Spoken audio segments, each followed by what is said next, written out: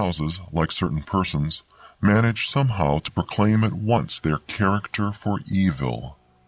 In the case of the latter, no particular feature need betray them.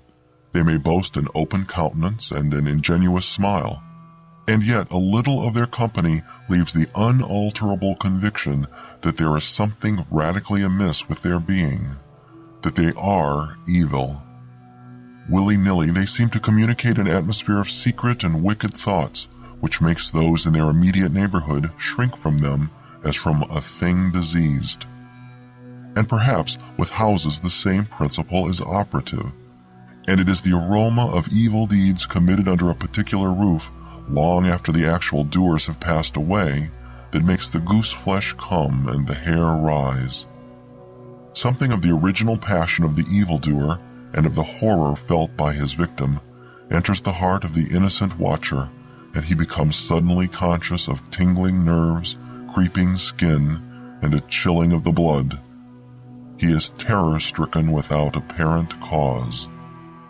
There was manifestly nothing in the external appearance of this particular house to bear out the tales of the horror that was said to reign within. It was neither lonely nor unkempt.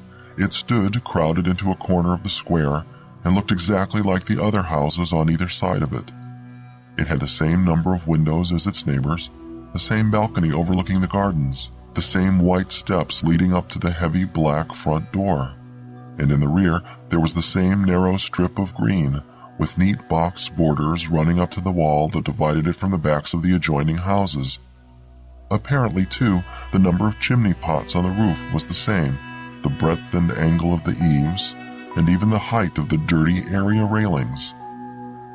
And yet this house in the square, that seemed precisely similar to its 50 ugly neighbors, was as a matter of fact entirely different, horribly different. Wherein lay this marked invisible difference is impossible to say.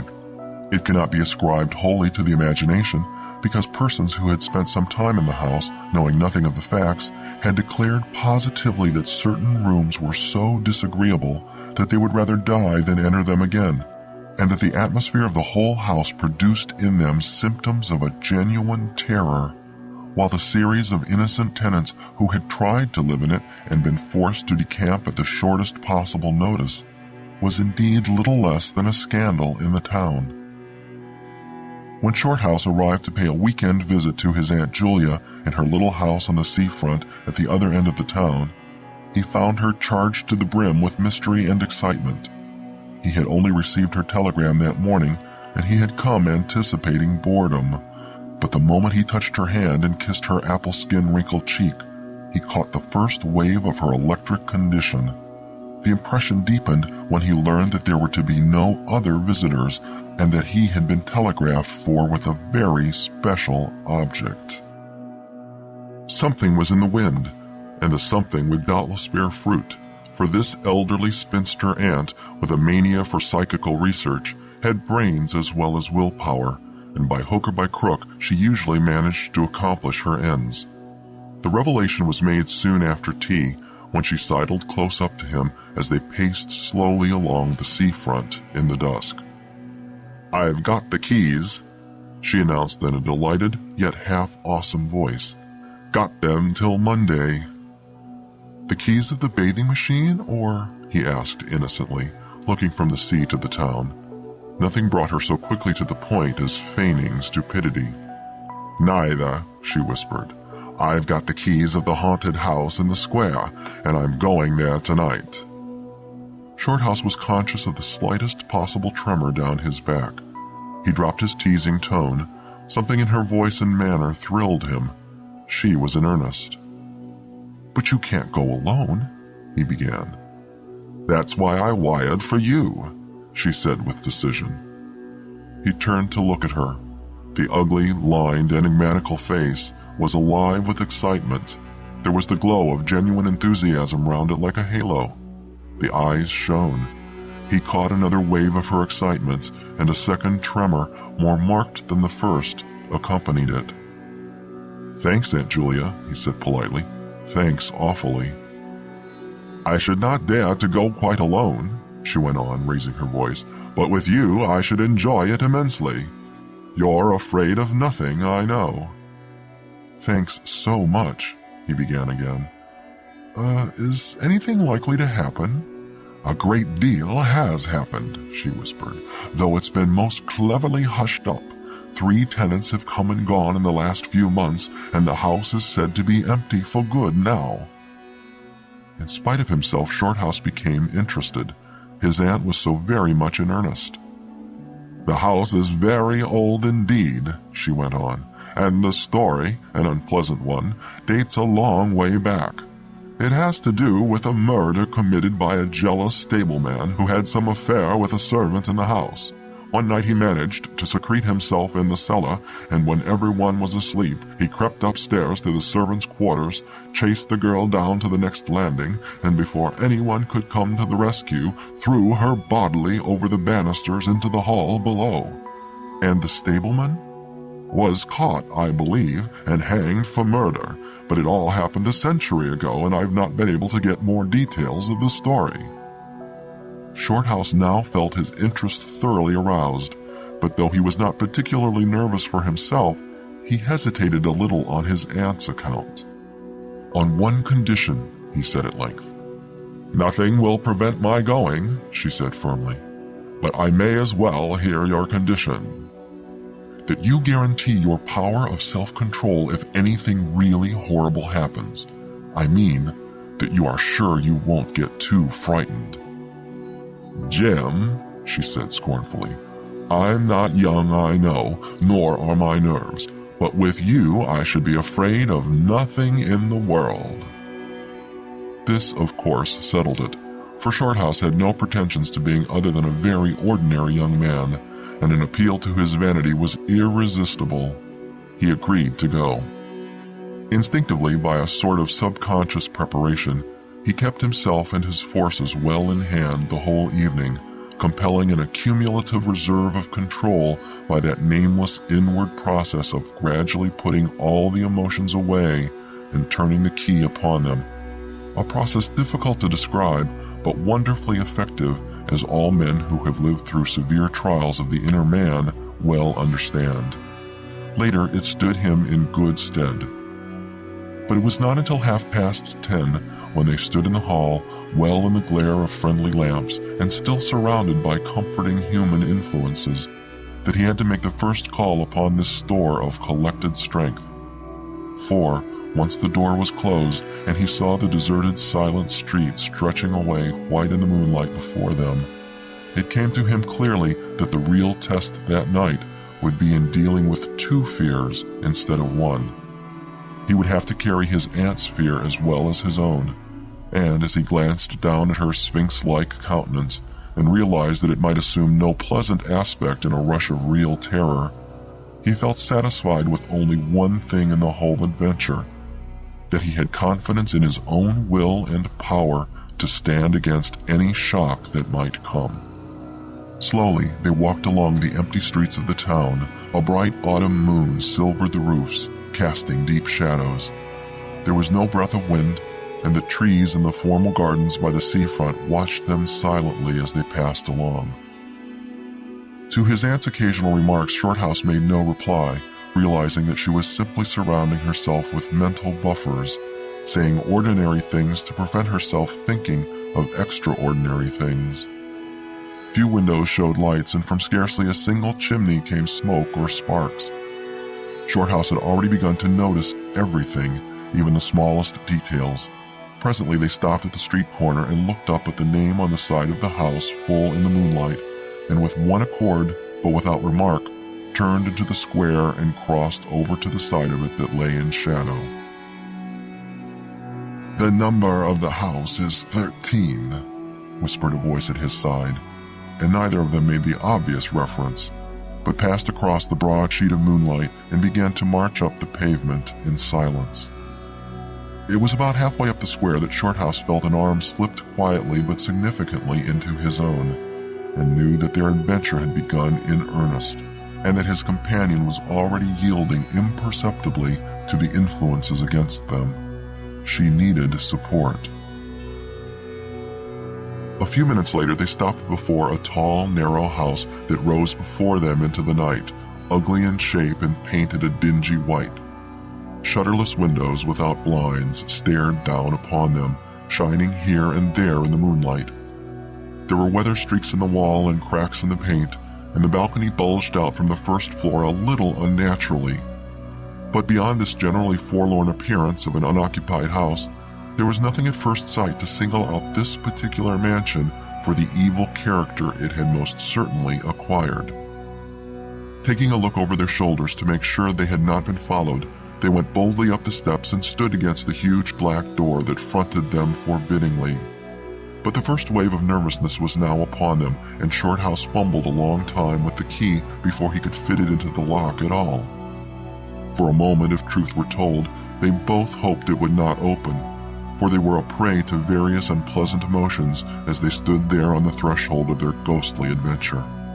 Shorthouse, shuffling with the key and hampered by the steady weight on his arm, certainly felt the solemnity of the moment. It was as if the whole world, for all experience, seemed at that instant concentrated in his own consciousness, were listening to the grating noise of that key.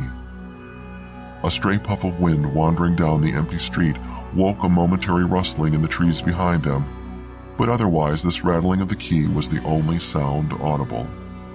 And at last it turned in the lock, and the heavy door swung open and revealed a yawning gulf of darkness beyond. With a last glance at the moonlit square, they passed quickly in, and the door slammed behind them with a roar that echoed prodigiously through empty halls and passages. But instantly, with the echoes, another sound made itself heard, and Aunt Julia leaned suddenly so heavily upon him that he had to take a step backwards to save himself from falling. A man had coughed close beside them, so close that it seemed they must have been actually by his side in the darkness. With the possibility of practical jokes in mind, Shorthouse at once swung his heavy stick in the direction of the sound, but it meant nothing more solid than air. He heard his aunt give a little gasp beside him. "There's someone here," she whispered. "I heard him." "Be quiet," he said sternly. "It was nothing but the noise of the front door." "Oh, get a light, quick," she added as her nephew, fumbling with a box of matches, opened it upside down and let them all fall with a rattle onto the stone floor. The sound, however, was not repeated, and there was no evidence of retreating footsteps. In another minute they had a candle burning, using an empty end of a cigar case as a holder, and when the first flare had died down, he held the impromptu lamp aloft and surveyed the scene.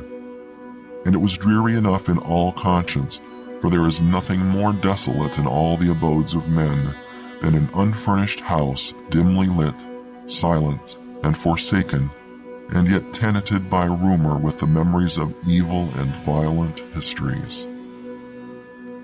They were standing in a wide hallway.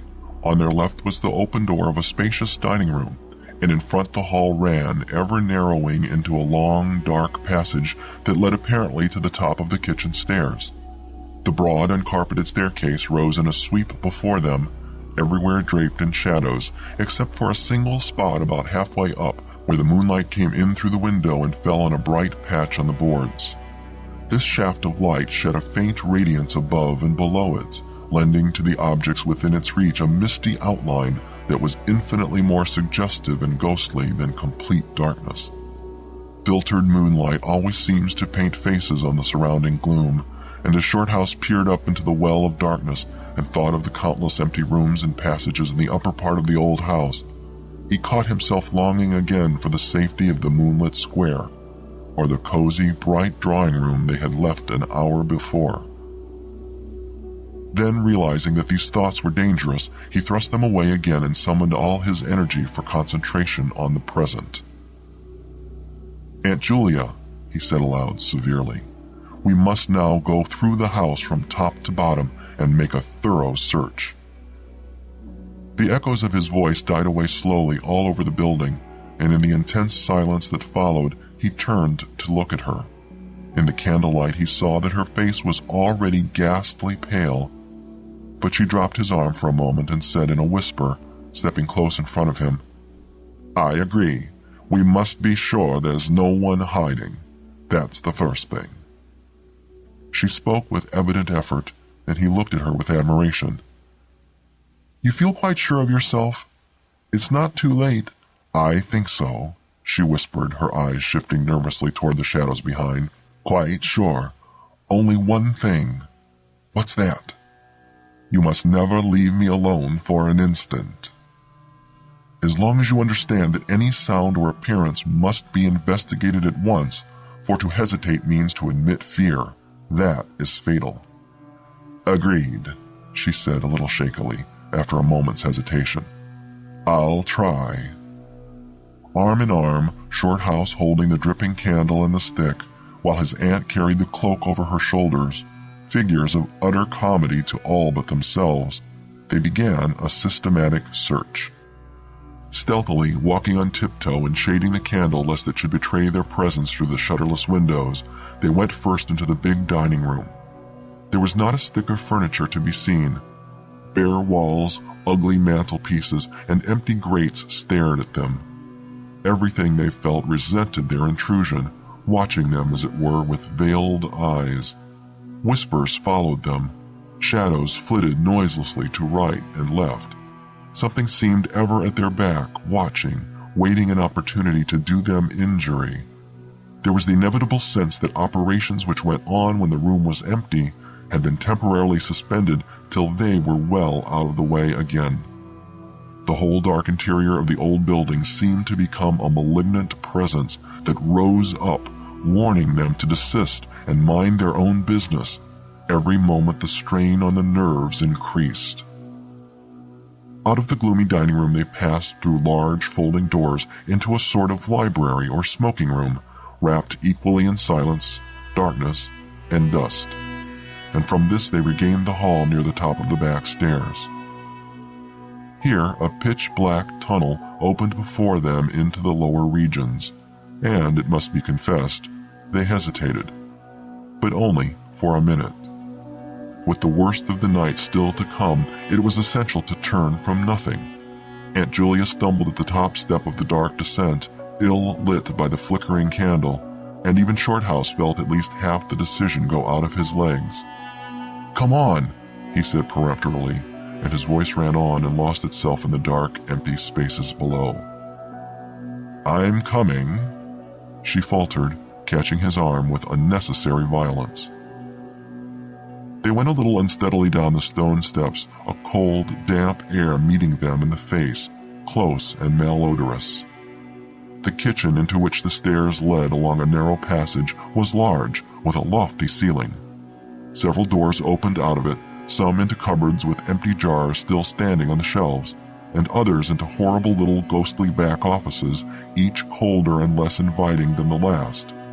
Black beetles scurried over the floor, and once, when they knocked against the deal table standing in a corner, something about the size of a cat jumped down with a rush and fled, scampering across the stone floor into the darkness. Everywhere there was a sense of recent occupation, an impression of sadness and gloom. Leaving the main kitchen, they next went toward the scullery. The door was standing ajar, and as they pushed it open to its full extent, Aunt Julia uttered a piercing scream, which she instantly tried to stifle by placing her hand over her mouth.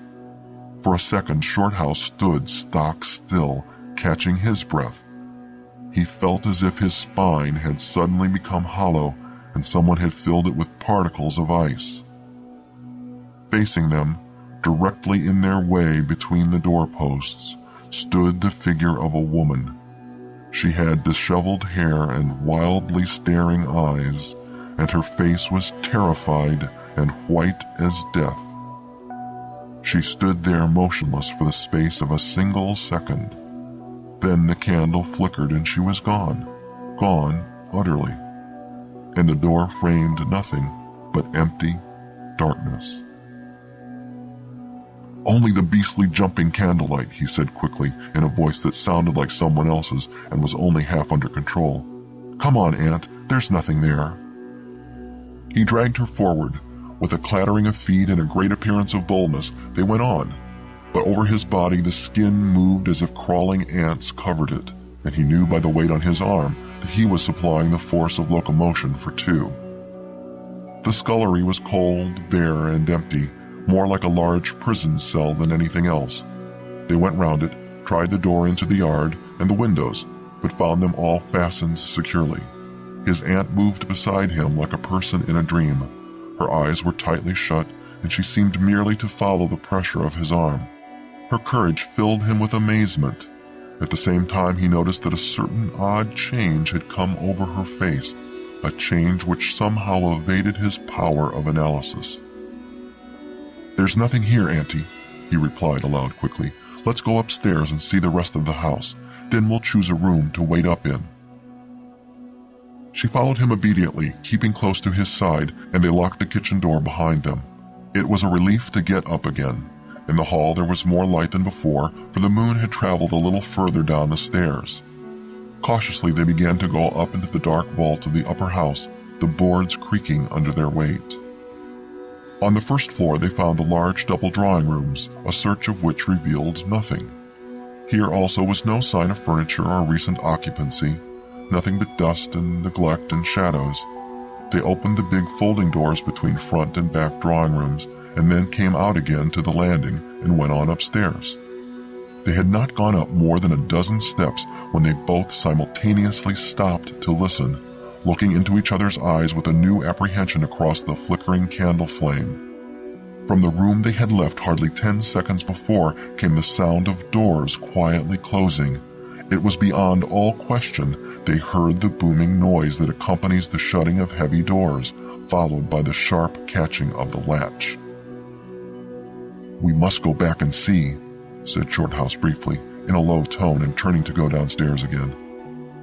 Somehow she managed to drag after him, her feet catching in her dress, her face livid. When they entered the front drawing room, it was plain that the folding doors had been closed half a minute before. Without hesitation, Shorthouse opened them. He almost expected to see someone facing him in the back room, but only darkness and cold air met him. They went through both rooms, finding nothing unusual. They tried in every way to make the doors close of themselves, but there was not wind enough even to set the candle flame flickering. The doors would not move without strong pressure. All was silent as the grave. Undeniably, the rooms were utterly empty, and the house utterly still. "It's beginning," whispered a voice at his elbow, which he hardly recognized as his aunt's. He nodded acquiescence, taking out his watch to note the time. It was 15 minutes before midnight. He made the entry of exactly what had occurred in his notebook, setting the candle in its case upon the floor in order to do so. It took a moment or two to balance it safely against the wall.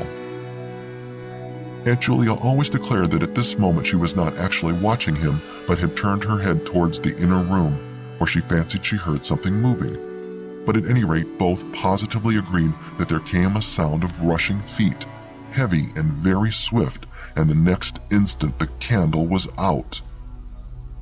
But to Shorthouse himself had come more than this, and he has always thanked his fortunate stars that it came to him alone and not to his aunt too. For as he rose from the stooping position of balancing the candle, and before it was actually extinguished, a face thrust itself forward so close to his own that he could almost have touched it with his lips. It was a face working with passion, a man's face, dark, with thick features and angry, savage eyes. It belonged to a common man, and it was evil in its ordinary, normal expression, no doubt, but as he saw it, alive with intense, aggressive emotion, it was a malignant and terrible human countenance. There was no movement of the air, nothing but the sound of rushing feet, stockinged or muffled feet, the apparition of the face, and the almost simultaneous extinguishing of the candle. In spite of himself, Shorthouse uttered a little cry, nearly losing his balance as his aunt clung to him with her whole weight in one moment of real, uncontrollable terror. She made no sound, but simply seized him bodily.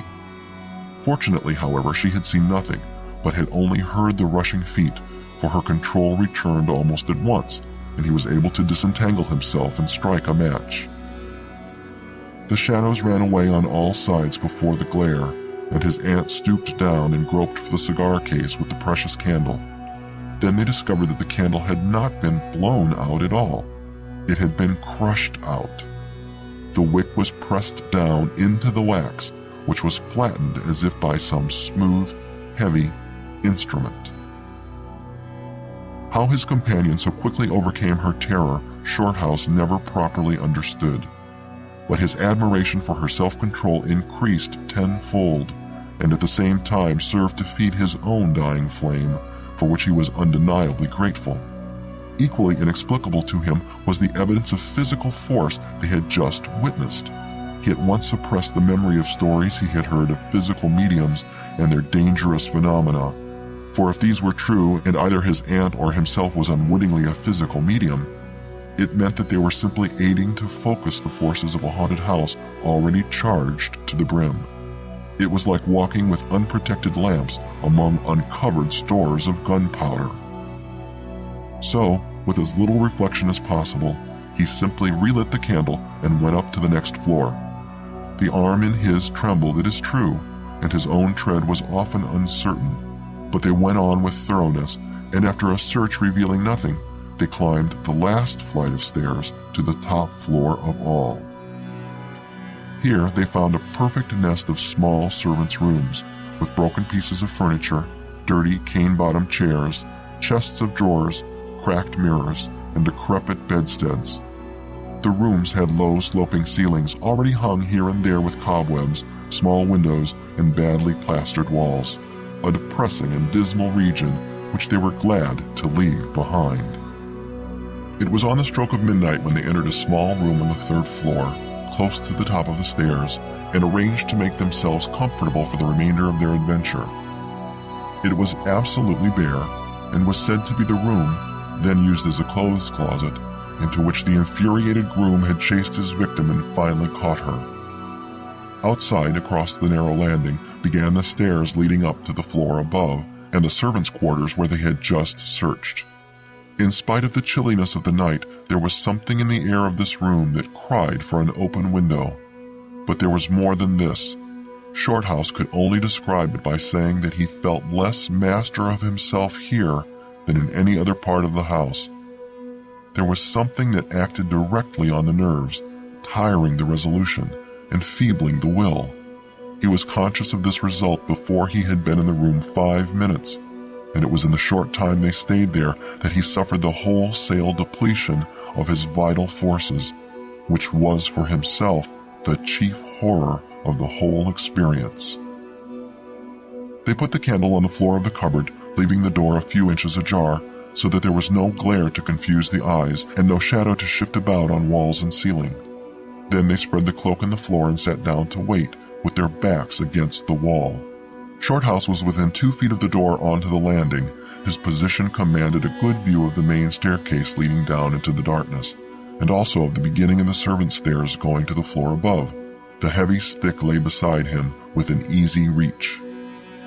The moon was now high above the house. Through the open window they could see the comforting stars like friendly eyes watching in the sky. One by one the clocks of the town struck midnight, and when the sounds died away, the deep silence of a windless night fell again over everything.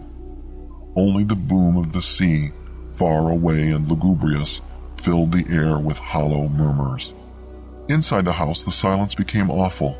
Awful, he thought, because any minute now it might be broken by sounds portending terror. The strain of waiting told more and more severely on the nerves. They talked in whispers when they talked at all, for their voices aloud sounded queer and unnatural. A chilliness, not altogether due to the night air, invaded the room and made them cold. The influences against them, whatever these might be, were slowly robbing them of self-confidence and the power of decisive action. Their forces were on the wane, and the possibility of real fear took on a new and terrible meaning. He began to tremble for the elderly woman by his side, whose pluck could hardly save her beyond a certain extent. He heard the blood singing in his veins. It sometimes seemed so loud that he fancied it prevented his hearing properly certain other sounds that were beginning very faintly to make themselves audible in the depths of the house. Every time he fastened his attention on these sounds, they instantly ceased. They certainly came no nearer, yet he could not rid himself of the idea that movement was going on somewhere in the lower regions of the house.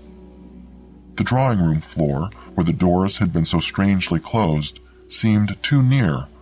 The sounds were further off than that. He thought of the great kitchen with the scurrying black beetles and of the dismal little scullery, but somehow or other they did not seem to come from there either. Surely they were not outside the house. Then suddenly the truth flashed into his mind, and for the space of a minute he felt as if his blood had stopped flowing and turned to ice. The sounds were not downstairs at all. They were upstairs. Upstairs somewhere among those horrid, gloomy little servants' rooms with their bits of broken furniture, low ceilings, and cramped windows. Upstairs where the victim had first been disturbed and stalked to her death. And the moment he discovered where the sounds were, he began to hear them more clearly. It was the sound of feet moving stealthily along the passage overhead, in and out among the rooms, and past the furniture. He turned quickly to steal a glance at the motionless figure seated beside him, to note whether she had shared his discovery. The faint candlelight coming through the crack in the cupboard door threw her strongly marked face into vivid relief against the white of the wall. But it was something else that made him catch his breath and stare again. An extraordinary something had come into her face and seemed to spread over her features like a mask. It smoothed out the deep lines and drew the skin everywhere a little tighter so that the wrinkles disappeared. It brought into the face, with the sole exception of the old eyes, an appearance of youth and almost of childhood. He stared in speechless amazement that was dangerously near to horror. It was his aunt's face indeed, but it was her face of 40 years ago, the vacant, innocent face of a girl. He had heard stories of that strange effect of terror which could wipe a human countenance clean of other emotions, obliterating all previous expressions. But he had never realized that it could be literally true, or could mean anything so simply horrible as what he now saw. For the dreadful signature of overmastering fear was written plainly in that utter vacancy of the girlish face behind him. And when, feeling his intense gaze, she turned to look at him, he instinctively closed his eyes tightly to shut out the sight. Yet when he turned a minute later, his feelings well in hand, he saw to his intense relief another expression. His aunt was smiling, and though the face was deathly white, the awful veil had lifted and the normal look was returning. "Anything wrong?" was all he could think of to say at the moment, and the answer was eloquent, coming from such a woman. "I felt cold and a little frightened," she whispered. He offered to close the window, but she seized hold of him and begged him not to leave her side even for an instant. "It's upstairs, I know," she whispered with an odd half-laugh, "but I can't possibly go up." But Shorthouse thought otherwise, knowing that in action lay their best hope of self-control. He took the brandy flask and poured out a glass of neat spirit, stiff enough to help anybody over anything. She swallowed it with a little shiver. His only idea now was to get out of the house before her collapse became inevitable, but this could not safely be done by turning tail and running from the enemy. Inaction was no longer possible. Every minute he was growing less master of himself, and desperate aggressive measures were imperative without further delay. Moreover, the action must be taken towards the enemy, not away from it. The climax, if necessary and unavoidable, would have to be faced boldly. He could do it now, but in 10 minutes he might not have the force left to act for himself, much less for both. Upstairs the sounds were meanwhile becoming louder and closer, accompanied by occasional creaking of the boards. Someone was moving stealthily about, stumbling now and then awkwardly against the furniture. Waiting a few moments to allow the tremendous dose of spirits to produce its effect, and knowing this would last but a short time under the circumstances, Shorthouse then quietly got on his feet, saying in a determined voice, "Now, Aunt Julia, we'll go upstairs and find out what all this noise is about. You must come too. It's what we agreed." He picked up his stick and went to the cupboard for the candle. A limp form rose shakily beside him, breathing hard, and he heard a voice say very faintly something about being ready to come. The woman's courage amazed him. It was so much greater than his own, and as they advanced, holding aloft the dripping candle, some subtle force exhaled from this trembling, white-faced old woman at his side that was the true source of his inspiration. It held something really great that shamed him and gave him the support without which he would have proved far less equal to the occasion. They crossed the dark landing, avoiding with their eyes the deep black space over the banisters. Then they began to mount the narrow staircase to meet the sounds which minute by minute grew louder and nearer. About halfway up the stairs, Aunt Julia stumbled and Shorthouse turned to catch her by the arm, and just at that moment there came a terrific crash in the servants' corridor overhead. It was immediately followed by a shrill, agonized scream that was a cry of terror and a cry for help melted into one. Before they could move aside or go down a single step, someone came rushing along the passage overhead, blundering horribly, racing madly at full speed, 3 steps at a time, down the very staircase where they stood. The steps were light and uncertain, but close behind them sounded the heavier tread of another person, and the staircase seemed to shake. Shorthouse and his companion had just time to flatten themselves against the wall when the jumble of flying steps was upon them, and 2 persons, with the slightest possible interval between them, dashed past at full speed. It was a perfect whirlwind of sound breaking in upon the midnight silence of the empty building. The 2 runners, pursuer and pursued, had passed clean through them where they stood, and already with a thud of the boards below had received first one, then the other.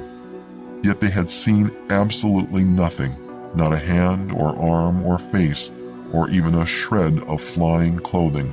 There came a second's pause. Then the first one, the lighter of the 2, obviously the pursued one, ran with uncertain footsteps into the little room which Shorthouse and his aunt had just left. The heavier one followed. There was a sound of scuffling, gasping, and smothered screaming, and then out onto the landing came the step of a single person treading weightily. A dead silence followed for the space of half a minute, and then was heard a rushing sound through the air.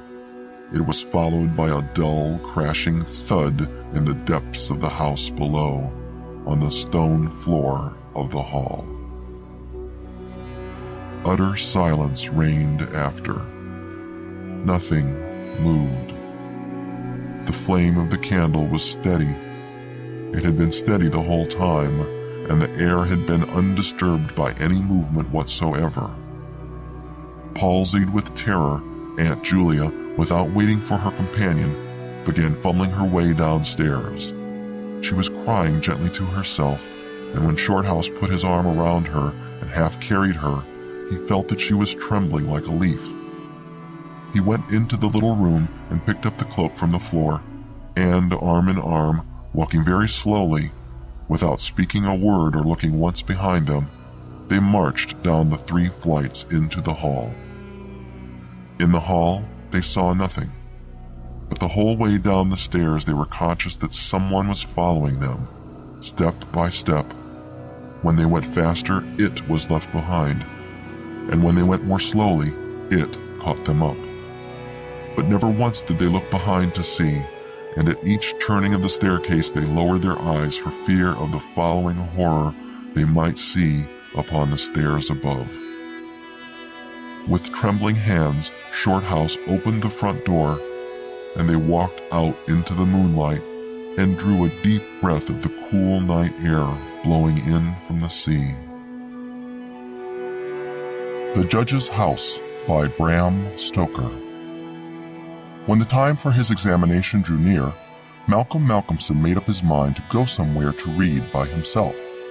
He feared the attractions of the seaside, and also he feared completely rural isolation, for of old he knew its charms. and so he determined to find some unpretentious little town where there would be nothing to distract him. He refrained from asking suggestions from any of his friends, for he argued that each would recommend some place of which he had knowledge and where he had already acquaintances. As Malcolmson wished to avoid friends, he had no wish to encumber himself with the attention of friends, and so he determined to look out for a place for himself. He packed a portmanteau with some clothes and all the books he required, and then took ticket for the first name on the local timetable which he did not know. When, at the end of 3 hours' journey, he alighted at Ben Church, he felt satisfied that he had so far obliterated his tracks as to be sure of having a peaceful opportunity of pursuing his studies. He went straight to the one inn which the sleepy little place contained and put up for the night. Ben Church was a market town, and once in 3 weeks was crowded to excess. But for the remainder of the 21 days, it was as attractive as a desert. Malcolmson looked around the day after his arrival to try to find quarters more isolated than even so quiet an inn as the Good Traveler afforded. There was only one place which took his fancy, and it certainly satisfied his wildest ideas regarding quiet. In fact, quiet was not the proper word to apply to it. Desolation was the only term conveying any suitable idea of its isolation. It was an old, rambling, heavy-built house of the Jacobean style, with heavy gables and windows, unusually small and set higher than was customary in such houses, and was surrounded with a high brick wall massively built. Indeed, on examination, it looked more like a fortified house than an ordinary dwelling. But all these things pleased Malcolmson. Here, he thought, is the very spot I have been looking for, and if I can get opportunity of using it, I shall be happy. His joy was increased when he realized beyond doubt that it was not at present inhabited.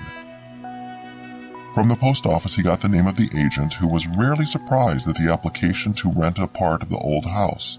Mr. Carnford, the local lawyer and agent, was a genial old gentleman, and frankly confessed his delight at anyone being willing to live in the house. "To tell you the truth," he said, "I should be only too happy on behalf of the owners to let anyone have the house rent-free for a term of years, if only to accustom the people here to see it inhabited.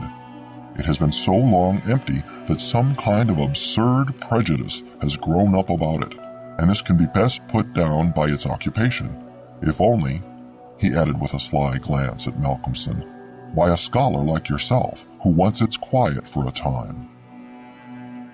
Malcolmson thought it needless to ask the agent about the absurd prejudice. He knew he would get more information, if he should require it, on that subject from other quarters. He paid his 3 months' rent, got a receipt, and the name of an old woman who would probably undertake to do for him, and came away with the keys in his pocket. He then went to the landlady of the inn, who was a cheerful and most kindly person, and asked her advice as to such stores and provisions as he would be likely to require. She threw up her hands in amazement when he told her where he was going to settle himself. "Not in the judge's house," she said, and grew pale as she spoke. He explained the locality of the house, saying that he did not know its name. When he had finished, she answered, "Aye, sure enough, the very place. It is the judge's house, sure enough." He asked her to tell him about the place, why so called, and what there was against it. She told him that it was so called locally because it had been many years before, how long she could not say, as she herself was from another part of the country, but she thought it must have been 100 years or more, the abode of a judge who was held in great terror on account of his harsh sentences and his hostility to prisoners at assizes. As to what there was against the house itself, she could not tell. She had often asked, but no one could inform her. But there was a general feeling that there was something. And for her own part, she would not take all the money in Drinkwater's bank and stay in the house an hour by herself. Then she apologized to Malcolmson for her disturbing talk. "It is too bad of me, sir, and you, and a young gentleman too, if you will pardon me saying it, going to live there all alone. If you were my boy, and you'll excuse me for saying it, you wouldn't sleep there a night, not if I had to go there myself and pull the big alarm bell that's on the roof." The good creature was so manifestly in earnest, and was so kindly in her intentions, that Malcolmson, although amused, was touched. He told her kindly how much he appreciated her interest in him, and added, "But my dear Mrs. Witham, indeed you need not be concerned about me.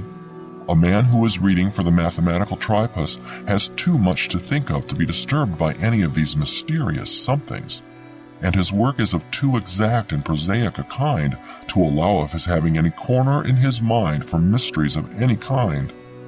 Harmonical progression, permutations and combinations, and elliptical functions have sufficient mysteries for me." Mrs. Witham kindly undertook to see after his commissions, and he went himself to look for the old woman who had been recommended to him. When he returned to the judge's house with her, after an interval of a couple of hours, he found Mrs. Witham herself waiting with several men and boys carrying parcels, and an upholsterer's man with a bed in a car. For, she said, though tables and chairs might be all very well, a bed that hadn't been aired for mayhap 50 years was not proper for young bones to lie on. She was evidently curious to see the inside of the house, and though manifestly so afraid of the somethings that at the slightest sound she clutched onto Malcolmson, whom she never left for a moment, went over the whole place. After his examination of the house, Malcolmson decided to take up his abode in the great dining room, which was big enough to serve for all his requirements, and Mrs. Witham, with the aid of the charwoman, Mrs. Dempster, proceeded to arrange matters. When the hampers were brought in and unpacked, Malcolmson saw that with much kind forethought she had sent from her own kitchen sufficient provisions to last for a few days. Before going, she expressed all sorts of kind wishes, and at the door turned and said, "And perhaps, sir, as the room is big and draughty, it might be well to have one of those big screens put round your bed at night, though, to tell the truth, I would die myself if I were to be so shut in with all kinds of things that put their heads round the sides or over the top and look on me." The image which she had called up was too much for her nerves, and she fled incontinently. Mrs. Dempster sniffed in a superior manner as the landlady disappeared, and remarked that for her own part she wasn't afraid of all the bogies in the kingdom. "I'll tell you what it is, sir," she said. "Bogies is all kinds and sorts of things, except bogies. Rats and mice and beetles, and creaky doors and loose slates and broken panes and stiff drawer handles that stay out when you pull them and then fall down in the middle of the night. Look at the wainscot of this room. It is old, hundreds of years old. Do you think there's no rats and beetles there? And do you imagine, sir, that you won't see none of them? Rats is bogies, I tell you, and bogies is rats. And don't you get to think anything else." "Mrs. Dempster," said Malcolmson gravely, making her a polite bow, "you know more than a senior wrangler.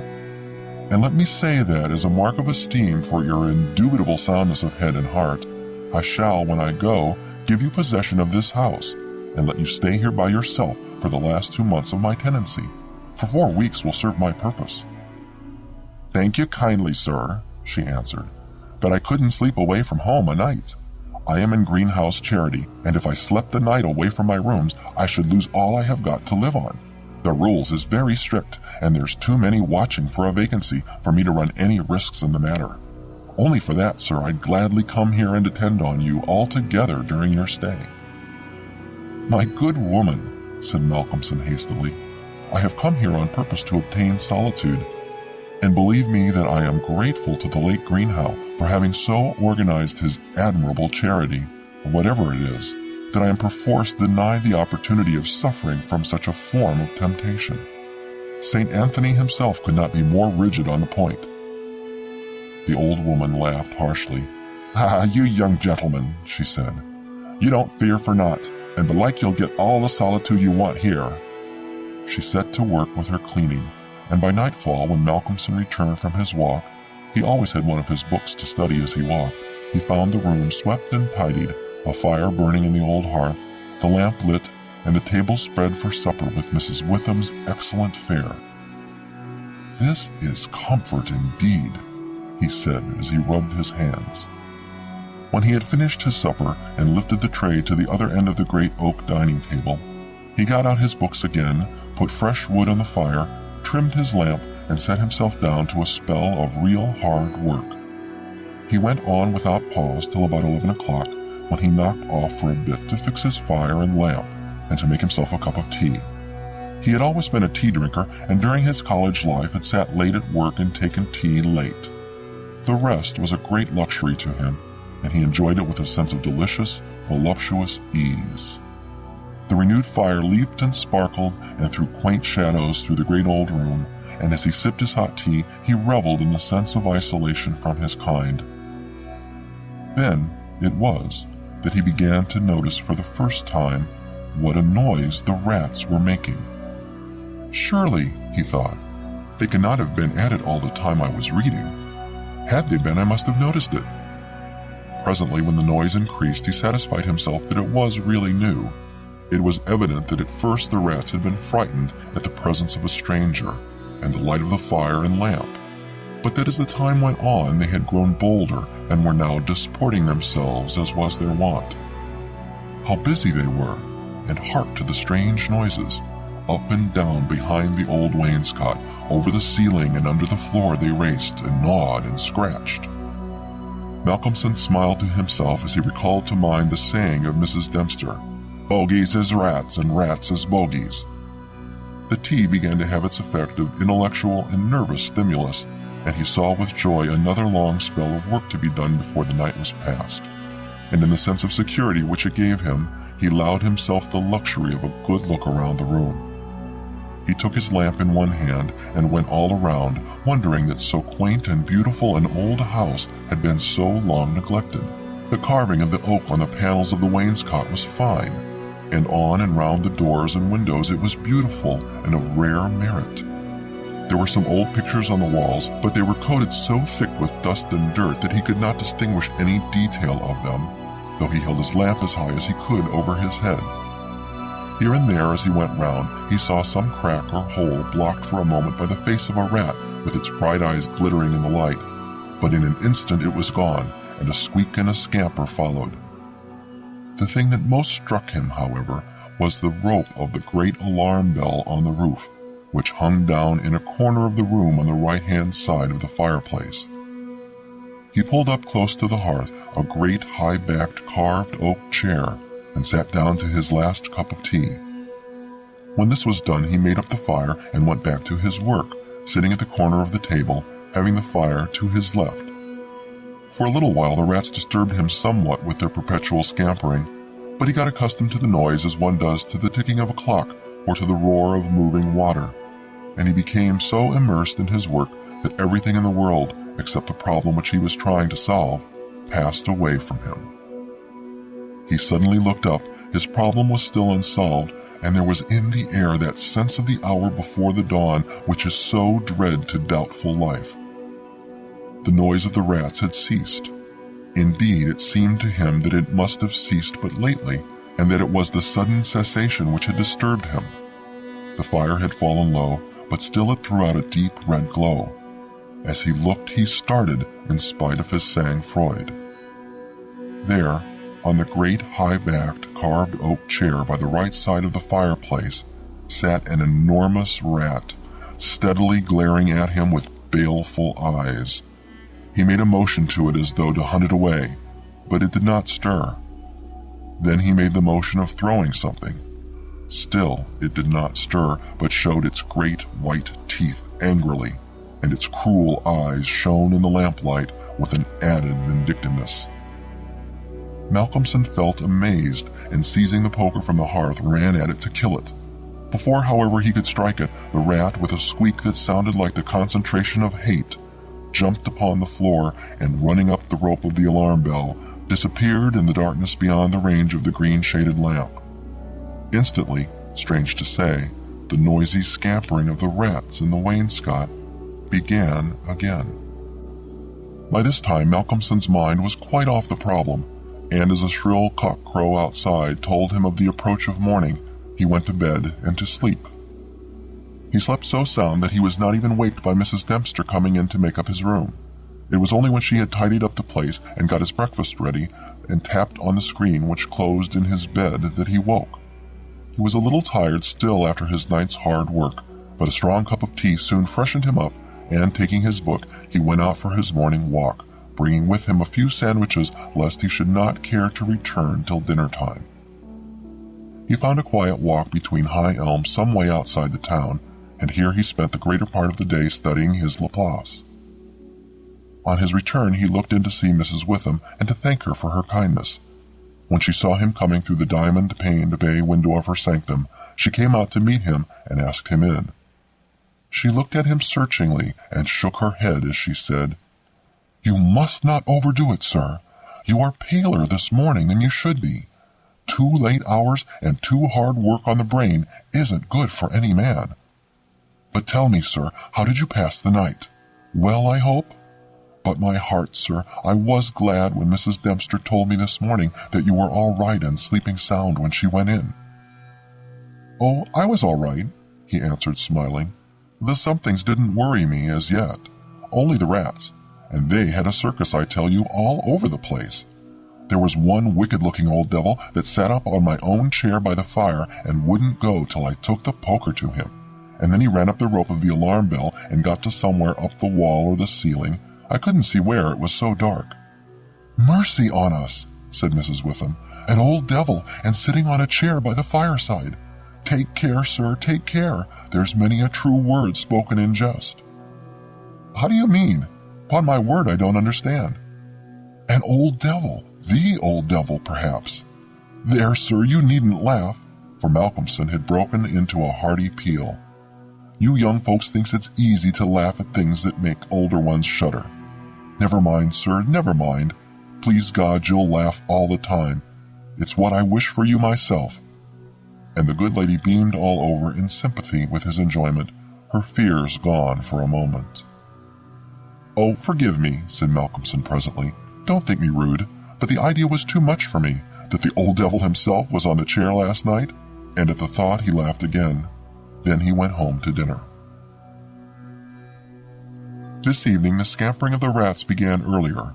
Indeed, it had been going on before his arrival, and only ceased while his presence by its freshness disturbed them.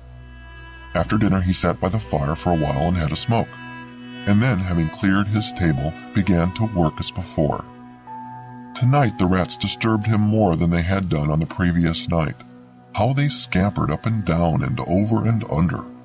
How they squeaked and scratched and gnawed! How they, getting bolder by degrees, came to the mouths of their holes and to the chinks and cracks and crannies in the wainscoting till their eyes shone like tiny lamps as the firelight rose and fell. But to him, now doubtless accustomed to them, their eyes were not wicked. Only their playfulness touched him. Sometimes the boldest of them made sallies out on the floor or along the moldings of the wainscot. Now and again, as they disturbed him, Malcolmson made a sound to frighten them, smiting the table with his hand or giving a fierce shh, shh, so that they fled straightway to their holes. And so the early part of the night wore on, and despite the noise, Malcolmson got more and more immersed in his work.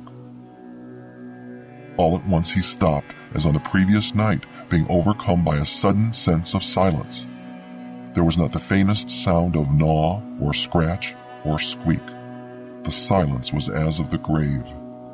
He remembered the odd occurrence of the previous night, and instinctively he looked at the chair standing close by the fireside, and then a very odd sensation thrilled through him. There, on the great old high-backed carved oak chair beside the fireplace, sat the same enormous rat, steadily glaring at him with baleful eyes. Instinctively he took the nearest thing to his hand, a book of logarithms, and flung it at it. The book was badly aimed and the rat did not stir. So again the poker performance of the previous night was repeated, and again the rat, being closely pursued, fled up the rope of the alarm bell. Strangely, too, the departure of this rat was instantly followed by the renewal of the noise made by the general rat community.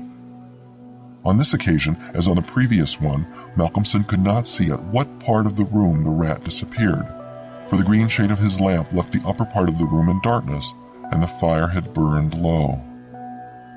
On looking at his watch, he found it was close on midnight, and, not sorry for the divertissement, he made up his fire and made himself his nightly pot of tea. He had got through a good spell of work and thought himself entitled to a cigarette, and so he sat on the great oak chair before the fire and enjoyed it. Whilst smoking, he began to think that he would like to know where the rat disappeared to, for he had certain ideas for the morrow not entirely disconnected with a rat trap. Accordingly, he lit another lamp and placed it so that it would shine well into the right-hand corner of the wall by the fireplace. Then he got all the books he had with him and placed them handy to throw at the vermin. Finally, he lifted the rope of the alarm bell and placed the end of it on the table, fixing the extreme end under the lamp. As he handled it, he could not help noticing how pliable it was, especially for so strong a rope, and one not in use. You could hang a man with it, he thought to himself. When his preparations were made, he looked around and said complacently, "There now, my friend, I think we shall learn something of you this time." He began his work again, and though as before somewhat disturbed at first by the noise of the rats, soon lost himself in his propositions and problems. Again he was called to his immediate surroundings suddenly.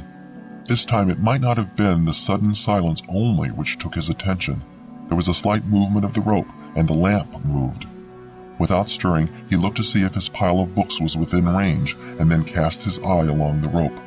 As he looked, he saw the great rat drop from the rope on the oak armchair and sit there glaring at him. He raised the book in his right hand and, taking careful aim, flung it at the rat. The latter, with a quick movement, sprang aside and dodged the missile. He then took another book and a third and flung them one after another at the rat, but each time unsuccessfully. At last, as he stood with a book poised in his hand to throw, the rat squeaked and seemed afraid. This made Malcolmson more than ever eager to strike, and the book flew and struck the rat a resounding blow. And it gave a terrified squeak, and turning on his pursuer a look of terrible malevolence, sprang up the chair back and made a great jump to the rope of the alarm bell and ran up it like lightning. The lamp rocked under the sudden strain, but it was a heavy one and did not topple over. Malcolmson kept his eyes on the rat and saw it by the light of the second lamp leap to a molding of the wainscot and disappear through a hole in one of the great pictures which hung on the wall, obscured and invisible through its coating of dirt and dust. "I shall look up my friend's habitation in the morning," said the student as he went over to collect his books. "The third picture from the fireplace I shall not forget." He picked up the books one by one, commenting on them as he lifted them. Conic sections he does not mind, nor cycloidal oscillations, nor the Principia, nor quaternions, nor thermodynamics. Now for the book that fetched him. Malcolmson took it up and looked at it. As he did so, he started, and a sudden pallor overspread his face. He looked round uneasily and shivered slightly as he murmured to himself, "The Bible my mother gave me. What an odd coincidence." He sat down to work again, and the rats in the wainscot renewed their gambols. They did not disturb him, however. Somehow their presence gave him a sense of companionship, but he could not attend to his work, and after striving to master the subject on which he was engaged, gave it up in despair and went to bed as the first streak of dawn stole in through the eastern window. He slept heavily but uneasily and dreamed much, and when Mrs. Dempster woke him late in the morning, he seemed ill at ease and for a few minutes did not seem to realize exactly where he was. His first request rather surprised the servant. "Mrs. Dempster, when I am out today, I wish you would get the steps and dust or wash those pictures, especially that 1/3 from the fireplace. I want to see what they are." Late in the afternoon, Malcolmson worked at his books in the shaded walk, and the cheerfulness of the previous day came back to him as the day wore on, and he found that his reading was progressing well. He had worked out to a satisfactory conclusion all the problems which had yet baffled him, and it was in a state of jubilation that he paid a visit to Mrs. Witham at the Good Traveler. He found a stranger in the cozy sitting room with the landlady, who was introduced to him as Dr. Thornhill. She was not quite at ease, and this, combined with the doctor's plunging at once into a series of questions, made Malcolmson come to the conclusion that his presence was not an accident. So without preliminary, he said, "Dr. Thornhill, I shall with pleasure answer you any question you may choose to ask me, if you will answer me one question first." The doctor seemed surprised, but he smiled and answered at once. Done.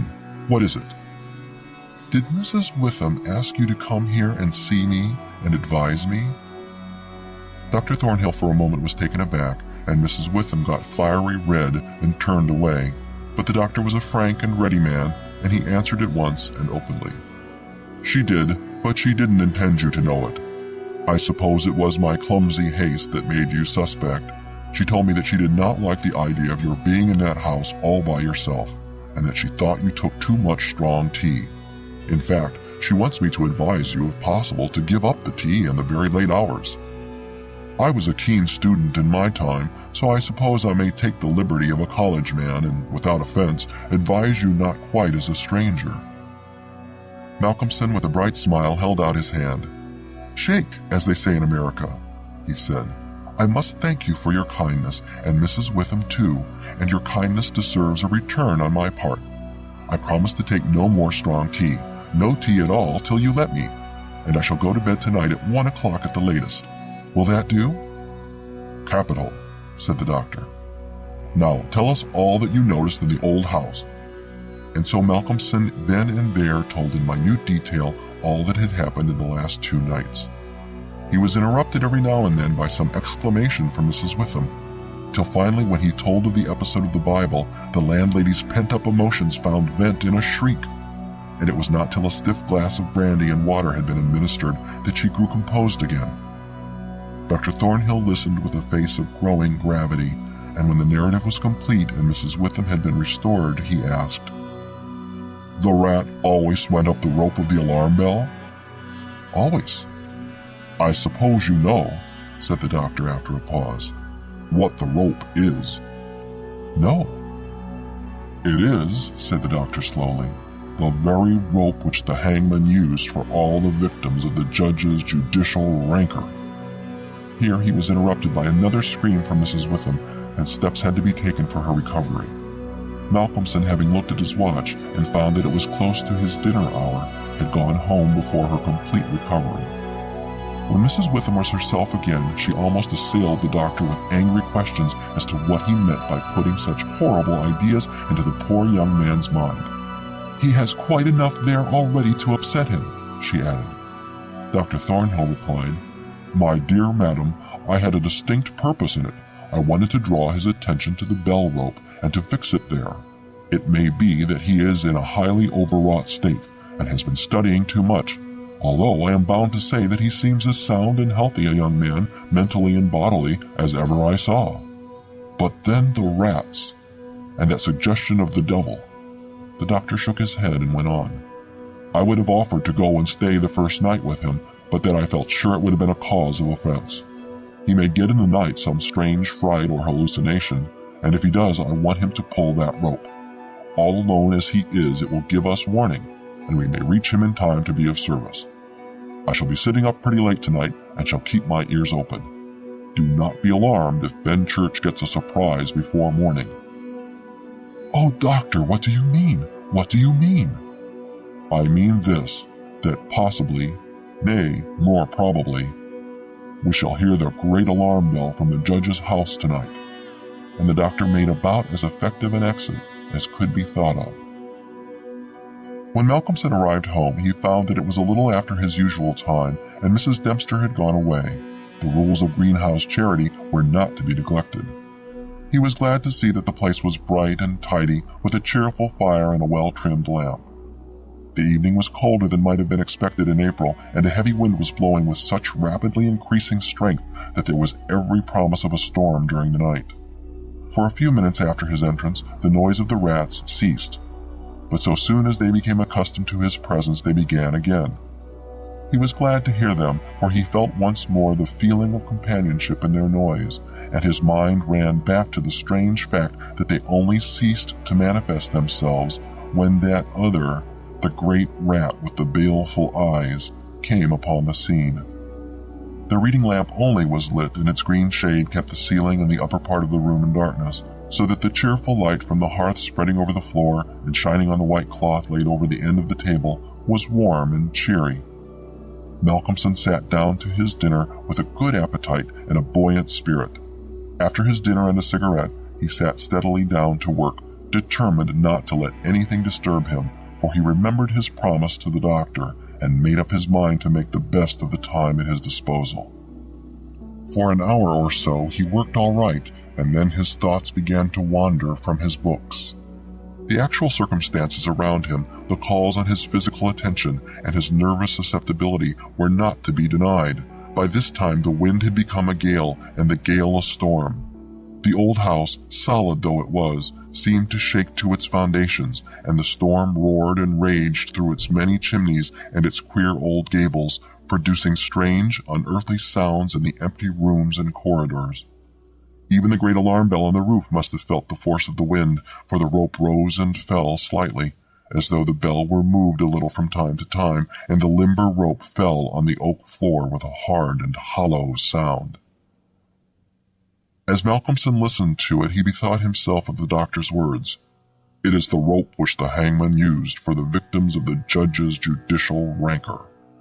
And he went over to the turner of the fireplace and took it in his hand to look at it. There seemed a sort of deadly interest in it, and as he stood there he lost himself for a moment in speculation as to who these victims were, and the grim wish of the judge to have such a ghastly relic ever under his eyes. As he stood there, the swaying of the bell on the roof still lifted the rope now and again, but presently there came a new sensation, a sort of tremor in the rope, as though something was moving along it. Looking up instinctively, Malcolmson saw the great rat coming slowly down towards him, glaring at him steadily.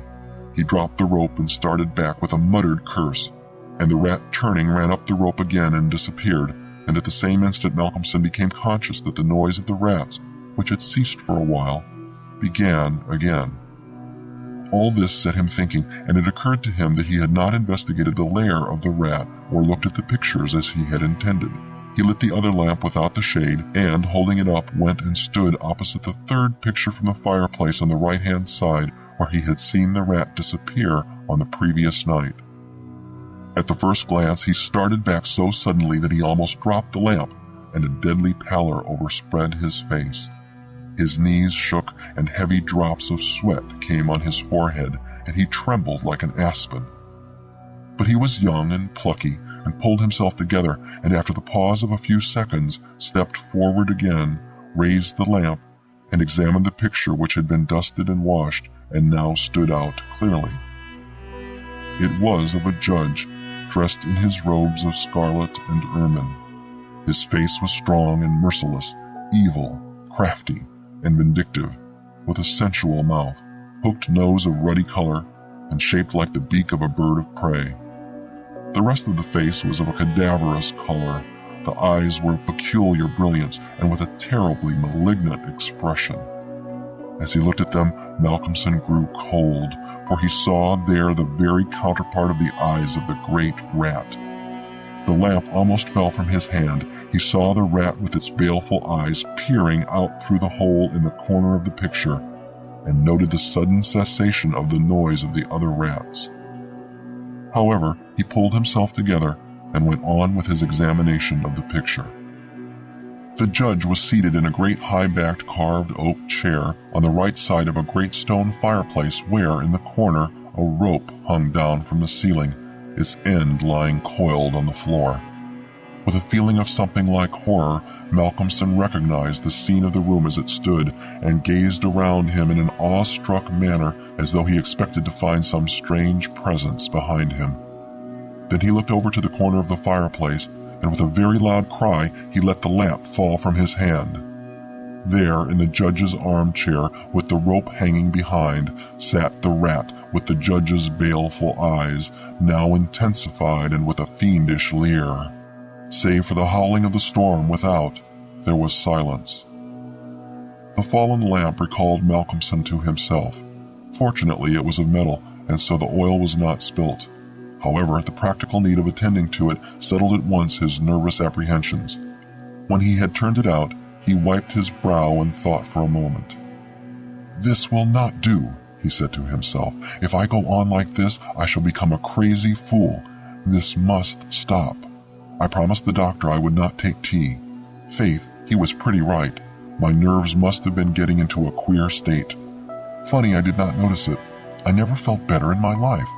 However, it is all right now, and I shall not be such a fool again." Then he mixed himself a good stiff glass of brandy and water and resolutely sat down to his work. It was nearly an hour when he looked up from his book, disturbed by the sudden stillness.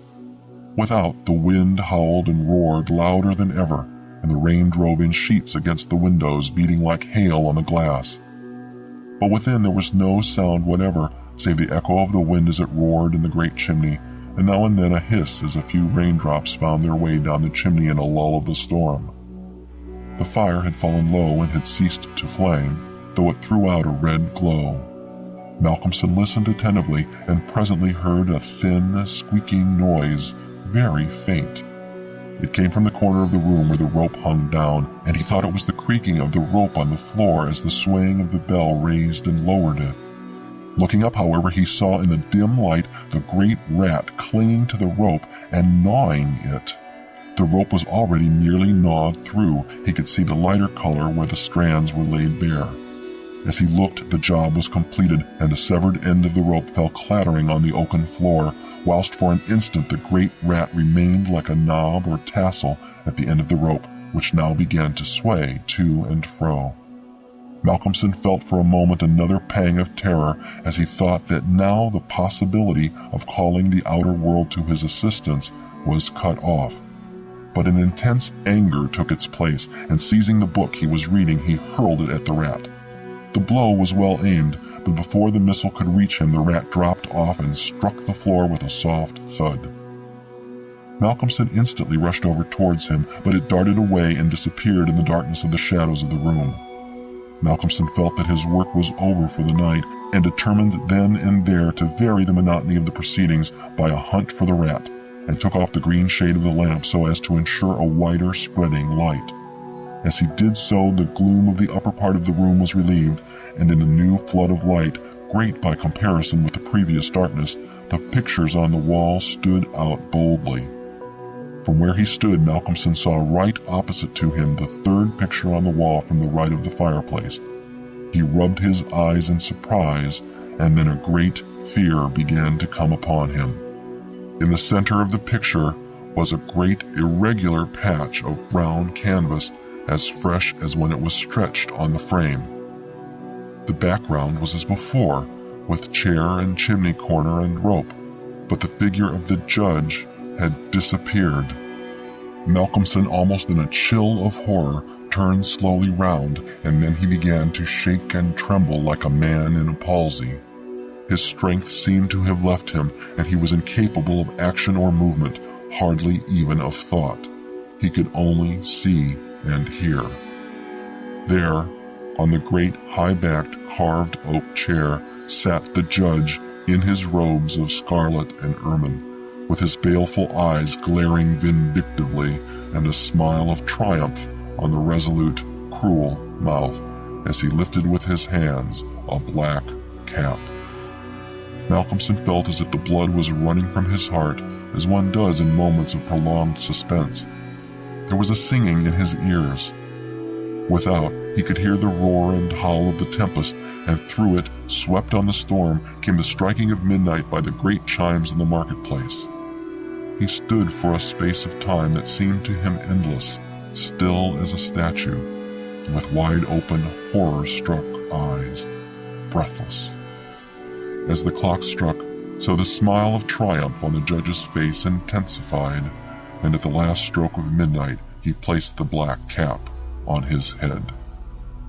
Slowly and deliberately the judge rose from his chair and picked up the piece of the rope of the alarm bell which lay on the floor, drew it through his hands as if he enjoyed its touch, and then deliberately began to knot one end of it, fashioning it into a noose. This he tightened and tested with his foot, pulling hard at it till he was satisfied, and then making a running noose of it, which he held in his hand. Then he began to move along the table on the opposite side to Malcolmson, keeping his eyes on him until he had passed him, when with a quick movement he stood in front of the door. Malcolmson then began to feel that he was trapped, and tried to think of what he should do. There was some fascination in the judge's eyes which he never took off him, and he had perforce to look.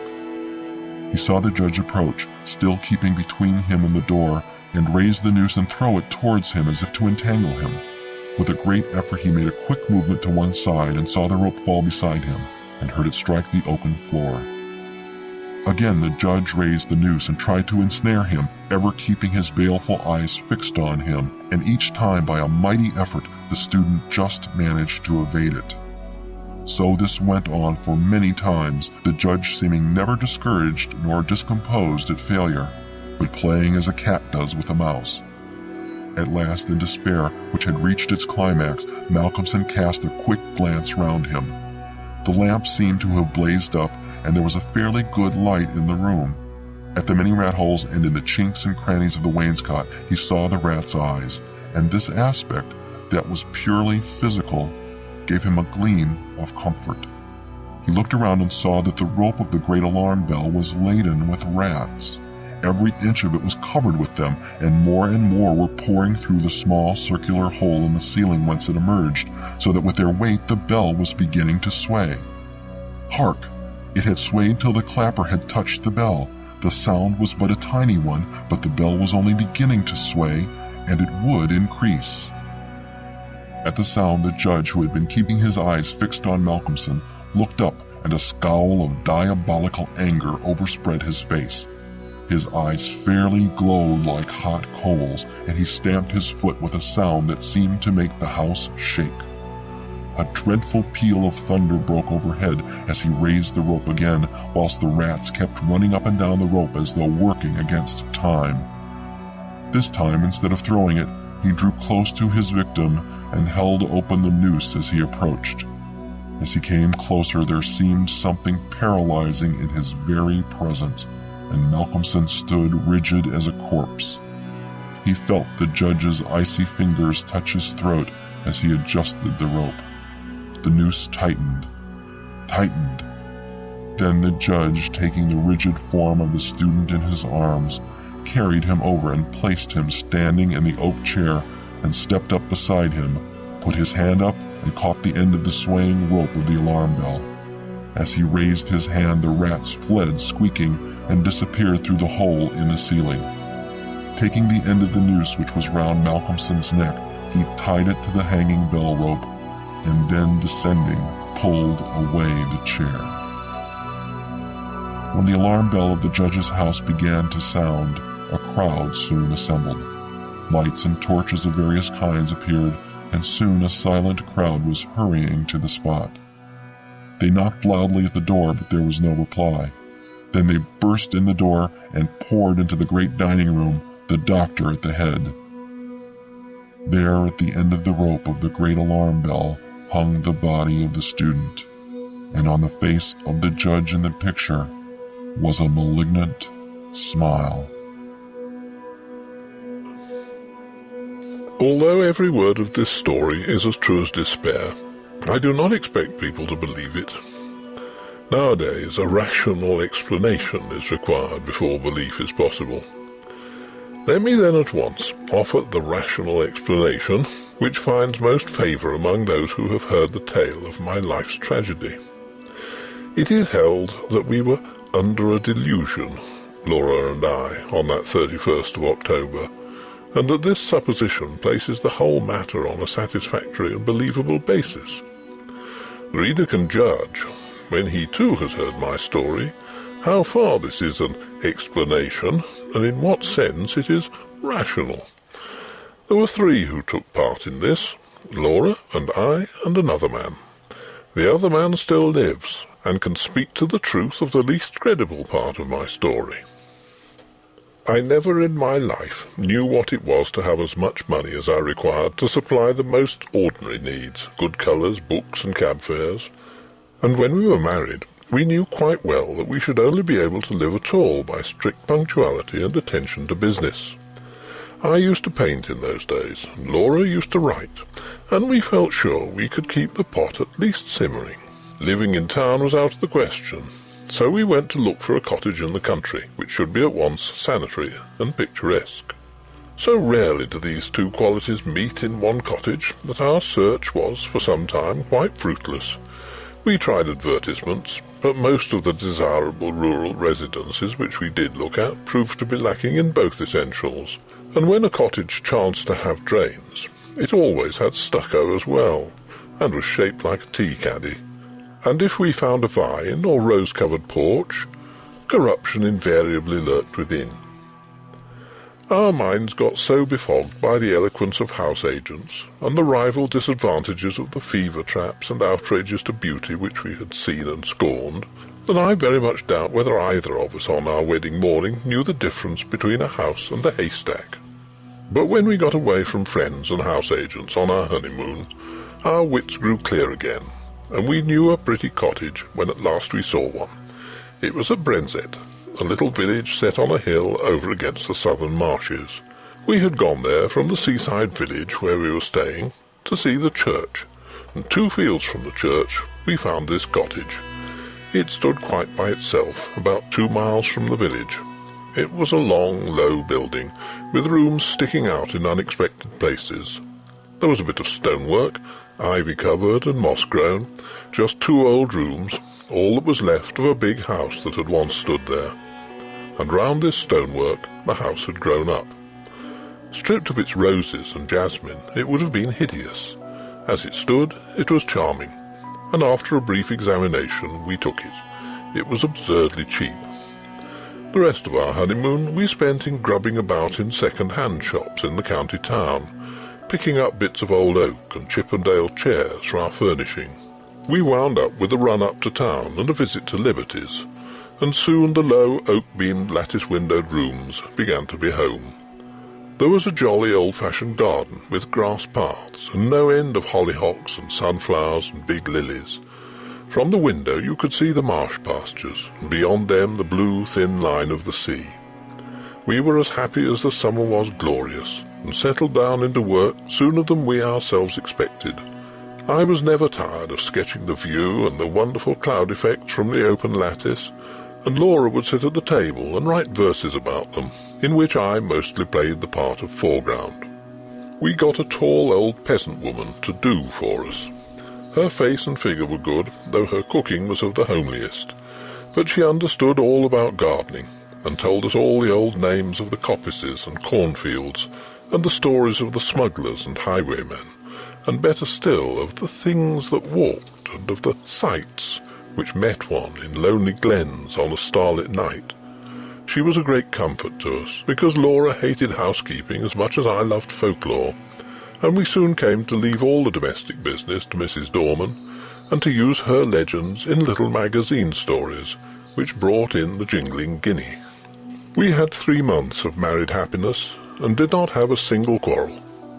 One October evening I had been down to smoke a pipe with the doctor, our only neighbour, a pleasant young Irishman. Laura had stayed at home to finish a comic sketch of a village episode for the monthly Marplot. I left her laughing over her own jokes, and came in to find her a crumpled heap of pale muslin, weeping on the window-seat.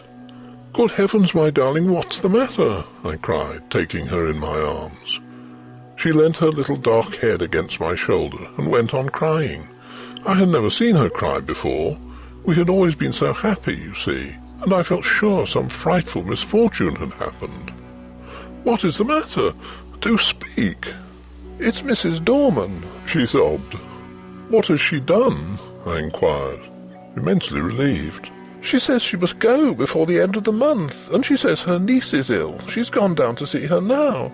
But I don't believe that's the reason, because her niece is always ill. I believe someone's been setting her against us. Her manner was so queer." "Never mind, Pussy," I said. "Whatever you do, don't cry, or I shall have to cry too, to keep you in countenance. Then you'll never respect your man again." She dried her eyes obediently on my handkerchief, and even smiled faintly. "But you see," she went on, "it really is serious, because these village people are so sheepy, and if one won't do a thing, you may be quite sure none of the others will. And I shall have to cook the dinners and wash up the hateful greasy plates, and you'll have to carry cans of water about and clean the boots and knives, and we shall never have time for work or earn any money or anything. We shall have to work all day, and only be able to rest when we are waiting for the kettle to boil."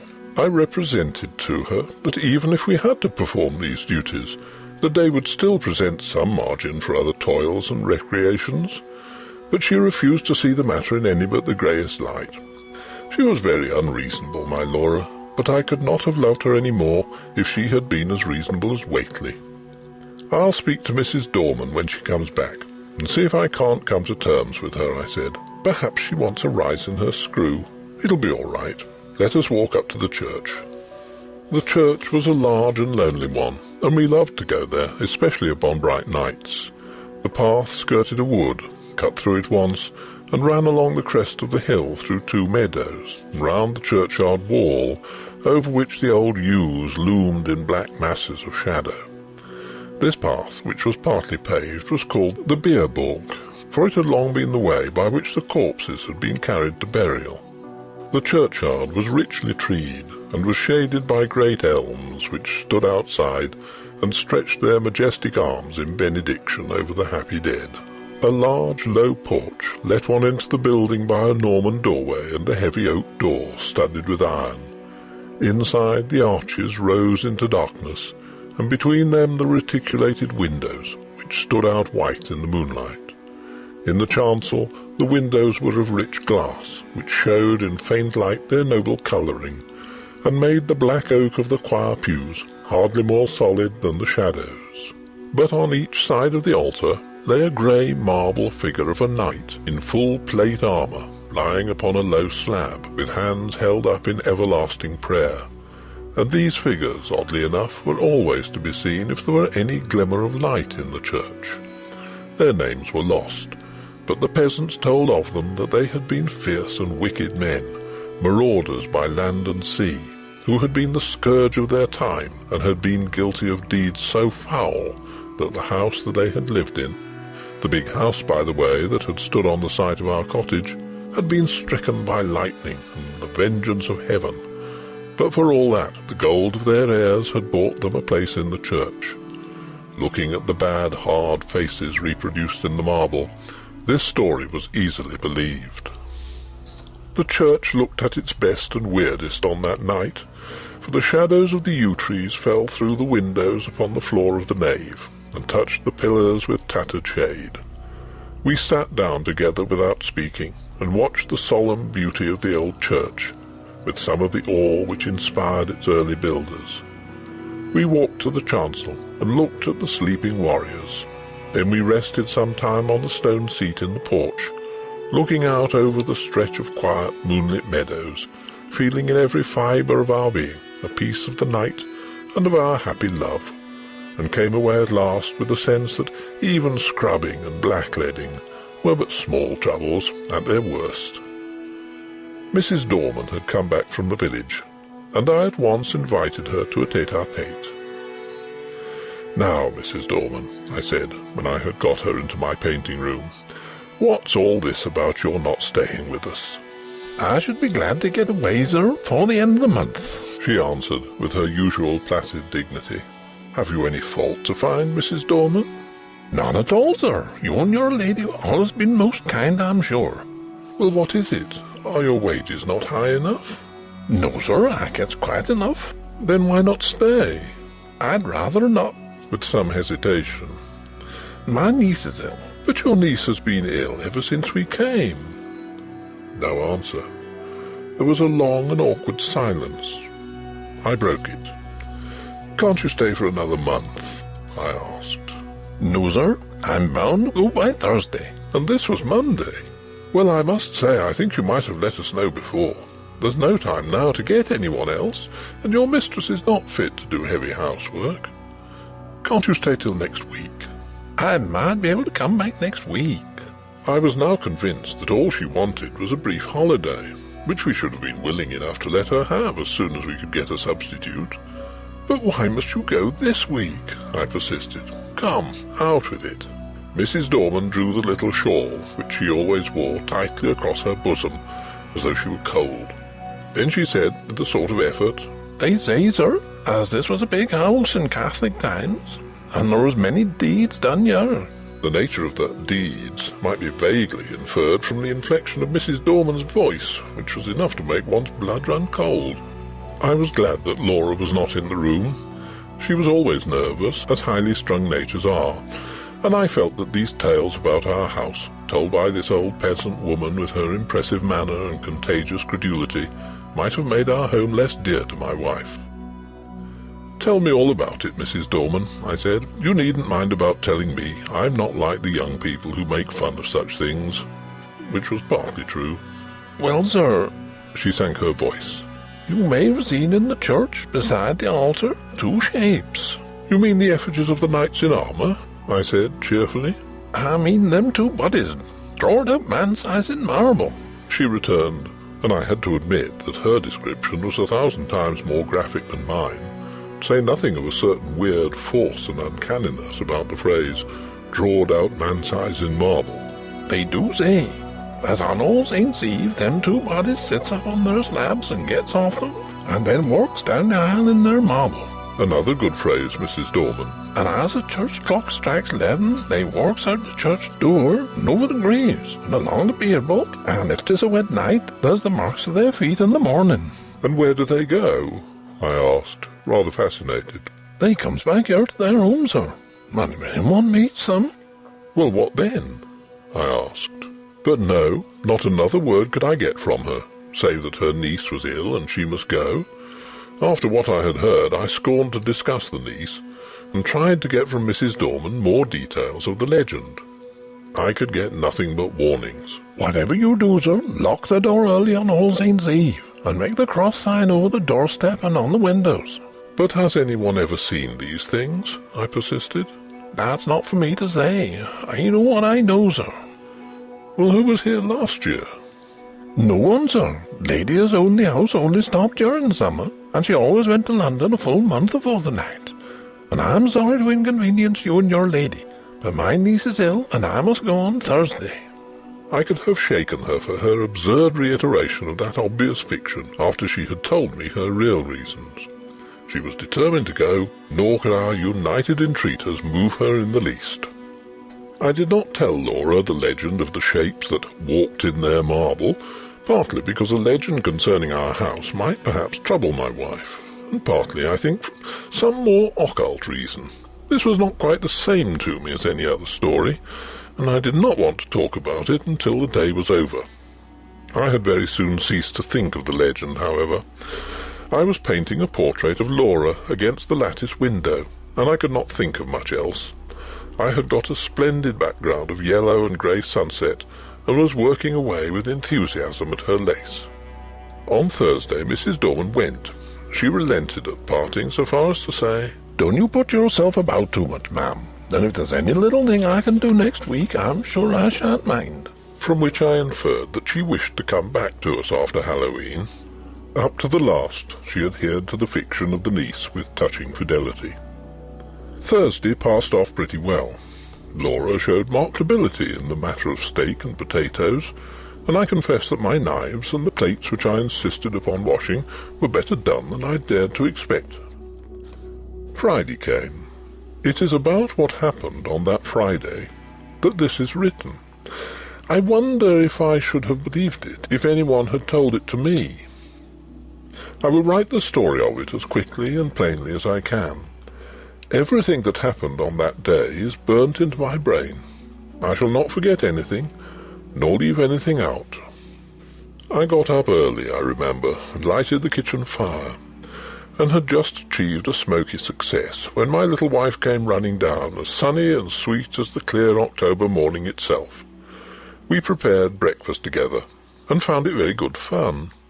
The housework was soon done, and when brushes and brooms and pails were quiet again, the house was still indeed. It is wonderful what a difference one makes in a house. We really missed Mrs. Dorman, quite apart from considerations concerning pots and pans. We spent the day in dusting our books and putting them straight, and dined gaily on cold steak and coffee. Laura was, if possible, brighter and gayer and sweeter than usual, and I began to think that a little domestic toil was really good for her. We had never been so merry since we were married, and the walk we had that afternoon was, I think, the happiest time of all my life. When we had watched the deep scarlet clouds slowly pale into leaden grey against a pale green sky, and saw the white mists curl up along the hedgerows in the distant marsh, we came back to the house, silently, hand in hand.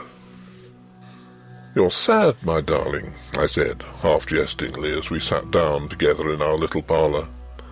I expected a disclaimer, for my own silence had been the silence of complete happiness. To my surprise, she said, "Yes, I think I am sad, or rather I'm uneasy. I don't think I'm very well. I've shivered 3 or 4 times since we came in, and it's not cold, is it?" "No," I said, and hoped it was not a chill caught from the treacherous mists that roll up from the marshes in the dying light. No, she said she did not think so. Then, after a silence, she spoke suddenly. "Do you ever have presentiments of evil?" "No," I said, smiling, "and I shouldn't believe in them if I had." "I do," she went on. "The night my father died, I knew it, though he was right away in the north of Scotland." I did not answer in words. She sat looking at the fire for some time in silence, gently stroking my hand. At last she sprang up, came behind me, and drawing my head back, kissed me. "There, it's over now," she said. "What a baby I am. Come, light the candles, and we'll have some of these new Rubinstein duets." And we spent a happy hour or 2 at the piano.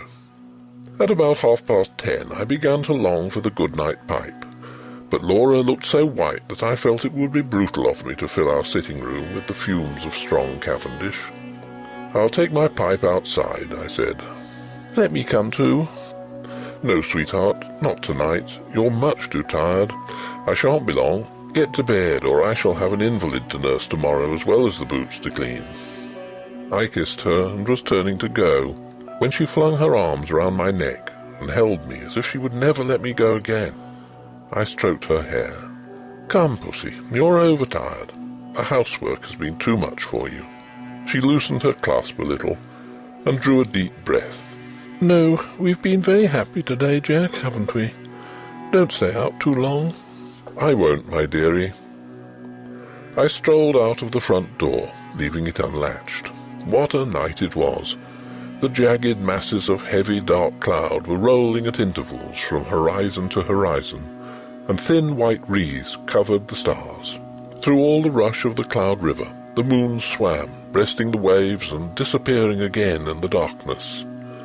When now and again her light reached the woodlands, they seemed to be slowly and noiselessly moving in time to the swing of the clouds above them. There was a strange grey light over all the earth. The fields had that shadowy bloom over them, which only comes from the marriage of dew and moonshine, or frost and starlight. I walked up and down, drinking in the beauty of the quiet earth and the changing sky. The night was absolutely silent. Nothing seemed to be abroad. There was no scurrying of rabbits or twitter of the half-asleep birds. And though the clouds went sailing across the sky, the wind that drove them never came low enough to rustle the dead leaves in the woodland paths. Across the meadows I could see the church tower standing out black and grey against the sky. I walked there thinking over our 3 months of happiness, and of my wife, her dear eyes, her loving ways. Oh, my little girl, my own little girl, what a vision came then of a long, glad life for you and me together. I heard a bell beat from the church. 11 already. I turned to go in, but the night held me. I could not go back to our little warm rooms yet. I would go up to the church. I felt vaguely that it would be good to carry my love and thankfulness to the sanctuary, whither so many loads of sorrow and gladness had been borne by the men and women of the dead years. I looked in at the low window as I went by. Laura was half lying on her chair in front of the fire. I could not see her face, only her little head showed dark against the pale blue wall. She was quite still, asleep no doubt. My heart reached out to her as I went on. There must be a God, I thought, and a God who was good. How otherwise could anything so sweet and dear as she have ever been imagined? I walked slowly along the edge of the wood. A sound broke the stillness of the night. It was a rustling in the wood. I stopped and listened. The sound stopped too. I went on, and now distinctly heard another step than mine answer mine like an echo. It was a poacher or wood stealer most likely, for these were not unknown in our Arcadian neighbourhood. But whoever it was, he was a fool not to step more lightly. I turned into the wood, and now the footsteps seemed to come from the path I had just left. It must be an echo, I thought. The wood looked perfect in moonlight. The large dying ferns and the brushwood showed where, through thinning foliage, the pale light came down. The tree trunks stood up like Gothic columns all around me. They reminded me of the church, and I turned into the beer balk and passed through the corpse gate between the graves to the low porch. I paused for a moment on the stone seat where Laura and I had watched the fading landscape. Then I noticed that the door of the church was open, and I blamed myself for having left it unlatched the other night. We were the only people who ever cared to come to the church except on Sundays, and I was vexed to think that through our carelessness the damp autumn airs had had a chance of getting in and injuring the old fabric. I went in. It will seem strange, perhaps, that I should have gone halfway up the aisle before I remembered, with a sudden chill, followed by as sudden a rush of self-contempt, that this was the very day and hour when, according to tradition, the shapes drawed out man's size in marble began to walk. Having thus remembered the legend, and remembered it with a shiver, of which I was ashamed, I could not do otherwise than walk up towards the altar, just to look at the figures, as I said to myself. Really, what I wanted was to assure myself, first, that I did not believe the legend, and secondly, that it was not true. I was rather glad that I had come. I thought now I could tell Mrs. Dorman how vain her fancies were, and how peacefully the marble figures slept on through the ghastly hour. With my hands in my pockets, I passed up the aisle. In the grey dim light, the eastern end of the church looked larger than usual, and the arches above the two tombs looked larger too. The moon came out and showed me the reason. I stopped short. My heart gave a leap that nearly choked me and then sank sickeningly. The bodies drawed out man-size were gone, and their marble slabs lay wide and bare in the vague moonlight that slanted through the east window. Were they really gone, or was I mad? Clenching my nerves, I stopped and passed my hand over the smooth slabs, and felt their flat, unbroken surface. Had someone taken the things away? Was it some vile practical joke? I would make sure anyway. In an instant I had made a torch of a newspaper which happened to be in my pocket, and lighting it, held it high above my head. Its yellow glare illumined the dark arches and those slabs. The figures were gone, and I was alone in the church. Or was I alone? And then a horror seized me, a horror indefinable and indescribable, an overwhelming certainty of supreme and accomplished calamity. I flung down the torch and tore along the aisle and out through the porch, biting my lips as I ran to keep myself from shrieking aloud. Oh, was I mad, or what was this thing that had possessed me? I leapt the churchyard wall and took the straight cut across the fields, led by the light from our windows. Just as I got over the first stile, a dark figure seemed to spring out of the ground. Mad still with that certainty of misfortune, I made for the thing that stood in my path, shouting, "Get out of the way, can't you?" But my push was met with a more vigorous resistance than I had expected. My arms were caught just above the elbow and held as in a vice, and the raw-boned Irish doctor actually shook me. "Would ye?" he cried in his own unmistakable accents. "Would ye then? Let me go, you fool!" I gasped. "The marble figures had gone from the church. I tell you, they've gone." He broke into a ringing laugh. "I'll have to give you a draught tomorrow, I see. You've been smoking too much and listening to old wives' tales." "I tell you, I've seen the bare slabs." "Well, come back with me. I'm going to Tom Palmer's daughter, so we're looking at the church, and let me see the bare slabs." "You go if you like," I said, a little less frantic for his laughter. "I'm going home to my wife." "Rubbish, man," said he. "Do you think I'll permit of that? Are you to go saying all your life that you've seen solid marble endowed with vitality, and me to go all me life saying that you're a coward? No, sir, you shan't do it." The night air, a human voice, And I think also the physical contact with this 6 feet of solid common sense brought me back a little to my ordinary self, and the word coward was a mental shower bath. "Come on then," I said sullenly. "Perhaps you're right." He still held my arm tightly. We got over the stile and walked back to the church. All was still as death. The place smelt very damp and earthy. We walked up the aisle. I'm not ashamed to confess that I shut my eyes. I knew the figures would not be there. I heard Kelly strike a match. "Here they are, you see right enough. You've been dreaming or drinking. Asking your pardon for the invitation." I opened my eyes. By Kelly's expiring vesta, I saw 2 shapes lying, in their marble, on their slabs. I drew a deep breath and caught his hand. "I'm awfully indebted to you," I said. "It must have been some trick of the light, or I've been working rather hard. Perhaps that's it. Do you know, I was quite convinced they were gone." "I'm aware of that," he answered, rather grimly. "You'll have to be careful of that brain of yours, my friend, I assure you." He was leaning over and looking at the right-hand figure, whose stony face was the most villainous and deadly in expression. "By Jove," he said, "something's been afoot here. Dad's hand is broken." And so it was. I was certain that it had been perfect the last time Laura and I had been there. "Perhaps someone's tried to remove them," said the young doctor. "That won't account for my impression," I objected. "Too much painting and tobacco will account for that well enough."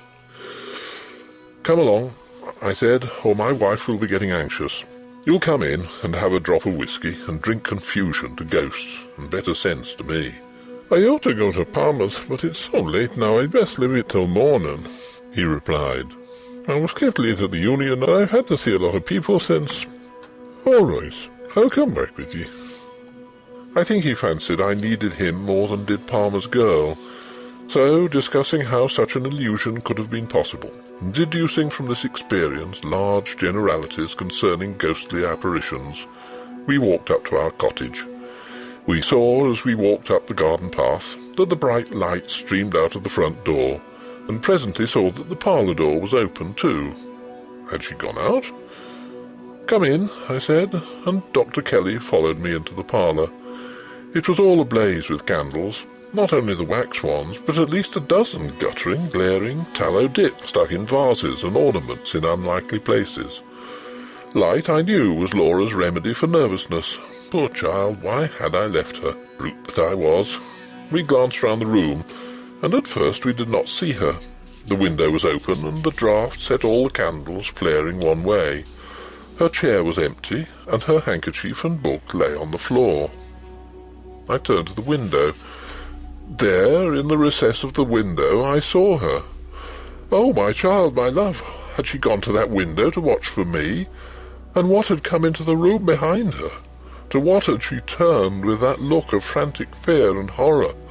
Oh, my little one, had she thought that it was I whose steps she heard and turned to meet what? She had fallen back across a table in the window, and her body lay half on it and half on the window seat, and her head hung down over the table, the brown hair loosened and fallen to the carpet. Her lips were drawn back and her eyes wide, wide open. They saw nothing now. What had they seen last? The doctor moved towards her, but I pushed him aside and sprang to her, caught her in my arms, and cried, "It's all right, Laura. I've got you safe, wifey." She fell into my arms in a heap. I clasped her and kissed her and called her by all her pet names, but I think I knew all the time that she was dead. Her hands were tightly clenched. In one of them she held something fast. When I was quite sure that she was dead, and that nothing mattered at all any more, I let him open her hand to see what she held. It was a grey marble finger. End of Man-Size in Marble. Uncle Abraham's Romance by E. Nesbit. "No, my dear," my Uncle Abraham answered me. "No, nothing romantic ever happened to me, unless But no, that wasn't romantic either. I was. To me, I being 18, romance was the world. My Uncle Abraham was old and lame. I followed the gaze of his faded eyes, and my own rested on a miniature that hung at his elbow chair's right hand, a portrait of a woman whose loveliness even the miniature painter's art had been powerless to disguise, a woman with large eyes that shone, and face of that alluring oval which one hardly sees nowadays. I rose to look at it. I had looked at it 100 times. Often enough in my baby days I had asked, "Who's that, Uncle?"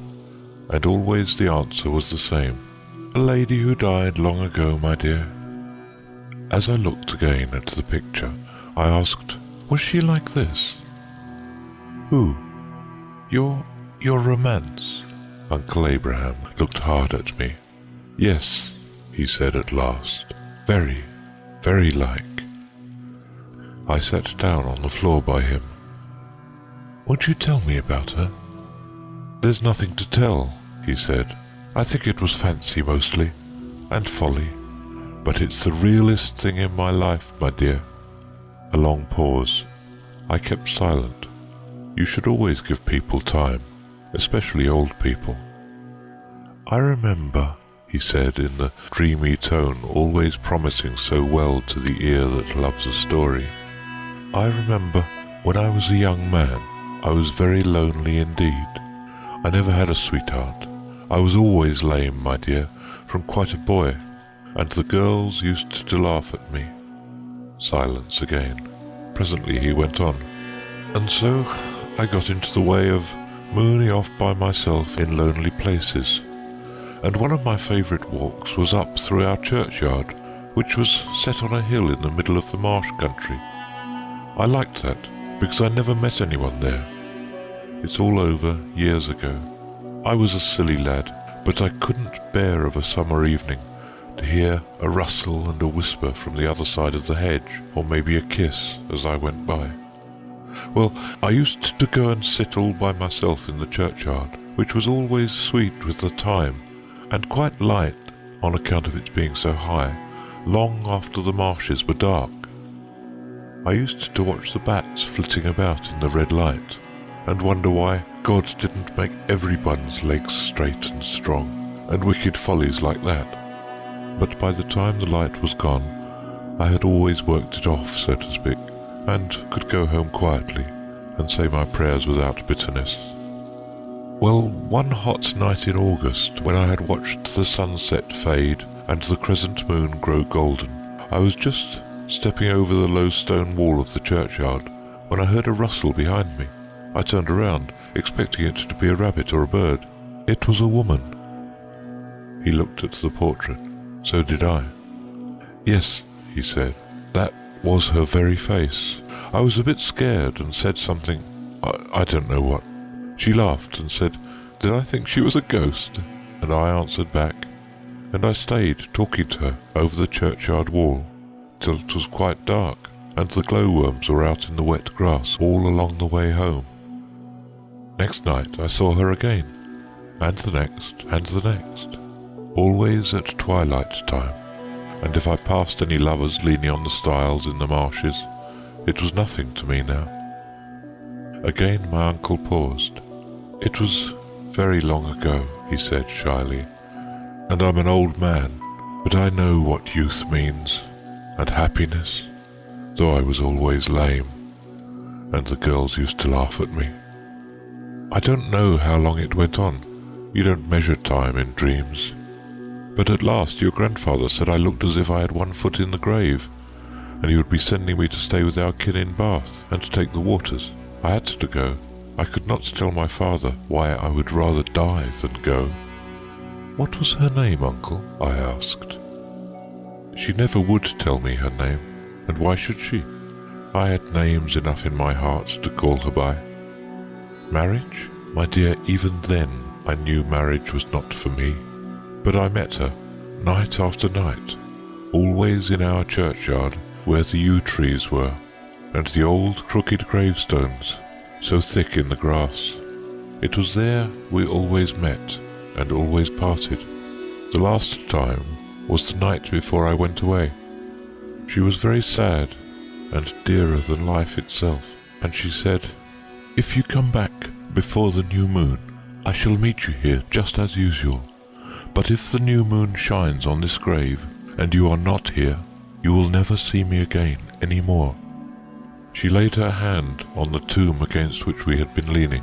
It was an old, lichened, weather-worn stone, and its inscription was just Susanna Kingsnorth, Ob 1723. "I shall be here," I said. "I mean it," she said, very seriously and slowly. "It is no fancy. You will be here when the new moon shines." I promised, and after a while we parted. I had been with my kinsfolk in Bath for nearly a month. I was to go home on the next day, when, turning over a case in the parlour, I came upon that miniature. I could not speak for a minute. At last I said, with dry tongue and heart beating to the tune of heaven and hell, "Who is this?" "That," said my aunt. "Oh, she was betrothed to one of our family years ago, but she died before the wedding. They say she was a bit of a witch. A handsome one, wasn't she?" I looked again at the face, the lips, the eyes of my dear lovely love, whom I was to meet tomorrow night when the new moon shone on that tomb in our churchyard. "Did you say she was dead?" I asked, and hardly knew my own voice. "Years and years ago. Her name's on the back, and the date." I took the portrait out of its case. I remember just the colour of its faded red velvet bed, and read on the back, "Susanna Kingsnorth, Ob 1723. That was in 1823. My uncle stopped short. "What happened?" I asked breathlessly. "I believe I had a fit," my uncle answered slowly. "At any rate, I was very ill." "And you missed the new moon on the grave?" "I missed the new moon on the grave." "And you never saw her again?" "I never saw her again." "But uncle, do you really believe? Can the dead... was she? Did you?" My uncle took his pipe and filled it. "It's a long time ago," he said. "A many, many years. Old men's tales, my dear, old men's tales. Don't you take any notice of them." He lighted the pipe and puffed silently a moment or two before he said, "But I know what youth means, and love and happiness, though I was always lame, and the girls used to laugh at me." End of Uncle Abraham's Romance by E. Nesbit. Tales of Treasure. There are still to be seen near Flensborg the ruins of a very ancient building. 2 soldiers once stood on guard there, but when one of them was gone to the town, it chanced that a tall white woman came to the other and spoke to him, and said, "I am an unhappy spirit, who has wandered here these many hundred years, but never shall I find rest in the grave." She then informed him that under the walls of the castle a great treasure was concealed, which only 3 men in the world could take up, and that he was one of the 3. The man, who now saw that his fortune was made, promised to follow her directions in every particular, whereupon she desired him to come to the same place at 12 o'clock the following night. The other soldier, meanwhile, had come back from the town just as the appointment was made with his comrade. He said nothing about what, unseen, he had seen and heard, but went early the next evening and concealed himself amongst some bushes. When his fellow soldier came with his spade and shovel, he found the white woman at the appointed place, but when she perceived that they were watched, she put off the appointed business until the next evening.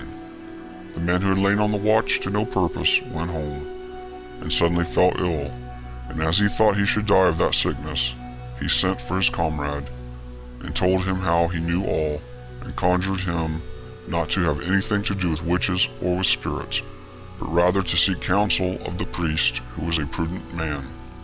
The other thought it would be the wisest plan to follow the advice of his comrade, so he went and discovered the whole affair to the priest, who, however, desired him to do as the spirit had bidden him, only he was to make her lay the first hand to the work herself. The appointed time was now arrived, and the man was at the place. When the white woman had pointed out to him the spot, and they were just beginning the work, she said to him that when the treasure was taken up, one half of it should be his, but that he must divide the other half equally between the church and the poor. Then the devil entered into the man, and awakened his covetousness, so that he cried out, "What? Shall I not have the whole?" Scarcely had he spoken, when the figure, with a most mournful wail, passed in a blue flame over the moat of the castle, and the man fell sick and died within 3 days. The story soon spread through the country, and a poor scholar who heard it thought he had now an opportunity of making his fortune. He therefore went at midnight to the place, and there he met with the wandering white woman, and he told her why he was come, and offered his services to raise the treasure. She, however, answered that he was not one of the three, one of whom alone could free her, and that the wall in which was the money would still remain so firm that no human being should be able to break it. She told him that at some future time he should be rewarded for his good inclination, and, it is said, when a long time after he had passed by that place, and thought with compassion on the sufferings of the unblessed woman, he fell on his face over a great heap of money, which soon put him again on his feet. The wall still remains undisturbed, and as often as anyone has attempted to throw it down, whatever is thrown down in the day is replaced again in the night. 3 men went once in the night time to Clomhoy to try their luck, for a dragon watches there over a great treasure. They dug into the ground, giving each other a strict charge not to utter a word whatever might happen, otherwise all their labor would be in vain.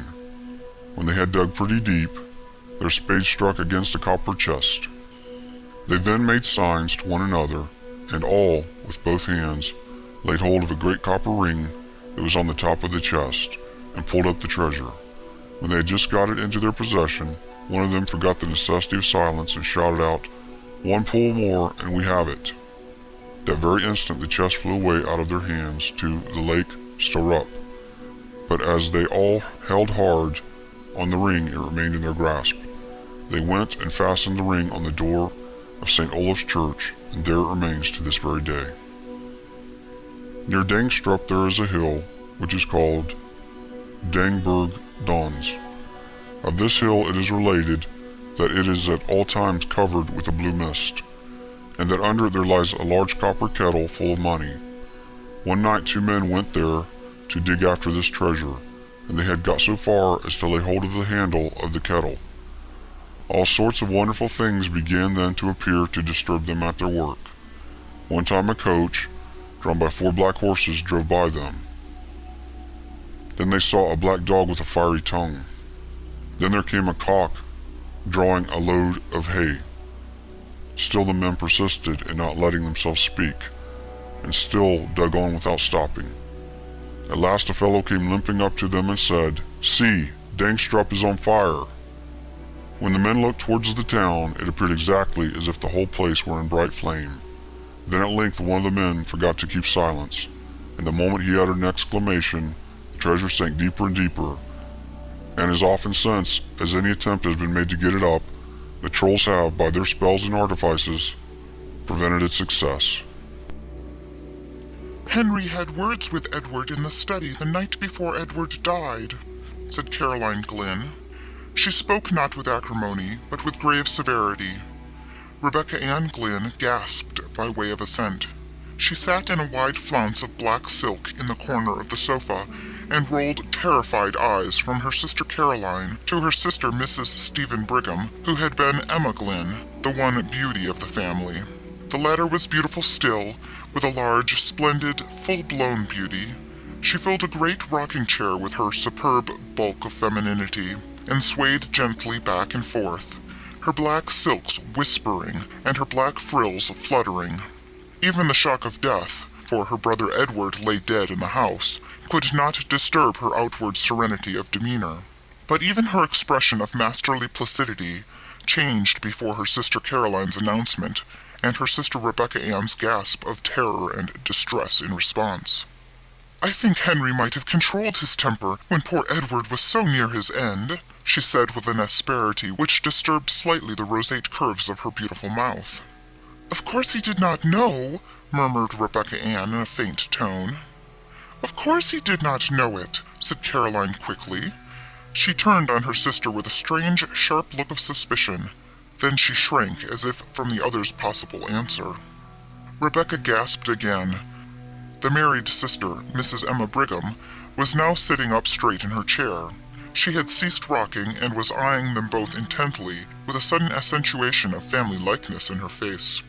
"What do you mean?" she said impartially to them both. Then she too seemed to shrink before a possible answer.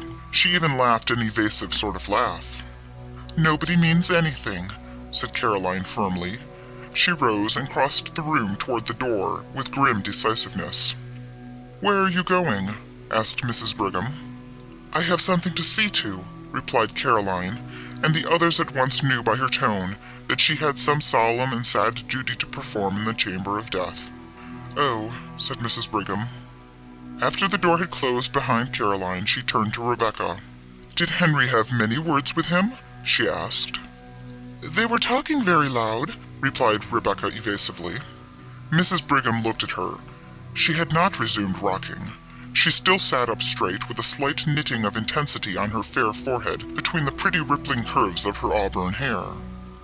"Did you ever hear anything?" she asked in a low voice with a glance toward the door. "I was just across the hall in the south parlor, and that door was open and this door ajar," replied Rebecca with a slight flush.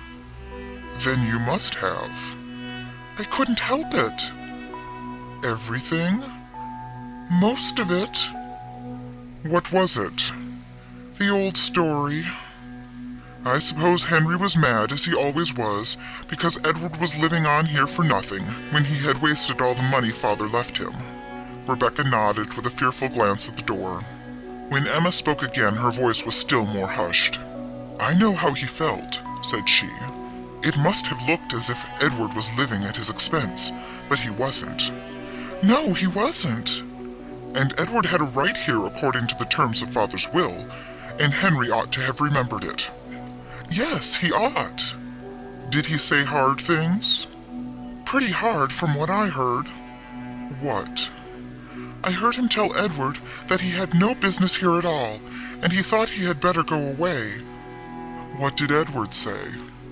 "That he would stay here as long as he lived and afterward, too, if he was a mind to, and he would like to see Henry get him out, and then—" "What?"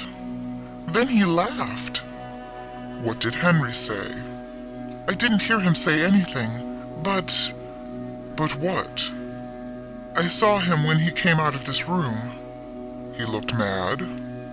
"You've seen him when he looked so." Emma nodded. The expression of horror on her face had deepened. "Do you remember that time he killed the cat because she had scratched him?" "Yes, don't!" Then Caroline re-entered the room. She went up to the stove, in which a wood fire was burning. It was a cold, gloomy day of fall, and she warmed her hands, which were reddened from recent washing in cold water. Mrs. Brigham looked at her and hesitated. She glanced at the door, which was still ajar. It did not easily shut, being still swollen with the damp weather of the summer. She rose and pushed it together with a sharp thud, which jarred the house. Rebecca started painfully with a half-exclamation. Caroline looked at her disapprovingly. "It is time you controlled your nerves, Rebecca," she said. Mrs. Brigham returned from the closed door, said imperiously that it ought to be fixed. It shut so hard. "It will shrink enough after we have had the fire a few days," replied Caroline. "I think Henry ought to be ashamed of himself for talking as he did to Edward," said Mrs. Brigham abruptly, but in an almost inaudible voice. "Hush," said Caroline, with a glance of actual fear at the closed door. "Nobody can hear with the door shut. I say again, I think Henry ought to be ashamed of himself. I shouldn't think he'd ever get over it, having words with poor Edward the very night before he died. Edward was enough sight better disposition than Henry, with all his faults."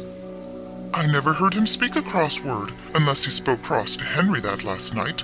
I don't know, but he did from what Rebecca overheard. Not so much cross as sort of soft and sweet and aggravating, sniffed Rebecca. What do you think really ailed Edward? Asked Emma in hardly more than a whisper. She did not look at her sister. I know you said that he had terrible pains in his stomach and had spasms, but what do you think made him have them? Henry called it gastric trouble. You know Edward has always had dyspepsia. Mrs. Brigham hesitated a moment. Was there any talk of an examination? Said she. Then Caroline turned on her fiercely. No, said she in a terrible voice, no. The three sisters' souls seemed to meet on one common ground of terrified understanding through their eyes. The old-fashioned latch of the door was heard to rattle, and a push from without made the door shake ineffectually. It's Henry, Rebecca sighed rather than whispered. Mrs. Brigham settled herself, after a noiseless rush across the floor, into her rocking chair again, and was swaying back and forth with her head comfortably leaning back, when the door at last yielded, and Henry Glynn entered. He cast a covertly sharp, comprehensive glance at Mrs. Brigham with her elaborate calm, at Rebecca quietly huddled on the corner of the sofa with her handkerchief to her face, and only one small uncovered reddened ear, as attentive as a dog's, and at Caroline sitting with a strained composure in her armchair by the stove. She met his eyes quite firmly with a look of inscrutable fear, and defiance of the fear and of him. Henry Glynn looked more like this sister than the others. Both had the same hard delicacy of form and aquilinity of feature. They confronted each other with the pitiless immovability of two statues in whose marble lineaments emotions were fixed for all eternity. Then Henry Glynn smiled, and the smile transformed his face. He looked suddenly years younger, and an almost boyish recklessness appeared in his face. He flung himself into a chair with a gesture which was bewildering from its incongruity with his general appearance. He leaned his head back, flung one leg over the other, and looked laughingly at Mrs. Brigham. I declare, Emma, you grow younger every year, he said. She flushed a little, and her placid mouth widened at the corners. She was susceptible to praise. Our thoughts today ought to belong to the one of us who will never grow older, said Caroline in a hard voice. Henry looked at her, still smiling. Of course, we none of us forget that, said he in a deep, gentle voice. But we have to speak to the living, Caroline, and I have not seen Emma for a long time, and the living are as dear as the dead.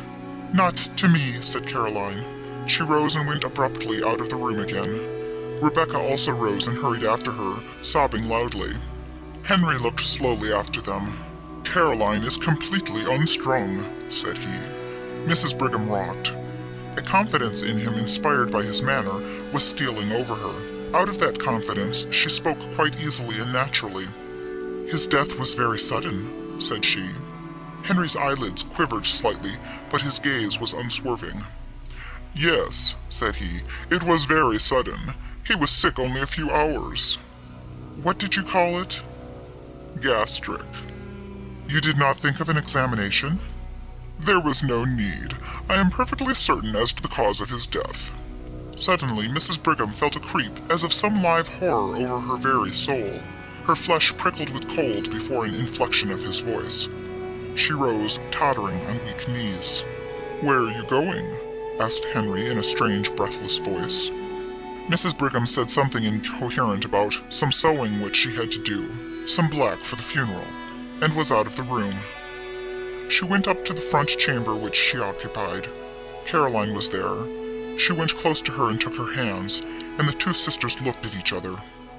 Don't speak, don't! I won't have it, said Caroline finally in an awful whisper.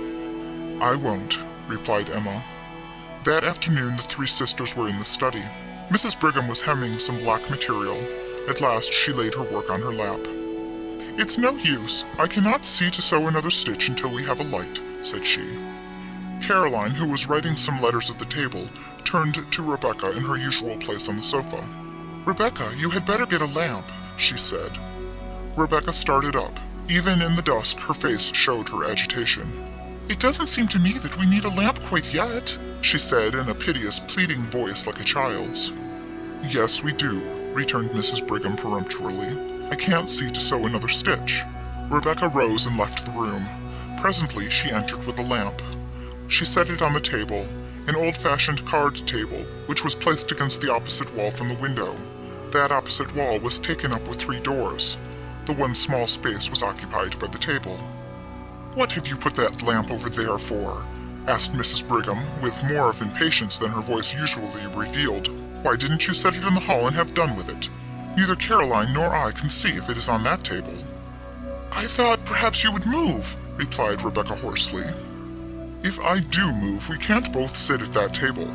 Caroline has her paper all spread around. Why don't you set the lamp on the study table in the middle of the room? Then we can both see." Rebecca hesitated. Her face was very pale. She looked with an appeal that was fairly agonizing at her sister Caroline. "Why don't you put the lamp on this table as she says?" asked Caroline almost fiercely. "Why do you act so, Rebecca?" Rebecca took the lamp and set it on the table, in the middle of the room without another word. Then she seated herself on the sofa and placed a hand over her eyes as if to shade them, and remained so. "Does the light hurt your eyes, and is that the reason why you didn't want the lamp?" asked Mrs. Brigham kindly. "I always like to sit in the dark," replied Rebecca chokingly. Then she snatched her handkerchief hastily from her pocket and began to weep. Caroline continued to write, Mrs. Brigham to sew. Suddenly Mrs. Brigham, as she sewed, glanced at the opposite wall. The glance became a steady stare. She looked intently, her work suspended in her hands. Then she looked away again and took a few more stitches. Then she looked again, and again turned to her task. At last she laid her work in her lap and stared concentratedly. She looked from the wall round the room, taking note of the various objects. Then she turned to her sisters. "What is that?" said she. "What?" asked Caroline harshly. "That strange shadow on the wall," replied Mrs. Brigham. Rebecca sat with her face hidden. Caroline dipped her pen in the inkstand. "Why don't you turn around and look?" asked Mrs. Brigham in a wondering and somewhat aggrieved way. "I am in a hurry to finish this letter," replied Caroline shortly. Mrs. Brigham rose, her work slipping to the floor, and began walking around the room, moving various articles of furniture, with her eyes on the shadow.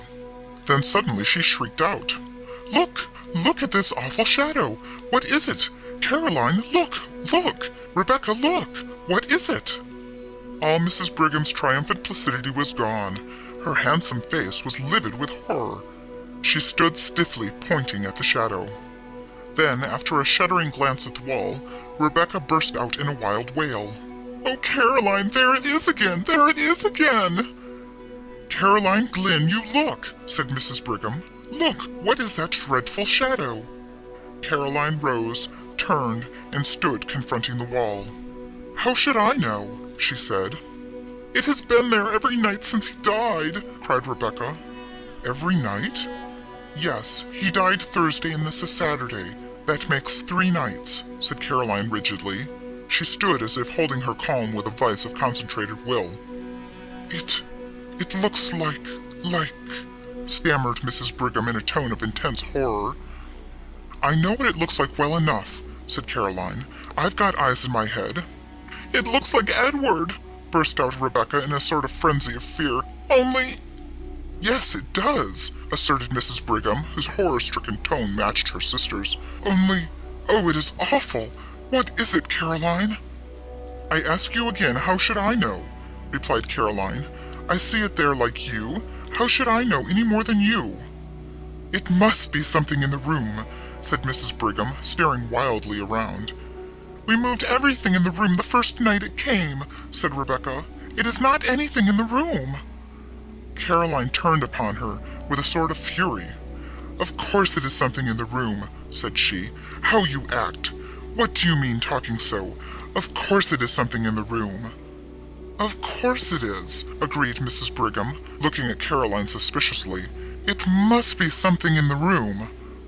"It is not anything in the room," repeated Rebecca with obstinate horror. The door opened suddenly and Henry Glynn entered. He began to speak. Then his eyes followed the direction of the others. He stood staring at the shadow on the wall. "What is it?" he demanded in a strange voice. "It must be due to something in the room," Mrs. Brigham said faintly. Henry Glynn stood and stared a moment longer. His face showed a gamut of emotions: horror, conviction, then furious incredulity. Suddenly he began hastening hither and thither about the room. He moved the furniture with fierce jerks, turning ever to see the effect upon the shadow on the wall. Not a line of its terrible outlines wavered. "It must be something in the room," he declared in a voice which seemed to snap like a lash. His face changed. The inmost secrecy of his nature seemed evident upon his face, until one almost lost sight of his lineaments.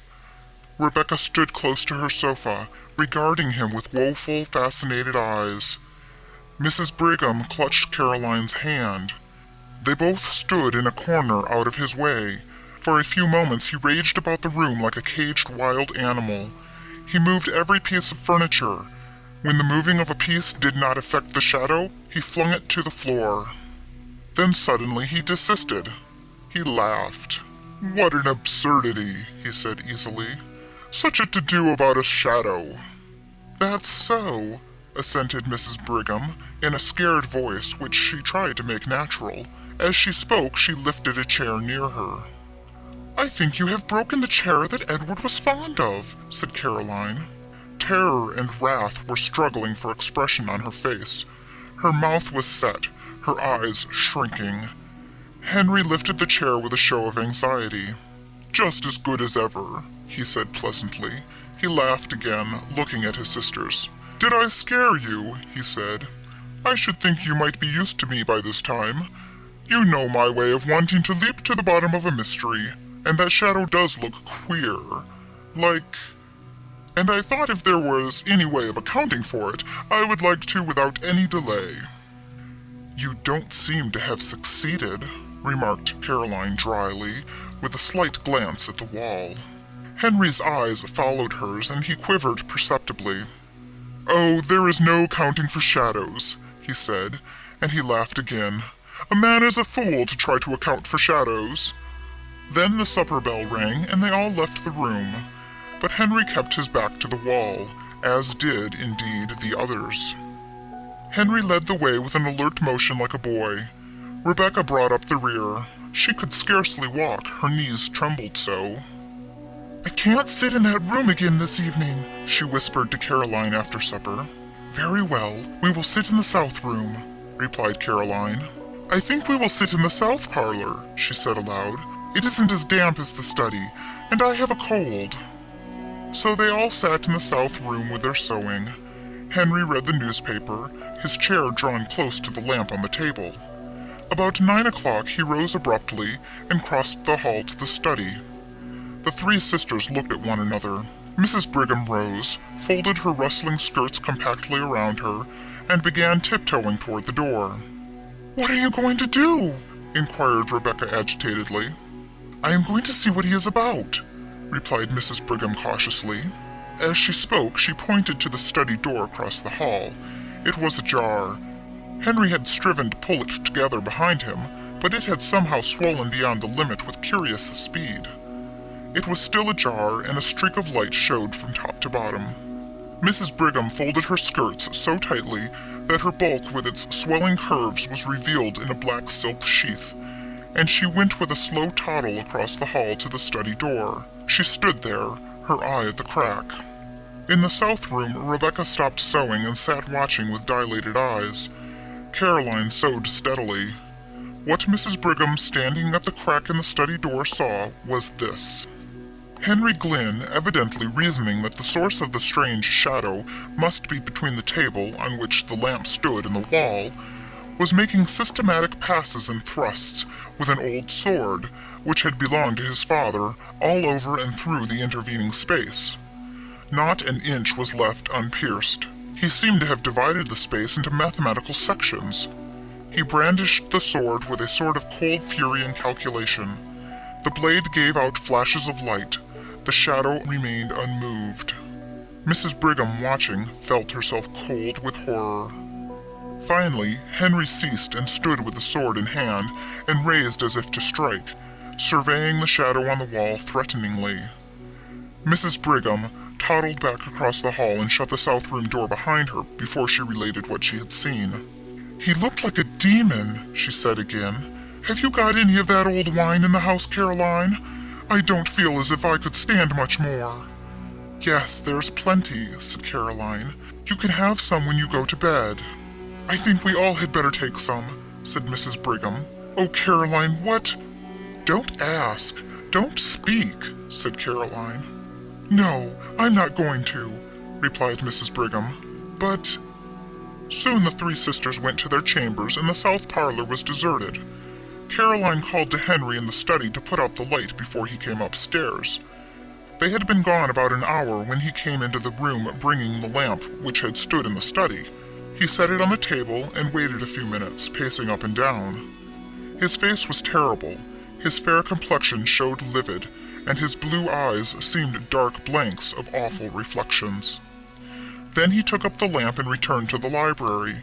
He set the lamp on the center table, and the shadow sprang out on the wall. Again he studied the furniture and moved it about, but deliberately, with none of his former frenzy. Nothing affected the shadow. Then he returned to the south room with the lamp and again waited. Again he returned to the study and placed the lamp on the table, and the shadow sprang out upon the wall. It was midnight before he went upstairs. Mrs. Brigham and the other sisters, who could not sleep, heard him. The next day was the funeral. That evening the family sat in the south room. Some relatives were with them. Nobody entered the study until Henry carried a lamp in there after the others had retired for the night. He saw again the shadow on the wall leap to an awful life before the light. The next morning at breakfast, Henry Glynn announced that he had to go to the city for 3 days. The sisters looked at him with surprise. He very seldom left home, and just now his practice had been neglected on account of Edward's death. "How can you leave your patients now?" asked Mrs. Brigham wonderingly. "I don't know how to, but there is no other way," replied Henry easily. "I have had a telegram from Dr. Mitford." "Consultation?" inquired Mrs. Brigham. "I have business," replied Henry. Dr. Mitford was an old classmate of his who lived in a neighboring city and who occasionally called upon him in the case of a consultation. After he had gone, Mrs. Brigham said to Caroline that, after all, Henry had not said that he was going to consult with Dr. Mitford, and she thought it very strange. "Everything is very strange," said Rebecca with a shudder. "What do you mean?" inquired Caroline. "Nothing," replied Rebecca. Nobody entered the study that day, nor the next. The third day Henry was expected home, but he did not arrive, and the last train from the city had come. "I call it pretty queer work," said Mrs. Brigham, "the idea of a doctor leaving his patients at such a time as this, and the idea of a consultation lasting 3 days. There is no sense in it, and now he has not come. I don't understand it for my part."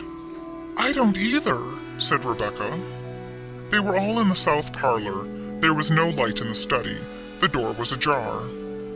Presently Mrs. Brigham rose. She could not have told why.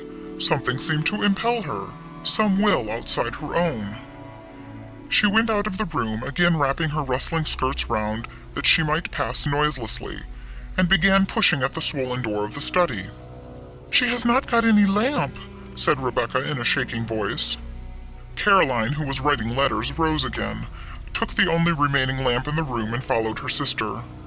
Rebecca had risen, but she stood trembling, not venturing to follow. The doorbell rang, but the others did not hear it. It was on the south door on the other side of the house from the study. Rebecca, after hesitating until the bell rang the second time, went to the door. She remembered that the servant was out. Caroline and her sister Emma entered the study. Caroline set the lamp on the table. They looked at the wall, and there were 2 shadows. The sisters stood clutching each other, staring at the awful things on the wall. Then Rebecca came in, staggering, with a telegram in her hand. "Here is a telegram," she gasped.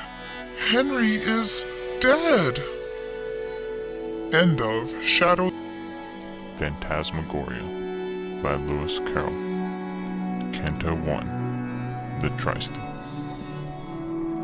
One winter night at 9:30, cold, tired, and cross and muddy, I had come home too late to dine, and supper with cigars and wine was waiting in the study. There was a strangeness in the room, and something, white and wavy, was standing near me in the gloom. I took it for the carpet broom, left by that careless slavey. But presently the thing began to shiver and to sneeze, on which I said, Come, my man, that a most inconsiderate plan, less noise there, if you please. I've caught the cold, the thing replies, out there upon the landing. I turned to look in some surprise, and there before my very eyes a little ghost was standing. He trembled when he caught my eye, and got behind a chair. How came you here? I said, and why? I never saw a thing so shy. Come out, don't shiver there. He said, I'll gladly tell you how, and also tell you why. But, here he gave a little bow, you're in so bad a temper now, you think it all a lie. And as to being in a fright, allow me to remark that ghosts have just as good a right, in every way, to fear the light as men fear the dark. No plea, said I, can well excuse such cowardice in you, for ghosts can visit when they choose, whereas we humans can't refuse to grant the interview. He said, a flutter of alarm is not unnatural, is it? I only feared you really meant some harm, but now I see that you are calm. Let me explain my visit. Houses are classed, I beg to state, according to the number of ghosts that they accommodate. The tenant merely counts as weight with coals and other lumber. This is a one-ghost house, and you, when you arrived last summer, may have remarked a spectre who was doing all that ghosts can do to welcome the newcomer. In villas this is always done, however cheaply rented, for though of course there's less fun when there is only room for one, ghosts have to be contented. That spectre left you on the 3rd. Since then you've not been haunted, for as he never sent us word, 'twas quite by accident we heard that anyone was wanted. A spectre has first choice by right in filling up a vacancy, then phantom, goblin, elf, and sprite. If all of these fail, them they invite, the nicest ghoul that they can see. The spectre said the place was low and that you kept bad wine, so as a phantom had to go, and I was first, of course, you know, I couldn't well decline. No doubt, said I, they settled on who was fittest to be sent, yet still to choose a brat like you to haunt a man of 42 was no great compliment.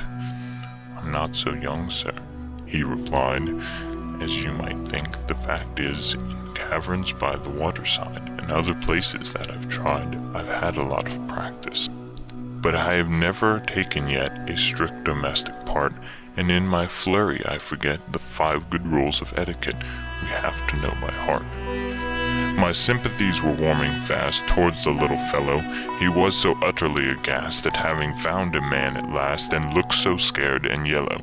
At least, I said, I'm glad to find a ghost is not a dumb thing, but pray sit down, you'll feel inclined, if like myself you have not dined, to take a snack of something.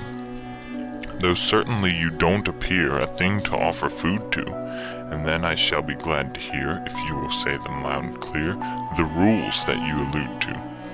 Thanks, you shall hear them by and by. This is a piece of luck. What may I offer you? Said I. Well, since you are so kind, I'll try a little bit of duck. 1 slice, and may I ask you for another drop of gravy? I sat and looked at him in awe, for certainly I never saw a thing so white and wavy.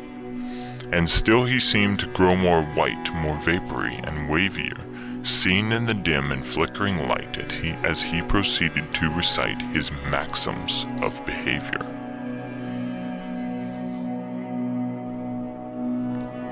Canto 2. His 5 Rules. My first, but don't suppose, he said, I'm setting you a riddle, is, if your victim is in bed, don't touch the curtains at his head, but take them in the middle, and wave them slowly in and out, while drawing them asunder, and in a minute's time, no doubt, he'll raise his head and look about, with eyes of wrath and wonder. And here you must on no pretense make the first observation. Wait for the victim to commence. No ghost of any common sense begins a conversation. If he should say, "How came you here?" the way you began, sir, in such case your course is clear. "On the bat's back, my little dear," is the appropriate answer. If after this he says no more, you'd best perhaps curtail your exertions, go and shake the door, and then if he begins to snore, you'll know the thing's a failure. By day, if he should walk alone, at home or on a walk, you merely give a hollow groan to indicate the kind of tone in which you mean to talk. But if you find him with his friends, the thing is rather harder. In such a case, success depends on picking up some candle ends or butter in the larder. With this you make a kind of slide, it answers best with sweet, on which you must contrive to glide and swing yourself from side to side. One learns how to do it. The second tells us what is right in ceremonious calls. First burn a candle or crimson light, thing I quite forgot tonight, then scratch the door or walls. I said, "You'll visit here no more if you attempt the guy. I'll have no bonfires on my floor, and as for scratching at the door, I'd like to see you try." The third was written to protect the interest of the victim, and tells us, as I recollect, to treat him with grave respect and not to contradict him. "That's plain," said I. "As tear and treat to any comprehension, I only wish some ghost I've met would not so constantly forget the maxim that you mention. Perhaps," he said, "you first transgressed the laws of hospitality. All ghosts instinctively detest the man that fails to treat his guest with proper cordiality. If you addressed a ghost as thing, or strike him with a hatchet, he is permitted by the king to drop all formal parleying, and then you're sure to catch it. The fourth prohibits trespassing where other ghosts are quartered, and those convicted of the thing, unless they're pardoned by the king, must instantly be slaughtered. That simply means be cut up small. Ghosts soon unite anew. The process scarcely hurts at all, no more than when you're what you call cut up by a review. The fifth is one you may prefer that I should quote entire. The king must be addressed as sir. This from a simple courtier is all the laws require. But should you wish to do the thing without and out politeness, accost him as my goblin king, and always use in answering the phrase your royal whiteness. I'm getting rather hoarse, I fear, after so much reciting, so if you don't object, my dear, we'll try a glass of bitter beer. I think it looks inviting. Canto 3, Scaramouches. "And did you really walk," said I, "on such a wretched night? I've always fancied ghosts could fly, if not exactly in the sky, yet at a fairish height." "It's very well," said he, "for kings to soar above the earth, but phantoms often find that wings, like many other pleasant things, cost more than they are worth. Spectres, of course, are rich, and so can buy them from the elves, but we prefer to keep below their stupid company, you know, for any but themselves. For though they claim to be exempt from pride, they treat a phantom as if something quite beneath contempt, just as no turkey ever dreamt of noticing a bantam. They seem too proud," said I, "to go to houses such as mine. Pray, how did they contrive to know so quickly that the place was low, and that I kept bad wine?" "Inspector Kobold came to you," the little ghost began. Here I broke in. "Inspector who?" "Inspecting ghosts is something new. Explain yourself, my man." "His name is Kobold," said my guest, "one of the spectral order. You'll very often see him dressed in a yellow gown, a crimson vest, and a nightcap with a border. He tried the Brocken business first. He caught a sort of chill, so came to England to be nursed, and here it took the form of thirst, which he complains of still.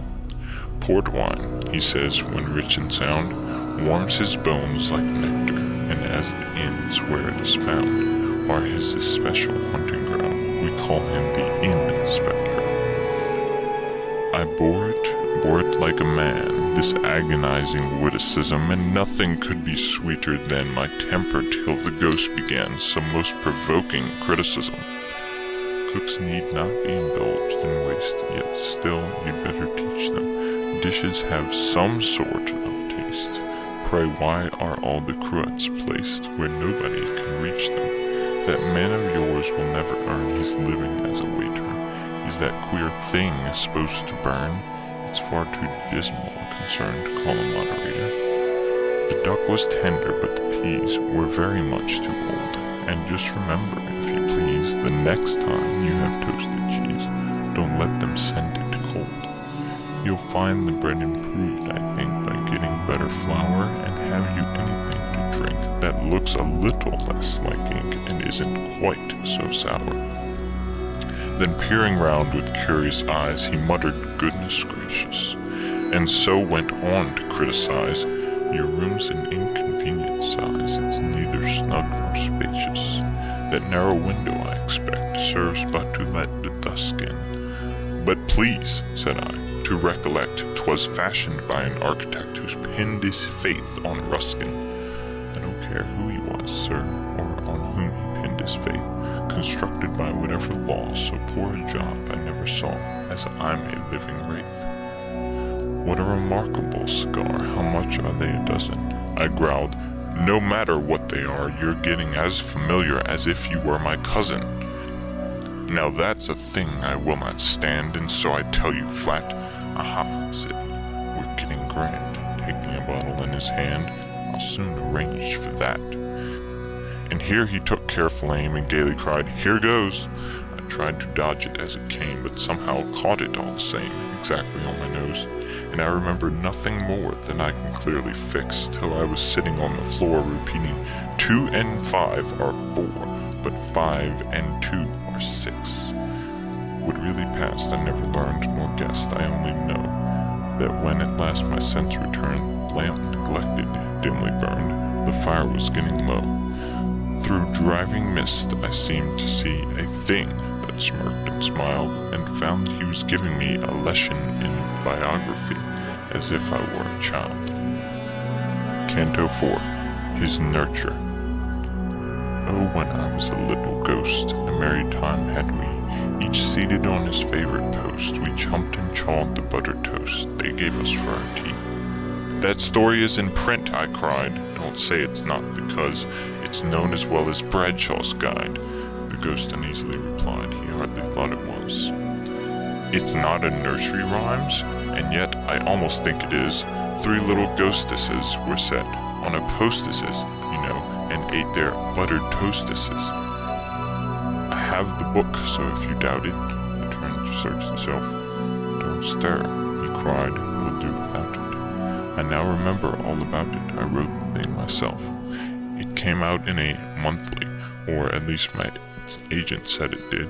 Some literary swell who saw it seemed to think it adapted for the magazine he edited. My father was a brownie, sir. My mother was a fairy. The notion had occurred to her that children would be happier if they were taught to vary. The notion soon became a craze, and when it once begun, she brought us all out in different ways.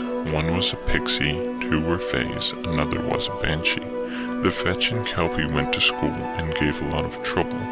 Next came a poltergeist and ghoul, and then 2 trolls, which broke the rule, a goblin and a double.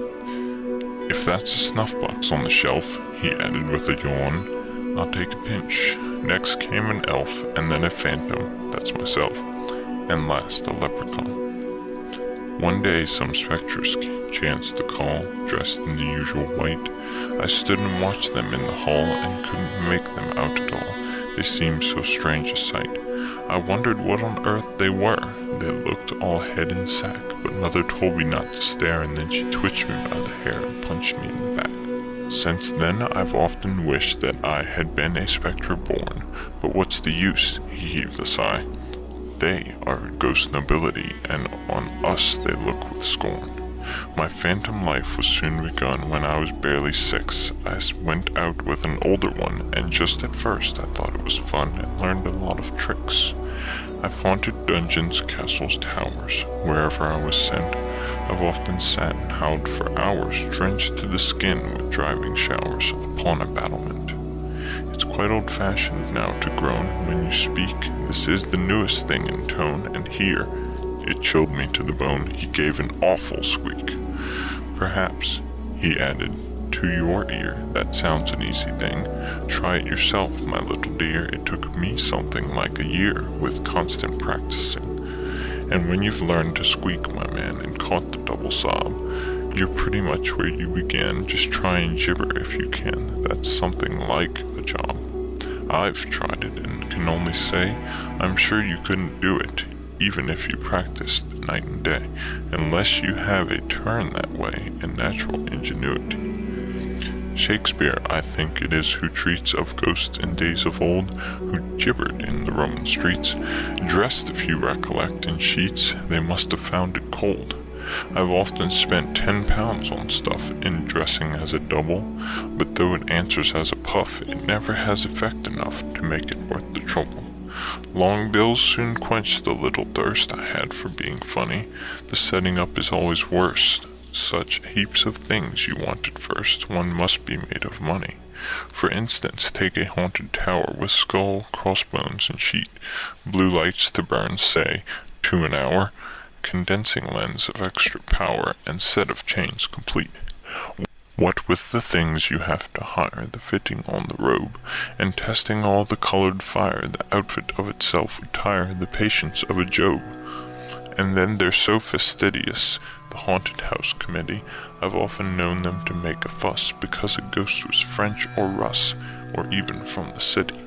Some dialects are objected to, for one the Irish brogue is, and then for all you have to do, £1 a week they offer you, and find yourself in bogies. Canto 5, Bickerment. Don't they consult the victims, though? I said. They should by rights give them a chance, because you know the taste of people differ so, especially in sprites. The phantom shook his head and smiled. Consult them? Not a bit. 'Twould be a job to drive one wild, to satisfy one single child. There'd be no end to it. Of course you can't leave children free, said I, to pick and choose, but in the case of men like me, I think mine host might be fairly allowed to state his views. He said, it really wouldn't pay, folk are so full of fancies, we visit for a single day, and whether then we go or stay depends on the circumstances. And though we don't consult mine host before the thing's arranged, still if he often quits his post, or is not a well-mannered ghost, then you can have him changed.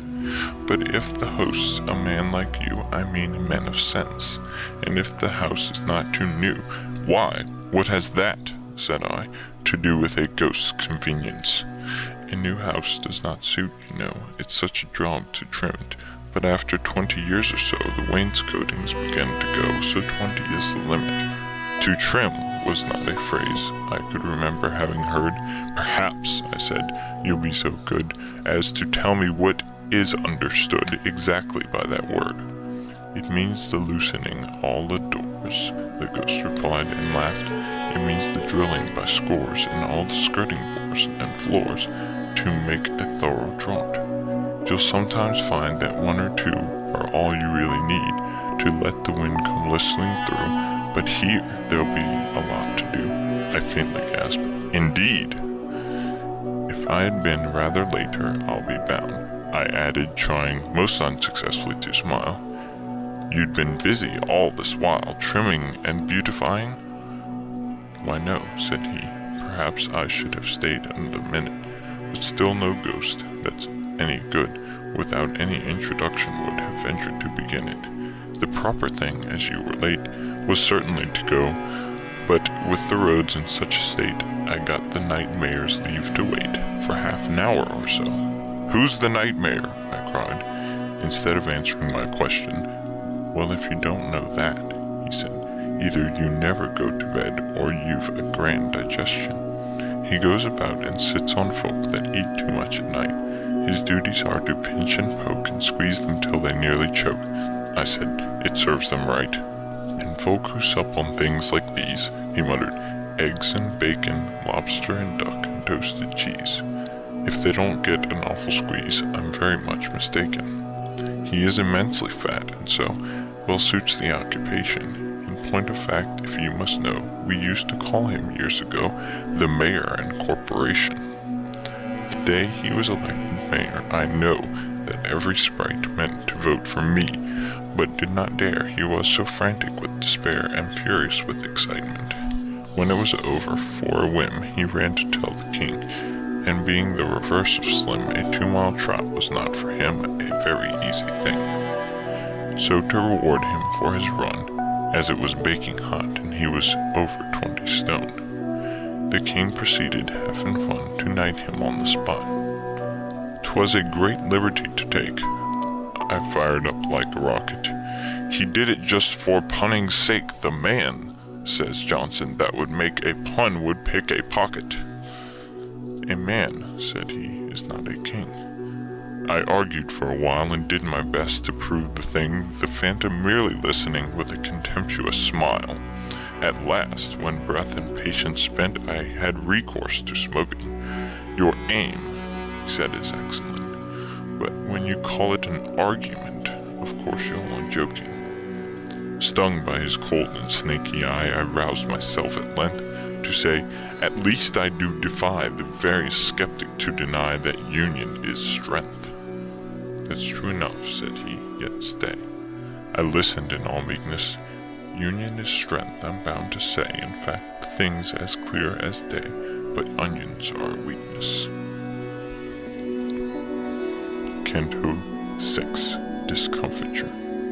As one who strives a hill to climb, who never climbed before, who finds it in a little time, grow every moment thus sublime, and votes the thing a bore, yet having once begun to try, dares not desert his quest, but climbing ever keeps his eye on one small hut against the sky, wherein he hopes to rest, who climbs till nerve and force are spent with many a puff and pant, who still as rises the ascent in language grows more violent, although in breath more scant, who climbing gains at length the place that crowns the upward track, and entering with unsteady pace receives a buffet in the face that lands him on his back, and feels himself like one in sleep, glide swiftly down again, a helpless weight from steep to steep, till with a headlong giddy sweep he drops upon the plain. So I, that had resolved to bring conviction to a ghost, and found it quite a different thing from any human arguing, yet dared not quit my post, but keeping still the end in view to which I hoped to come, I strove to prove the matter true by putting everything I knew into an axiom, commencing every single phrase with therefore or because. I blindly reeled 100 ways about the syllogistic maze, unconscious where I was. Quoth he, that's a regular claptrap, don't bluster any more. Now do be cool and take a nap. Such a ridiculous old chap was never seen before. You're like a man I used to meet who got one day so furious in arguing the simple heat, scorched both his slippers off his feet. I said, that's very curious. Well, it is curious, I agree, and sounds perhaps like fibs, but still it's true as true can be, as sure your name is Tibbs, said he. I said, my name's not Tibbs. Not Tibbs, he cried. His tone became a shade or two less hearty. Why, no, said I, my proper name is Tibbets. Tibbets? Aye, the same. Why then, you're not the party. With that he struck the board a blow that shivered half the glasses. Why couldn't you have told me so 3/4 of an hour ago, you prince of all the asses? To walk 4 miles through mud and rain, to spend the night in smoking, and then to find that it's in vain, and I've to do it all again, it's really too provoking. Don't talk, he cried, as I began to mutter some excuse. Who can have patience with a man that's got no more discretion than an idiotic goose? to keep me waiting here instead of telling me at once that this was not the house. He said, "There, that'll do, be off to bed. Don't gape like that, you dunce. It's very fine to throw the blame on me in such a fashion. Why didn't you inquire my name the very minute that you came?" I answered in a passion. "Of course it worries you a bit to come so far on foot, but how was I to blame for it?" Well, said he, "I must admit that isn't badly put, and certainly you've given me the best of wine and victual. Excuse my violence," said he, "but accidents like this, you see, they put one out a little. 'Twas my fault after all, I find. Shake hands, old Turnip-top." The name was hardly to my mind, but as no doubt he meant it kind, I let the matter drop. "Good night, old Turnip-top, good night. When I am gone, perhaps they'll send you some inferior sprite who will keep you in some constant fright and spoil your soundest naps. Tell him you'll stand no sort of trick, and if he leers and chuckles, you'll just be handy with a stick, mine that's pretty hard and thick, and rap him on the knuckles. Then carelessly remark, 'Old coon, perhaps you're not aware that if you don't behave you'll soon be chuckling to another tune, so you'd best take care.' That's the right way to cure a sprite of such like goings-on. But gracious me, it's getting light. Good night, old Turnip-top, good night." And a nod, and he was gone. Canto 7, Sad Souvenaunce. What's this? I pondered. Have I slept, or can I have been drinking? But soon a gentler feeling crept upon me, and I sat and wept an hour or so like winking. "No need for Bones to hurry so," I sobbed. "In fact, I doubt if it was worth his while to go. And who is Tibbs, I'd like to know, to make such work about? If Tibbs is anything like me, it's possible," I said, "he won't be over-pleased to be dropped in upon at 3:30 after he's snug in bed. And if Bones plagues him anyhow, squeaking and all the rest of it, and he was doing here just now, I prophesy there'll be a row, and Tibbs will have the best of it." Then, as my tears could never bring the friendly phantom back, it seemed to me the proper thing to mix another glass and sing the following coronach. "And art thou gone, beloved ghost, best of familiars? Nay then, farewell, my duckling roast, farewell, farewell, my tea and toast, my meerschaum and cigars. The hues of life are dull and grey, the sweets of life insipid, when thou, my charmer, art away, old brick, or rather let me say, old parallelepiped." Instead of singing verse the third, I ceased abruptly rather, but after such a splendid word, I felt that if it would be absurd to try it any farther. So with a yawn I went my way to seek the welcome downy, and slept and dreamed till break of day of poltergeist and fetch and fay and leprechaun and brownie. For a year I've not been visited by any kind of sprite, yet still they echo in my head those parting words so kindly said, "Old Turnip-top, good night." I have always noticed a prevalent want of courage, even among persons of superior intelligence and culture, as to imparting their own psychological experiences when those have been of a strange sort. Almost all men are afraid that what they could relate in such wise would find no parallel or response in a listener's internal life, and might be suspected or laughed at. A truthful traveller, who should have seen some extraordinary creature in the likeness of a sea-serpent, would have no fear of mentioning it, but the same traveller, having had some singular presentiment, impulse, vagary of thought, visions so-called, dream, or other remarkable mental impression, would hesitate considerably before he would own to it. To this reticence I attribute much of the obscurity in which such subjects are involved. We do not habitually communicate our experiences of these subjective things as we do our experiences of objective creation. The consequence is that the general stock of experience in this regard appears exceptional, and really is so, in respect of being miserably imperfect. In what I am going to relate, I have no intention of setting up, opposing, or supporting any theory whatever. I know the history of the bookseller of Berlin. I have studied the case of the wife of a late Astronomer Royal, as related by Sir David Brewster, and I have followed the minutest details of a much more remarkable case of spectral illusion occurring within my private circle of friends. It may be necessary to state as to this last, that the sufferer, a lady, was in no degree, however distant, related to me. A mistaken assumption on that head might suggest an explanation of a part of my own case, but only a part, which would be wholly without foundation. I cannot be referred to my inheritance of any developed peculiarity, nor had I ever before any at all similar experience, nor have I ever had any at all similar experience since. It does not signify how many years ago, or how few, a certain murder was committed in England, which attracted great attention. We hear more than enough of murderers as they rise in succession to their atrocious eminence, and I would bury the memory of this particular brute, if I could, as his body was buried in Newgate Jail. I purposely abstain from giving any direct clue to the criminal's individuality.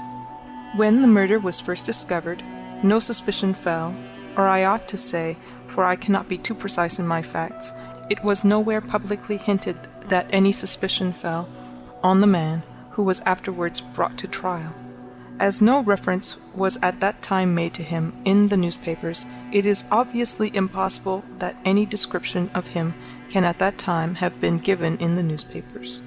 It is essential that this fact be remembered.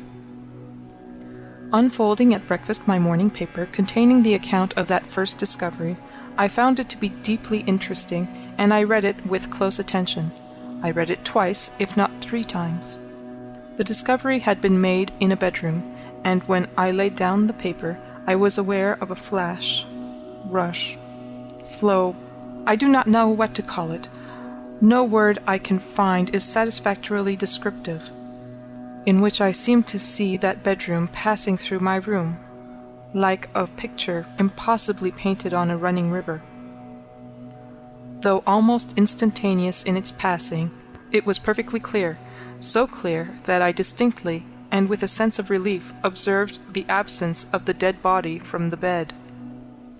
It was in no romantic place that I had this curious sensation, but in chambers in Piccadilly, very near the corner of St. James Street. It was entirely new to me.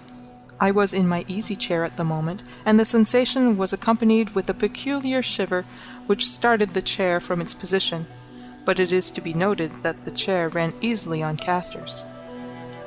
I went to one of the windows, there are 2 in the room, and the room is on the 2nd floor, to refresh my eyes with the moving objects down in Piccadilly. It was a bright autumn morning, and the street was sparkling and cheerful. The wind was high.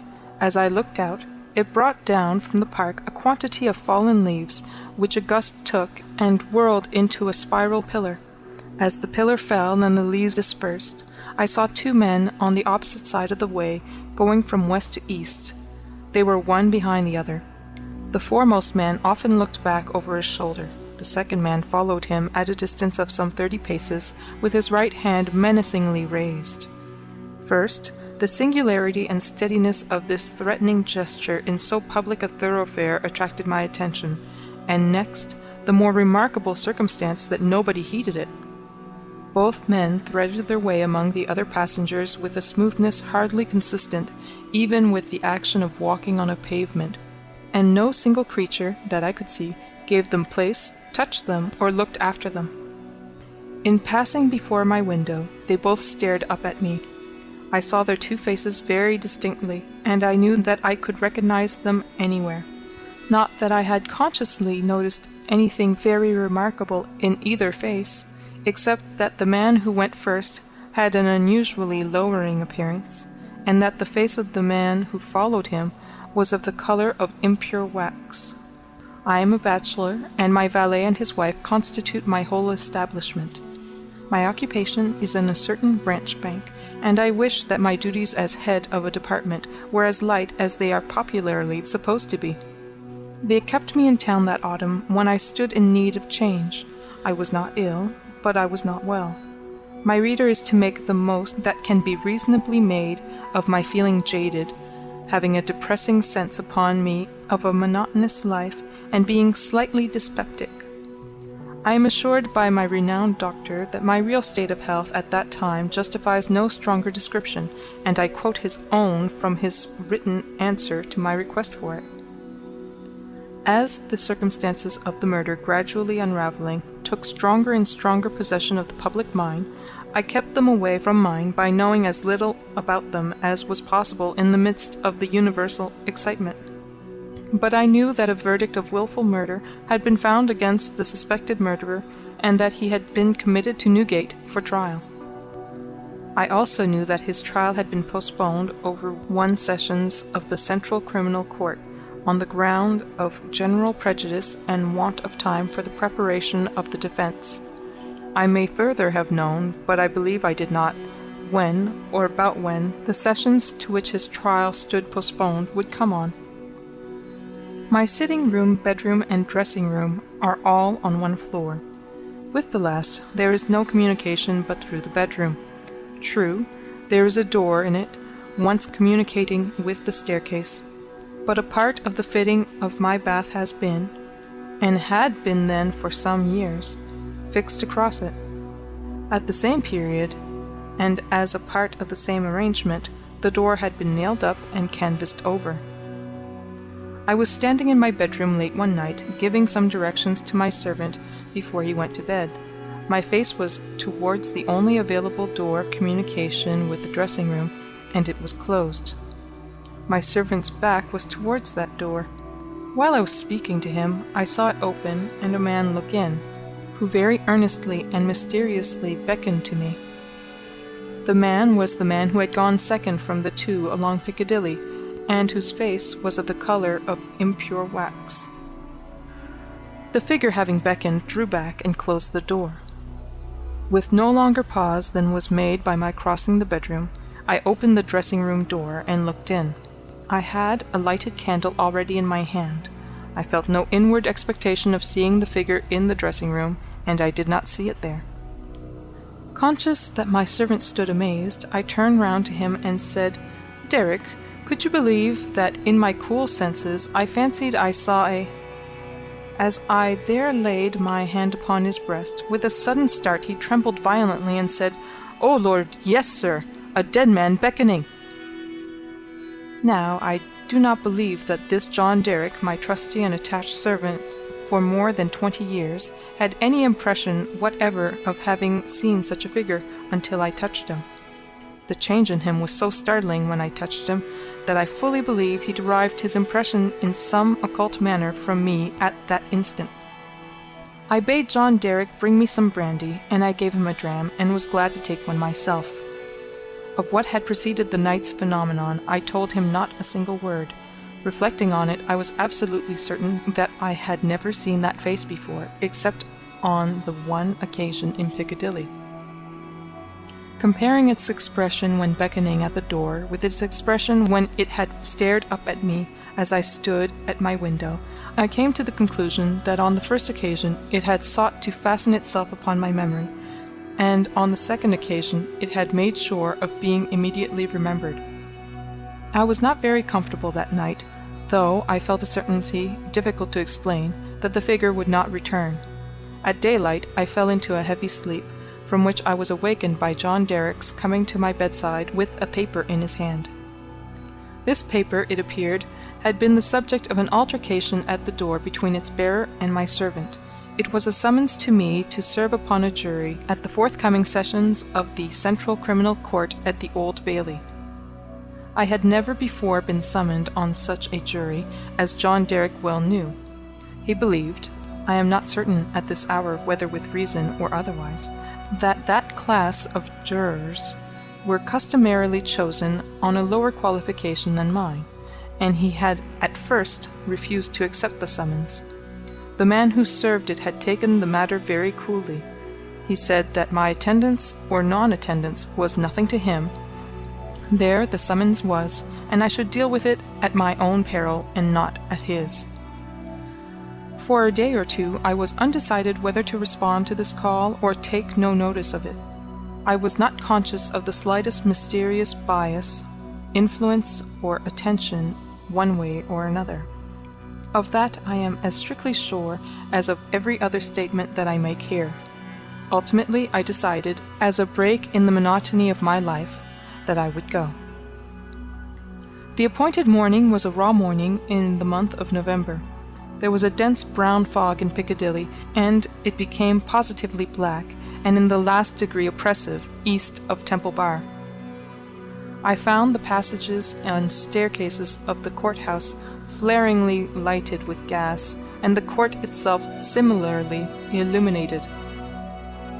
I think that until I was conducted by officers into the old court and saw its crowded state, I did not know that the murderer was to be tried that day. I think that until I was so helped into the old court with considerable difficulty, I did not know into which of the two courts sitting my summons would take me. But this must not be received as a positive assertion, for I am not completely satisfied in my mind on either point. I took my seat in the place appropriated to jurors in waiting, and I looked about the court as well as I could through the cloud of fog and breath that was heavy in it. I noticed the black vapor hanging like a murky curtain outside the great windows, and I noticed the stifled sound of wheels on straw or tan that was littered in the street. Also, the hum of the people gathered there, which a shrill whistle or a louder song or hail than the rest occasionally pierced. Soon afterwards, the judges, 2 in number, entered and took their seats. The buzz in the court was awfully hushed. The direction was given to put the murderer to the bar. He appeared there, and in that same instant I recognized in him the first of the 2 men who had gone down Piccadilly. If my name had been called then, I doubt if I could have answered to it audibly. But it was called about 6th or 8th in the panel, and I was by that time able to say, "Here." Now observe, as I stepped into the box, the prisoner, who had been looking on attentively, but with no sign of concern, became violently agitated and beckoned to his attorney. The prisoner's wish to challenge me was so manifest that it occasioned a pause, during which the attorney, with his hand upon the dock, whispered with his client and shook his head. I afterwards had it from that gentleman that the prisoner's first affrighted words to him were, "At all hazards, challenge that man!" But that as he could give no reason for it, and admitted that he had not even known my name until he heard it called and I appeared, it was not done. Both on the ground already explained, that I wished to avoid reviving an unwholesome memory of that murderer, and also because a detailed account of his long trial is by no means indispensable to my narrative, I shall confine myself closely to such incidents in the 10 days and nights during which we, the jury, were kept together, as directly bear on my own curious personal experience. It is to that, and not to a page of the Newgate calendar, that I beg attention. I was chosen foreman of the jury. On the second morning of the trial, after evidence had been taken for 2 hours, I heard the church clock strike. Happening to cast my eyes over my brother jurymen, I found an inexplicable difficulty in counting them. I counted them several times, yet always with the same difficulty. In short, I made them one too many. I touched the brother juryman whose place was next me, and I whispered to him, "Oblige me by counting us." He looked surprised by the request, but turned his head and counted. "Why," says he suddenly, "we are but no, that is not possible. No, we are 12. According to my counting that day, we were always right in detail, but in the gross we were always one too many. There was no appearance, no figure to account for it, but I had an inward foreshadowing of the figure that was surely coming. The jury were housed at the London Tavern. We all slept in one large room on separate tables, and we were constantly in the charge and under the eye of the officer sworn to hold us in safe keeping. I see no reason for suppressing the real name of that officer. He was intelligent, highly polite and obliging, and, I was glad to hear, much respected in the city. He had an agreeable presence, good eyes, enviable black whiskers, and a fine sonorous voice. His name was Mr. Harker. When we turned into our 12 beds at night, Mr. Harker's bed was drawn across the door. On the night of the second day, not being disposed to lie down, and seeing Mr. Harker sitting on his bed, I went and sat beside him, and offered him a pinch of snuff. As Mr. Harker's hand touched mine in taking it from my box, a peculiar shiver crossed him, and he said, "Who is this?" Following Mr. Harker's eyes, and looking along the room, I saw again the figure I expected, the second of the two men who had gone down Piccadilly. I rose and advanced a few steps, then stopped and looked round at Mr. Harker. He was quite unconcerned, laughed, and said in a pleasant way, "I thought for a moment we had a 13th juryman without a bed, but I see it is the moonlight." Making no revelation to Mr. Harker, but inviting him to take a walk with me to the end of the room, I watched what the figure did. It stood for a few moments by the bedside of each of my 11 brother jurymen, close to the pillow. It always went to the right-hand side of the bed, and always passed out, crossing the foot of the next bed. It seemed, from the action of the head, merely to look down pensively at each recumbent figure. It took no notice of me or of my bed, which was the nearest to Mr. Harker's. It seemed to go out where the moonlight came in, through a high window, as by an aerial flight of stairs. Next morning, at breakfast, it appeared that everybody present had dreamed of the murdered man last night, except myself and Mr. Harker. I now felt as convinced that the second man who had gone down Piccadilly was the murdered man, so to speak, as if it had been borne into my comprehension by his immediate testimony. But even this took place, and in a manner for which I was not at all prepared. On the 5th day of the trial, when the case for the prosecution was drawing to a close, a miniature of the murdered man, missing from his bedroom upon the discovery of the deed, and afterwards found in a hiding place where the murderer had been seen digging, was put in evidence. Having been identified by the witness under examination, it was handed up to the bench, and thence handed down to be inspected by the jury.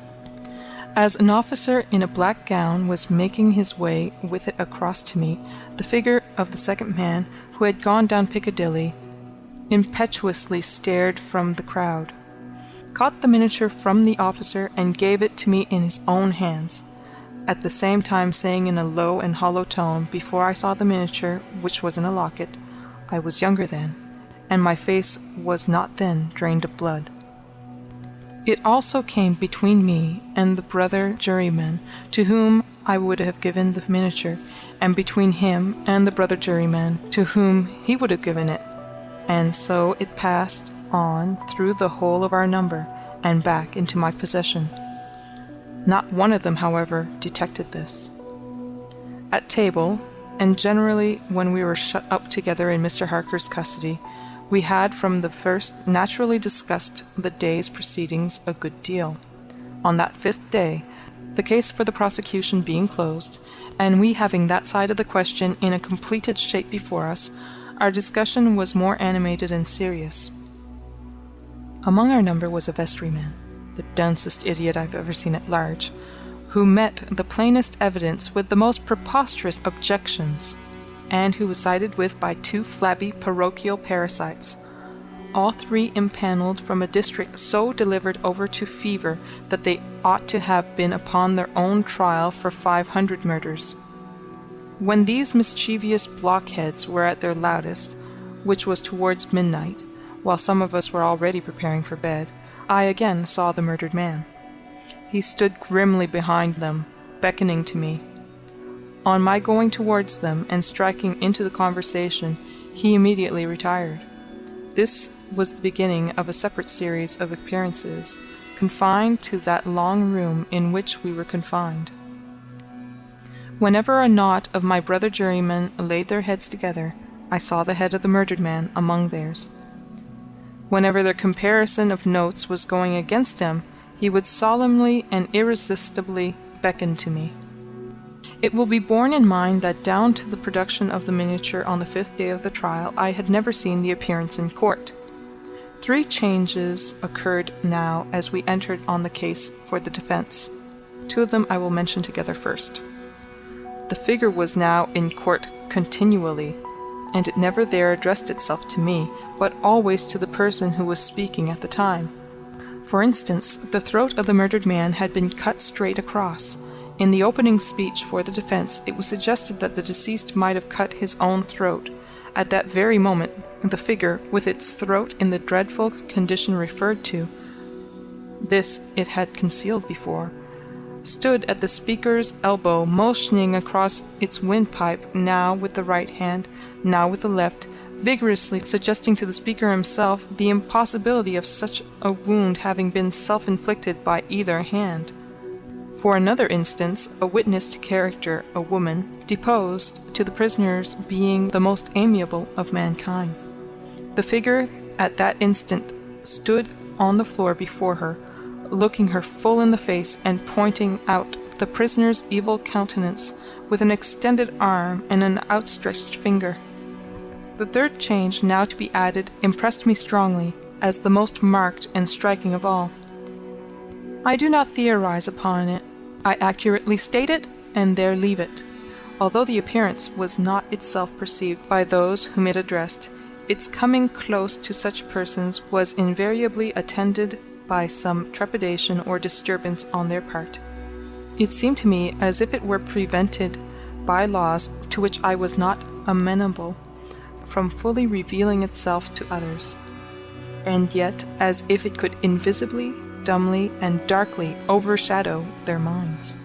When the leading counsel for the defense suggested that hypothesis of suicide, and the figure stood at the learned gentleman's elbow frightfully sawing at its severed throat, it is undeniable that the counsel faltered in his speech, lost for a few seconds the thread of his ingenious discourse, wiped his forehead with his handkerchief, and turned extremely pale.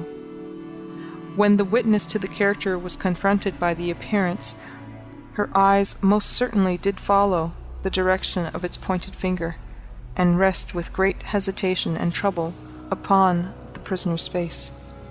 2 additional illustrations will suffice.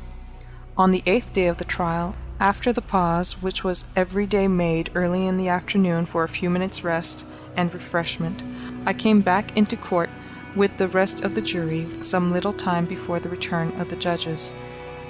Standing up in the box and looking about me, I thought the figure was not there until, chancing to raise my eyes to the gallery, I saw it bending forward and leaning over a very decent woman, as if to assure itself whether the judges had resumed their seats or not.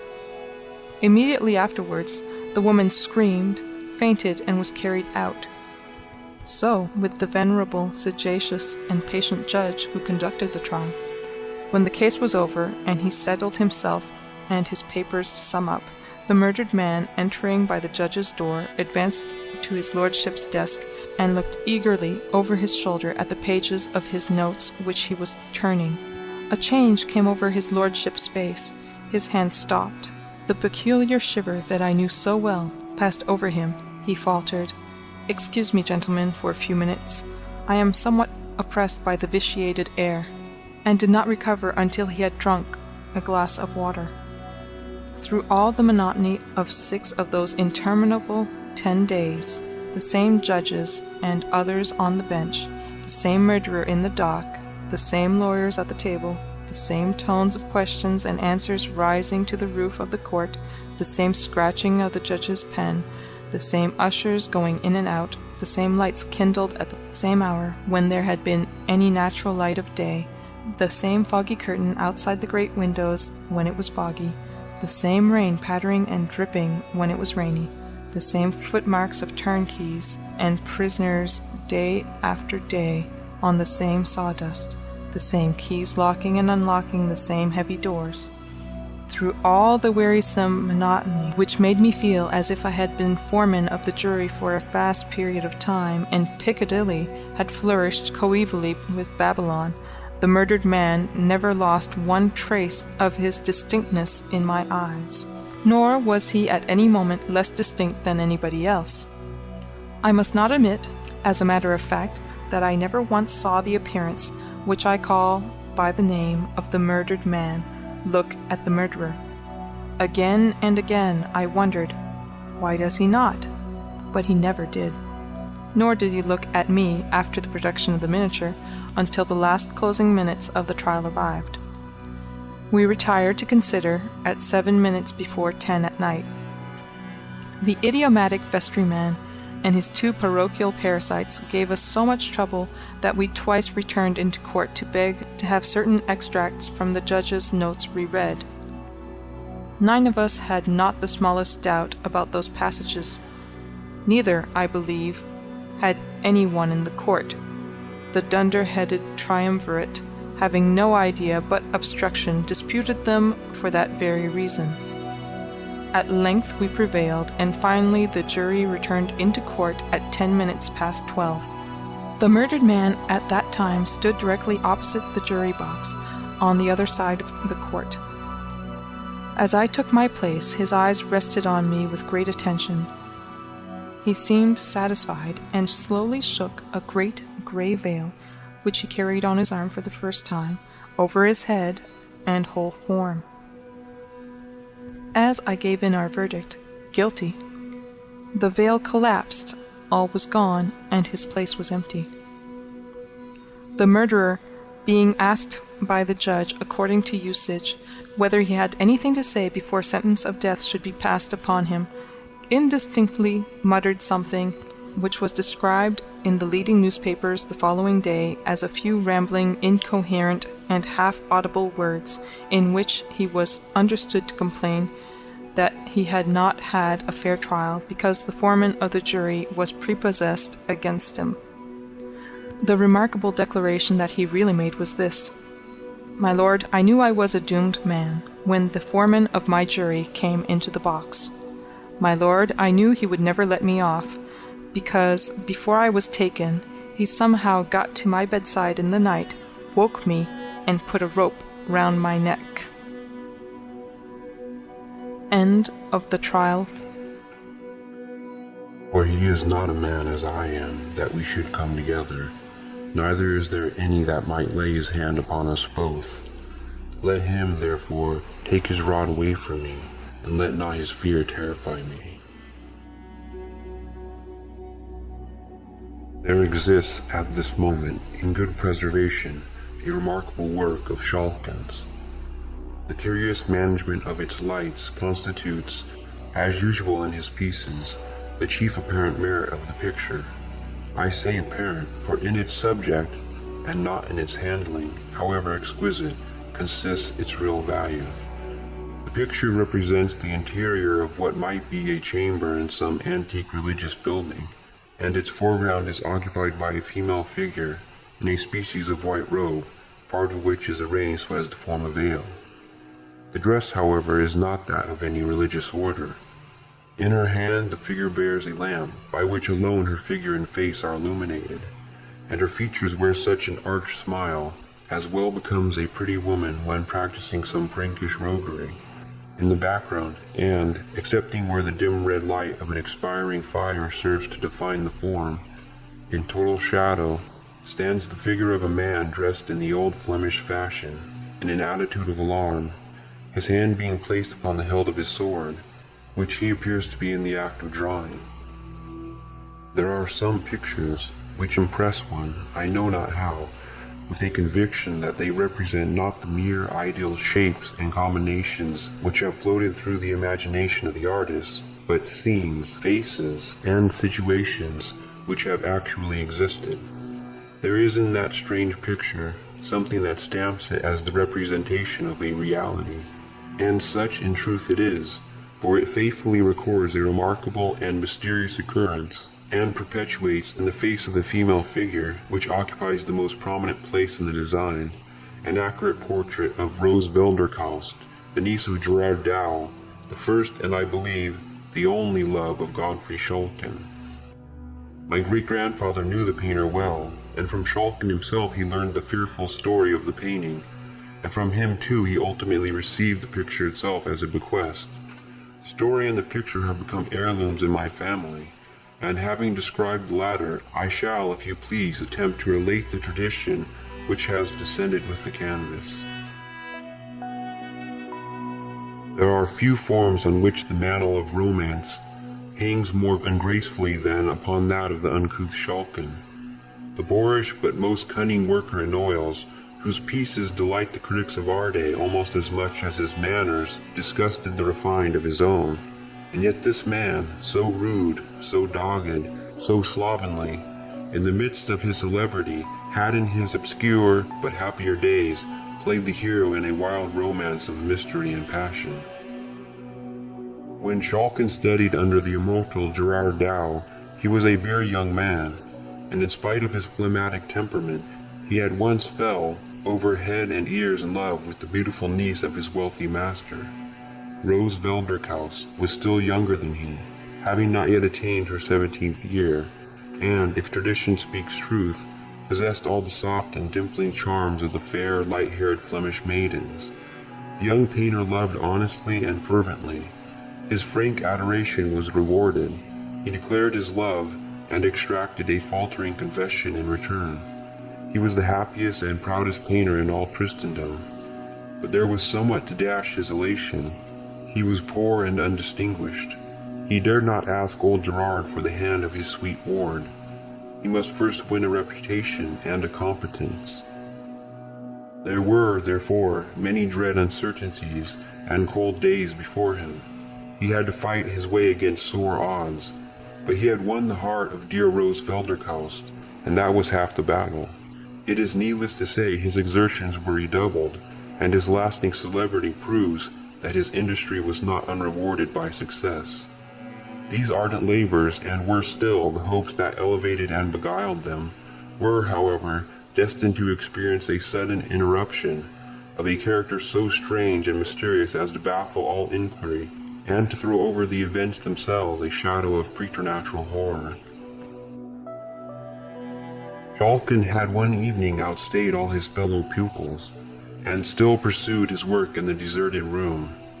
As the daylight was fast falling, he laid aside his colors, and applied himself to the completion of a sketch on which he had expressed extraordinary pains. It was a religious composition, and represented the temptations of a pot-bellied St. Anthony.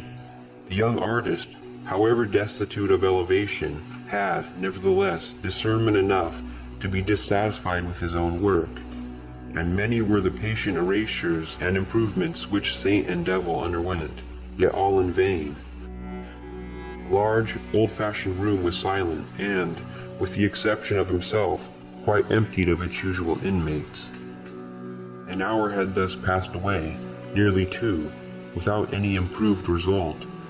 Daylight had already declined, and twilight was deepening into the darkness of night.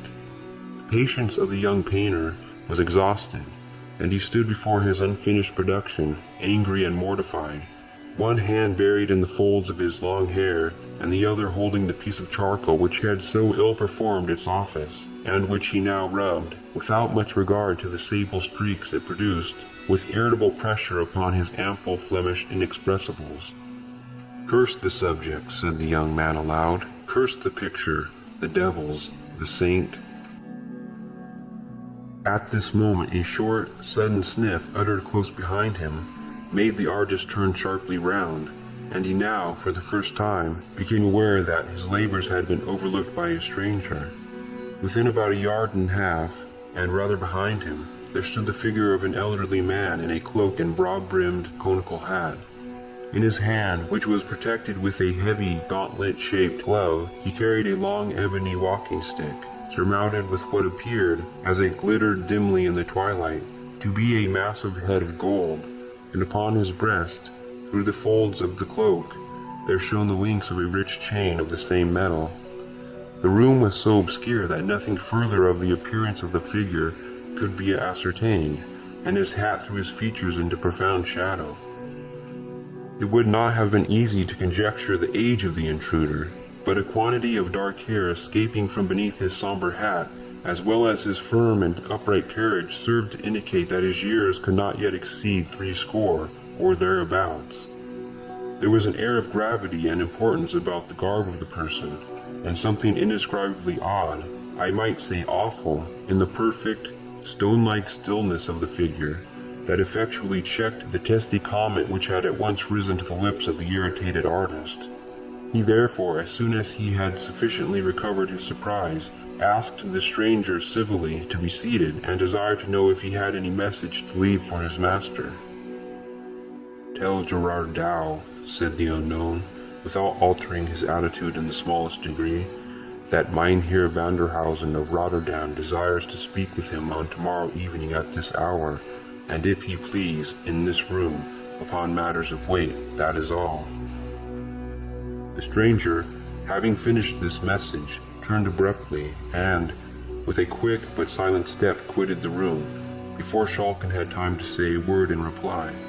The young man felt a curiosity to see in what direction the burgher of Rotterdam would turn on quitting the studio, and for that purpose he went directly to the window which commanded the door. A lobby of considerable extent intervened between the inner door of the painter's room and the street entrance, so that Schalken occupied the post of observation before the old man could possibly have reached the street. He watched in vain, however. There was no other mode of exit. Had the queer old man vanished, or was he lurking about the recesses of the lobby for some sinister purpose? This last suggestion filled the mind of Schalken with a vague uneasiness, which was so unaccountably intense as to make him alike afraid to remain in the room alone and reluctant to pass through the lobby.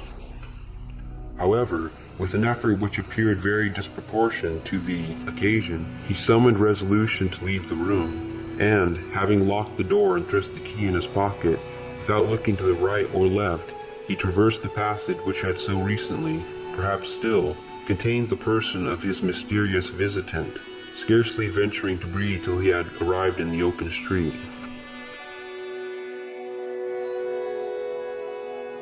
"Mynheer Vanderhausen," said Gerard Dow within himself, as the appointed hour approached. "Mynheer Vanderhausen of Rotterdam. I never heard of the man till yesterday. What can he want of me? A portrait, perhaps, to be painted? Or a poor relation to be apprenticed? Or a collection to be valued? Or, pshaw, there's no one in Rotterdam to leave me a legacy. Well, whatever the business may be, we shall soon know it all." It was now the close of day, and again every easel, except that of Schalken, was deserted. Gerard Dow was pacing the apartment with the restless step of impatient expectation, sometimes pausing to glance over the work of one of his absent pupils, but more frequently placing himself at the window, from whence he might observe the passengers who threaded the obscure by-street in which his studio was placed.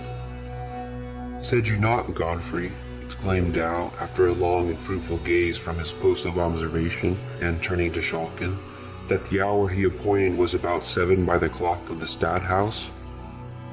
"It had just tolled 7 when I first saw him, sir," answered the student. "The hour is close at hand, then," said the master, consulting a horologe as large and as round as an orange. "Mynheer Vanderhausen from Rotterdam. Is it not so?" "Such was the name." "And an elderly man, richly clad?" pursued Dow musingly. "As well as I might see," replied his pupil. "He could not be young, nor yet very old neither, and his dress was rich and grave, as might become a citizen of wealth and consideration." At this moment the sonorous boom of the Stadthouse clock tolled, stroke after stroke, the hour of 7.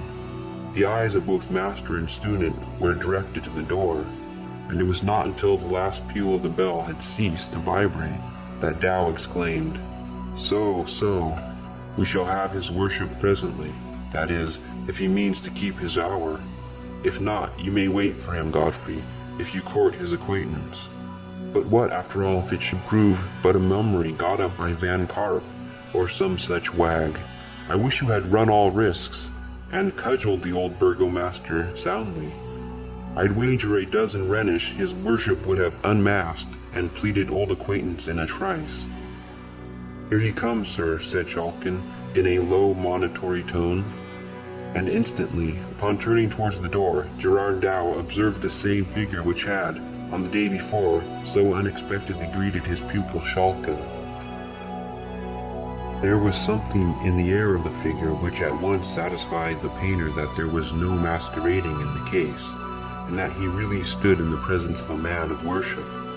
And so, without hesitation, he doffed his cap, and courteously saluting the stranger, requested him to be seated. The visitor waved his hand slightly, as if in acknowledgment of the courtesy, but remained standing. "I have the honor to see Mynheer Vanderhausen of Rotterdam," said Gerard Dow. "The same," was the laconic reply of his visitor. "I understand your worship desires to speak with me," continued Dow, "and I am here by appointment to wait your commands." "Is that a man of trust?" said Vanderhausen, turning toward Schalken, who stood at a little distance behind his master. "Certainly," replied Gerard. "Then let him take this box, and get the nearest jeweler or goldsmith to value its contents, and let him return hither with a certificate of the valuation." At the same time he placed a small case about 9 inches square in the hands of Gerard Dow, who was as much amazed at its weight as at the strange abruptness with which it was handed to him.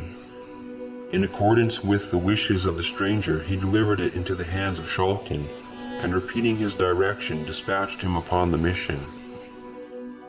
Schalken disposed his precious charge securely beneath the folds of his cloak, and rapidly traversing 2 or 3 narrow streets, he stopped at a corner house, the lower part of which was then occupied by the shop of a Jewish goldsmith. He entered the shop, and calling the little Hebrew into the obscurity of its back recesses, he proceeded to lay before him Vanderhausen's casket. On being examined by the light of a lamp, it appeared entirely cased with lead, the outer surface of which was much scraped and soiled, and nearly white with age. This having been partially removed, there appeared beneath a box of some hard wood, which also they forced open, and after the removal of 2 or 3 folds of linen, they discovered its contents to be a mass of golden ingots, closely packed, and, as the Jew declared, of the most perfect quality. Every ingot underwent the scrutiny of the little Jew, who seemed to feel an Epicurean delight in touching and testing these morsels of the glorious metal, and each one of them was replaced in its berth with the exclamation, "Mein Gott, how very perfect, not one grain of alloy, beautiful, beautiful." The task was at length finished, and the Jew certified under his hand the value of the ingots submitted to his examination to amount to many thousand Rix-dollars. With the desired document in his pocket, and the rich box of gold carefully pressed under his arm, and concealed by his cloak, he retraced his way, and entering the studio, found his master and the stranger in close conference. Schalken had no sooner left the room, in order to execute the commission he had taken in charge, than Vanderhausen addressed Gerard Dow in the following terms. "I cannot tarry with you tonight more than a few minutes, and so I shall shortly tell you the matter upon which I come. You visited the town of Rotterdam some 4 months ago, and then I saw in the church of St. Lawrence your niece, Rose Veldrickhaus. I desire to marry her, and if I satisfy you that I am wealthier than any husband you can dream of for her, I expect that you will forward my suit with your authority. If you approve my proposal, you must close with it here and now, for I cannot wait for calculations and delays." Gerard Dow was hugely astonished by the nature of Mynheer Vanderhausen's communication, but he did not venture to express surprise, for besides the motives supplied by prudence and politeness, the painter experienced a kind of chill and oppression like that which is said to intervene when one is placed in unconscious proximity with the object of a natural antipathy, an undefined but overpowering sensation, while standing in the presence of the eccentric stranger, which made him very unwilling to say anything which might reasonably offend him. "I have no doubt," said Gerard, after 2 or 3 prefatory hems, "that the alliance which you propose will prove alike advantageous and honorable to my niece, but you must be aware that she has a will of her own, and may not acquiesce in what we may design for her advantage." "Do not seek to deceive me, Sir Painter," said Vanderhausen. "You are her guardian, she is your ward. She is mine if you like to make her so." The man of Rotterdam moved forward a little as he spoke, and Gerard Dow, he scarcely knew why, inwardly prayed for the speedy return of Schalken.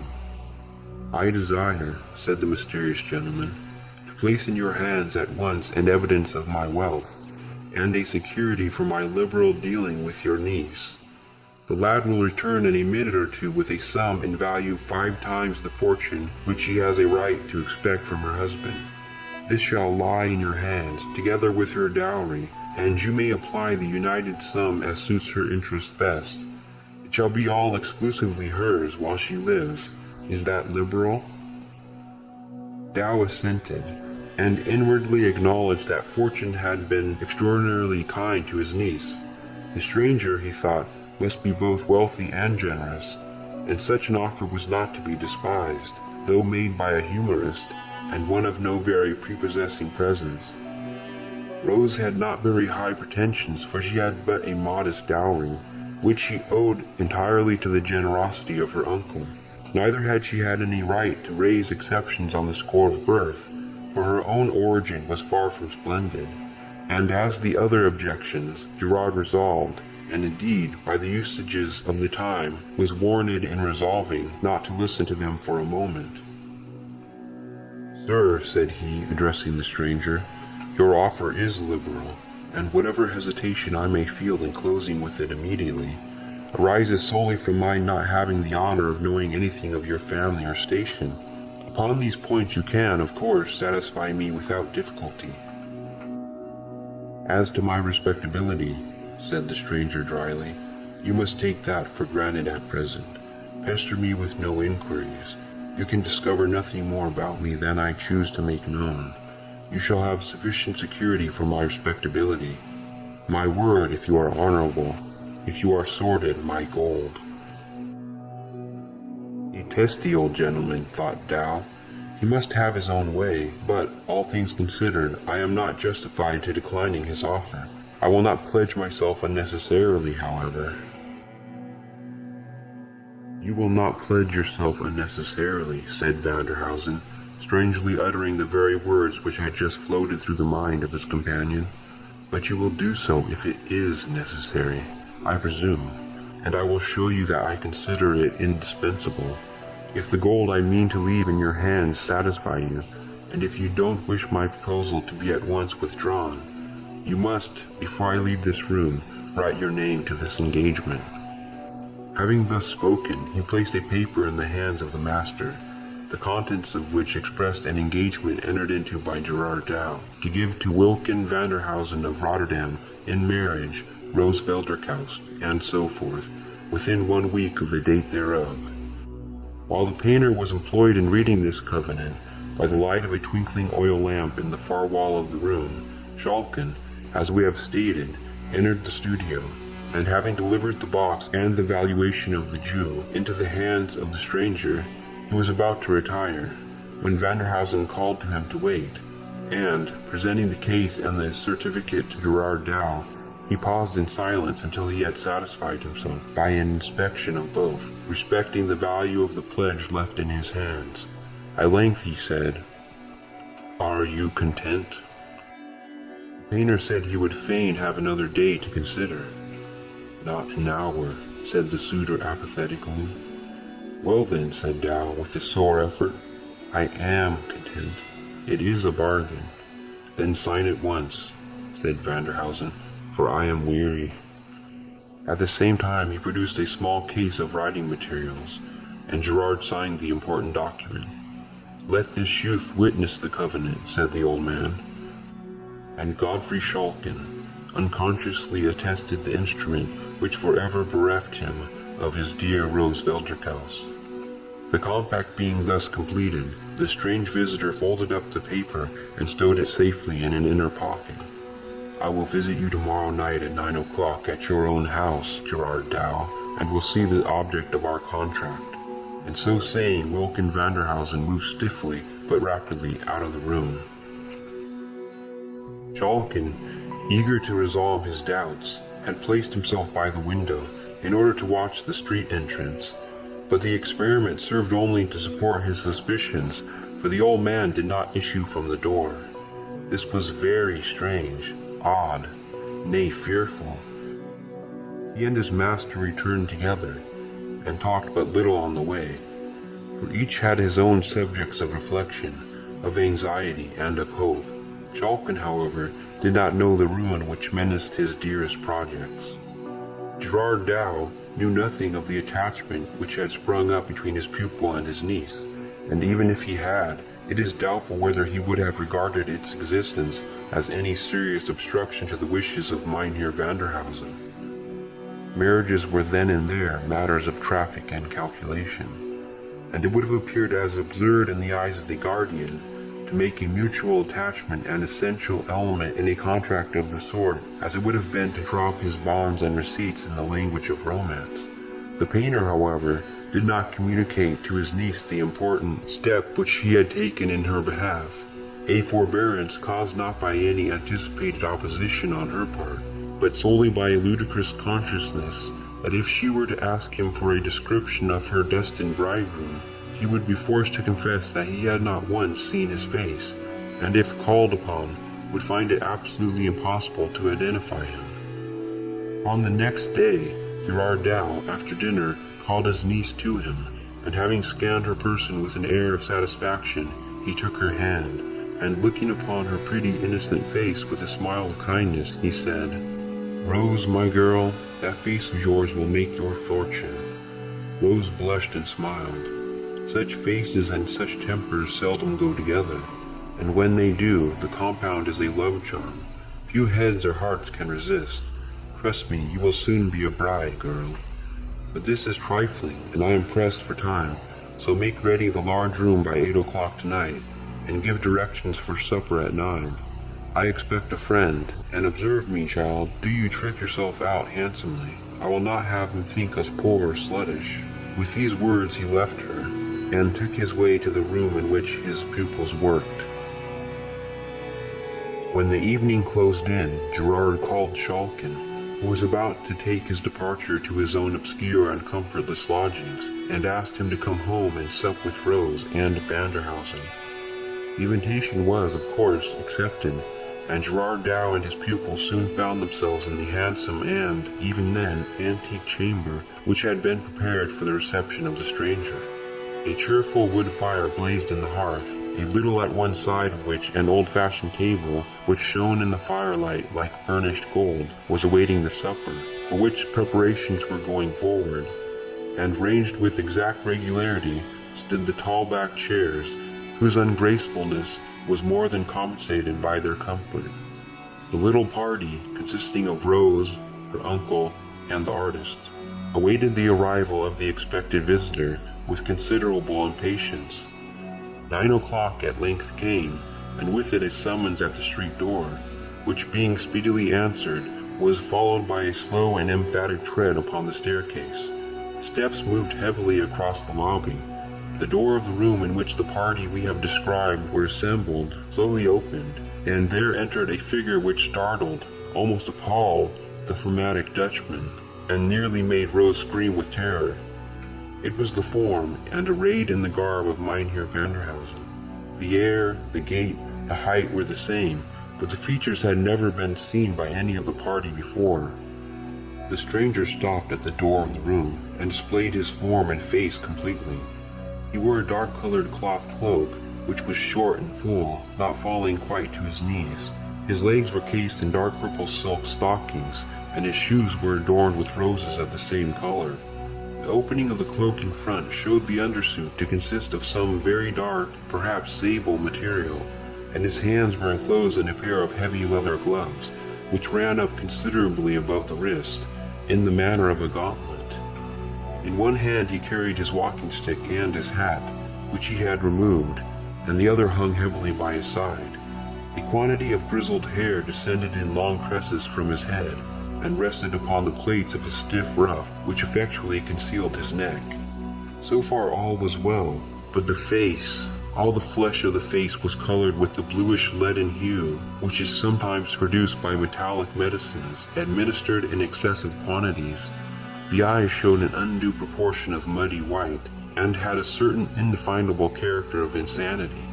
The hue of the lips, bearing the usual relation to that of the face, was, consequently, nearly black, and the entire character of the face was sensual, malignant, and even satanic. It was remarkable that the worshipful stranger suffered as little as possible of his flesh to appear, and that during his visit he did not once remove his gloves. Having stood for some moments at the door, Gerard Dow at length found breath and collectedness to bid him welcome, and with a mute inclination of the head, the stranger stepped forward into the room. There was something indescribably odd, even horrible, about all his motions, something undefinable, that was unnatural, unhuman. It was as if the limbs were guided and directed by a spirit unused to the management of bodily machinery. The stranger spoke hardly at all during his visit, which did not exceed half an hour, and the host himself could scarcely muster courage enough to utter the few necessary salutations and courtesies. And indeed, such was the nervous terror which the presence of Vanderhausen inspired, that very little would have made all his entertainers fly in downright panic from the room. They had not so far lost all self-possession, however, as to fail to observe two strange peculiarities of their visitor. During his stay, his eyelids did not once close, or, indeed, move in the slightest degree, and farther, there was a death-like stillness in his whole person, owing to the absence of the heaving motion of the chest, caused by the process of respiration. These two peculiarities, though when told they may appear trifling, produced a very striking and unpleasant effect, when seen and observed. Vanderhausen at length relieved the painter of Leyden of his inauspicious presence, and with no trifling sense of relief the little party heard the street door close after him. "Dear uncle," said Rose, "what a frightful man! I would not see him again for the wealth of the States." "Tush, foolish girl," said Dow, whose sensations were anything but comfortable. "A man may be as ugly as the devil, and yet, if his heart and actions are good, he is worth all the pretty-faced perfumed puppies that walk the mall. Rose, my girl, it is very true he has not thy pretty face, but I know him to be wealthy and liberal, and were he 10 times more ugly, these two virtues would be enough to counterbalance all his deformity, and if not sufficient actually to alter the shape and hue of his features, at least enough to prevent one thinking them so much amiss." "Do you know, uncle," said Rose, "when I saw him standing at the door, I could not get it out of my head that I saw the old painted wooden figure that used to frighten me so much in the church of St. Lawrence at Rotterdam." Gerard laughed, though he could not help inwardly acknowledging the justness of the comparison. He was resolved, however, as far as he could, to check his niece's disposition to dilate upon the ugliness of her intended bridegroom, although he was not a little pleased as well as puzzled to observe that she appeared totally exempt from that mysterious dread of the stranger which, he could not disguise it from himself, considerably affected him, as also his pupil Godfrey Schalken. Early on the next day there arrived, from various quarters of the town, rich presents of silks, velvets, jewelry, and so forth, for Rose, and also a packet directed to Gerard Dow, which on being opened was found to contain a contract of marriage, formally drawn up, between Wilken Vanderhausen of the Boom Quay in Rotterdam and Rose Velderkaust of Leyden, niece to Gerard Dow, master in the art of painting, also of this same city, and containing engagements on the part of Vanderhausen to make settlements upon his bride, far more splendid than he had before led her guardian to believe likely, and which were to be secured to her use in the most unexceptionable manner possible, the money being placed in the hand of Gerard Dow himself. I have no sentimental scenes to describe, no cruelty of guardians, no magnanimity of wards, no agonies or transport of lovers. The record I have to make is one of sordidness, levity, and heartlessness. In less than a week after the first interview which we have just described, the contract of marriage was fulfilled, and Schalken saw the prize which he would have risked existence to secure, carried off in solemn pomp by his repulsive rival. For 2 or 3 days he absented himself from the school. He then returned and worked, if with less cheerfulness, with far more dogged resolution than before. The stimulus of love had given place to that of ambition. Months passed away, and, Contrary to his expectation, and, indeed, to the direct promise of the parties, Gerard Dow heard nothing of his niece or her worshipful spouse. The interest of the money, which was to have been demanded in quarterly sums, lay unclaimed in his hands. He began to grow extremely uneasy. Mynheer Vanderhausen's direction in Rotterdam he was fully possessed of. After some irresolution he finally determined to journey thither, a trifling undertaking and easily accomplished, and thus to satisfy himself of the safety and comfort of his ward, for whom he entertained an honest and strong affection. His search was in vain, however. No one in Rotterdam had ever heard of Mynheer Vanderhausen. Gerard Dow left not a house in the Boomquay untried, but all in vain. No one could give him any information whatever regarding the object of his inquiry, and he was obliged to return to Leyden nothing wiser, and far more anxious than when he had left it. On his arrival, he hastened to the establishment from which Vanderhausen had hired the lumbering, though, considering the times, most luxurious vehicle which the bridal party had employed to convey them to Rotterdam. From the driver of this machine he learned that, having proceeded by slow stages, they had late in the evening approached Rotterdam, but that before they entered the city, and while yet nearly a mile from it, a small party of men, soberly clad, and after the old fashion, with peaked beards and mustaches, standing in the center of the road, obstructed the further progress of the carriage. The driver reined in his horses, much fearing, from the obscurity of the hour and the loneliness of the road, that some mischief was intended. His fears were, however, somewhat allayed by his observing that these strange men carried a large litter of an antique shape, and which they immediately set down upon the pavement, whereupon the bridegroom, having opened the coach door from within, descended, and having assisted his bride to do likewise, led her, weeping bitterly and wringing her hands, to the litter, which they both entered.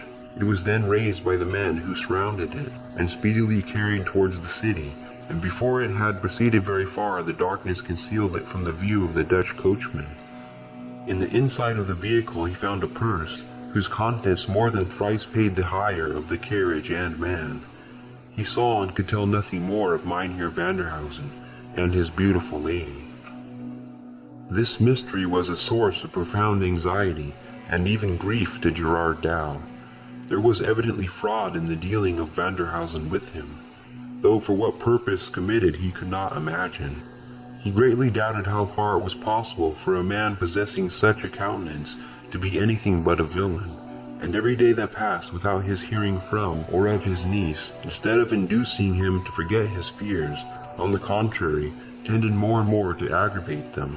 The loss of her cheerful society tended also to depress his spirits, and in order to dispel the gloom which often crept upon his mind after his daily occupations were over, he was wont frequently to ask Schalken to accompany him home and share his otherwise solitary supper. One evening, the painter and his pupil were sitting by the fire, having accomplished a comfortable meal, and had yielded to the silent and delicious melancholy of digestion, when their ruminations were disturbed by a loud sound at the street door, as if occasioned by some person rushing and scrambling vehemently against it.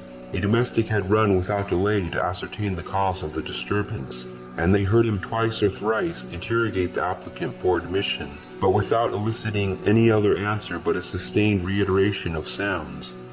They heard him then open the hall door, and immediately there followed a light and rapid tread on the staircase.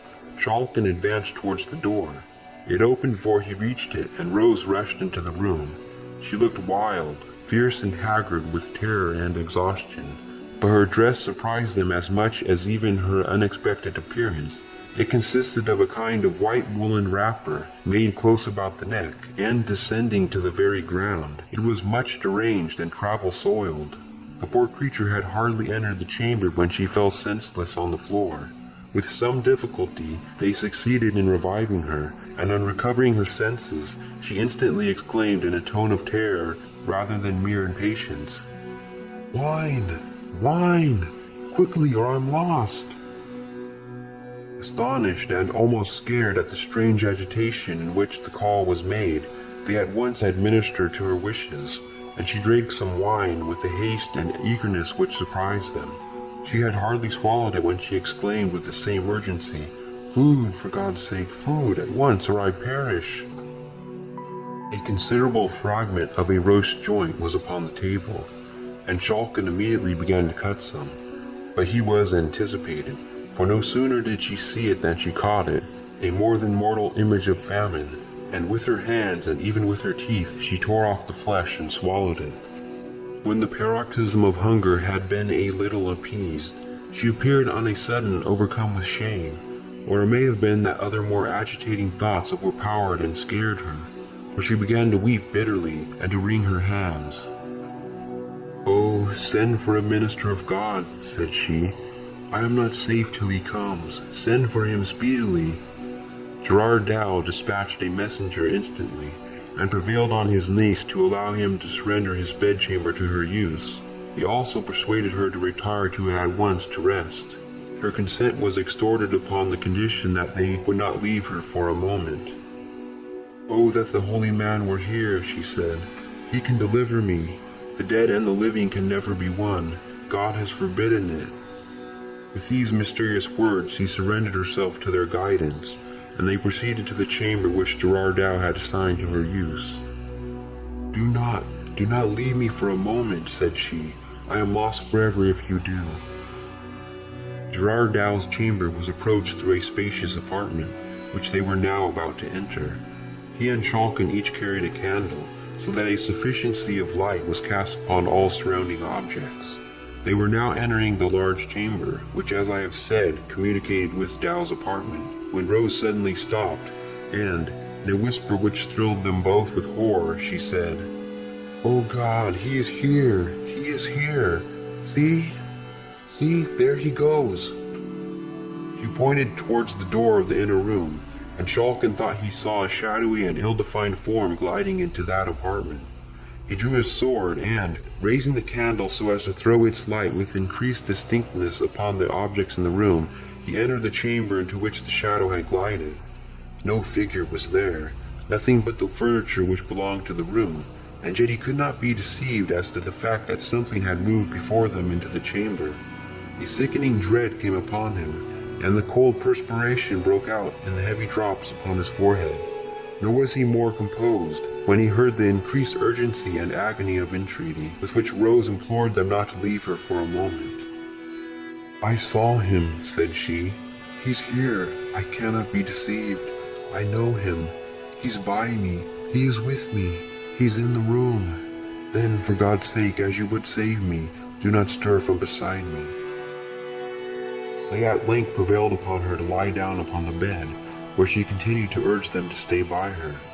She frequently uttered incoherent sentences, repeating again and again, "The dead and the living cannot be one, God has forbidden it," and then again, "Rest to the wakeful, sleep to the sleepwalkers." These and such mysterious and broken sentences she continued to utter until the clergyman arrived. Gerard Dow began to fear, naturally enough, that terror or ill-treatment had unsettled the poor girl's intellect, and he half suspected, by the suddenness of her appearance, the unseasonableness of the hour, and above all, from the wildness and terror of her manner, that she had made her escape from some place of confinement for lunatics, and was in imminent fear of pursuit. He resolved to summon medical advice as soon as the mind of his niece had been in some measure set at rest by the offices of the clergyman, whose attendance she had so earnestly desired, and until this object had been attained, he did not venture to put any questions to her, which might possibly, by reviving painful or horrible recollections, increase her agitation. The clergyman soon arrived, a man of ascetic countenance and venerable age, one whom Gerard Dow respected very much, forasmuch as he was a veteran polemic, though one perhaps more dreaded as a combatant than beloved as a Christian, of pure morality, subtle brain, and frozen heart. He entered the chamber which communicated with that in which Rose reclined, and immediately on his arrival she requested him to pray for her, as for one who lay in the hands of Satan, and who could hope for deliverance only from heaven. That you may distinctly understand all the circumstances of the event which I am going to describe, it is necessary to state the relative position of the parties who were engaged in it. The old clergyman and Shulkin were in the anteroom of which I have already spoken, Rose lay in the inner chamber, the door of which was open, and by the side of the bed, at her urgent desire, stood her guardian. A candle burned in the bedchamber, and 3 were lighted in the outer apartment. The old man cleared his voice as if about to commence, but before he had time to begin, a sudden gust of air blew out the candle which served to illuminate the room in which the poor girl lay, and she, with hurried alarm, exclaimed, "Godfrey, bring in another candle, the darkness is unsafe." Gerard Dow, forgetting for the moment her repeated injunctions, in the immediate impulse, stepped from the bedchamber into the other in order to supply what she desired. "Oh God, do not go, dear uncle," shrieked the unhappy girl, and at the same time she sprung from the bed and darted after him in order, by her grasp, to detain him. But the warning came too late, for scarcely had he passed the threshold, and hardly had his niece had time to utter the startling exclamation, when the door which divided the 2 rooms closed violently after him, as if swung by a strong blast of wind. Shulkin and he both rushed to the door, but their united and desperate efforts could not avail so much as to shake it. Shriek after shriek burst from the inner chamber, with all the piercing loudness of despairing terror. Shulkin and Dow plied every nerve to force upon the door, but all in vain. There was no sound of struggling from within, but the screams seemed to increase in loudness, and at the same time they heard the bolts of the lattice window withdrawn, and the window itself grated upon the sill as if thrown open. One last shriek, so long and piercing and agonized as to be scarcely human, swelled from the room, and suddenly there followed a death-like silence. A light step was heard crossing the floor, as if from the bed to the window, and almost at the same instant the door gave way, and, yielding to the pressure of the external applicants, nearly precipitated them into the room. It was empty. The window was open, and Shulkin sprung to a chair and gazed out upon the street and canal below. He saw no form, but he saw, or thought he saw, the waters of the broad canal beneath settling ring after ring in heavy circles, as if a moment before disturbed by the submission of some ponderous body. No trace of Rose was ever after found, nor was anything certain respecting her mysterious wooer discovered or even suspected. No clue whereby to trace the intricacies of the labyrinth and to arrive at its solution presented itself, but an incident occurred which, though it will not be received by our rational readers in lieu of evidence, produced nevertheless a strong and a lasting impression upon the mind of Shulkin. Many years after the events which we have detailed, Shulkin, then residing far away, received an intimation of his father's death, and of his intended burial upon a fixed day in the church of Rotterdam. It was necessary that a very considerable journey should be performed by the funeral procession, which, as it will be readily believed, was not very numerously attended. Shulkin with difficulty arrived in Rotterdam late in the day upon which the funeral was appointed to take place. It had not then arrived. Evening closed in, and still it did not appear. Shulkin strolled down to the church. He found it open. Notice of the arrival of the funeral had been given, and the vault in which the body was to be laid had been opened. The sexton, on seeing a well-dressed gentleman, whose object was to attend the expected obsequies, pacing the aisle of the church, hospitably invited him to share with him the comforts of a blazing fire, which, as was his custom in winter-time upon such occasions, he had kindled in the hearth of a chamber, in which he was accustomed to await the arrival of such grisly guests, and which communicated, by a flight of steps, with the vault below. In this chamber, Shulkin and his entertainer seated themselves, and the sexton, after some fruitless attempts to engage his guest in conversation, was obliged to apply himself to his tobacco pipe and can, to solace his solitude. In spite of his grief and cares, the fatigues of a rapid journey of nearly 40 hours gradually overcame the mind and body of Godfrey Shulkin, and he sank into a deep sleep, from which he awakened by someone's shaking him gently by the shoulder. He first thought that the old sexton had called him, but he was no longer in the room. He roused himself, and as soon as he could clearly see what was around him, he perceived a female form, clothed in a kind of light robe of white, part of which was so disposed as to form a veil, and in her hand she carried a lamp.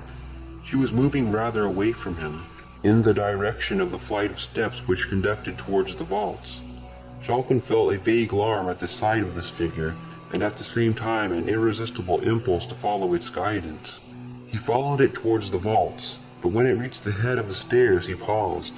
The figure paused also, and, turning gently round, displayed, by the light of the lamp it carried, the face and features of his first love, Rose Velderkaust. There was nothing horrible, or even sad, in the countenance. On the contrary, it wore the same arch smile which used to enchant the artist long before in his happy days. A feeling of awe and interest, too intense to be resisted, prompted him to follow the spectre, if spectre it were.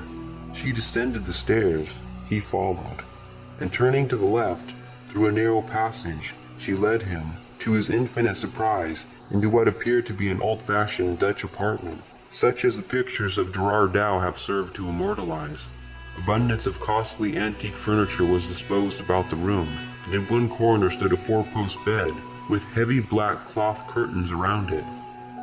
The figure frequently turned towards him with the same arch smile, and when she came to the side of the bed she drew the curtains, and, by the light of the lamp which she held towards its contents, she disclosed to the horror-stricken painter, sitting bolt upright in the bed, the livid and demoniac form of Vanderhausen.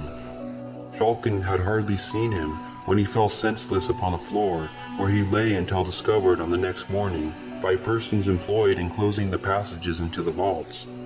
He was lying in a cell of considerable size, which had not been disturbed for a long time, and he had fallen beside a large coffin, which was supported upon small pillars, a security against the attacks of vermin. To his dying day Shulkin was satisfied of the reality of the vision which he had witnessed, and he has left behind him a curious evidence of the impression which it wrought upon his fancy, in a painting executed shortly after the event I have narrated, and which is valuable as exhibiting not only the peculiarities which have made Shulkin's pictures sought after, but even more so, as presenting a portrait of his early love, Rose Velderkaust, whose mysterious fate must always remain matter of speculation. When Tig Braddock came to Nora Finnegan, he was red-headed and freckled, and truth to tell, he remained with these features to the end of his life. A life prolonged by a lucky, if somewhat improbable incident, as you shall hear. Tig had shuffled off his parents, as saurians of some sorts do their skins. During the temporary absence from home of his mother, who was at the Bridewell, and the more extended vacation of his father, who, like Villon, loved the open road and the life of it, Tig, who was not a well-domesticated animal, wandered away. The Humane Society never heard of him. The neighbors did not miss him, and the law took no cognizance of this detached citizen, this lost Pleiad. Tig would have sunk into that melancholy which is attendant upon hunger, the only form of despair which babyhood knows, if he had not wandered across the path of Nora Finnegan. Now Nora shone with steady brightness in her orbit, and no sooner had Tig entered her atmosphere than he was warmed and comforted. Hunger could not live where Nora was. The basement room where she kept house was redolent with savory smells, and in the stove in her front room, which was also her bedroom, there was a bright fire glowing when fire was needed. Nora went out washing for a living, but she was not a poor washerwoman, not at all. She was a washerwoman triumphant. She had perfect health, an enormous frame, an abounding enthusiasm for life, and a rich abundance of professional pride. She believed herself to be the best washer of white clothes she had ever had the pleasure of knowing, and the value placed upon her services, and her long connection with certain families with large weekly washings, bore out this estimate of herself, an estimate which she never endeavored to conceal. Nora had buried 2 husbands without being unduly depressed by the fact. The first husband had been a disappointment, and Nora winked at Providence when an accident in a tunnel carried him off, that is to say, carried the husband off. The second husband was not so much of a disappointment as a surprise. He developed ability of a literary order, and wrote songs which sold and made him a small fortune. Then he ran away with another woman. The woman spent his fortune, drove him to dissipation, and when he was dying he came back to Nora, who received him cordially, attended him to the end, and cheered his last hours by singing his own songs to him. Then she raised a headstone recounting his virtues, which were quite numerous, and refraining from any reference to those peculiarities which had caused him to be such a surprise. Only one actual chagrin had ever nibbled at the sound heart of Nora Finnegan, a cruel chagrin with long white teeth, such as rodents have. She had never held a child to her breast, nor laughed in its eyes, never bathed the pink form of a little son or daughter, never felt a tugging of little hands at her voluminous calico skirts. Nora had burnt many candles before the statue of the Blessed Virgin without remedying this deplorable condition. She had sent up unavailing prayers, and had, at times, wept hot tears of longing and loneliness. Sometimes in her sleep she dreamed that a wee form, warm and exquisitely soft, had pressed against her firm body, and that a hand with tiniest pink nails crept within her bosom. But as she reached out to snatch this delicious little creature closer, she woke to realize a barren woman's grief, and turned herself in anguish on her lonely pillow. So when Tig came along, accompanied by 2 curs who had faithfully followed him from his home, and when she learned the details of his story, she took him in, curs and all, and having bathed the 3 of them, made them part and parcel of her home. This was after the demise of the second husband, and at a time when Nora felt that she had done all a woman could be expected to do for Hymen. Tig was a preposterous baby. The curs were preposterous curs. Nora had always been afflicted with a surplus amount of laughter which had difficulty in attaching itself to anything, owing to the lack of the really comic in the surroundings of the poor. But with a red-headed and freckled baby boy and 2 trick dogs in the house, she found a good and sufficient excuse for her hilarity, and would have torn the cave where Echo lives with her mirth, had that cave not been as such an immeasurable distance from the crowded neighborhood where she lived. At the age of 4, Tig went to free kindergarten. At the age of 6, he was in school, and made 3 grades the first year and 2 the next. At 15, he was graduated from the high school and went to work as errand boy in a newspaper office, with a fixed determination to make a journalist of himself. Nora was a trifle worried about his morals when she discovered his intellect, but as time went on, and Tig showed no devotion for any woman save herself, and no consciousness that there were such things as bad boys or saloons in the world, she began to have confidence. All of his earnings were brought to her. Every holiday was spent with her. He told her his secrets and his aspirations.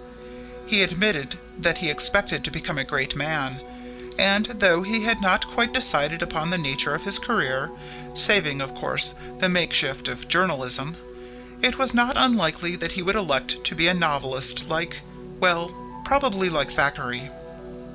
Hope, always a charming creature, put on her most alluring smiles for Tig, and he made her his mistress, and feasted on the light of her eyes. Moreover, he was chaperoned, so to speak, by Nora Finnegan, who listened to every line Tig wrote, and made a mighty applause, and filled him up with good Irish stew, many-coloured as the coat of Joseph, and pungent with the inimitable perfume of the rose of the cellar. Nora Finnegan understood the onion, and used it lovingly. She perceived the difference between the use and abuse of the pleasant and obvious friend of hungry man, and employed it with enthusiasm, but discretion. Thus it came about that whoever ate of her dinners found the meals of other cooks strangely lacking in savour, and remembered with regret the soups and stews and broiled steaks and stuffed chickens of the woman who appreciated the onion. When Nora Finnegan came home with a cold one day, she took it in such a jocular fashion that Tig felt not the least concern about her, and when, 2 days later, she died of pneumonia, he almost thought at first that it must be one of her jokes. She had departed with decision, such as characterized every act of her life, and had made as little trouble for others as possible. When she was dead, the community had the opportunity of discovering the number of her friends. Miserable children with faces which revealed 2 generations of hunger, homeless boys with vicious countenances, miserable wrecks of humanity, women with bloated faces, came to weep over Nora's bier, and to lay a flower there, and to scuttle away, more abjectly lonely than even sin could make them. If the cats and the dogs, the sparrows and horses to which she had shown kindness, could also have attended her funeral, the procession would have been, from a point of numbers, one of the most imposing the city had ever known. Tig used up all their savings to bury her, and the next week, by some peculiar fatality, he had a falling out with the night editor of his paper and was discharged. This sank deep into his sensitive soul, and he swore he would be an underling no longer, which foolish resolution was directly traceable to his hair, the color of which, it will be recollected, was red. Not being an underling, he was obliged to make himself into something else, and he recurred passionately to his old idea of becoming a novelist. He settled down in Nora's basement rooms, went to work on a battered typewriter, did his own cooking, and occasionally pawned something to keep him in food. The environment was calculated to further impress him with the idea of his genius. A certain magazine offered an alluring prize for a short story, and Tig wrote one and rewrote it, making alterations, revisions, annotations, and interlineations which would have reflected credit upon honor acute Balzac himself. Then he wrought altogether with splendid brevity and dramatic force, Tig's own words, and mailed the same. He was convinced he would get the prize.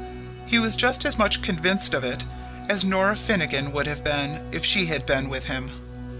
So he went about doing more fiction, taking no especial care of himself, and wrapped in rosy dreams, which, not being warm enough for the weather, permitted him to come down with rheumatic fever.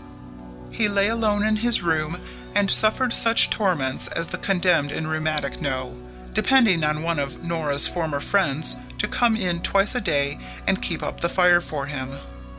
This friend was aged 10 and looked like a sparrow who had been in a cyclone, but somewhere inside his bones was a wit which had spelled out devotion. He found fuel for the cracked stove somehow or other. He brought it in a dirty sack which he carried on his back, and he kept warmth in Tig's miserable body. Moreover, he found food of a sort, cold, horrible bits often, and Tig wept when he saw them, remembering the meals Nora had served him. Tig was getting better, though he was conscious of a weak heart and a lamenting stomach, when, to his amazement, the sparrow ceased to visit him. Not for a moment did Tig suspect desertion. He knew that only something in the nature of an act of Providence, as the insurance companies would designate it, could keep the little bundle of bones away from him. As the days went by, he became convinced of it, for no sparrow came, and no coal lay upon the hearth. The basement window, fortunately, looked toward the south, and the pale April sunshine was beginning to make itself felt, so that the temperature of the room was not unbearable. But Tig languished, sank, day by day, and was kept alive only by the conviction that the letter announcing the award of the $1,000 prize would presently come to him. One night, he reached a place where for hunger and dejection his mind wandered, and he seemed to be complaining all night to Nora of his woes. When the chill dawn came, with chittering of little birds on the dirty pavement, and an agitation of the scrawny willow pussies, He was not able to lift his hand to his head. The window before his sight was but a glittering square. He said to himself that the end must be at hand. Yet it was cruel, cruel, with fame and fortune so near. If only he had some food, he might summon strength to rally, just for a little while. Impossible that he should die, and yet without food there was no choice. Dreaming so of Nora's dinners, thinking how one spoonful of a stew, such as she often compounded, would now be his salvation, he became conscious of the presence of a strong perfume in the room. It was so familiar that it seemed like a subconsciousness, yet he found no name for this friendly odor for a bewildered minute or two. Little by little, however, it grew upon him that it was the onion, that fragrant and kindly bulb which had attained its apotheosis in the cuisine of Nora Finnegan of sacred memory. He opened his languid eyes to see if, mayhap, the plant had not attained some more palpable materialization. Behold, it was so! Before him, in a brown earthen dish, a most familiar dish, was an onion, pearly white, in placid seas of gravy, smoking and delectable. With unexpected strength, he raised himself and reached for the dish, which floated before him in a halo made by its own steam.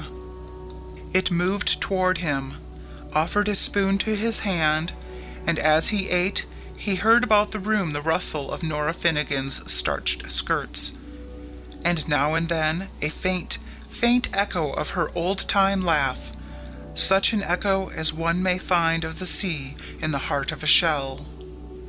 The noble bulb disappeared little by little before his ferocity, and in contentment greater than virtue can give, he sank back upon his pillow and slept.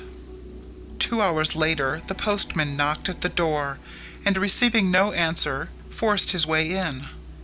Tig, half awake, saw him enter with no surprise. He felt no surprise when he put a letter in his hand bearing the name of the magazine to which he had sent his short story. He was not even surprised when, tearing it open with suddenly alert hands, he found within the check for the first prize, the check he had expected. All that day, as the April sunlight spread itself upon his floor, he felt his strength grow. Late in the afternoon, the sparrow came back, paler and more bony than ever, and sank breathing hard upon the floor with his sack of coal. "I've been sick," he said, trying to smile. "Terrible sick, but I come as soon as I could." "Build up the fire!" cried Tig in a voice so strong it made the sparrow start, as if a stone had struck him. "Build up the fire, and forget you are sick, for by the shade of Nora Finnegan you shall be hungry no more." Chapter 1. A Lorn Milkmaid. It was an 80-cow dairy, and the troop of milkers, regular and supernumerary, were all at work, for though the time of year was as yet but early April, the feed lay entirely in water meadows, and the cows were in full pail. The hour was about 6 in the evening, and 3/4 of the large, red, rectangular animals having been finished off, there was opportunity for a little conversation. "He do bring home his bride tomorrow, I hear. They've come as far as Anglebury today." The voice seemed to proceed from the belly of a cow called Cherry, but the speaker was a milking woman, whose face was buried in the flank of that motionless beast. "Have anybody seen her?" said another. There was a negative response from the first. "Though she says she's a rosy-cheeked, titsy-totsy little body enough," she added, and as the milkmaid spoke, she turned her face so that she could glance past her cow's tail to the other side of the barton, where a thin, fading woman of 30 milked somewhat apart from the rest. "Years younger than he, they say," continued the second, with also a glance of reflectiveness in the same direction. "How old do you call him, then?" 30 or so." "More like 40, broke in an old milkman near, in a long white pinafore or wrapper, with the brim of his hat tied down, so that he looked like a woman. "I was born before a great weir was builded, and I hadn't a man's wages when I laved water there." The discussion waxed so warm that the purr of the milk streams became jerky, till a voice from another cow's belly cried with authority, "Now then, what the Turk do it matter to us about Farmer Lodge's age or Farmer Lodge's new missus? I shall have to pay him £9 a year for the rent of every one of these milchers, whatever his age or hers. Get on with your work, or 'twill be dark before we have done. The evening is pinking in already." This speaker was the dairyman himself, by whom the milkmaids and men were employed. Nothing more was said publicly about Farmer Lodge's wedding, but the first woman murmured under her cow to her next neighbour, "'Tis hard for she," signifying the thin, worn milkmaid aforesaid. "Oh no," said the second, "he hadn't spoken to Rhoda Brooke for years." When the milking was done, they washed their pails and hung them on a many-forked stand made of the peeled limb of an oak tree, set upright in the earth, and resembling a colossal antlered horn. The majority then dispersed in various directions homeward. The thin woman who had not spoken was joined by a boy of 12 or thereabout, and the twain went away up the field also. Their course lay apart from that of the others, to a lonely spot high above the water-meads, and not far from the border of Egdon Heath, whose dark countenance was visible in the distance as they drew nigh to their home. "They've just been saying down in the barton that your father brings his young wife home from Anglebury tomorrow," the woman observed. "I shall want to send you for a few things to market, and you'll be pretty sure to meet him." "Yes, mother," said the boy. "His father married, then?" "Yes. You can give her a look, and tell me what she's like if you do see her." "Yes, mother. If she's dark or fair, and if she's tall as I, and if she seems like a woman who has ever worked for a living, or one that has always been well off, and has never done anything, and shows marks of the lady on her, as I expect she do." "Yes." They crept up the hill in the twilight, and entered the cottage. It was built of mud walls, the surface of which had been washed by many rains into channels and depressions that left none of the original flat face visible, while here and there in the thatch above a rafter showed like a bone protruding through skin. She was kneeling down in the chimney corner, before 2 pieces of turf laid together with the heathered inwards, blowing at the red-hot ashes with her breath until the turves flamed. The radiance lit her pale cheek, and made her dark eyes, that had once been handsome, seem handsome anew. "Yes," she resumed, "see if she is dark or fair, and if you can, notice if her hands be white. If not, see if they look as though she had ever done housework, or a milker's hands like mine." The boy promised, inattentively this time, his mother not observing that he was cutting a notch with his pocket-knife in the beech-backed chair. Chapter 2. The Young Wife. The road from Anglebury to Holmstoke is in general level, but there is one place where a sharp ascent breaks its monotony. Farmers homeward bound from the former market town, who trot all the rest of the way, walk their horses up the short incline. The next evening, while the sun was yet bright, a handsome new gig with a lemon-coloured body and red wheels was spinning westward along the level highway at the heels of a powerful mare. The driver was a yeoman in the prime of life, cleanly shaven like an actor, his face being toned to that bluish vermilion hue which so often graces a thriving farmer's features when returning home after successful dealings in the town. Beside him sat a woman, many years his junior, almost, indeed, a girl. Her face, too, was fresh in colour, but it was of a totally different quality, soft and evanescent, like the light under a heap of rose petals. Few people travelled this way, for it was not a main road, and the long white riband of gravel that stretched before them was empty, save of one small scarce-moving speck, which presently resolved itself into the figure of a boy, who was creeping along at a snail's pace, and continually looking behind him, the heavy bundle he carried being some excuse for, if not the reason, of his dilatoriness. When the bouncy gig party slowed at the bottom of the incline above mentioned, the pedestrian was only a few yards in front. Supporting the large bundle by putting one hand on his hip, he turned and looked straight at the farmer's wife, as though he would read her through and through, pacing along abreast of the horse. The low sun was full in her face, rendering every feature, shade, and contour distinct, from the curve of her little nostril to the colour of her eyes. The farmer, though he seemed annoyed at the boy's persistent presence, did not order him to get out of the way, and thus the lad preceded them, his hard gaze never leaving her until they reached the top of the ascent, when the farmer trotted on with relief in his lineaments, having taken no outward notice of the boy whatever. "How that poor lad stared at me," said the young wife. "Yes, dear, I saw that he did. He's one of the village, I suppose. One of the neighbourhood. I think he lives with his mother a mile or two off. He knows who we are, no doubt.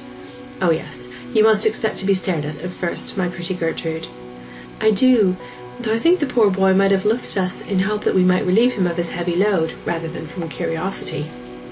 "Oh, no," said her husband offhandedly. "These country lads will carry 100 weight once they get it on their backs. Besides, his pack had more size than weight in it.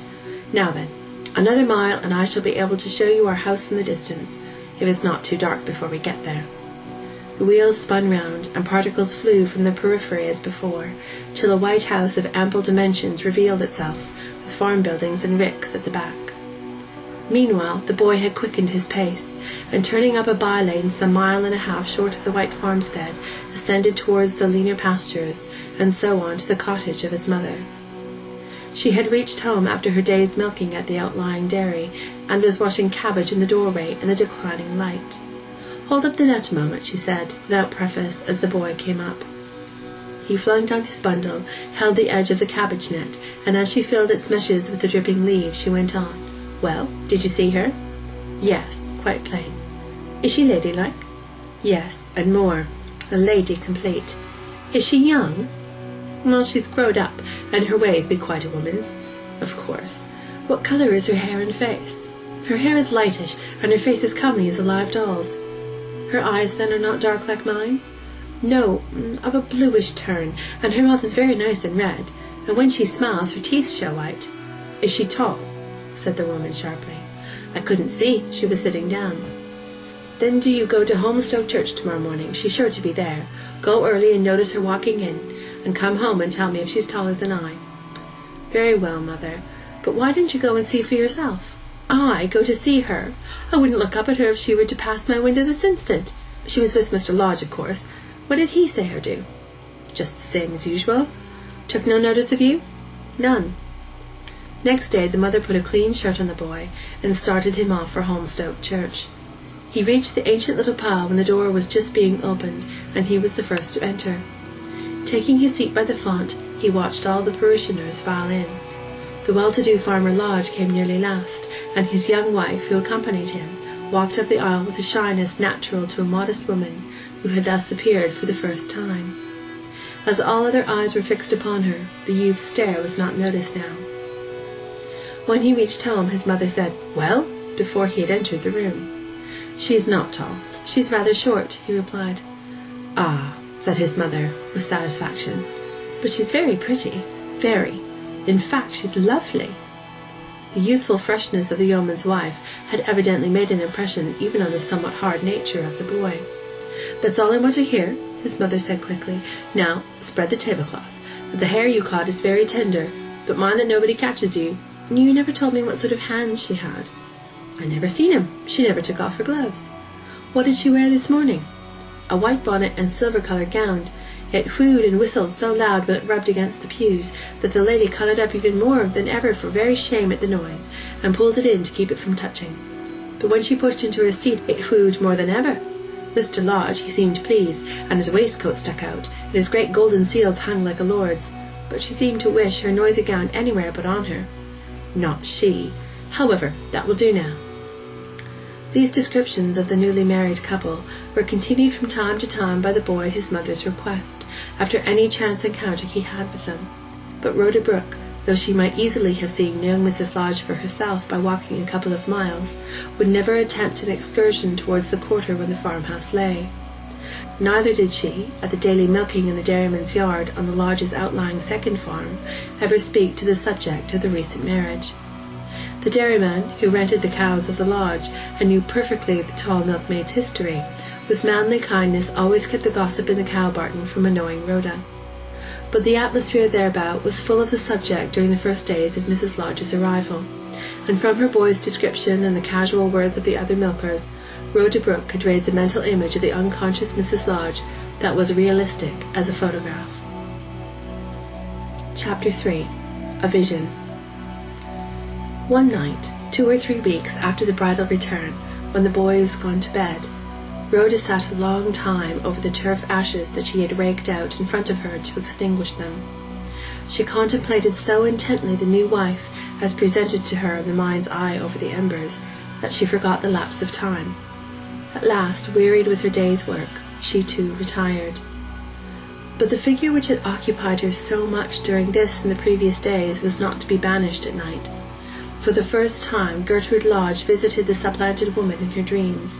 Rhoda Brooke dreamed, since her assertion that she really saw before falling asleep was not to be believed, that the young wife, in the pale silk dress and white bonnet, but with features shockingly distorted and wrinkled as by age, was sitting upon her chest as she lay. The pressure of Mrs. Lodge's person grew heavier, the blue eyes peered cruelly into her face, and then the figure thrust forward its left hand mockingly, so as to make the wedding ring it wore glitter in Rhoda's eyes. Maddened mentally, and nearly suffocated by pressure, the sleeper struggled. The incubus, still regarding her, withdrew to the foot of the bed, only, however, to come forward by degrees, resume her seat, and flash her left hand as before. Gasping for breath, Rhoda, in a last desperate effort, swung out her right hand, seized the confronting spectre by its obtrusive left arm, and whirled it backward to the floor, starting up herself as she did so with a low cry. "Oh, merciful heaven!" she cried, sitting on the edge of the bed in a cold sweat. "That was not a dream. She was here." She could feel her antagonist's arm within her grasp even now, the very flesh and bone of it, as it seemed. She looked on the floor, whither she had whirled the spectre, but there was nothing to be seen. Rhoda Brooke slept no more that night, and when she went milking at the next dawn, they noticed how pale and haggard she looked. The milk that she drew quivered into the pail, her hand had not calmed even yet, and still retained the feel of the arm. She came home to breakfast as wearily as if it had been supper-time. "What was that noise in your chamber, mother, last night?" said her son. "You fell off the bed, surely." "Did you hear anything fall?" "At what time?" "Just when the clock struck 2. She could not explain, and when the meal was done, went silently about her housework, the boy assisting her, for he hated going afield on the farms, and she indulged his reluctance. Between 11 and 12 the garden gate clicked, and she lifted her eyes to the window. At the bottom of the garden, within the gate, stood the woman of her vision. Rhoda seemed transfixed. "Ah, she said she would come," exclaimed the boy, also observing her. "Said so? When? How did she know us?" "I have seen and spoken to her. I talked to her yesterday." "I told you," said the mother, flushing indignantly, "never to speak to anybody in that house, or go near the place." "I did not speak to her till she spoke to me, and I did not go near the place. I met her in the road." "What did you tell her?" "Nothing. She said, 'Are you the poor boy who had to bring the heavy load for market?' And she looked at my boots and said they would not keep my feet dry if it came on wet because they were so cracked. I told her I lived with my mother, and we had enough to do to keep ourselves, and that's how it was. And she said then, 'I'll come and bring you some better boots and see your mother.' She gives away things to other folks in the meads besides us."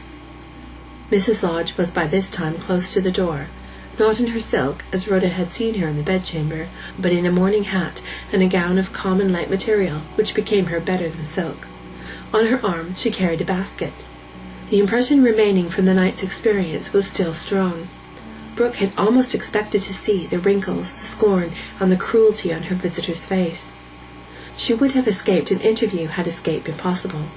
There was, however, no back door to the cottage, and in an instant the boy had lifted the latch to Mrs. Lodge's gentle knock. "I see I have come to the right house," said she, glancing at the lad and smiling, "but I was not sure till you opened the door." The figure and action were those of the phantom, but her voice was so indescribably sweet, her glance so winning, her smile so tender, so unlike that of Rhoda's midnight visitant, that the latter could hardly believe the evidence of her senses. She was truly glad that she had not hid it away in sheer aversion, as she had been inclined to do. In her basket, Mrs. Lodge brought the pair of boots that she had promised to the boy, and other useful articles. At these proofs of a kindly feeling towards her and hers, Rhoda's heart reproached her bitterly. This innocent young thing should have her blessing and not her curse. When she left them, a light seemed to have gone from the dwelling. 2 days later she came again to know if the boots were fitted, and less than a fortnight after that paid Rhoda another call.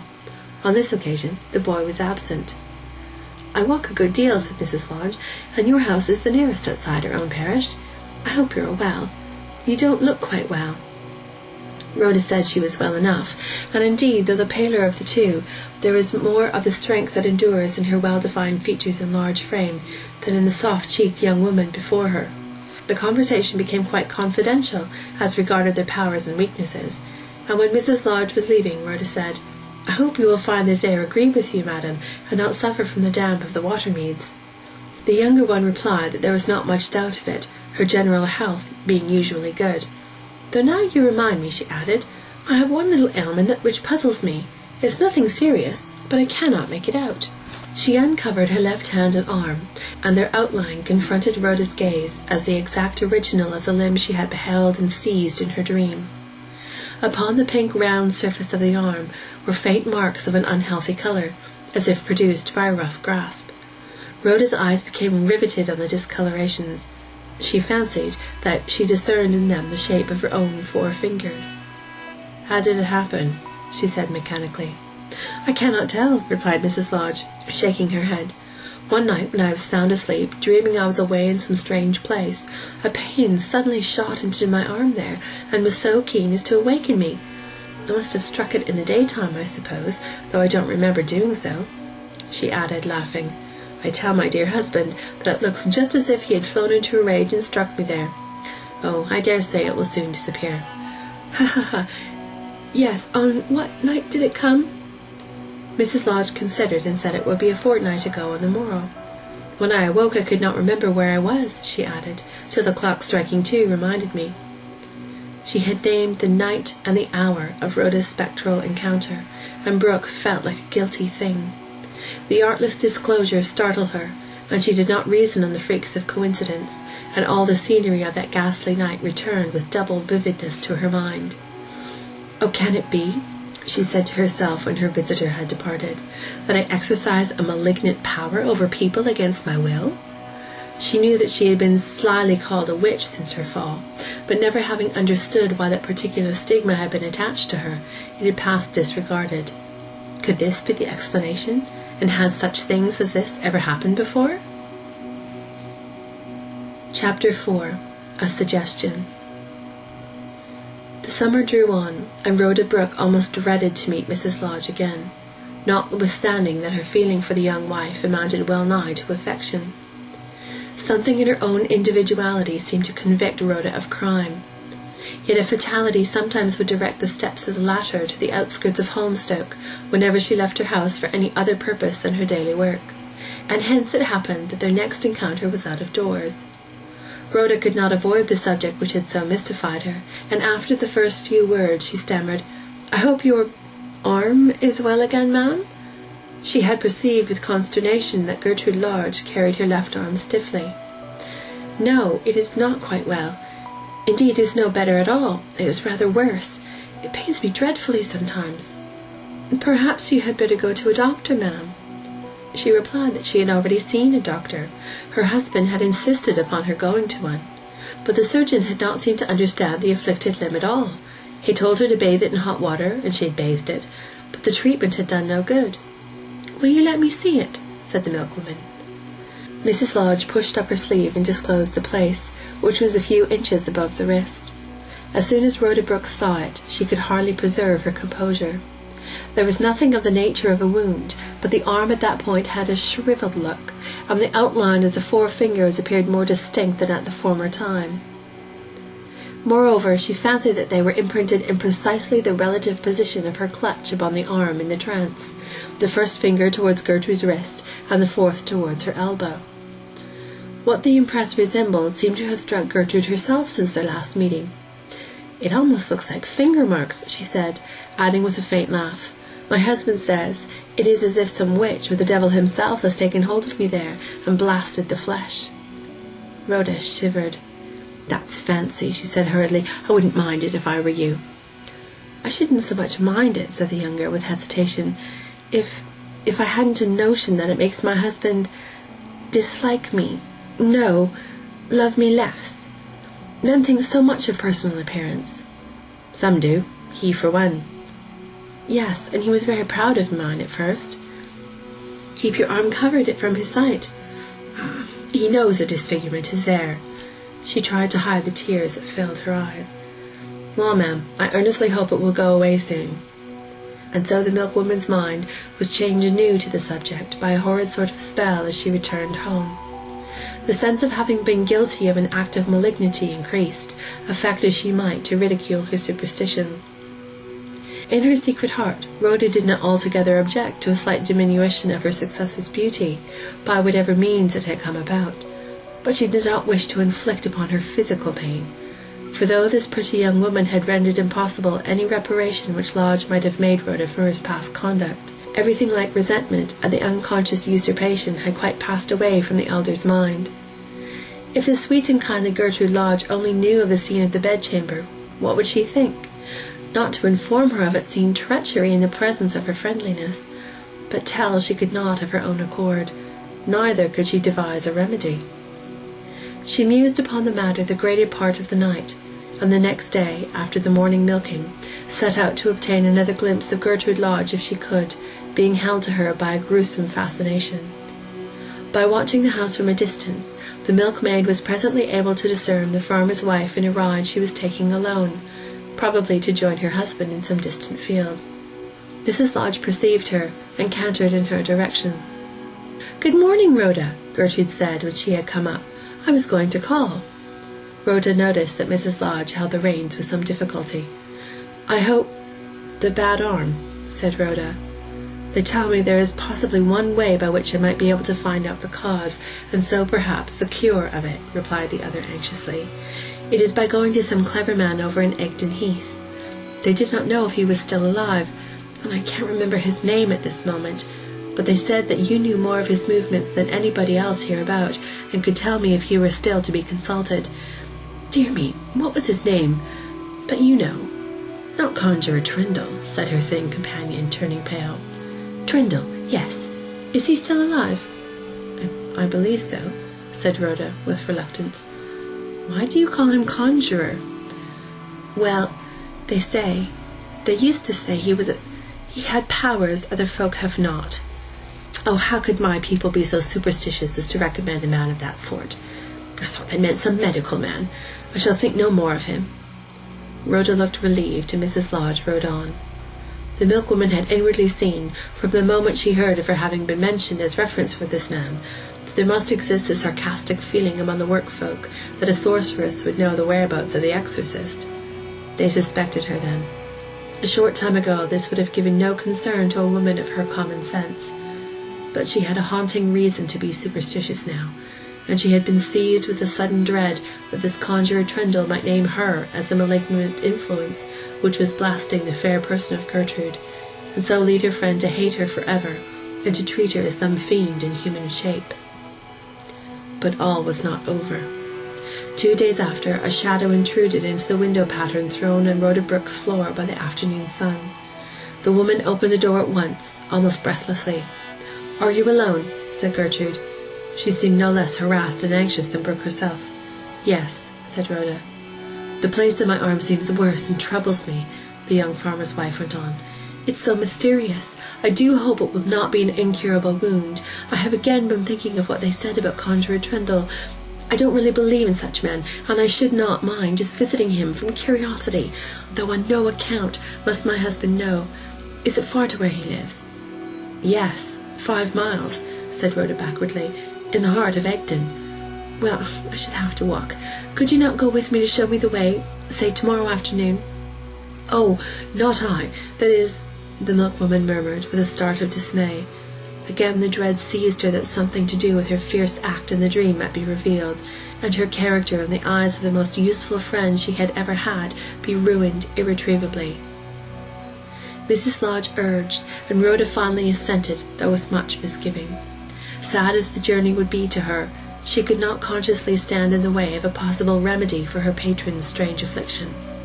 It was agreed that, to escape suspicion of their mystic intent, they should meet at the edge of the heath, at the corner of a plantation which was just visible from the spot where they now stood. Chapter 5. Conjurer Trindle. By the next afternoon, Rhoda would have done anything to escape this inquiry, but she had promised to go. Moreover, there was a horrid fascination at times in becoming instrumental in throwing such possible light in her own character as would reveal to be something greater in the occult world than she had ever herself suspected. She started just before the time of day mentioned between them, and half-hour's brisk walking brought her to the southeastern extension of the Egdon tract of country where the fir plantation was. A slight figure, cloaked and veiled, was already there. Rhoda recognized, almost with a shudder, that Mrs. Lodge wore her left arm in a sling. They hardly spoke to each other, and immediately set out on their climb into the interior of the solemn country, which stood high above the rich alluvial soil they had left half an hour before. It was a long walk. Thick clouds made the atmosphere dark, though it was only as yet early afternoon, and the wind howled dismally over the hills of the heath, not improbably the same heath which had witnessed the agony of the Wessex king's Ina, presented to the after ages as Lear. Gertrude Lodge talked most, Rhoda replying with monosyllabic preoccupation. She had a strange dislike of walking on the side of her companion where hung the afflicted arm, moving round to the other when inadvertently near it. Much heather had been brushed by their feet when they descended upon a cart track, beside which stood the house of the man they sought. He did not profess his remedial practices openly, or care anything about their continuance, his direct interests being those of a dealer in furs, turf, sharp sand, and other local products. Indeed, he affected not to believe largely in his own powers, and when warts that had been shown to him for cure miraculously disappeared, which it must be owned they infallibly did, he would say lightly, "Oh, I only drink a glass of grog upon him. Perhaps it's all chance," and immediately turn the subject. He was at home when they arrived, having in fact seen them descending into his valley. He was a grey-bearded man, with a reddish face, and he looked singularly at Rhoda the first moment he beheld her. Mrs. Lodge told him her errand, and then with words of self-disparagement he examined her arm. "Medicine can't cure it," he said promptly. "'Tis the work of an enemy." Rhoda shrank into herself and drew back. "An enemy? What enemy?" asked Mrs. Lodge. He shook his head. "That's best known to yourself," he said. "If you like, I can show the person to you, though I shall not myself know who it is. I can do no more, and don't wish to do that." She pressed him, on which he told Rhoda to wait outside where she stood, and took Mrs. Lodge into the room. It opened immediately from the door, and as the latter remained ajar, Rhoda Brooke could see the proceedings without taking part in them. He brought a tumbler from the dresser, nearly filled it with water, and fetching an egg, prepared it in some private way, after which he broke it on the edge of the glass, so that the white went in and the yolk remained. As it was getting gloomy, he took the glass and its contents to the window, and told Gertrude to watch them closely. They leant over the table together, and the milkwoman could see the opaline hue of the egg fluid changing form as it sank in the water, but she was not near enough to define the shape that it assumed. "Did you catch the likeness of any face or figure as you look?" demanded the conjurer of the young woman. She murmured a reply in tones so low as to be inaudible to Rhoda, and continued to gaze intently into the glass. Rhoda turned and walked a few steps away. When Mrs. Lodge came out, and her face was met by the light, it appeared exceedingly pale as Rhoda's, against the sad dun shades of the upland's garniture. Trendle shut the door behind her, and at once they started homeward together. But Rhoda perceived that her companion had quite changed. "Did he charge much?" she asked tentatively. "Oh, no, nothing. He would not take a farthing," said Gertrude. "And what did you see?" inquired Rhoda. "Nothing I care to speak of." The constraint in her manner was remarkable. Her face was so rigid as to wear an olden aspect, faintly suggestive of the face in Rhoda's bedchamber. "Was it you who first proposed coming here?" Mrs. Lodge suddenly inquired after a long pause. "How very odd if you did." "No, but I am not sorry we have come, all things considered," she replied. For the first time a sense of triumph possessed her, and she did not altogether deplore that the young thing at her side should learn that their lives had been antagonized by other influences than their own. The subject was no more alluded to during the long and dreary walk home, but in some way or other a story was whispered about the many-dairied lowland that winter, that Mrs. Lodge's gradual loss of the use of her left arm was owing to her being overlooked by Rhoda Brooke. The latter kept her own counsel about the incubus, but her face grew sadder and thinner, and in the spring she and her boy disappeared from the neighbourhood of Holmstoke. Chapter 6. A Second Attempt. Half a dozen years passed away, and Mr. and Mrs. Lodge's married experience sank into prosiness, and worse. The farmer was usually gloomy and silent. The woman whom he had wooed for her grace and beauty was contorted and disfigured in the left limb. Moreover, she had brought him no child, which rendered it likely that he would be the last of a family who would occupy that valley for some 200 years. He thought of Rhoda Brooke and her son, and feared that this might be a judgment from heaven upon him. The once blithe-hearted and enlightened Gertrude was changing into an irritable, superstitious woman, whose whole time was given to experimenting upon her ailment with every quack remedy she came across. She was honestly attached to her husband, and was ever secretly hoping against hope to win back his heart again by regaining some least of her personal beauty. Hence it arose that her closet was lined with bottles, packets, and ointment pots of every description, nay, bunches of mystic herbs, charms, and books of necromancy, which in her schoolgirl time she would have ridiculed as folly. "Damned if you won't poison yourself with these apothecary messes and witch mixtures some time or other," said her husband, when his eye chanced to fall upon the multitudinous array. She did not reply, but turned her sad, soft gaze upon him in such heart-swollen reproach that he looked sorry for his words, and added, "I only meant it for your good, you know, Gertrude." "I'll clear out the whole lot and destroy them," she said huskily, "and try such remedies no more." "You want somebody to cheer you," he observed.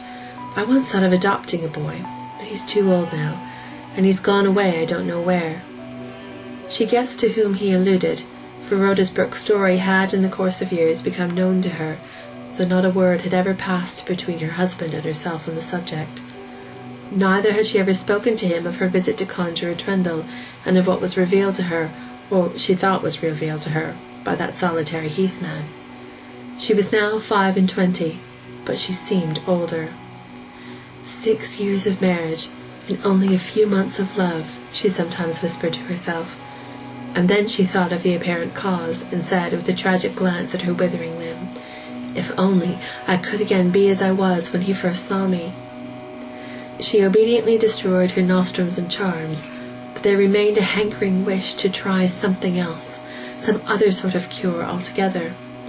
She had never visited Trendle since she had been conducted to the house of the solitary by Rhoda against her will, but now it suddenly occurred to Gertrude that she would, in a last desperate effort at deliverance from this seeming curse, again seek out the man, if he yet lived. He was entitled to a certain credence, for the indistinct form he had raised in the glass had undoubtedly resembled the only woman in the world who, as she now knew, though not then, could have a reason for bearing her ill will. The visit should be paid.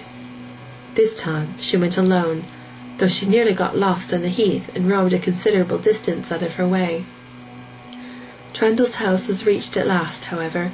He was not indoors, and instead of waiting at the cottage, she went to where his bent figure was pointed out to her at work, a long way off. Trendle remembered her, and laying down the handful of furze roots which he was gathering and throwing into a heap, he offered to accompany her in her homeward direction, as the distance was considerable and the days were short. So they walked together, his head bowed nearly to the earth, and his form of a colour with it. "You can send away warts and other excrescences, I know," she said. "Why can't you send away this?" And the arm was uncovered. "You think too much of my powers," said Trendle. "I'm old and weak now, too. No, it is too much for me to attempt in my own person. What have you tried?" She named to him some of the 100 medicaments and counterspells which she had adopted from time to time. He shook his head. "Some were good enough," he said approvingly, "but not many of them for such as this. This is of the nature of a blight, not of the nature of a wound, and if you could ever do throw it off, it will be all at once."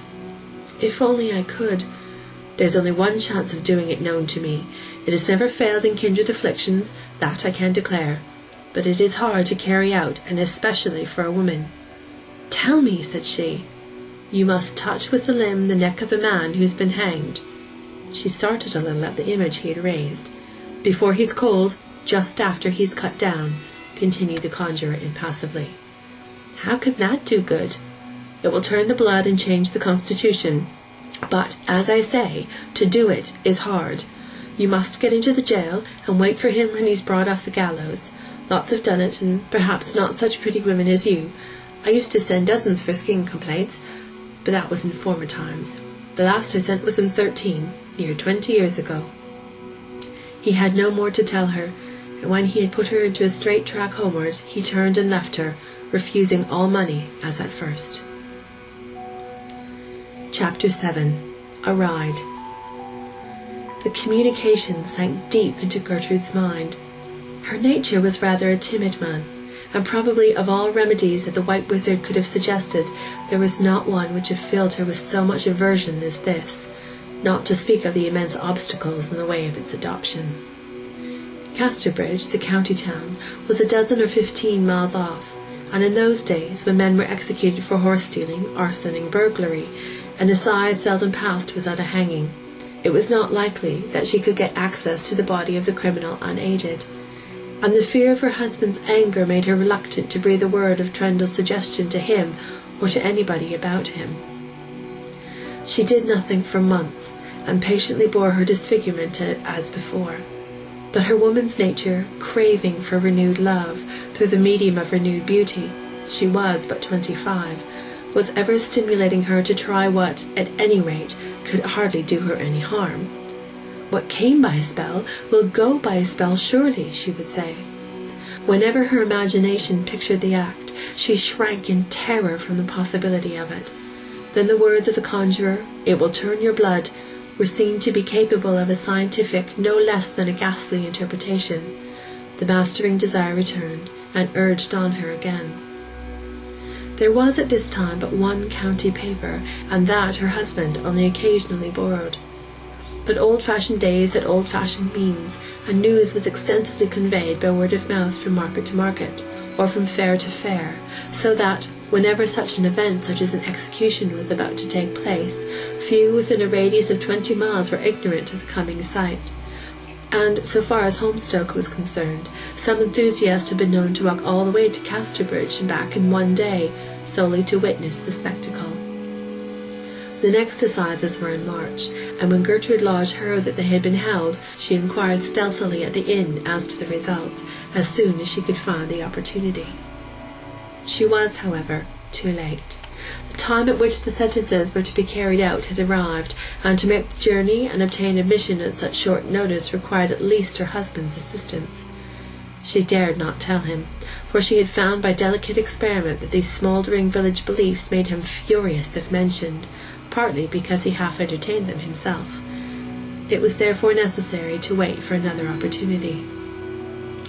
Her determination received a fillip from learning that 2 epileptic children had attended from this very village of Holmstoke many years before with beneficial results, though the experiment had been strongly condemned by the neighbouring clergy. April, May, June passed, and as it is no overstatement to say that by the end of the last-named month Gertrude well-nigh longed for the death of a fellow creature. Instead of her formal prayers each night, her unconscious prayer was, "O Lord, hang some guilty or innocent person soon." This time she made earlier inquiries, and was altogether more systematic in her proceedings. Moreover, the season was summer, between the haymaking and the harvest, and in the leisure thus afforded him, her husband had been holiday-taking away from home. The assizes were in July, and she went to the inn as before. There was to be one execution, only one, for arson. Her greatest problem was not how to get to Casterbridge, but by what means she should adopt for obtaining admission to the jail. Though access for such purposes had formerly never been denied, the custom had fallen into desuetude, and in contemplating her possible difficulties, she was again almost driven to fall back upon her husband. But, on sounding him about the assizes, he was so uncommunicative, so more than usually cold, that she did not proceed, and decided that whatever she did, she would do alone. Fortune, obdurate hitherto, showed her unexpected favour. On the Thursday before the Saturday fixed for the execution, Lodge remarked to her that he was going away from home for another day or two on business at a fair, and that he was sorry he could not take her with him.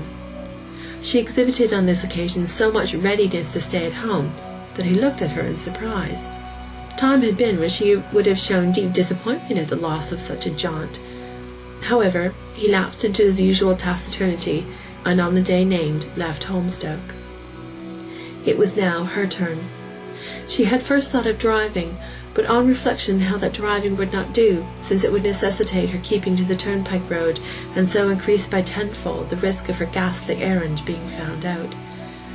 She decided to ride and avoid the beaten track, notwithstanding that in her husband's stables there was no animal just at present by which any stretch of imagination could be considered a lady's mount, in spite of his promise before marriage to always keep a mare for her. He had, however, many cart horses, fine ones of their kind, and among the rest was a serviceable creature, an equine Amazon, with a back as broad as a sofa, on which Gertrude had occasionally taken an airing when unwell. This horse she chose. On Friday afternoon one of the men brought it round.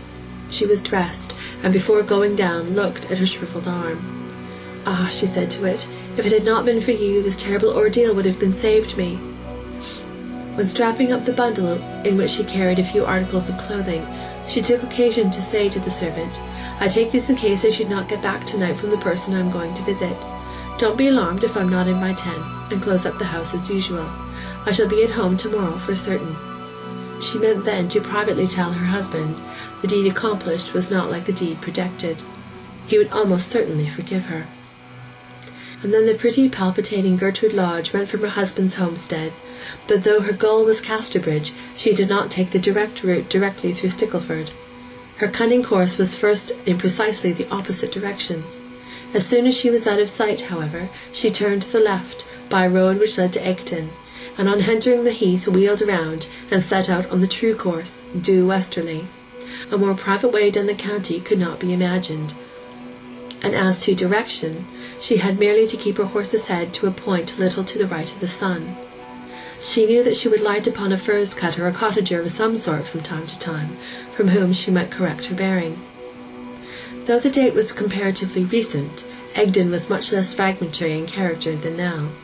The attempts, successful and otherwise, at cultivation on the lower slopes, which intrude and break up to the original heath into small detached heaths, had not been carried far.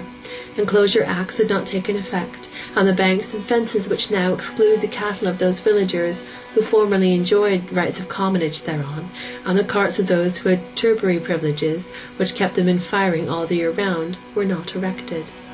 Gertrude, therefore, rode along with no other obstacles than the prickly furze bushes, the mats of heather, the white watercourses, and the natural steeps and declivities of the ground. Her horse was sure, if heavy-footed and slow, and though a draught animal, was easy-paced. Had it been otherwise, she was not a woman who could have ventured to ride over such a bit of country with a half-dead arm. It was therefore nearly 8 o'clock when she drew rein to breathe the mare on the last outlying high point of heathland towards Casterbridge, previous to leaving Egdon for the cultivated valleys. She halted before a pool called Rushy Pond, flanked by the ends of 2 hedges. A railing ran through the centre of the pond, dividing it in half. Over the railing she saw the low green country. Over the green trees the roofs of the town. Over the roofs a white flat facade, denoting the entrance to the county jail. On the roof of this front specks were moving about. They seemed to be workmen erecting something. Her flesh crept. She descended slowly, and was soon amid cornfields and pastures. In another half-hour, when it was almost dusk, Gertrude reached the White Hart, the first inn of the town on that side. Little surprise was excited by her arrival. Farmers' wives rode on horseback more than they do now, though, for that matter, Mrs. Lodge was not imagined to be a wife at all. The innkeeper supposed her to be some harum-scarum young woman who had come to attend the hang fair next day. Neither her husband nor herself had ever dealt in Casterbridge market, so that she was unknown. While dismounting, she beheld a crowd of boys standing at the door of a harness-maker's shop just above the inn, looking inside it with deep interest. "What's going on there?" she asked of the ostler. "Making the rope for tomorrow." She throbbed responsively and contracted her arm. 'Tis sold by the inch afterwards, the man continued. I could get you a bit, miss, for nothing, if you'd like. She hastily repudiated any such wish, all the more from a curious creeping feeling that the condemned wretch's destiny was becoming interwoven with her own, and having engaged a room for the night, sat down to think. Up to this time she had formed but the vaguest notions about her means of attaining access to the prison. The words of the cunning man returned to her mind. He had implied that she should use her beauty, impaired though it was, as a pass-key. In her inexperience, she knew little about jail functionaries. She had heard of a high sheriff and an under sheriff, but dimly only. She knew, however, there must be a hangman, and to the hangman she determined to apply. Chapter 8.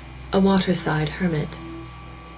At this date, and for several years afterward, there was a hangman to almost every jail. Gertrude found, on inquiry, that the Casterbridge official dwelt in a lonely cottage by a deep, slow river flowing under the cliff on which the prison buildings were situate, the stream being the self-same one, though she did not know it, which watered the Stickleford and Holmstoke meads lower down in its course. Having changed her dress before she had eaten or drunk, for she could not take her ease until she had ascertained some particulars, Gertrude pursued her way by a path along the waterside to the cottage indicated. Passing thus the outskirts of the jail, she discerned on the level roof over the gateway 3 rectangular lines against the sky, where the specks had been moving in her distant view. She recognized what the erection was, and quickly passed on. Another 100 yards brought her to the executioner's house, where a boy pointed out it stood close to the same stream, and was hard by a weir, the waters of which emitted a steady roar. While she stood hesitating, the door opened, and an old man came forth, shading a candle with one hand. Locking the door on the outside, he turned to a flight of wooden steps fixed against the end of the cottage, and began to ascend them, this being evidently the staircase to his bedroom. Gertrude hastened forward, but by the time she reached the foot of the ladder, he was at the top. She called to him loudly enough to be heard above the roar of the weir. He looked down and said, "What do you want here?" "To speak to you a minute." The candle, such as it was, fell on her imploring, pale, upturned face, and Davies, as the hangman was called, backed down the ladder. "I was just going to bed," he said. "Early to bed and early to rise, but I don't mind stopping a minute for such a one as you. Come into the house." He reopened the door and preceded her to the room within.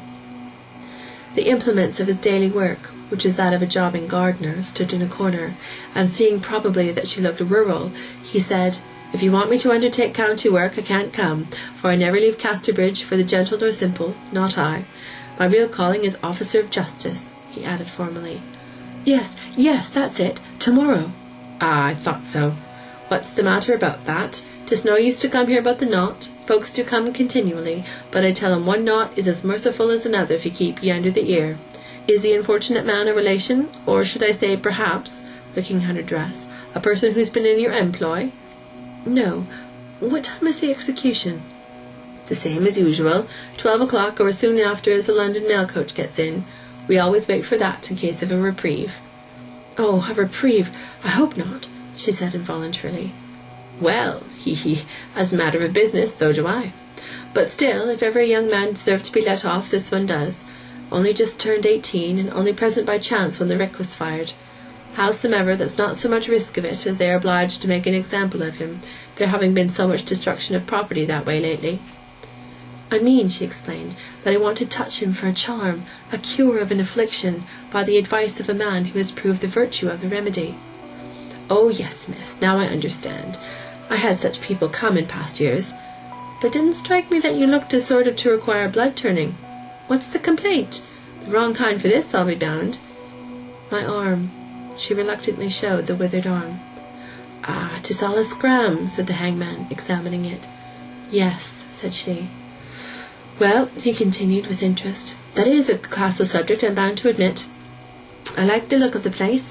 It's truly as suitable for the cure as I ever saw. 'Twas a knowing man that sent he, whoever he was." "You can contrive for me all that's necessary?" she asked breathlessly. "You really should have gone to the governor of the jail and Dr. Withy, given your name and address. That's how it used to be done, if I recollect. Still, perhaps, maybe I can manage it for a trifling fee."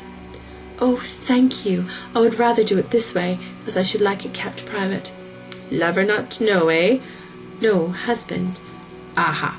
Very well. I'll get thee a touch of the corpse. Where is it now? She asked, shuddering. He, you mean. He's living yet, just inside that small window up there in the glum. He signified the jail on the cliff above. She thought of her husband and her friends. Yes, of course, she said. And how am I to proceed? He took her to the door. Now do you be waiting at the little wicket in the wall that you find up there in the lane, not later than 1 o'clock. I will open it to thee from the inside, as I shan't come home to dinner until he's cut down. Good night. Be punctual, and if you don't want anybody to know you, wear a veil. Once I had a daughter such as you. She went away and climbed the path above, to assure herself that she would be able to find the wicket next day.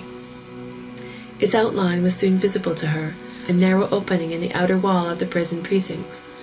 The steep was so great that, having reached the wicket, she stopped a moment to breathe, and looking back on the watercot, saw the hangman again ascending his outdoor staircase. He entered the loft or chamber to which it led, and in a few minutes extinguished his light. The town clock struck 10, and she returned to the White Hart as she had come. Chapter 9. A Rencounter. It was 1 o'clock on Saturday. Gertrude Lodge, having been admitted to the jail as above described, was sitting in a waiting room within the second gate, which stood under a classic archway of ashlar, then comparatively modern, and bearing the inscription County Jail 1793. This had been the facade she saw from the heath the day before. Near at hand was a passage to the roof on which the gallows stood. The town was thronged and the market suspended, but Gertrude had seen scarcely a soul. Having kept her room to the hour of the appointment, she had proceeded to the spot by a way which avoided the open space below the cliff where the spectators had gathered. But she could, even now, hear the multitudinous babble of their voices, out of which rose at intervals the hoarse croak of a single voice uttering the words, "Last dying speech and confession." There had been no reprieve, and the execution was over, but the crowd still waited to see the body taken down. Soon the persistent girl heard a trampling overhead, then a hand beckoned to her, and following directions she went out and crossed the inner paved court beyond the gatehouse, her knees trembling so she could scarcely walk. One of her arms was out of its sleeve and only covered by her shawl. On the spot at which she had now arrived were 2 trestles, and before she could think of their purpose, she heard heavy feet descending stairs somewhere at her back. Turn her head she would not, or could not, and rigid in this position, she was conscious of a rough coffin passing her shoulder, borne by 4 men. It was open, and in it lay the body of a young man, wearing the smock frock of a rustic and fustian breeches. The corpse had been thrown into the coffin so hastily that the skirt of the smock frock was hanging over. The burden was temporarily deposited on the trestles. By this time the young woman's state was such that a grey mist seemed to float before her eyes, on account of which, in the veil she wore, she could scarcely discern anything. It was as though she had nearly died, but was held up by a sort of galvanism. "Now," said a voice close at hand, and she was just conscious that the word had been addressed to her. By a last strenuous effort she advanced, at the same time hearing persons approaching behind her. She bared her poor cursed arm, and Davies, uncovering the face of the corpse, took Gertrude's hand and held it so that her arm lay across the dead man's neck, upon a line the colour of an unripe blackberry which surrounded it. Gertrude shrieked. The turn of the blood, predicted by the conjurer, had taken place. But at that moment a second shriek rent the air of the enclosure. It was not Gertrude's, and its effect upon her was to make her start round. Immediately behind her stood Rhoda Brooke, her face drawn and her eyes red with weeping. Behind Rhoda stood Gertrude's own husband, his countenance lined, his eyes dim, but without a tear. "You! What are you doing here?" he said hoarsely. "Hussy, to come between us and our child now," cried Rhoda. "This is the meaning of what Satan showed me in the vision. You are like her at last." And clutching the bare arm of the younger woman, she pulled her unresistingly back against the wall. Immediately Brooke had loosened her hold, the fragile young Gertrude slid down against the feet of her husband. When he lifted her up, she was unconscious. The mere sight of the twain had been enough to suggest to her that the dead young man was Rhoda's son.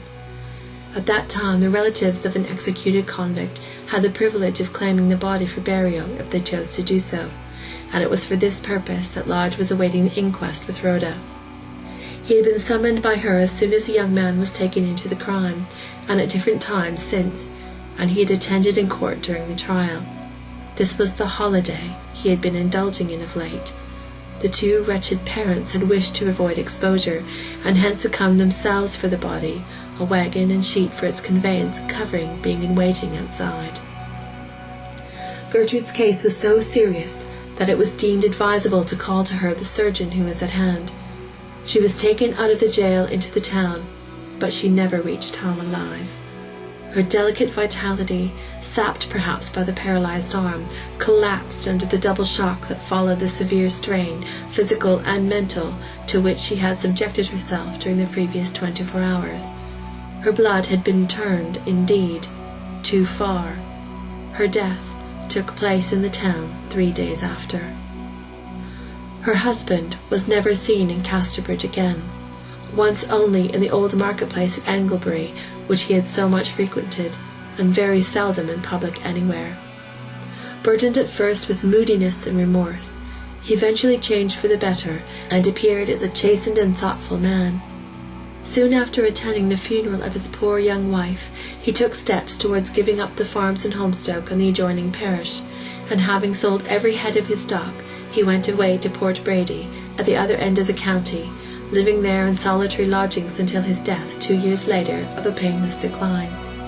It was then found that he had bequeathed the whole of his not inconsiderable property to a reformatory for boys, subject to the payment of a small annuity to Rhoda Brooke, if she could be found to claim it. For some time she could not be found, but eventually she reappeared in her old parish, absolutely refusing, however, to have anything to do with the provision made for her.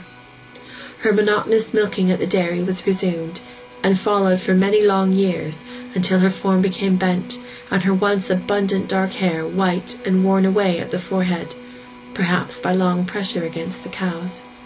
Here sometimes those who knew her experiences would stand and observe her, and wonder what sombre thoughts were beating inside that impassive wrinkled brow, to the rhythm of alternating milk streams. Here ordinary people like John and myself secure ancestral halls for the summer. A colonial mansion, a hereditary estate.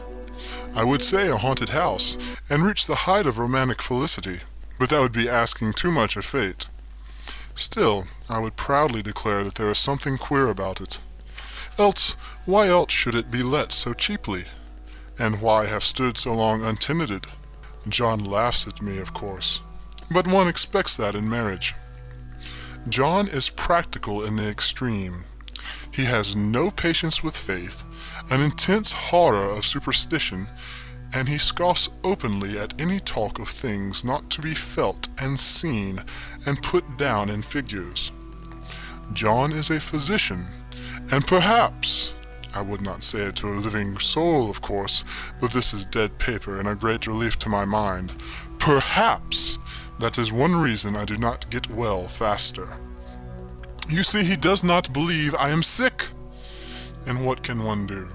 If a physician of high standing and one's own husband assures friends and relatives that there is really nothing the matter with one but temporary nervous depression, a slight hysterical tendency, what is one to do? My brother is also a physician, and also of high standing, and he says the same thing. So I take phosphates or phosphites, whichever it is, and tonics, and journeys, and air, and exercise, and am absolutely forbidden to work until I am well again. Personally, I disagree with their ideas. Personally, I believe that congenial work, with excitement and change, would do me good. But what is one to do? I did write for a while in spite of them, but it does exhaust me a good deal, having to be so sly about it, or else meet with heavy opposition. I sometimes fancy that my condition, if I had less opposition and more society and stimulus, but John says the very worst thing I can do is think about my condition, and I confess it always makes me feel bad. So I will let it alone and talk about the house. The most beautiful place! It is quite alone, standing well back from the road, quite 3 miles from the village. It makes me think of English places that you read about, where there are hedges and walls and gates that lock, and lots of separate little houses for the gardeners and people. There is a delicious garden. I never saw such a garden, large and shady, full of box-bordered paths, and lined with long grape-covered arbors with seats under them. There were greenhouses too, but they are all broken now. There was some legal trouble, I believe, something about the hares and co-hares. Anyway, the place has been empty for years. That spoils my ghostliness, I am afraid, but I don't care. There is something strange about the house. I can feel it. I even said so to John one moonlit evening, but he said what I felt was a draught, and shut the window. I get unreasonably angry with John sometimes. I'm sure I never used to be so sensitive. I think it is due to this nervous condition. But John says if I feel so, I shall neglect proper self-control. So I take pains to control myself. Before him, at least, and that makes me very tired. I don't like our room a bit. I wanted one downstairs that opened on the piazza and had roses all over the window, and such pretty old-fashioned chintz hangings, but John would not hear of it. He said there was only one window and not room for 2 beds, and no near room for him if he took another. He is very careful and loving, and hardly lets me stir without special direction. I have a scheduled prescription for each hour in the day. He takes all care from me, and so I feel basely ungrateful not to value it more. He said we came here solely on my account, that I was to have perfect rest and all the air I could get. "Your exercise depends on your strength, my dear," said he, "and your food somewhat on your appetite, but air you can absorb all the time." So we took the nursery at the top of the house. It is a big, airy room, the whole floor nearly, with windows that look all ways, and air and sunshine galore. It was nursery first, and then playroom and gymnasium, I should judge, for the windows are barred for little children, and there are rings and things in the walls. The paint and paper look as if a boys' school had used it.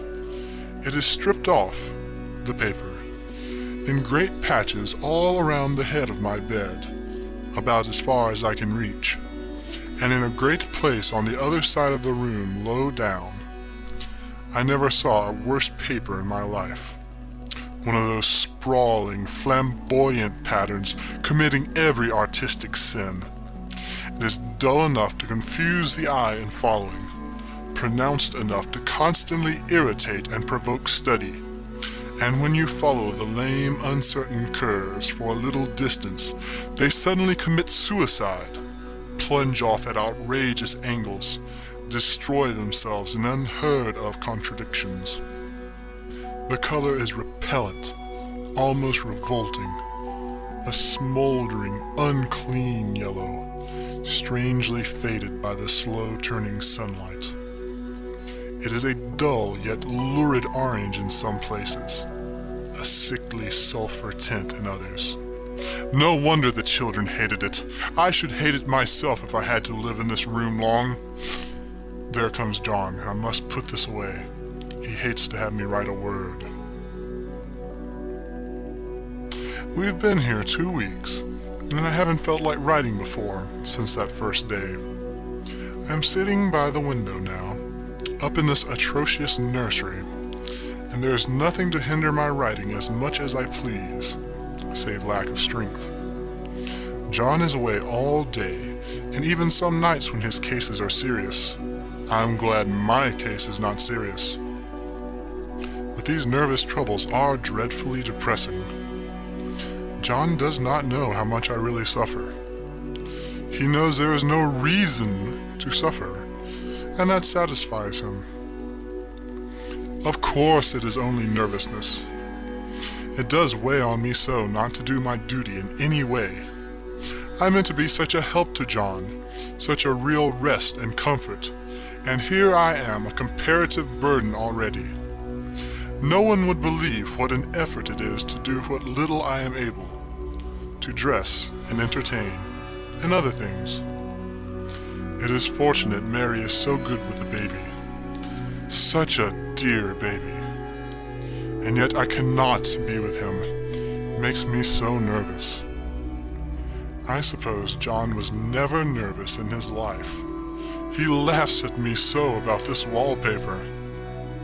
At first he meant to repaper the room, but afterwards he said that I was letting it get the better of me, and that nothing was worse for a nervous patient than to give way to such fancies. He said that after the wallpaper was changed, it would be the heavy bedstead, and then the barred windows, and then the gate at the head of the stairs, and so on. "You know the place is doing you good," he said, "and really, dear, I don't care to renovate the house just for a 3 months' rental." "Then do let us go downstairs," I said. "There are such pretty rooms there." Then he took me in his arms and called me a blessed little goose, and said he would go down to the cellar, if I wished, and have it whitewashed into the bargain. But he is right enough about the beds and windows and things. It is an airy and comfortable room as any one need wish, and, of course, I would not be so silly as to make him uncomfortable just for a whim. I'm really getting quite fond of the big room, all but that horrid paper. Out of one window I can see the garden, those mysterious deep-shaded arbors, the riotous old-fashioned flowers, and bushes and gnarly trees. Out of another I get a lovely view of the bay and a little private wharf belonging to the estate. There is a beautiful shaded lane that runs down there from the house. I always fancy I see people walking in these numerous paths and arbors, but John has cautioned me not to give way to fancy in the least. He says that with my imaginative power and habit of story-making, a nervous weakness like mine is sure to lead to all manners of excited fancies, and that I ought to use my will and good sense to check the tendency. So I try. I think sometimes that if I were only well enough to write a little, it would relieve the press of ideas and rest me. But I find I get pretty tired when I try. It is so discouraging not to have any advice and companionship about my work. When I get really well, John says we will ask Cousin Henry and Julia down for a long visit. But he says he would as soon as put fireworks in my pillowcase as to let me have those stimulating people about me now. I wish I could get well faster. But I must not think about that. This paper looks to me as if it knew what a vicious influence it had. There is a recurrent spot where the pattern lolls like a broken neck, and 2 bulbous eyes stare at you upside down. I get positively angry with the impertinence of it and the everlastingness. Up and down and sideways they crawl, and those absurd, unblinking eyes are everywhere. There's one little place where 2 breaths didn't match, and the eyes go all up and down the line, one a little higher than the other. I never saw so much expression in an inanimate thing before, and we all know how much expression they have. I used to lie awake as a child and get more entertainment and terror out of blank walls and plain furniture than most children could find in the toy store. I remember what a kindly wink the knobs of our big old bureau used to have, and there was one chair that always seemed like a strong friend. I used to feel that if any of the other things looked too fierce, I could always hop into that chair and be safe. The furniture in this room is no worse than inharmonious, however, for we had to bring it all up from downstairs. I suppose when this was used as a playroom they had to take the nursery things out, and no wonder. I never saw such ravages as the children's have made here. The wallpaper, as I said before, is torn off in spots, and it sticketh closer than a brother. They must have had perseverance as well as hatred. Then the floor is scratched and gouged and splintered. The plaster itself is dug out here and there, and this great heavy bed, which is all we found in the room, looks as if it had been through the wars. But I don't mind it a bit, only the paper. There comes John's sister. Such a dear girl she is, and so careful of me. I must not let her find me writing. She is a perfect and enthusiastic housekeeper, and hopes for no better profession. I verily believe she thinks it is the writing which made me sick. But I can write when she is out, and see her a long way off from the windows. There is one that commands the road, a lovely, shaded, winding road, and one that just looks off over the country. A lovely country, too, full of great elms and velvet meadows. This wallpaper has a kind of sub-pattern in a different shade, a particularly irritating one, for you can only see it in certain lights, and not clearly then. But in the places where it isn't faded, and where the sun is just so, I can see a strange, provoking, formless sort of figure that seems to skulk about behind that silly and conspicuous front design. There's Sister on the stairs. Well, the 4th of July is over. The people are gone and I am tired out. John thought it might do me good to see a little company, so we just had Mother and Nellie and the children down for a week. Of course, I didn't do a thing. Jenny sees to everything now, but it tired me all the same.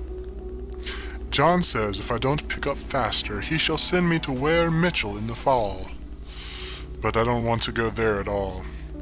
I had a friend who was in his hands once, and she says he is just like John and my brother, only more so. Besides, it is such an undertaking to go so far. I don't feel as if it was worthwhile to turn my hand over for anything, and I'm getting dreadfully fretful and querulous. I cry at nothing, and cry most of the time. Of course I don't when John is here, or anybody else, but when I am alone. And I am alone a good deal just now. John is kept in town very often by serious cases, and Jenny is good and lets me alone when I want her to. So I walk a little in the garden, or down that lovely lane, sit on the porch under the roses, and lie down up here a good deal. I'm really getting fond of the room in spite of the wallpaper. Perhaps because of the wallpaper.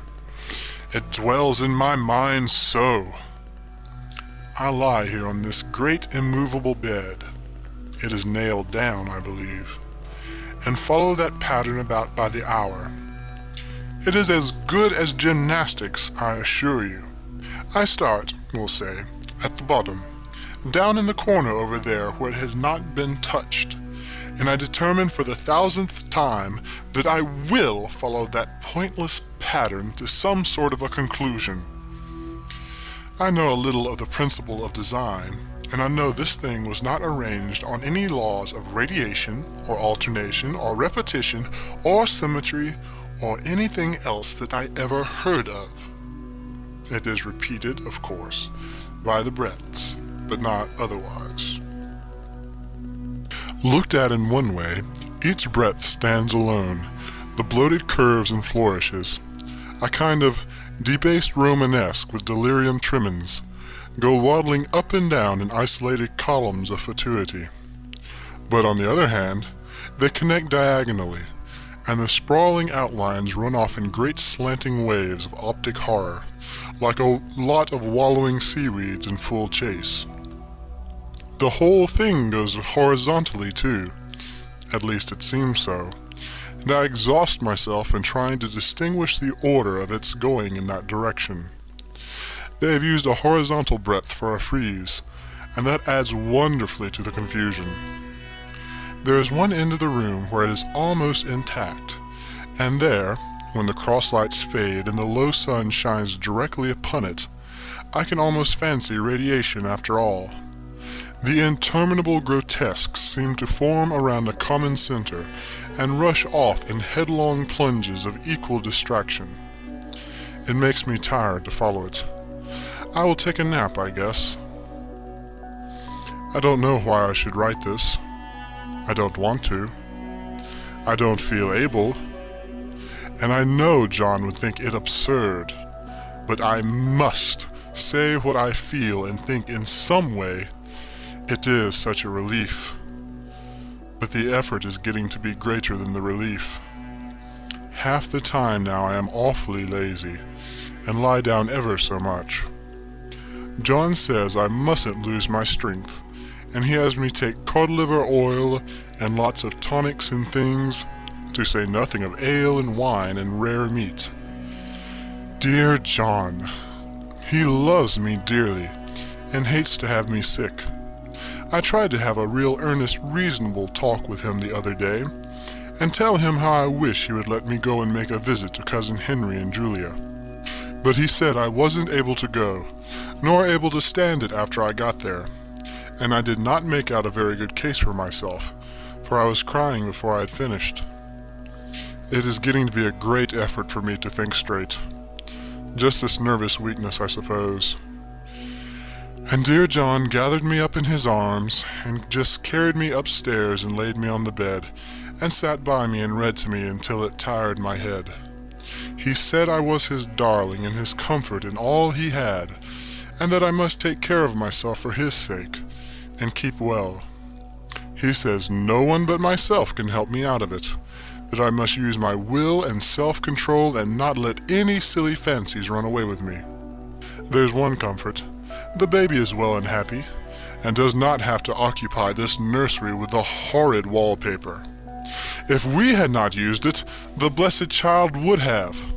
What a fortunate escape! Why, I wouldn't have a child of mine, an impressionable little thing, live in such a room for worlds. I never thought of it before, but it is lucky that John kept me here after all. I can stand it so much easier than a baby, you see. Of course, I never mention it to them anymore. I am too wise, but I keep watch of it all the same. There are things in that paper that nobody knows but me, or ever will. Behind that outside pattern, the dim shapes get clearer every day. It's always the same shape, only very numerous.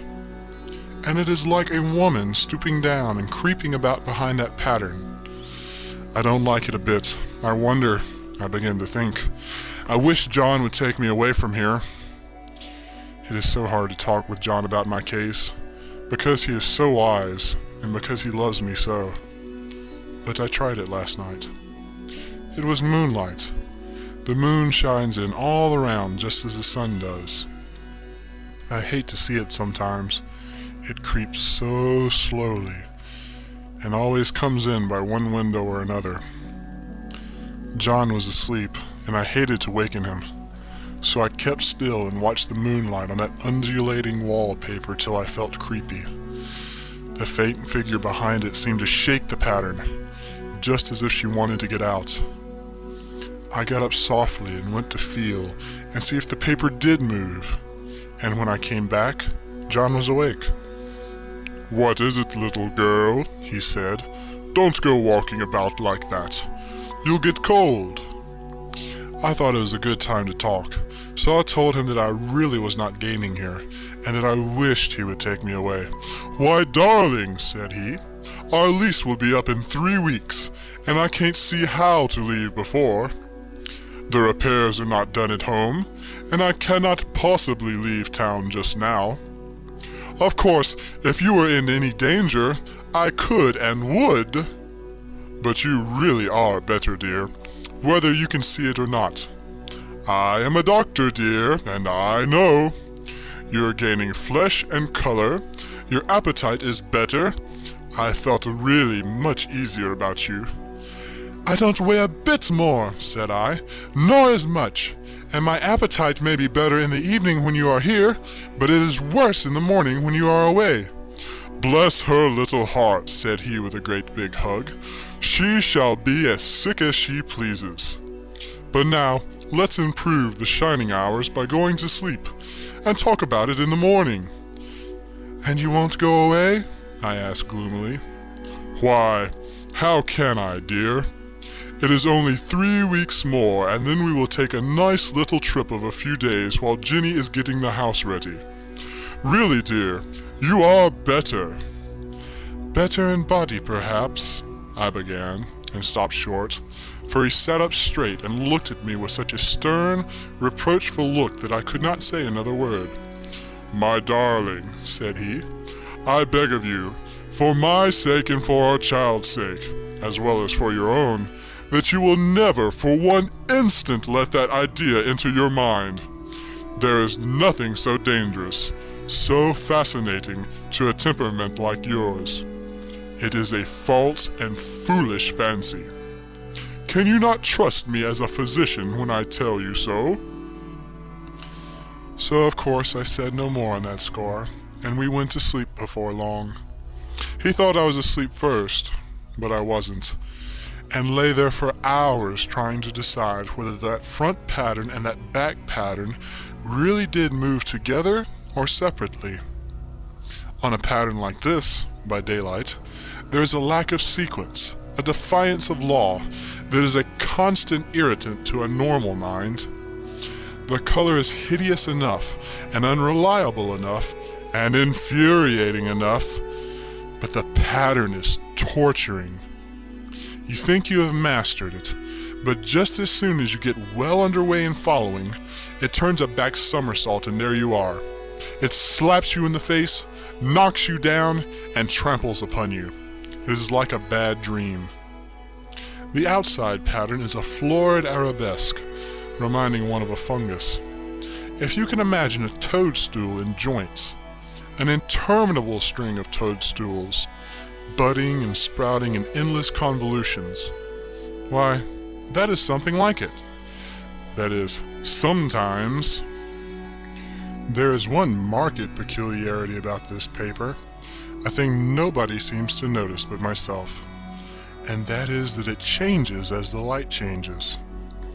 When the sun shoots in through the east window, I always watch for that first long, straight ray. It changes so quickly that I never can quite believe it. That is why I watch it always. By moonlight, the moon shines in all night when there is a moon. I wouldn't know it was the same paper. At night, in any kind of light, in twilight, candlelight, lamplight, and worst of all by moonlight, it becomes bars. The outside pattern, I mean, and the woman behind it is as plain as can be. I didn't realize for a long time what the thing was that showed behind, that dim sub-pattern, but now I am quite sure it is a woman. By daylight she is subdued, quiet. I fancy it is the pattern that keeps her so still. It is so puzzling. It keeps me quiet by the hour. I lie down ever so much now. John says it is good for me, and to sleep all I can. Indeed, he started the habit by making me lie down for an hour after each meal. It is a very bad habit, I am convinced, for you see I don't sleep. And that cultivates deceit, for I don't tell them I'm awake. Oh no. The fact is, I'm getting a little afraid of John. He seems very queer sometimes, and even Ginny has an inexplicable look. It strikes me occasionally, just as a scientific hypothesis, that perhaps it is the paper. I have watched John when he did not know I was looking, and come into the room suddenly on the most innocent excuses, and I've caught him several times looking at the paper. And Ginny too. I caught Ginny with her hand on it once. She didn't know I was in the room, and when I asked her in a very quiet voice, with the most restrained manner possible what she was doing with the paper. She turned around as if she had been caught stealing and looked quite angry, asked me why I should frighten her so. Then she said that the paper stained everything it touched, that she had found yellow smooches on all my clothes and John's, and she wished we would be more careful. Did not that sound innocent? But I know she was studying that pattern, and I am determined that nobody shall find it out but myself. Life is so very much more exciting now than it used to be. You see, I have something more to expect, to look forward to watch. I really do eat better, and am more quiet than I was. John is so pleased to see me improve. He laughed a little the other day, and said I seemed to be flourishing in spite of my wallpaper. I turned it off with a laugh. I had no intention of telling him it was because of the wallpaper. He would make fun at me. He might even want to take me away. I don't want to leave now until I have found it out. There is a week more, and I think that will be enough.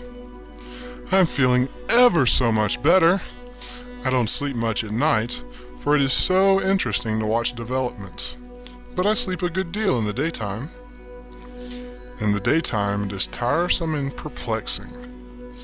There are always new shoots on the fungus, and new shades of yellow all over it. I cannot keep count of them, though I have tried conscientiously. It is the strangest yellow, that wallpaper. It makes me think of all the yellow things I ever saw. Not beautiful ones like buttercups, but old, foul, bad yellow things. But there's something else about that paper. The smell. I noticed it the moment we came into the room, but with so much air and sun it was not bad. Now we have had a week of fog and rain, and whether the windows are open or not, the smell is still here. It creeps all over the house. I find it hovering in the dining room, skulking in the parlor, hiding in the hall, lying in wait for me on the stairs. It gets into my hair. Even when I go to ride, if I turn my head suddenly and surprise it, there is that smell. Such a peculiar odor, too. I have spent hours in trying to analyze it, to find what it smelled like. It is not bad, at first, and very gentle, but quite the subtlest, most enduring odor I have ever met. In this damp weather it is awful. I wake up in the night and find it hanging over me. It used to disturb me at first. I thought seriously of burning the house to reach the smell. But now I'm used to it. The only thing I can think of is that it is like the color of the paper. A yellow smell. There's a very funny mark on this wall, low down, near the mopboard. A streak that runs around the room. It goes behind every piece of furniture except the bed.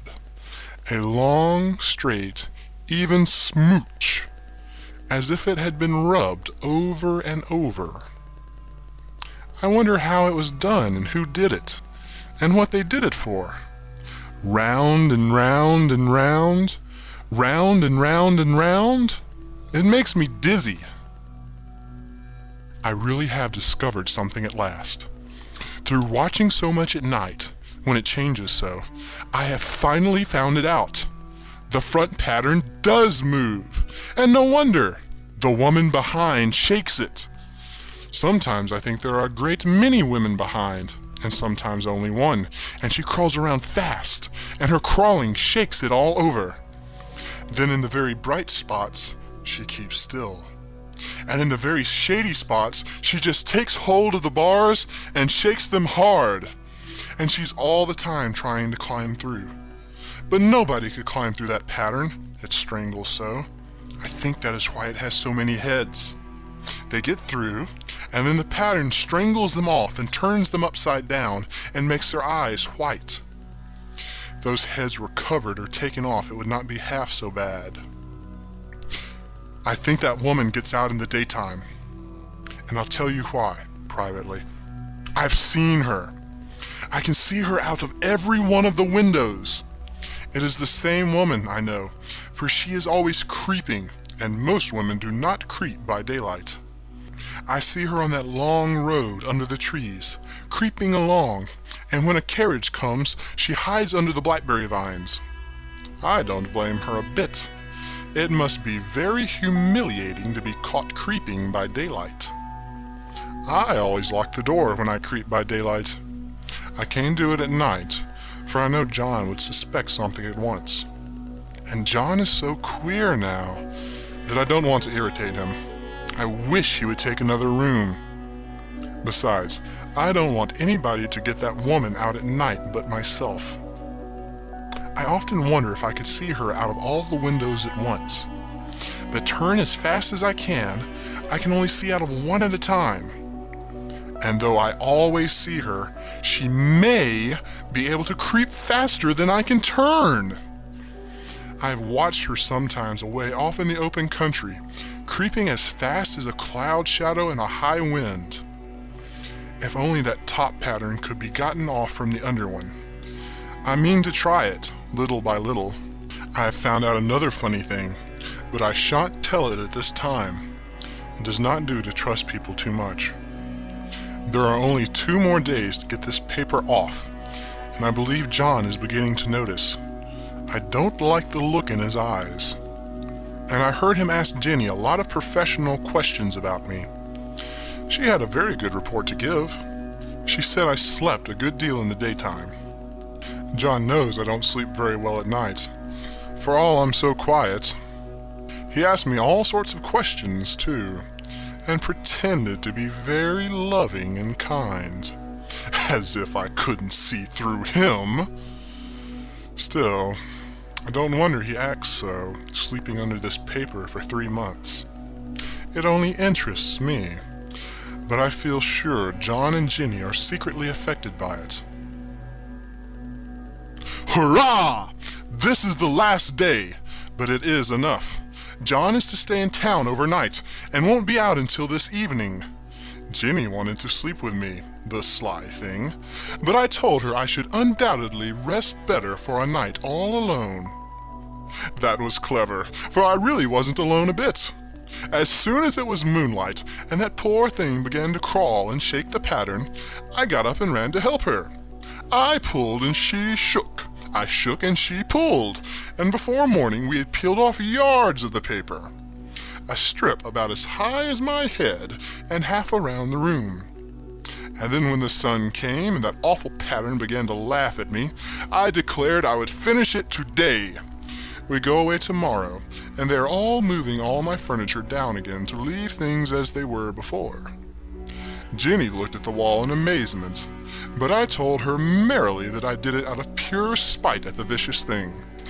She laughed and said she wouldn't mind doing it herself, but I must not get tired. How she betrayed herself that time. But I am here, and no person touches this paper but me, not alive. She tried to get me out of the room. It was too patent. But I said it was so quiet and empty and clean now that I believed I would lie down again and sleep all I could, and not to wake me even for dinner. I would call when I woke. So now she is gone, and the servants are gone, and the things are gone, and there is nothing left but that great bedstead nailed down with the canvas mattress we found on it. We shall sleep downstairs tonight, and take the boat home tomorrow. I quite enjoy the room, now it is bare again. How those children did tear about here! This bedstead is fairly gnawed. But I must get to work. I have locked the door and thrown the key down to the front path. I don't want to go out, and I don't want to have anybody come in till John comes. I want to astonish him. I've got a rope up here that even Jenny did not find. If that woman does get out and tries to get away, I can tie her. But I forgot I could not reach far without anything to stand on. This bed will not move. I tried to lift and push it until I was lame, and then I got so angry I bit off a little piece at one corner, but it hurt my teeth. Then I peeled off all the paper I could reach standing on the floor. It sticks horribly, and the pattern just enjoys it. All those strangled heads and bulbous eyes and waddling fungus growths just shriek with derision. I'm getting angry enough to do something desperate.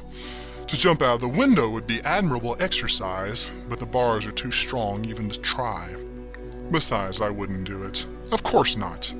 I know well enough that a step like that is improper and might be misconstrued.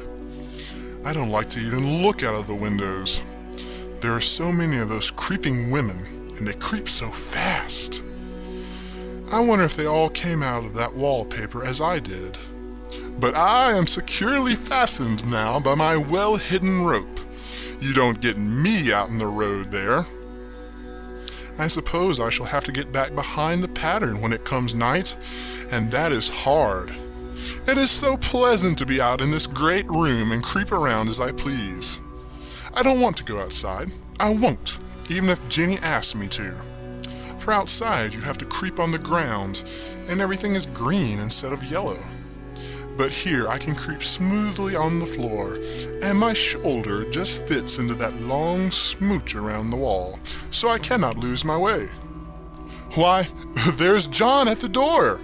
It's no use, young man, you can't open it. How he does call and pound. Now he's crying for an axe. It would be a shame to break down that beautiful door.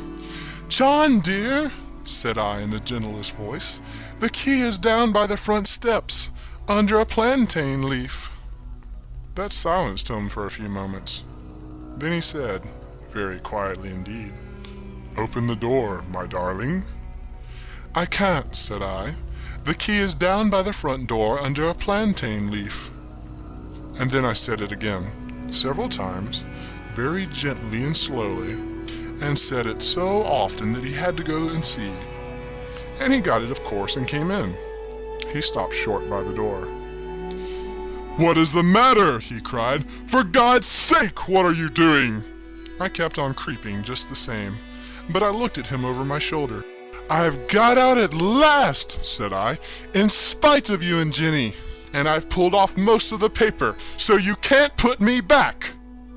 Now why should the man have fainted? But he did, and right across my path by the wall, so that I had to creep over him every time.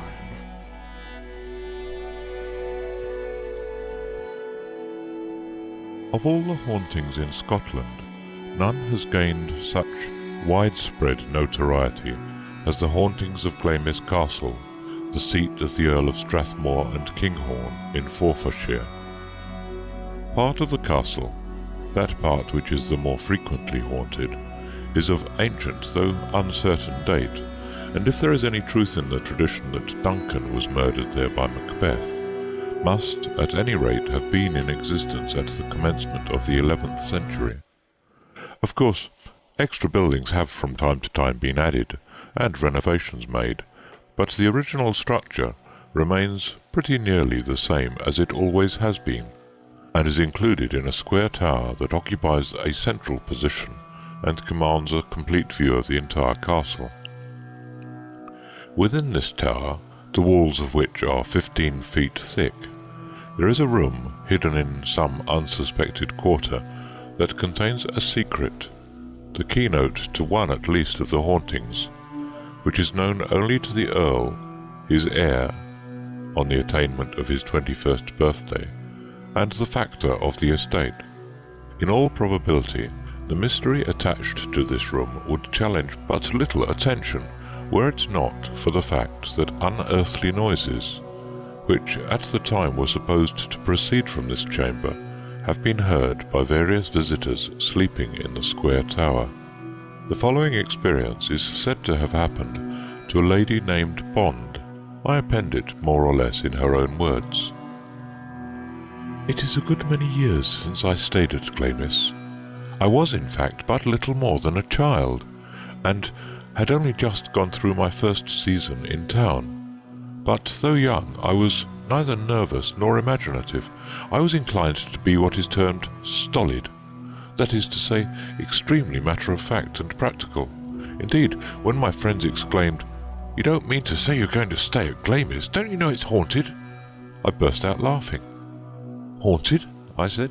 "How ridiculous! There are no such things as ghosts. One might as well believe in fairies." Of course, I did not go to Glamis alone. My mother and sister were with me, but whereas they slept in the more modern part of the castle, I was at my own request apportioned a room in the square tower. I cannot say that my choice had anything to do with the secret chamber. That and the alleged mystery had been dinned into my ears so often that I had grown thoroughly sick of the whole thing. No, I wanted to sleep in the square tower for quite a different reason, a reason of my own. I kept an aviary. The tower was old, and I naturally hoped its walls would be covered with ivy and teeming with birds' nests, some of which I might be able to reach, and I'm ashamed to say, plunder from my window. Alas for my expectations! Although the square tower was so ancient that in some places it was actually crumbling away, not the sign of a leaf, not the vestige of a bird's nest could I see anywhere. The walls were abominably, brutally bare. However, it was not long before my disappointment gave way to delight, for the air that blew in through the open window was so sweet, so richly scented with heather and honeysuckle, and the view of the broad, sweeping, thickly wooded grounds so indescribably charming that, despite my inartistic and unpoetical nature, I was entranced as I had never been before, and never have been since. "Ghosts," I said to myself. "Ghosts, how absurd, how preposterously absurd! Such an adorable spot as this can only harbour sunshine and flowers." I well remember, too, for, as I have already said, I was not poetical, how much I enjoyed my first dinner at Glamis. The long journey and keen mountain air had made me hungry, and I thought I had never tasted such delicious food, such ideal salmon from the Esk, and such heavenly fruit.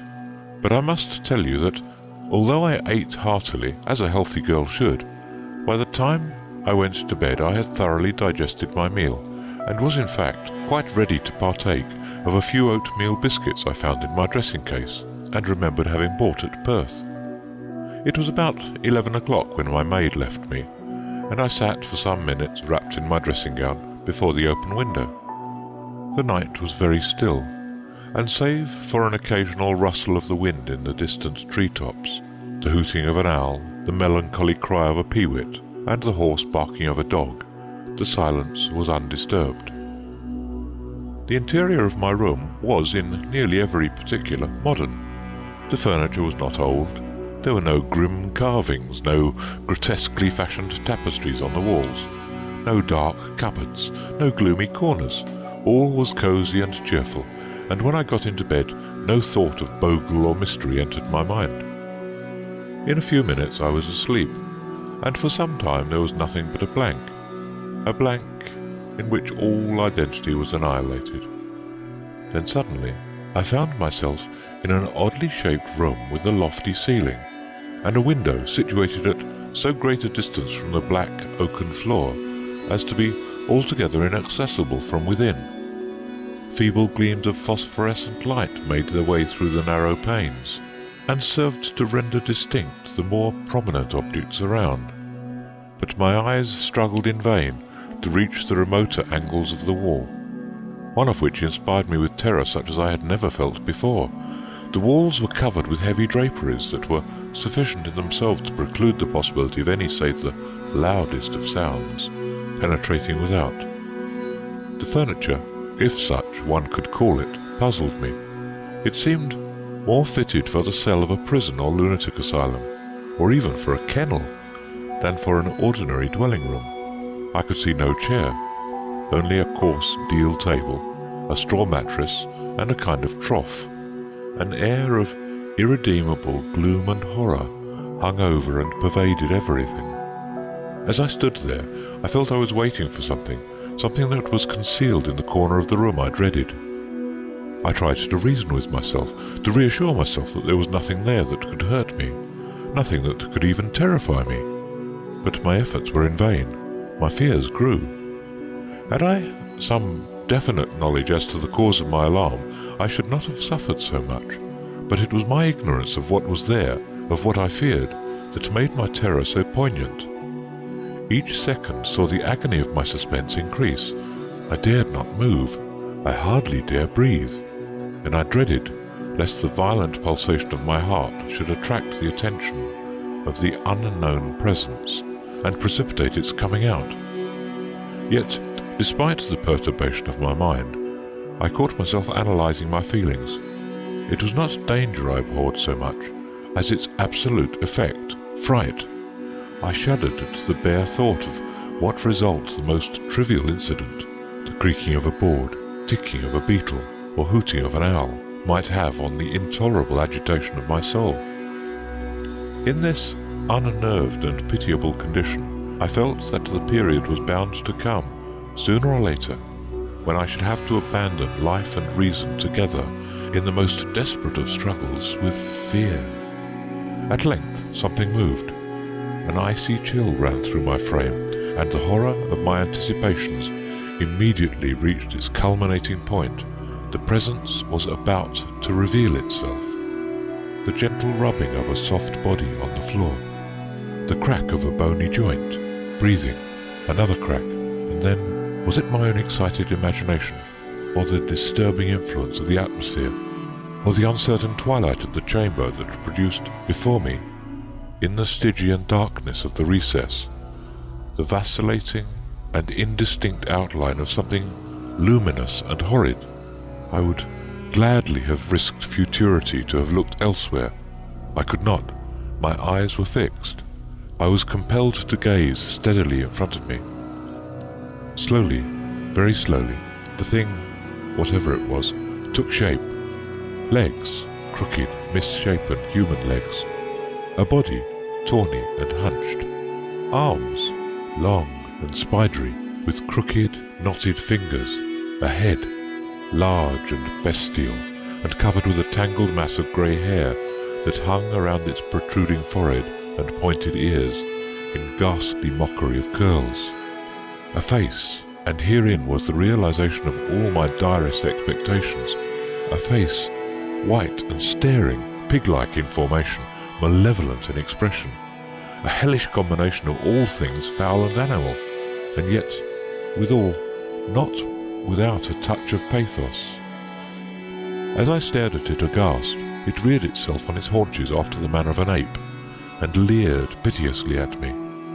Then shuffling forward it rolled over and lay sprawled out like some ungainly turtle, and wallowed as for warmth in the cold grey beams of early dawn.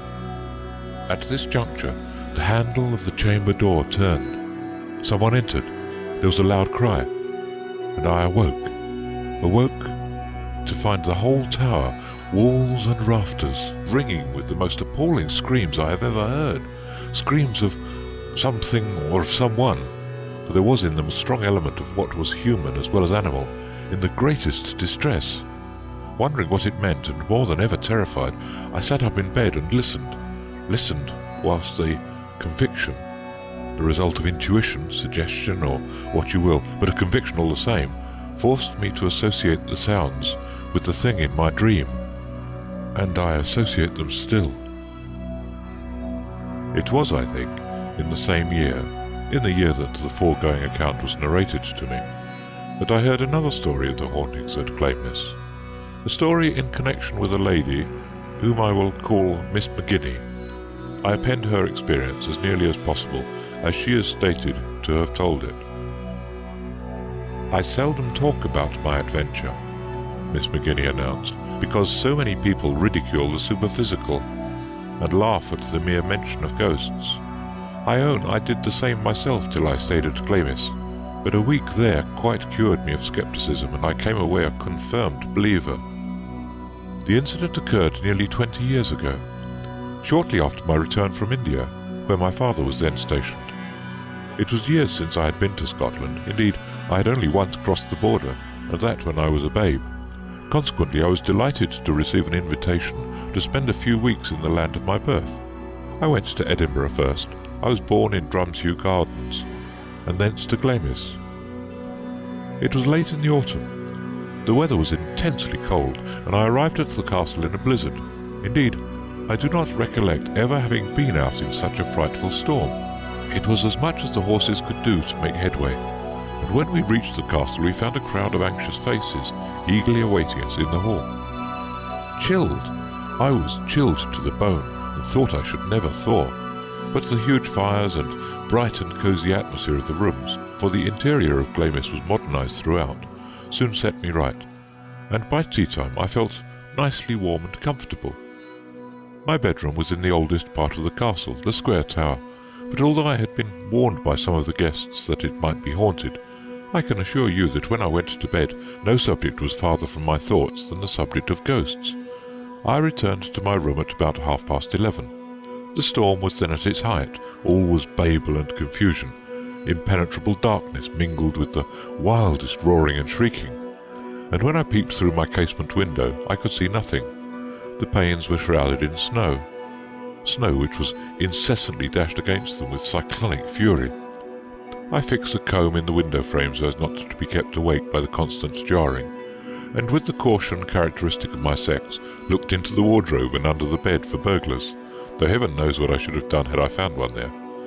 Placed a candlestick and matchbox on the table by my bedside, lest the roof or window should be blown in during the night or any other catastrophe happened, and after all these precautions, got into bed. At this period of my life I was a sound sleeper, and being somewhat unusually tired after my journey, I was soon in a dreamless slumber. What awoke me, I cannot say, but I came to myself with a violent start, such as might have been occasioned by a loud noise. Indeed, that was at first my impression, and I strained my ears to try and ascertain the cause of it. All was, however, silent. The storm had abated, and the castle and grounds were wrapped in an almost preternatural hush. The sky had cleared, and the room was partially illuminated by a broad stream of silvery light that filtered softly in through the white and tightly drawn blinds. A feeling that there was something unnatural in the air, that the stillness was but the prelude to some strange and startling event, gradually came over me. I strove to reason with myself, to argue that the feeling was wholly due to the novelty of my surroundings, but my efforts were fruitless, and soon there stole upon me a sensation to which I had been hitherto an utter stranger. I became afraid. An irrepressible tremor pervaded my frame. My teeth chattered, my blood froze. Obeying an impulse I could not resist, I lifted myself up from the pillows, and peering fearfully into the shadowy glow that lay directly in front of me, listened. Why I listened I do not know, saving that an instinctive spirit prompted me. At first I could hear nothing, and then, from a direction I could not define, there came a noise, low, distinct, uninterpretative. It was repeated in rapid succession, and speedily construed itself into the sound of mailed footsteps racing up the long flight of stairs at the end of the corridor leading to my room.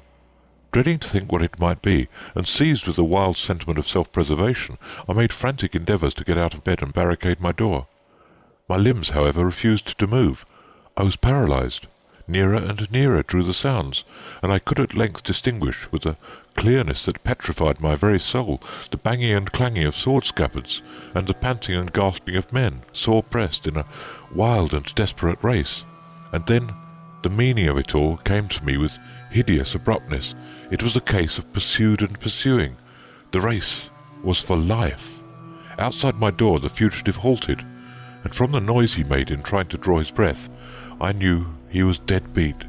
His antagonist, however, gave him but scant time for recovery. Bounding at him with prodigious leaps, he struck him a blow that sent him reeling with such tremendous force against the door that the panels, although composed of the stoutest oak, quivered and strained like flimsy matchboard. The blow was repeated. The cry that rose in the victim's throat was converted into an abortive, gurgling groan, and I heard the ponderous battle-axe carve its way through helmet, bone, and brain. A moment later came the sound of slithering armour, and the corpse, slipping sideways, toppled to the ground with a sonorous clang. A silence too awful for words now ensued. Having finished his hideous handiwork, the murderer was quietly deliberating what to do next, whilst my dread of attracting his attention was so great that I scarcely dare breathe. This intolerable state of things had already lasted for what seemed to me a lifetime, when, glancing involuntarily at the floor, I saw a stream of dark-looking fluid lazily lapping its way to me from the direction of the door. Another moment, and it would reach my shoes. In my dismay, I shrieked aloud. There was a sudden stir without, a significant clatter of steel, and the next moment, despite the fact that it was locked, the door slowly opened. The limits of my endurance had now happily been reached. The overtaxed valves of my heart could stand no more. I fainted.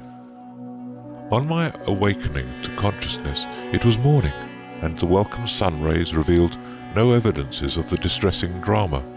I own I had a hard tussle before I could make up my mind to spend another night in that room, and my feelings as I shut the door on my retreating maid and prepared to get into bed were not the most enviable. But nothing happened, nor did I again experience anything of the sort till the evening before I left. I had laid down all the afternoon, for I was tired after a long morning's tramp on the moors, a thing I dearly love, and I was thinking it was about time to get up, when a dark shadow suddenly fell across my face. I looked up hastily, and there, standing by my bedside and bending over me, was a gigantic figure in bright armour. Its visor was up, and what I saw within the cask is stamped forever on my memory.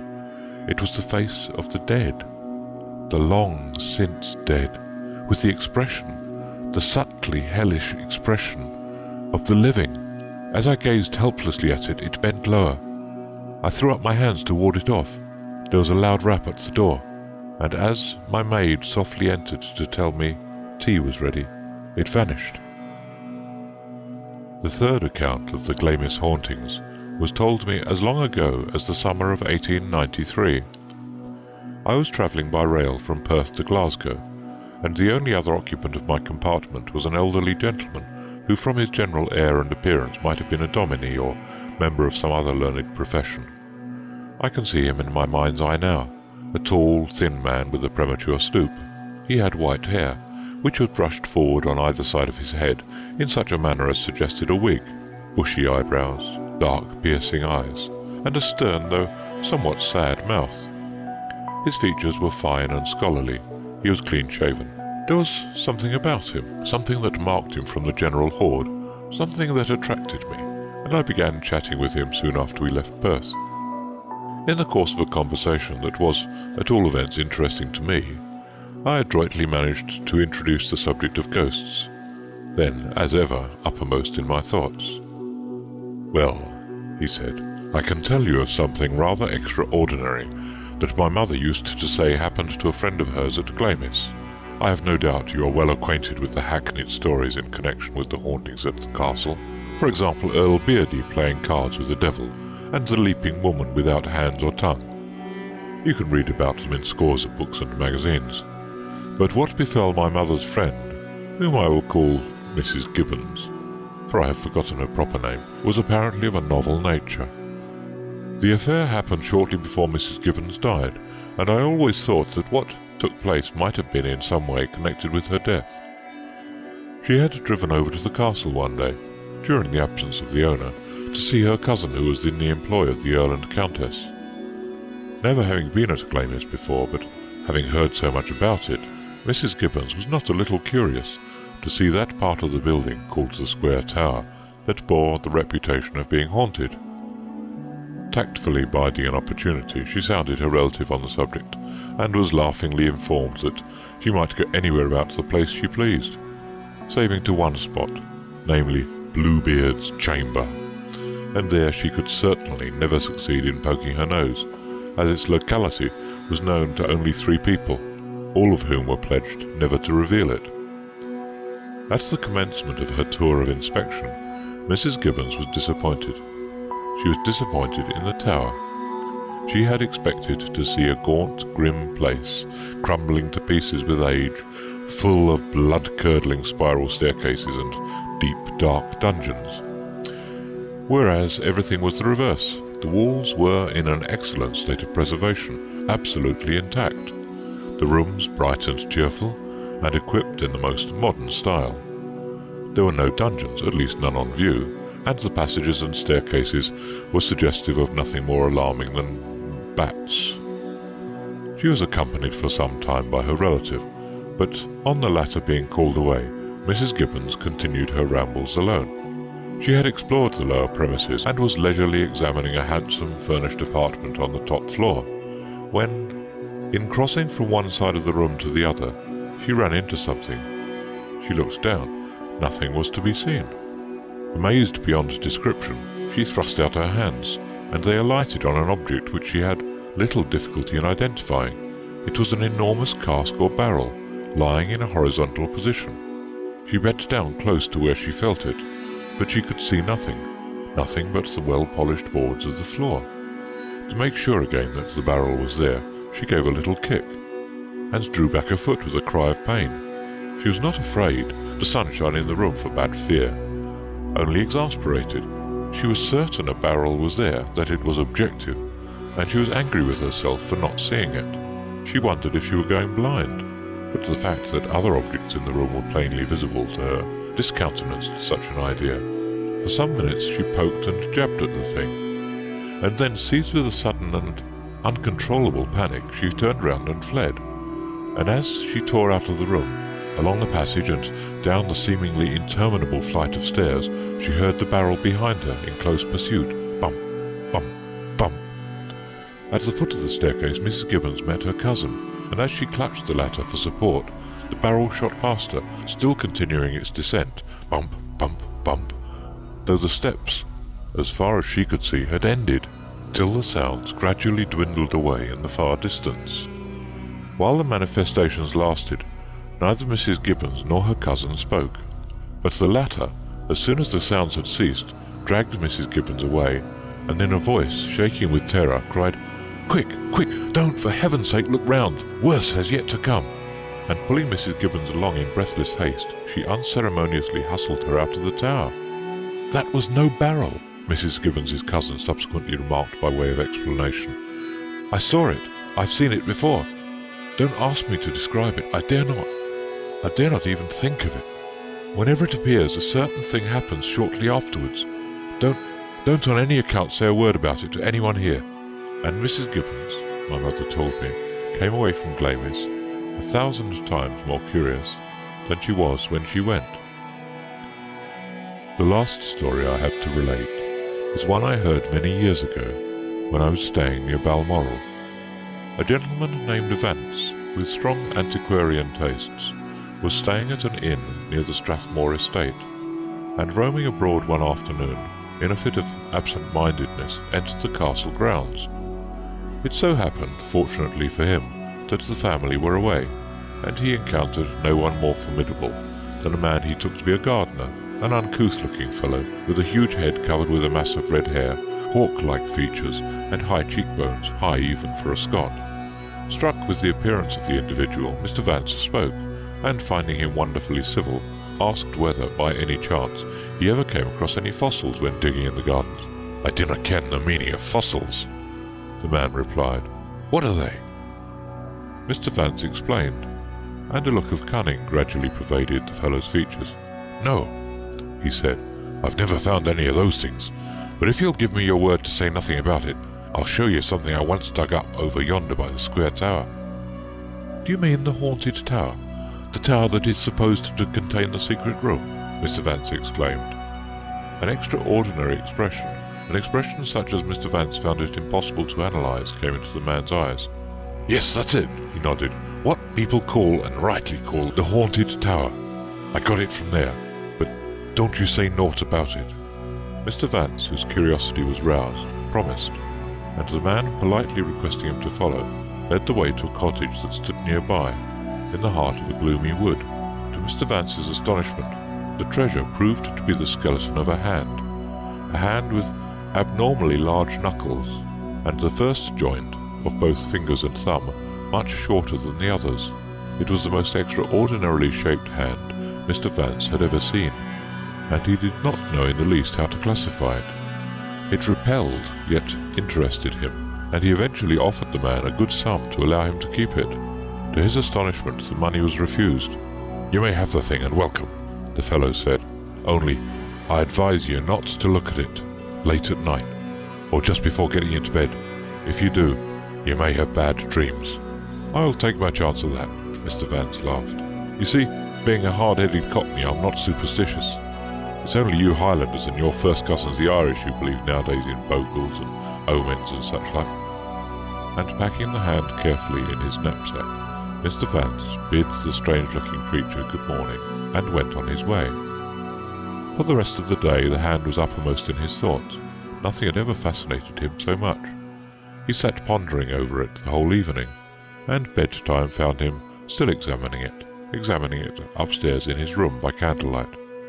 He had a hazy recollection that some clock had struck 12, and he was beginning to feel that it was about time to retire, when in the mirror opposite him he caught sight of the door. It was open. "By Jove, that's odd," he said to himself. "I could have sworn I shut and bolted it." To make sure, he turned round. The door was closed. "An optical delusion," he murmured. "I'll try again." He looked into the mirror. The door reflected in it was open. Utterly at a loss to know how to explain the phenomenon, he leaned forward in his seat to examine the glass more carefully, and as he did so he gave a start. On the threshold of the doorway was a shadow, black and bulbous. A cold shiver ran down Mr. Vance's spine, and just for a moment he felt afraid, terribly afraid. But he quickly composed himself. It was nothing but an illusion. There was no shadow there in reality. He had only to turn round and the thing would be gone. It was amusing, entertaining. He would wait and see what happened. The shadow moved. It moved slowly through the air, like some huge spider or odd-shaped bird. He would not acknowledge that there was anything sinister about it, only something droll, excruciatingly droll. Yet it did not make him laugh.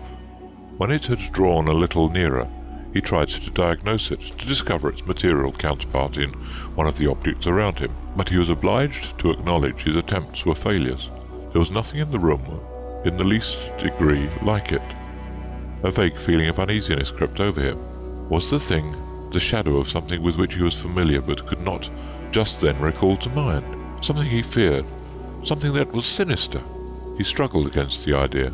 He dismissed it as absurd, but it returned and took deeper root as the shadow drew nearer. He wished the house was not quite so silent, that he could hear some indication of life, anything for companionship, and to rid him of the very oppressive sense of loneliness and isolation. Again a thrill of terror ran through him. "Look here!" he exclaimed aloud, glad to hear the sound of his own voice. "Look here! If this goes on much longer, I shall begin to think I'm going mad. I've had enough, and more than enough of magic mirrors for one night. It's high time I got into bed." He strove to rise from his chair, to move. He was unable to do either. Some strange, tyrannical force held him a prisoner. A change now took place in the shadow. The blur dissipated, and the clearly defined outlines of an object that made Mr. Vance perfectly sick with apprehension, slowly disclosed themselves. His suspicions were verified. It was the hand, no longer skeleton, but covered with green, mouldering flesh, feeling its way, slyly and stealthily towards him, towards the back of his chair. He noted the murderous twitching of its short, flat fingertips, the monstrous muscles of its hideous thumb, and the great clumsy hollows of its clammy palm. It closed in upon him.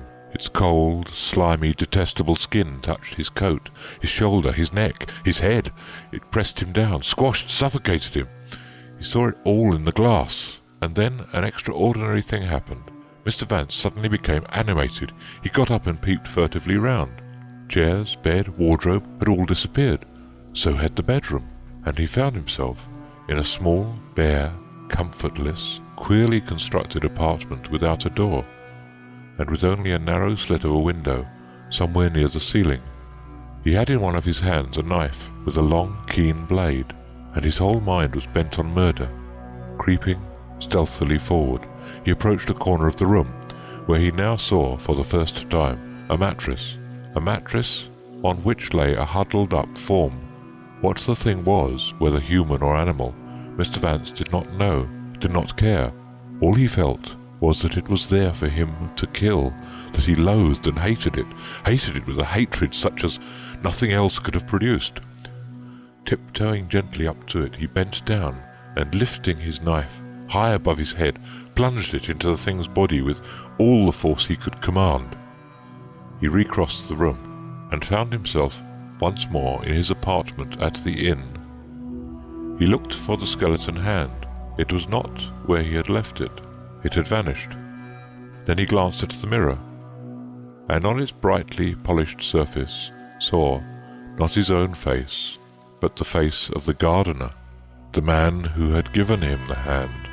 Features, colour, hair, all were identical, wonderfully, hideously identical, and as the eyes met his, they smiled devilishly.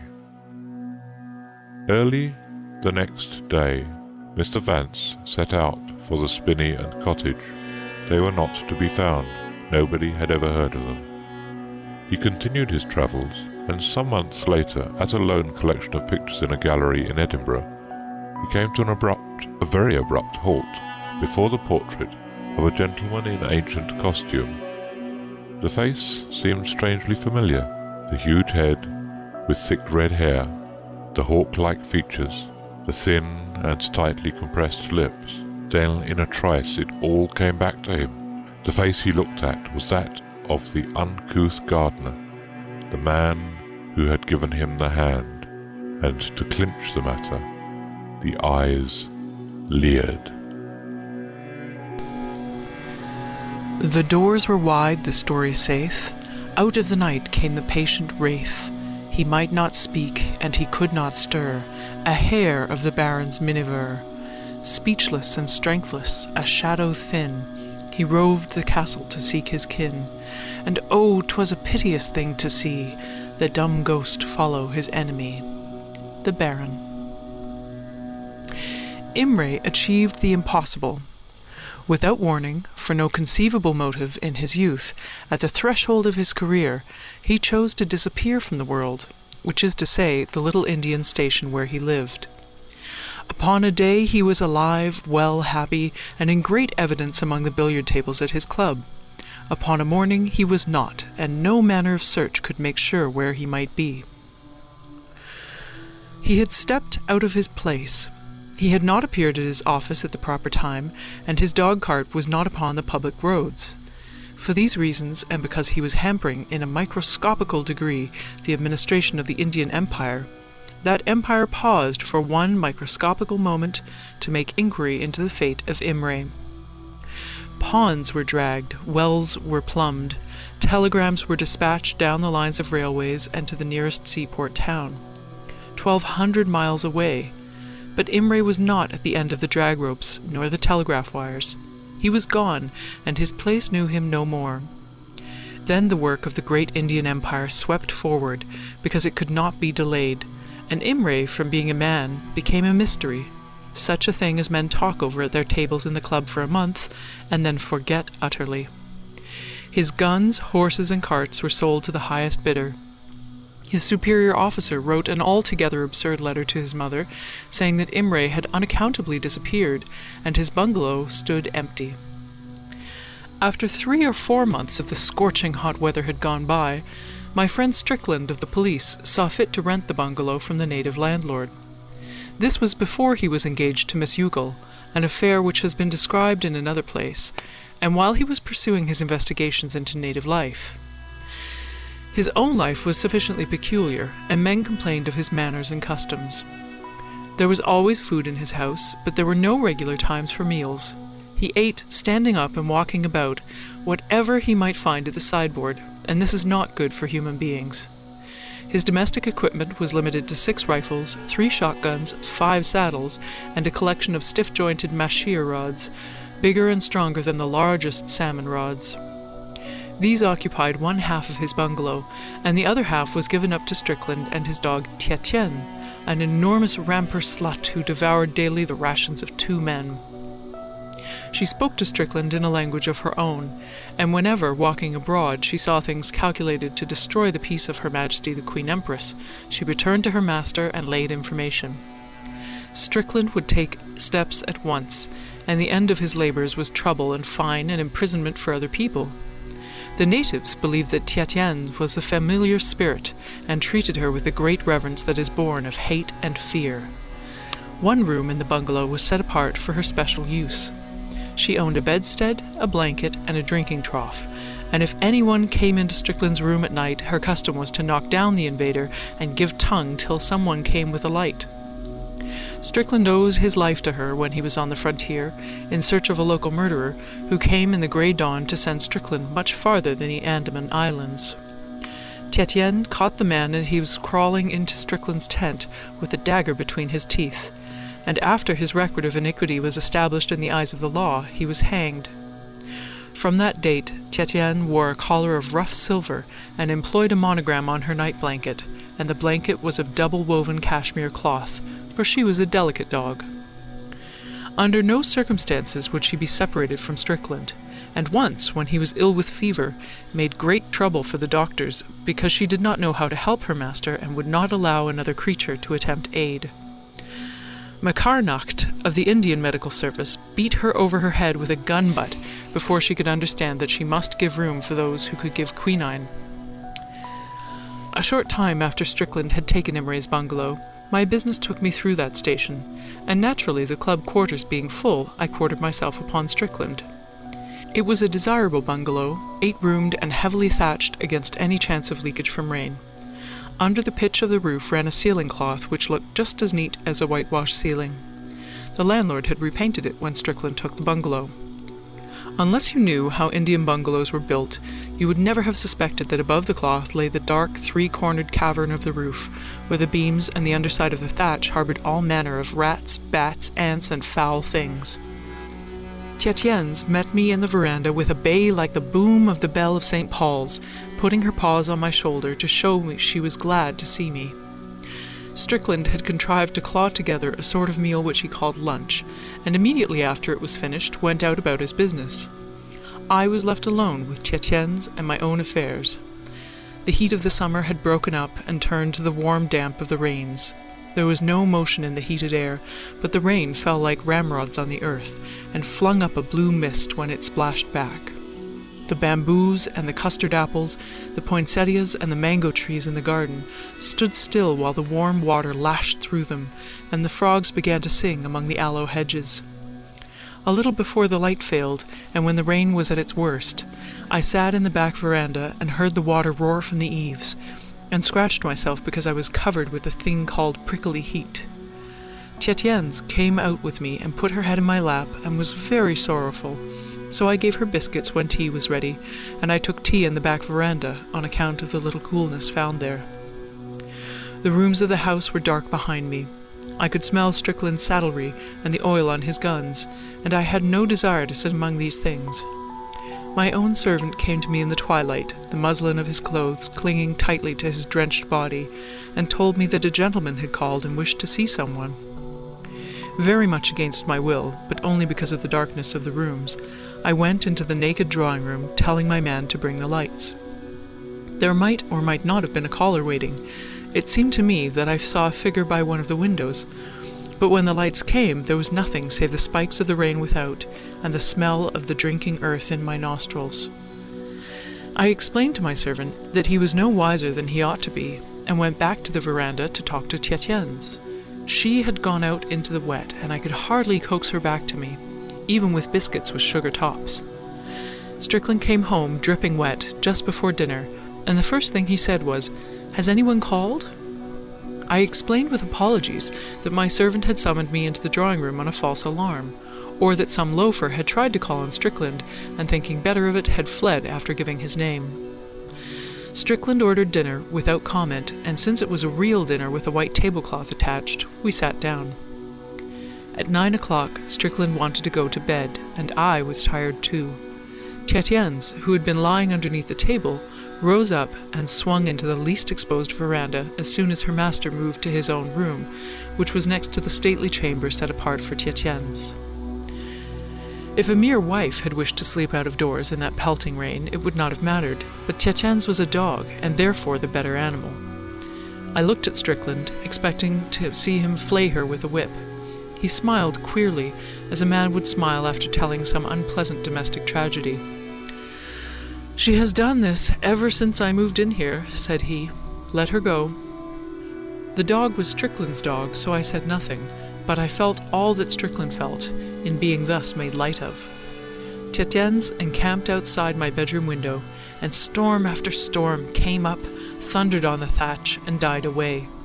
The lightning spattered the sky, as a thrown egg spatters a barn door, but the light was pale blue, not yellow, and, looking through my split bamboo blinds, I could see the great dog standing, not sleeping, in the veranda, the hackles alift on her back, and her feet anchored as tensely as the drawn wire rope of a suspension bridge. In the very short pauses of the thunder I tried to sleep, but it seemed someone wanted me very urgently. He, whoever he was trying to call me by name, but his voice was no more than a husky whisper. The thunder ceased, and Tietjens went into the garden and howled at the low moon. Somebody tried to open my door, walked about and about through the house, and stood breathing heavily in the verandas, and just when I was falling asleep I fancied that I heard a wild hammering and clamoring above my head or on the door. I ran into Strickland's room and asked him whether he was ill and had been calling for me. He was lying on his bed half-dressed, a pipe in his mouth. "I thought you'd come," he said. "Have I been walking around the house recently?" I explained that he had been tramping in the dining room and the smoking room and 2 or 3 other places, and he laughed and told me to go back to bed. I went back to bed and slept till the morning, but through all my mixed dreams I was sure I was doing someone an injustice in not attending to his wants. What those wants were I could not tell, but a fluttering, whispering, bolt-fumbling, lurking, loitering someone was reproaching me for my slackness, and half awake I heard the howling of Tietjens in the garden and the threshing of the rain. I lived in that house for 2 days. Strickland went to his office daily, leaving me alone for 8 rotten hours with Tietjens for my only companion. As long as the full light lasted I was comfortable, and so was Tietjens, but in the twilight she and I moved into the back veranda and cuddled each other for company. We were alone in the house, but nonetheless it was much too fully occupied by a tenant with whom I did not wish to interfere. I never saw him, but I could see the curtains between the rooms quivering where he had just passed through. I could hear the chairs creaking as the bamboos sprung under a weight that had just quitted them, and I could feel when I went to get a book from the dining room that somebody was waiting in the shadows of the front veranda till I should have gone away. Tietjens made the twilight more interesting by glaring into the darkened rooms with every hair erect, and following the motions of something that I could not see. She never entered the rooms, but her eyes moved interestedly. That was quite sufficient. Only when my servant came to trim the lamps and make all light and habitable would she come in with me and spend her time sitting on her haunches, watching an invisible extra man as he moved about behind my shoulder. Dogs are cheerful companions. I explained to Strickland, gently as might be, that I would go over to the club and find for myself quarters there. I admired his hospitality, was pleased with his guns and rods, but I did not much care for his house and its atmosphere. He heard me out to the end, and then smiled very wearily, but without contempt, for he is a man who understands things. "Stay on," he said, "and see what this thing means. All you have talked about I have known since I took the bungalow. Stay on and wait. Tietjens has left me. Are you going too?" I had seen him through one little affair, connected with a heathen idol that had brought me to the doors of a lunatic asylum, and I had no desire to help him through further experiences. He was a man to whom unpleasantnesses arrived as do dinners to ordinary people. Therefore I explained more clearly than ever that I liked him immensely and would be happy to see him in the daytime, but that I did not care to sleep under his roof. This was after dinner, when Tietjens has gone out to lie in the veranda. "'Pon my soul, I don't wonder," said Strickland with his eyes on the ceiling cloth. "Look at that!" The tails of 2 brown snakes were hanging between the cloth and the cornice of the wall. They threw long shadows in the lamplight. "If you are afraid of snakes, of course," said Strickland. "I hate and fear snakes, because if you look into the eyes of any snake, you will see that it knows all and more of the mystery of man's fall, and that it feels all the contempt that the devil felt when Adam was evicted from Eden. Besides which, its bite is generally fatal, and it twists up trouser legs." "You ought to get your thatch overhauled," I said. "Give me a masseur rod, and we'll poke 'em down." "They'll hide among the roof beams," said Strickland. "I can't stand snakes overhead. I'm going up into the roof. If I shake 'em down, stand by with a cleaning rod and break their backs."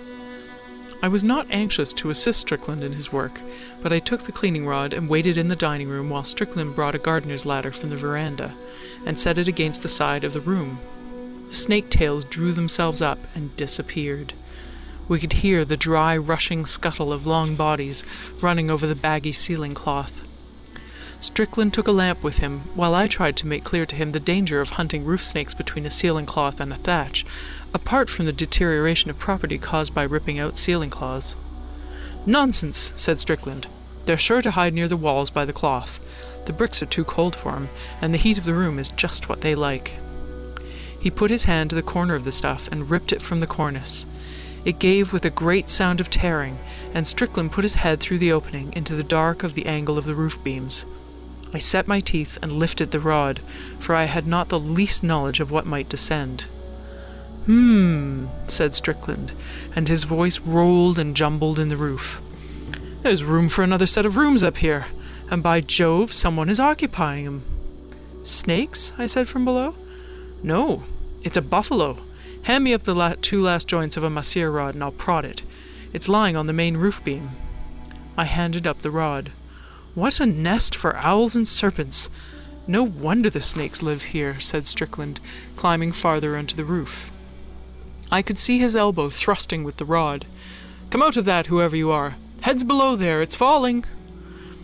I saw the ceiling cloth nearly in the center of the room, bag with a shape that was pressing it downwards and downwards toward the lighted lamp on the table. I snatched the lamp out of danger and stood back. Then the cloth ripped out from the walls, tore, split, swayed, and shot down upon the table, something that I dared not look at, till Strickland had slid down the ladder and was standing by my side. He did not say much, being a man of few words, but he picked up the loose end of the tablecloth and threw it over the remnants on the table. "It strikes me," he said, putting down the lamp, "our friend Imre has come back." "Oh, you would you?" There was a movement under the cloth, and a little snake wriggled out, to be backbroken by the butt of the masseur rod. I was sufficiently sick to make no remarks worth recording. Strickland meditated and helped himself to drinks. The arrangement under the cloth made no more signs of life. "Is it Imre?" I said. Strickland turned back to the cloth for a moment and looked. "It is Imre," he said, "and his throat is cut from ear to ear." Then we spoke both together and to ourselves. That's why he whispered about the house. Tietjens in the garden began to bay furiously. A little later her great nose heaved open the dining-room door. She snuffed and was still. The tattered ceiling cloth hung down almost to the level of the table, and there was hardly room to move away from the discovery. Tietjens came in and sat down, her teeth bared under her lip and her forepaws planted. She looked at Strickland. "It's a bad business, old lady," said he. "Men don't climb up into the roofs of their bungalows to die, and they don't fasten up the ceiling cloth behind 'em. Let's think it out." "Let's think it out somewhere else," I said. "Excellent idea. Turn the lamps out. We'll get into my room." I did not turn the lamps out. I went into Strickland's room first, and allowed him to make the darkness. Then he followed me, and we lit tobacco and thought. Strickland thought. I smoked furiously, because I was afraid. "Imre is back," said Strickland. "The question is, who killed Imre? Don't talk. I've a notion of my own. When I took this bungalow, I took over most of Imre's servants. Imre was guileless and inoffensive, wasn't he?" I agreed, though the heap under the cloth had looked neither one thing nor the other. "If I call in all the servants, they will stand fast in a crowd and lie like Aryans. What do you suggest?" Call 'em in one by one, I said. They'll run away and give the news to all their fellows, said Strickland. We must segregate 'em. Do you suppose your servant knows anything about it? Oh, he may, for aught I know, but I don't think it's likely. He has only been here 2 or 3 days, I answered. What's your notion? I can't quite tell. How the dickens did the man get the wrong side of the ceiling cloth? There was a heavy coughing outside Strickland's bedroom door. This showed that Bahadur Khan, his body servant, had waked from sleep and wished to put Strickland to bed. Come in, said Strickland. It's a very warm night, isn't it? Bahadur Khan, a great green-turbaned 6-foot Mohammedan, said that it was a very warm night, but that there was more rain pending, which, by his honour's favour, would bring relief to the country. It will be so, if God pleases, said Strickland, tugging off his boots. It is in my mind, Bahadur Khan, that I have worked thee remorselessly for many days, ever since that time when thou first camest into my service. What time was that? Has the Heaven-born forgotten? It was when Imre Sahib went secretly to Europe without warning given, and I, even I, came into the honoured service of the protector of the poor. And Imre Sahib went to Europe? It is so said among those who were his servants. And thou wilt take service with him when he returns? Assuredly, Sahib. He was a good master and cherished his dependents. That is true. I am very tired, but I go buck-shooting tomorrow. Give me the little sharp rifle that I use for black buck. It is in the case yonder. The man stooped over the case, handed barrels, stock, and fore-end to Strickland, who fitted all together, yawning dolefully. Then he reached down to the gun case, took a solid-drawn cartridge, and slipped it into the breech of the 360 Express. And Imre Sahib has gone to Europe secretly. That is very strange, Bahadur Khan, is it not? What do I know of the ways of the white man, heaven-born? Very little, truly, but thou shalt know more anon. It has reached me that Imre Sahib has returned from his so long journeyings, and that even now he lies in the next room, waiting his servant. Sahib! The lamplight slid along the barrels of the rifle as they levelled themselves at Bahadur Khan's broad breast. Go and look, said Strickland. Take a lamp. Thy master is tired, and he waits thee. Go. The man picked up a lamp and went into the dining room, Strickland following, and almost pushing him with the muzzle of the rifle. He looked for a moment at the black depths behind the ceiling cloth, at the writhing snake underfoot, and last a grey glaze settling on his face, at the thing under the tablecloth. Hast thou seen? Said Strickland after a pause. I have seen. I am clay in the white man's hands. What does the presence do? Hang thee within the month. What else? For killing him? Nay, Sahib, consider. Walking among us, his servants, he cast his eyes upon my child, who was 4 years old. Him he bewitched, and in 10 days he died of the fever, my child. What said Imre Sahib? He said he was a handsome child, and patted him on the head, wherefore my child died. Wherefore I killed Imre Sahib in the twilight, when he had come back from office and was sleeping. Wherefore I dragged him up into the roof beams and made all fast behind him. The Heaven-born knows all things. I am the servant of the Heaven-born. Strickland looked at me above the rifle, and said in the vernacular, Thou art witness to this saying? He has killed. Bahadur Khan stood ashen-grey in the light of the one lamp. The need for justification came upon him very swiftly. I am trapped, he said, but the offence was that man's. He cast an evil eye upon my child, and I killed and hid him. Only such as are served by devils. He glared at Tietjens, couched stolidly before him. Only such could know what I did. It was clever, but thou shouldst have lashed him to the beam with a rope. Now thou thyself wilt hang by a rope. Orderly! A drowsy policeman answered Strickland's call. He was followed by another, and Tietjens sat wondrous still. Take him to the police station, said Strickland. There is a case toward. Do I hang, then? Said Bahadur Khan, making no attempt to escape and keeping his eyes on the ground. If the sun shines or the water runs, yes, said Strickland. Bahadur Khan stepped back one long pace, quivered, and stood still. The 2 policemen waited further orders. "Go," said Strickland. "Nay, but I go very swiftly," said Bahadur Khan. "Look, I am even now a dead man." He lifted his foot, and to the little toe there clung the head of the half-killed snake, firm fixed in the agony of death. "I come of land-holding stock," said Bahadur Khan, rocking where he stood.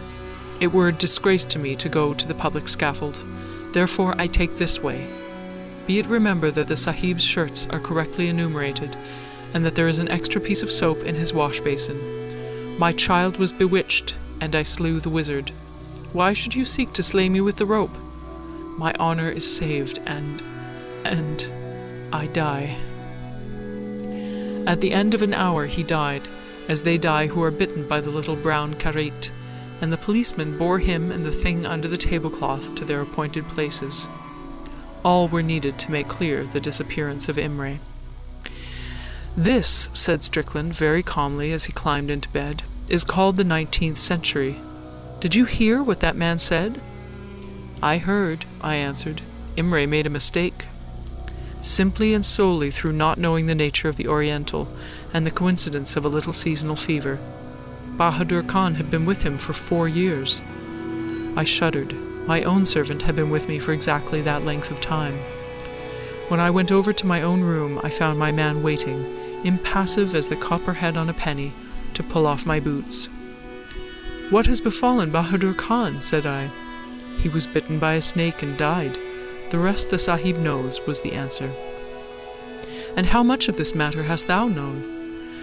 "As much as might be gathered from one coming in the twilight to seek satisfaction. Gently, Sahib. Let me pull off those boots."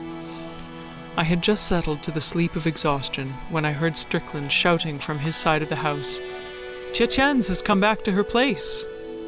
And so she had. The great deerhound was couched stately on her own bedstead, on her own blanket, while in the next room the idle, empty ceiling cloth waggled as it trailed on the table. "How very still you sit! If the shadow of an eyelash stirred upon your cheek, if that grey line about your mouth should snap its tension at this quivering end, if the pallor of your profile warmed a little, if that tiny muscle on your forehead, just at the left eyebrow's curve, should start and twitch, if you would but grow a trifle restless, sitting there beneath my steady gaze, if you moved a finger of your folded hands, if you should turn and look behind your chair, or lift your face, half lingering and half longing, half loving and half loath, to ponder on the annoyed and thwarted cry which the wind is making, where I stand, between it and yourself, against the half-closed window. Ah, there. You sigh and stir, I think. You lift your head. The little muscle is a captive still. The line about your mouth is tense and hard. The deepening hollow in your cheek has no warmer tint, I see, than the great Doric column which the moonlight builds against the wall. I lean against it. I hold out my arms. You lift your head and look me in the eye. If a shudder crept across your figure, if your arms, laid out upon the table, leapt but once above your head, if you named my name, if you held your breath with terror, or sobbed aloud for love, or sprang, or cried, but you only lift your head and look me in the eye. If I dared step near, or nearer, if it were permitted that I should cross the current of your living breath, if it were willed that I should leap the leap of human blood within your veins, if I should touch your hands, your cheeks, your lips, if I dropped an arm as lightly as a snowflake round your shoulder, the fear which no heart has fathomed, the fate which no fancy has faced, the riddle which no soul has read, steps between your substance and my soul. I drop my arms. I sink into the heart of the pillared light upon the wall. I will not wonder what would happen if my outlines defined upon it to your view. I will not think of that which could be, would be, if I struck across your still-set vision, face to face. Ah, me, how still she sits. With what a fixed, incurious stare she looks me in the eye. The wind, now that I stand no longer between it and yourself, comes enviously in. It lifts the curtain and whirls about the room. It bruises the surface of the great pearled pillar where I lean. I am caught within it. Speech and language struggle over me. Mute articulations fill the air. Tears and laughter, and the sounding of soft lips, and the falling of low cries possess me. Will she listen? Will she bend her head? Will her lips part in recognition? Is there an alphabet between us, or have the winds of night a vocabulary to lift before her holden eyes? We sat many times together and talked of this. Do you remember, dear? You held my hand. Tears that I could not see fell on it.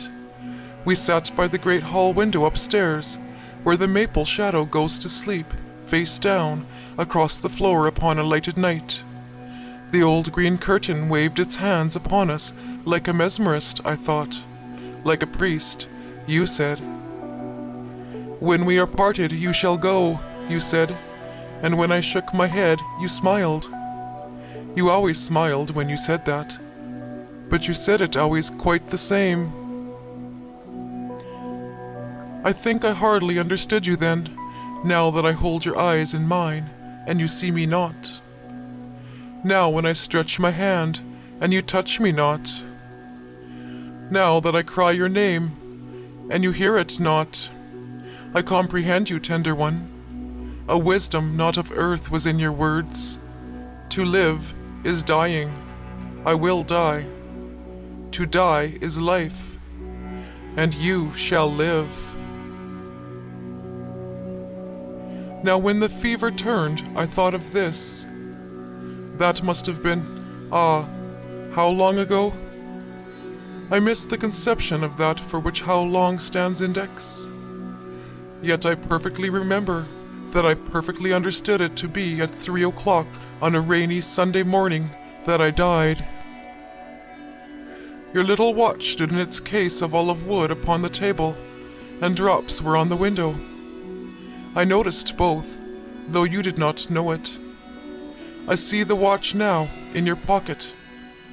I cannot tell if the hands move or only pulsate like a heart-throb to and fro. They stand and point, mute gold fingers, paralyzed and pleading, forever at the hour of 3. At this I wonder. When first you said I was sinking fast, the words sounded as old and familiar as a nursery tale. I heard you in the hall. The doctor had just left, and you went to Mother and took her face in your 2 arms and laid your hand across her mouth as if it were she who had spoken.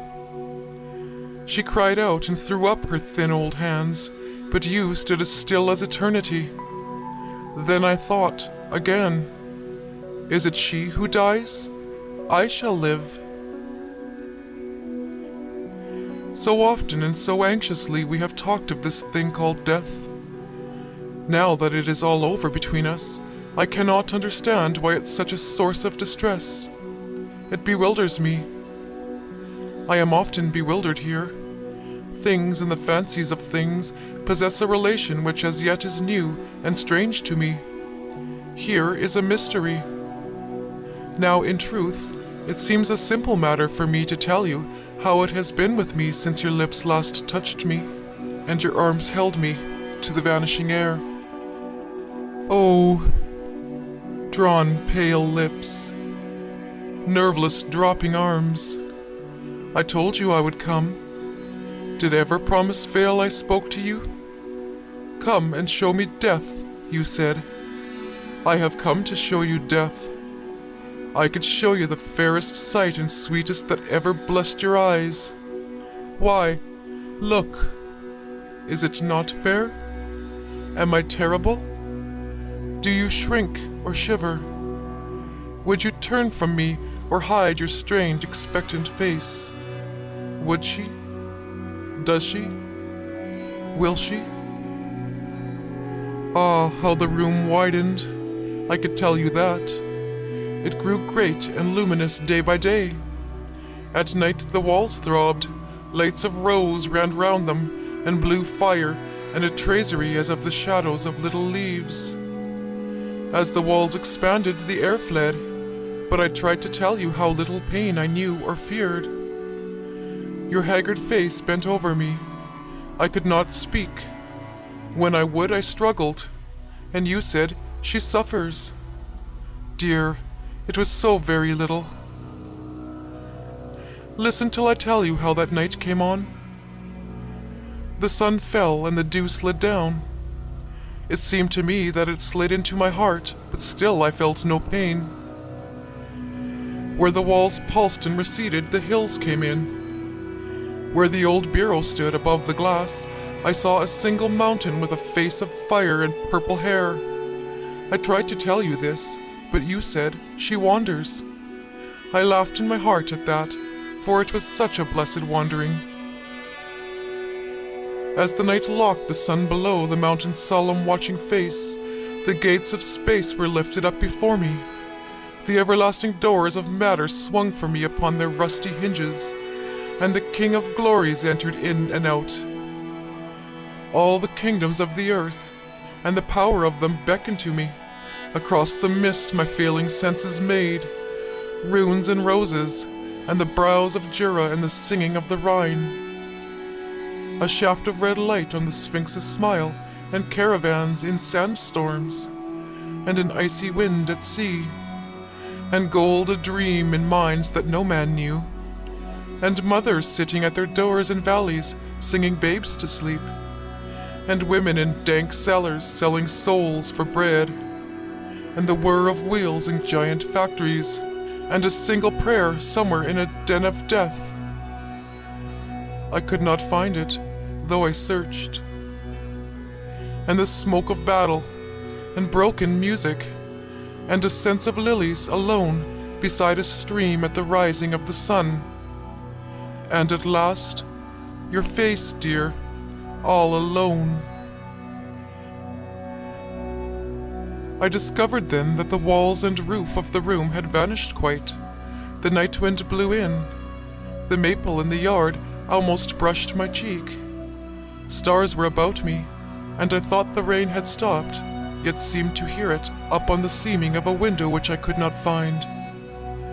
One thing only hung between me and immensity. It was your single, awful, haggard face. I looked my last into your eyes. Stronger than death they held and claimed my soul. I feebly raised my hand to find your own. More cruel than the grave your wild grasp chained me. Then I struggled, and you cried out, and your face slipped, and I stood free. I stood upon the floor beside the bed. That which had been I lay there at rest, but terrible, before me. You hid your face, and I saw you slide upon your knees. I laid my hand upon your head. You did not stir. I spoke to you. Dear, look around a minute. But you knelt quite still.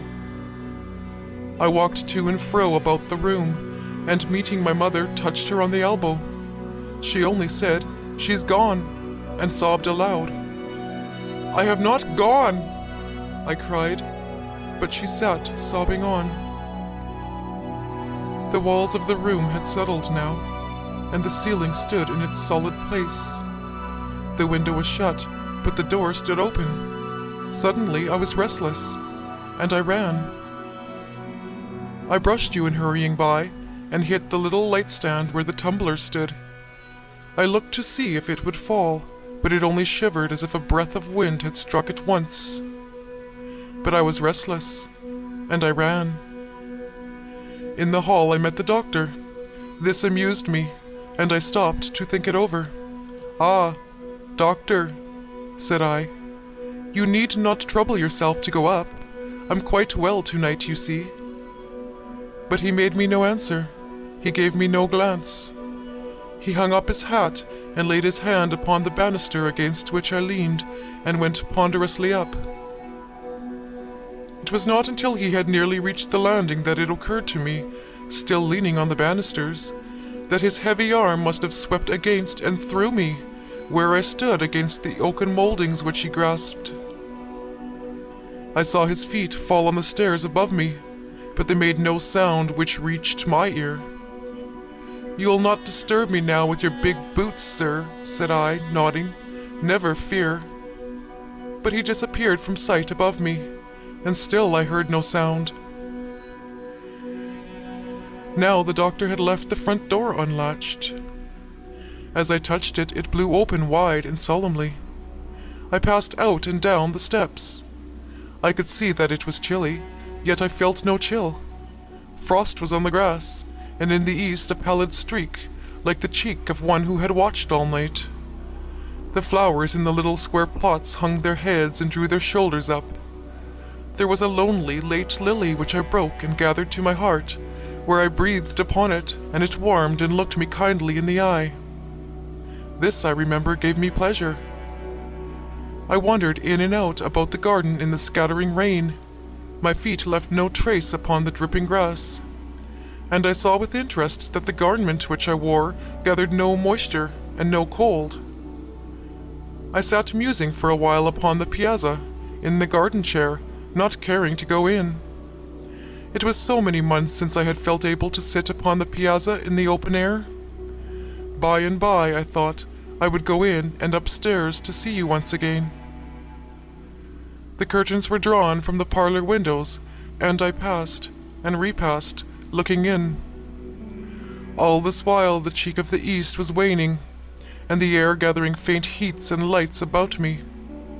I remembered presently the old arbor at the garden foot, where before I was sick we sat so much together, and thinking, she will be surprised to know that I have been down alone. I was restless, and I ran again. I meant to come back and see you, dear, once more. I saw the lights in the room where I had lain sick overhead, and your shadow on the curtain, and I blessed it with all the love of life and death as I bounded by. The air was thick with sweetness from the dying flowers. The birds woke, and the zenith lighted, and the leap of health was in my limbs. The old arbor held out its soft arms to me, but I was restless, and I ran. The field opened before me, and meadows with broad blossoms, and a river flashed before me like a scimitar, and woods interlocked their hands to stay me. But being restless, on I ran. The house dwindled behind me, and the light in my sick room, and your shadow on the curtain. But yet I was restless, and I ran. In the twinkling of an eye I fell into a solitary place. Sand and rocks were in it, and a falling wind. I paused and knelt upon the sand, and mused a little in this place. I mused of you, and life and death, and love and agony. But these had departed from me, as dim and distant as the fainting wind. A sense of solemn expectation filled the air. A tremor and a trouble wrapped my soul. I must be dead, I said aloud. I had no sooner spoken than I learned that I was not alone. The sun had risen, and on a ledge of ancient rock, weather-stained and red, there had fallen over against me the outline of a presence lifted up against the sky. And turning suddenly, I saw. Lawful to utter, but utterance has fled. Lawful to utter, but a greater than law restrains me. Am I blotted from your desolate fixed eyes, lips that my mortal lips have pressed? Can you not quiver when I cry? Soul that my eternal soul has loved, Can you stand enveloped in my presence and not spring like a fountain to me? Would you not know how it has been with me since your perishable eyes beheld my perished face? What my eyes have seen, or my ears have heard, or my heart conceived without you?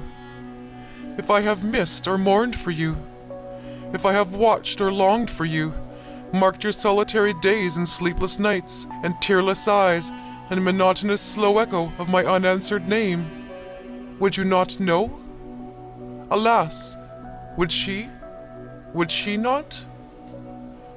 My soul misgives me with a matchless solitary fear. I am called, and I slip from her. I am beckoned, and lose her. Her face dims, and her folded lonely hands fade from my sight. Time to tell her a guarded thing, time to whisper a treasured word, a moment to tell her that death is dumb, for life is deaf. A moment to tell her.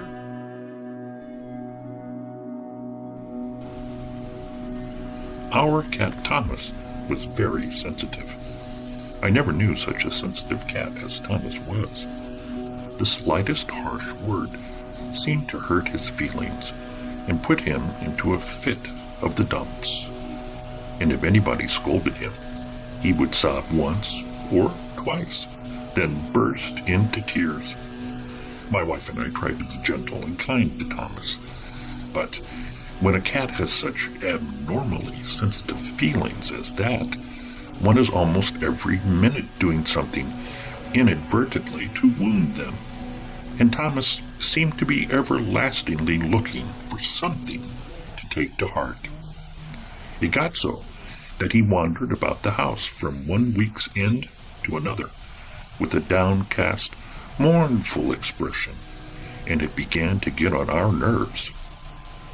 Time and again, I made up my mind to speak to my wife about it, and then I would remember how kind and loving and faithful Thomas had been when he was a kitten, and I would try to soothe my nerves by playing on my violin.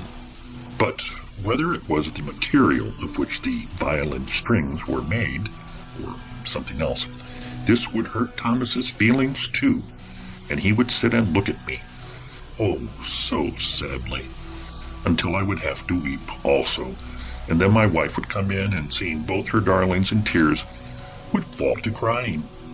We were very, very unhappy, and all because Thomas was so ridiculously sensitive.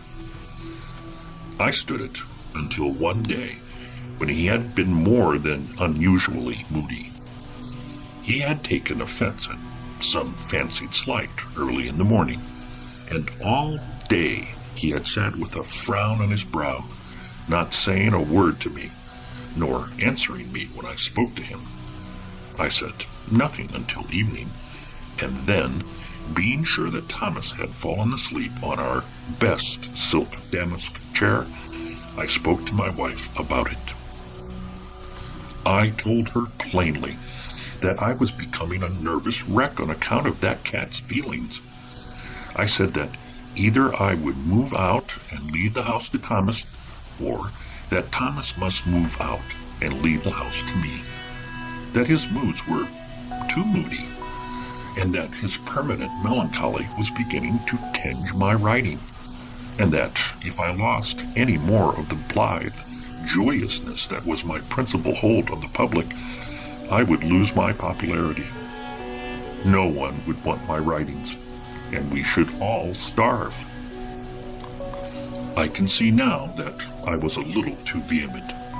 My mind was very much wrought up over the matter, and I may have spoken louder than I had intended. At any rate, Thomas suddenly jumped from the chair and walked dejectedly from the room. At the door he stopped and gave me one reproachful glance, and then we heard him push open the screen door and go out onto the kitchen porch. My wife and I sat for a minute in silence. The awful significance of what I had done came upon me. Never before had I outspokenly told my feelings regarding Thomas in his hearing. "Edward," said my wife, "I fear you have mortally offended Thomas." I pretended I was indifferent about what Thomas thought of what I had said, but at heart I was worried and ashamed. I knew I had said more than I had intended. In the heat of my words, I had gone further than I should otherwise have gone. However, I doggedly set my mouth into firm lines and scowled. "Edward," said my wife anxiously, a few minutes later, "Thomas is very quiet out there. Don't you think you had better go out and coax him in? Hadn't you better go to the door and say a kind word to him? You know how sensitive he is, and..." She did not say the awful words, but we both understood what she meant.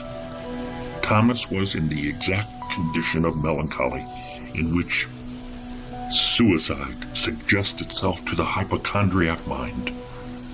I moved uneasily in my chair. I hated to beg the cat's pardon, for I felt that I was right in the quality of what I had said, even if I had made the quantity too large. I hesitated, and then I rose. At that moment, my wife screamed, and I, strong man though I be, jumped nervously, for our straining ears caught the sound of a heavy body splashing into our rain barrel. For one terror-stricken moment, Mary and I stood looking at each other aghast. The next moment, I was dashing from the room. Wildly, impetuously, I ran to the rain barrel.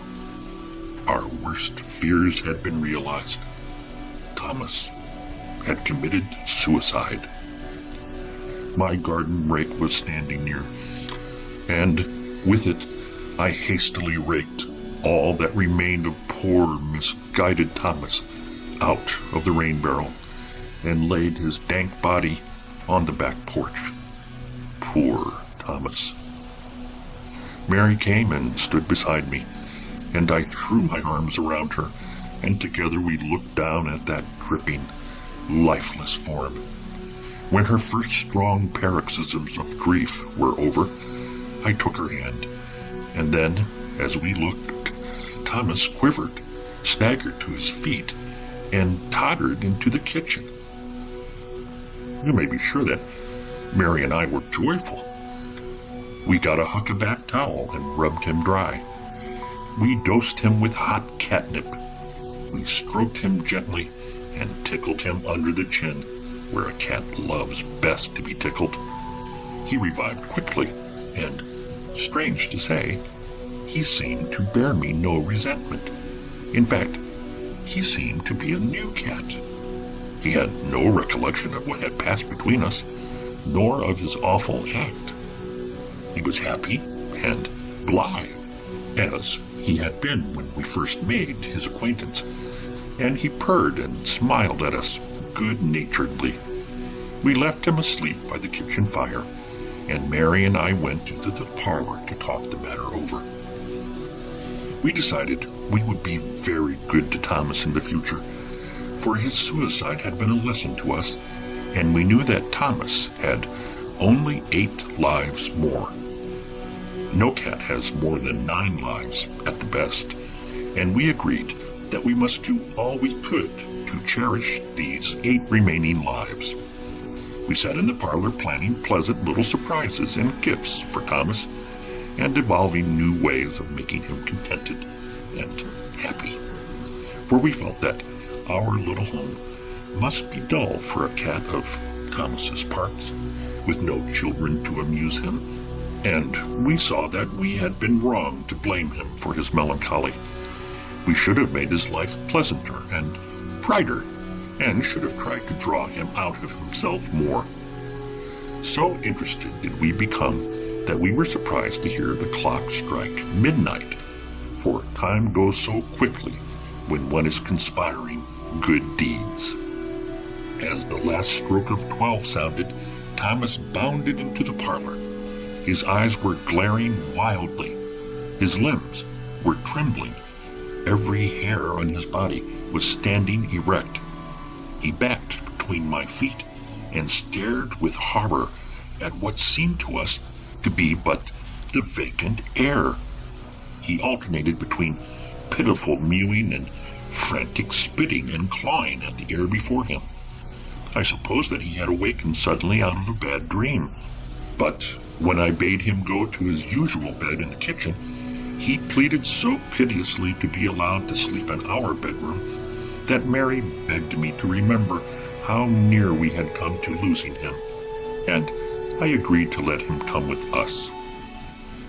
The permission seemed to give him pleasure, but all the way up the stairs he kept close to my feet, now and then looking back with evident terror, and while I was disrobing, he did not move an inch away from me.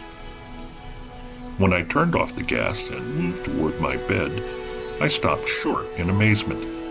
In the black darkness of the room, I could distinguish Thomas by his two huge, terror-stricken eyes, but that was not what made me pause and tremble. Perched on the foot of my bed was a thin, phosphorescent form. It was a pale, blue, transparent cat, and its face was contorted into a diabolical grin. Through it, I could see the frightened face of my wife. In every feature, the ghost cat was identical with Thomas. It was, indeed, the ghost of Thomas's first life, returned to haunt him. I do not, or did not then, believe very much in ghosts. I have always been willing to admit that there were ghosts, but that a man of any stamina should be afraid of them seemed to me the utmost folly, and I took a hairbrush and tried to brush the blue cat ghost off the footboard of my bed. But the ghost cat would not vanish. The brush passed through it as it would have passed through a moonbeam. I blew at the ghost, and it flickered as a flame flickers in a draught. But it remained where it had been. If anything, it glowed with a brighter blue. Thomas had jumped upon the bed and was cowering in my wife's arms.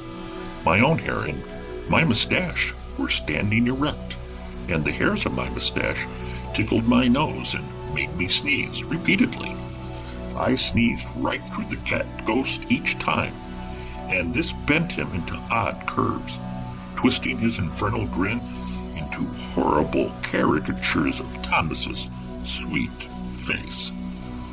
I tried every antidote for ghosts of which I had ever read, but without the least success. And finally, I lighted the gas again, which dissipated the cat ghost so far as Mary and I were concerned. I thought I could see a thin blue haze above the footboard, just where the cat ghost had been. To Thomas, however, the blue ghost remained perfectly visible, as we knew by the manner in which he trembled all night as he lay between Mary and me. I was very thankful that he was a cat instead of a pig, for his hair remained permanently erect, and if he had been a pig, his bristles would have stuck out like those on a hairbrush, and would have made sleep impossible for us. I hoped that the ghost cat would depart with the rising of the sun, but although to Mary and me it was quite invisible, the actions of Thomas told us plainly as possible that the ghost of himself was still haunting him. All that morning, Thomas walked sideways, spitting and scratching at the thin air, where we knew the ghost cat must be walking beside him, and occasionally he would make wild dashes round the room, or seek to climb the smooth side of the hall, or hide his head under a hassock. As the day wore on, he became exhausted, and he finally fell into a troubled sleep. He slept several hours, until about 9 o'clock in the evening, and then he awoke with a blood-curdling scream, and dashed madly up the stairs. My wife and I darted after him, but we were too late to save the rash creature from the consequences of his folly. As we panted into the attic, we saw him dash madly through a pane of glass in the window under the eaves, and a moment later we heard him strike on the brick walk below. Poor Thomas. Once more he had been driven to that last resort of unfortunates, and had killed himself. I threw my arms around Mary, and when her first strong paroxysms of grief were over, I took her hand, and together we wended our way downstairs and opened the door. There was a dogged look as Thomas entered the hall, a look of hopeless, spiritless woe that was only broken when he sprang, striking out viciously at the ghost, now to one side and now to the other. I thought it best then to speak to Thomas as one man should speak to another. I told him that he was not playing the part of a man, that he should bear up and be brave, that men had been haunted by ghosts before and had lived to be happy, and that he should try to conquer his hatred and fear of the blue ghost and bear with it. But Thomas only crept closer to Mary's skirts and refused to be comforted or to have his fears allayed. That night, a second ghost of Thomas took its place on my footboard beside the first. There was no question then that Thomas had lost the second of his 9 lives, and that he had but 7 left.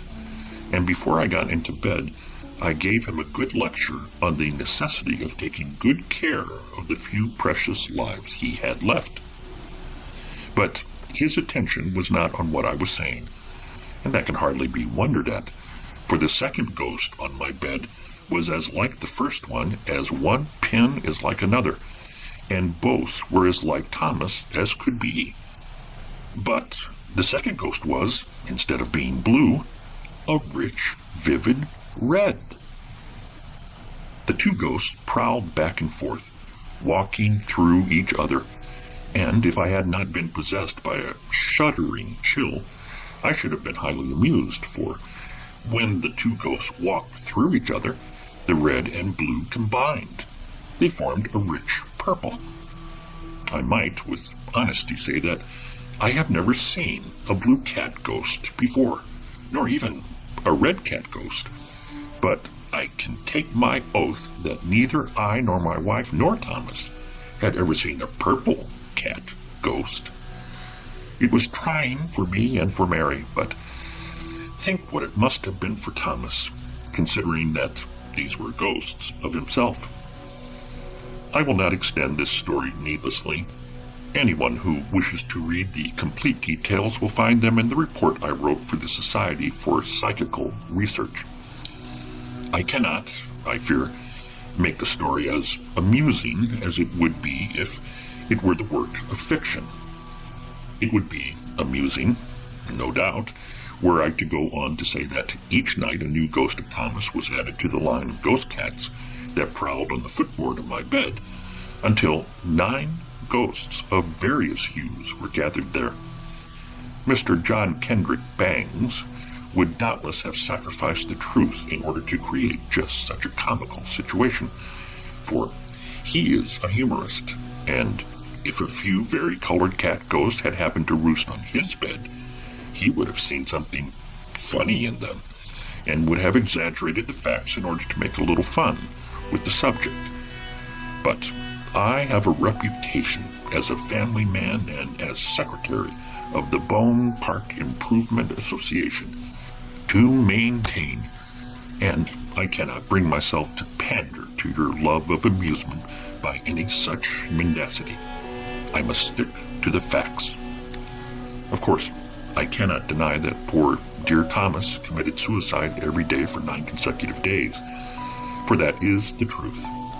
In spite of all our efforts to prevent him, he managed each day to accomplish his fell purpose.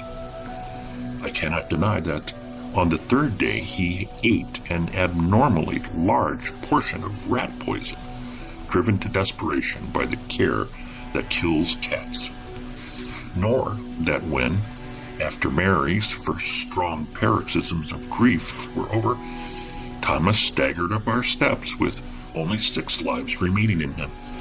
There was a new ghost on the footboard to greet him. Neither can I deny that when, on the 4th day, melancholy seized him, and he jumped into the oven of our gas stove, when the heat there was as great as is obtainable from our suburban gas, and perished miserably, my Mary was seized with a paroxysm of grief, for we loved Thomas, and it pained us to see him get into the dying habit. Nor shall I deny that he died by his own act on the 5th day, when he allowed our heavy front door to slam shut on his neck, extinguishing himself and causing my wife strong paroxysms of grief. And it would not be the truth if I did not say that on the 6th day, Thomas, to the paroxysmal grief of my wife, chewed up and swallowed a lamp chimney and died a wicked death. I trust, too, that my wife is as tender-hearted as any other woman, but I cannot deny that when on the 7th day we found Thomas hanged by the neck, and our lovely $3.98 marked down from $5 rope portiens, and dead. Mary's paroxysms of grief were less strong than Thomas had, perhaps, come to expect on such occasions. I claim that no woman can be expected by any reasonable cat to keep up a high standard of paroxysms of grief day after day, without falling off a little in energy from time to time. But Thomas was not a reasonable cat, and what he thought was Mary's indifference so affected him that on the 8th day he gnawed the rubber coating off an electric light wire and perished miserably. My wife hardly paroxysmed at all, but it was another matter when, on the 9th day, poor dear Thomas snuffed out his last life by crawling under the sofa pillows of our almost oriental cozy corner, and there suffocated. Then we knew that poor Thomas was indeed lost to us.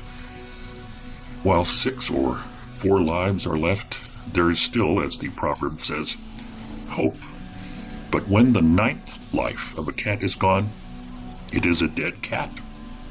Our sweet, suffering Thomas had left us, and I cannot deny that when Mary had recovered somewhat from her paroxysms of grief, we hoped we had seen the last of Thomas. These things I cannot deny, but at no time was our bedroom full of multicolored cats, walking through each other and perching all around the room. We had no such vision of a woe-begone Thomas, mournfully moving about the house, followed by his 8 ghosts of himself, in a long, prismatic row. What really happened was this. On the 3rd night, a 3rd cat ghost of Thomas appeared, of a rich yellow color, and perched on my footboard. But the red and blue ghosts of the night before had permanently merged into one ghost of a rich purple. I do not try to account for this.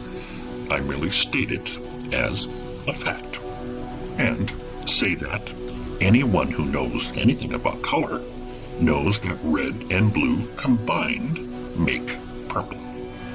On the 4th night, the purple ghost and the yellow ghost were joined by a new blue ghost of a rather stronger shade than the first blue ghost had been.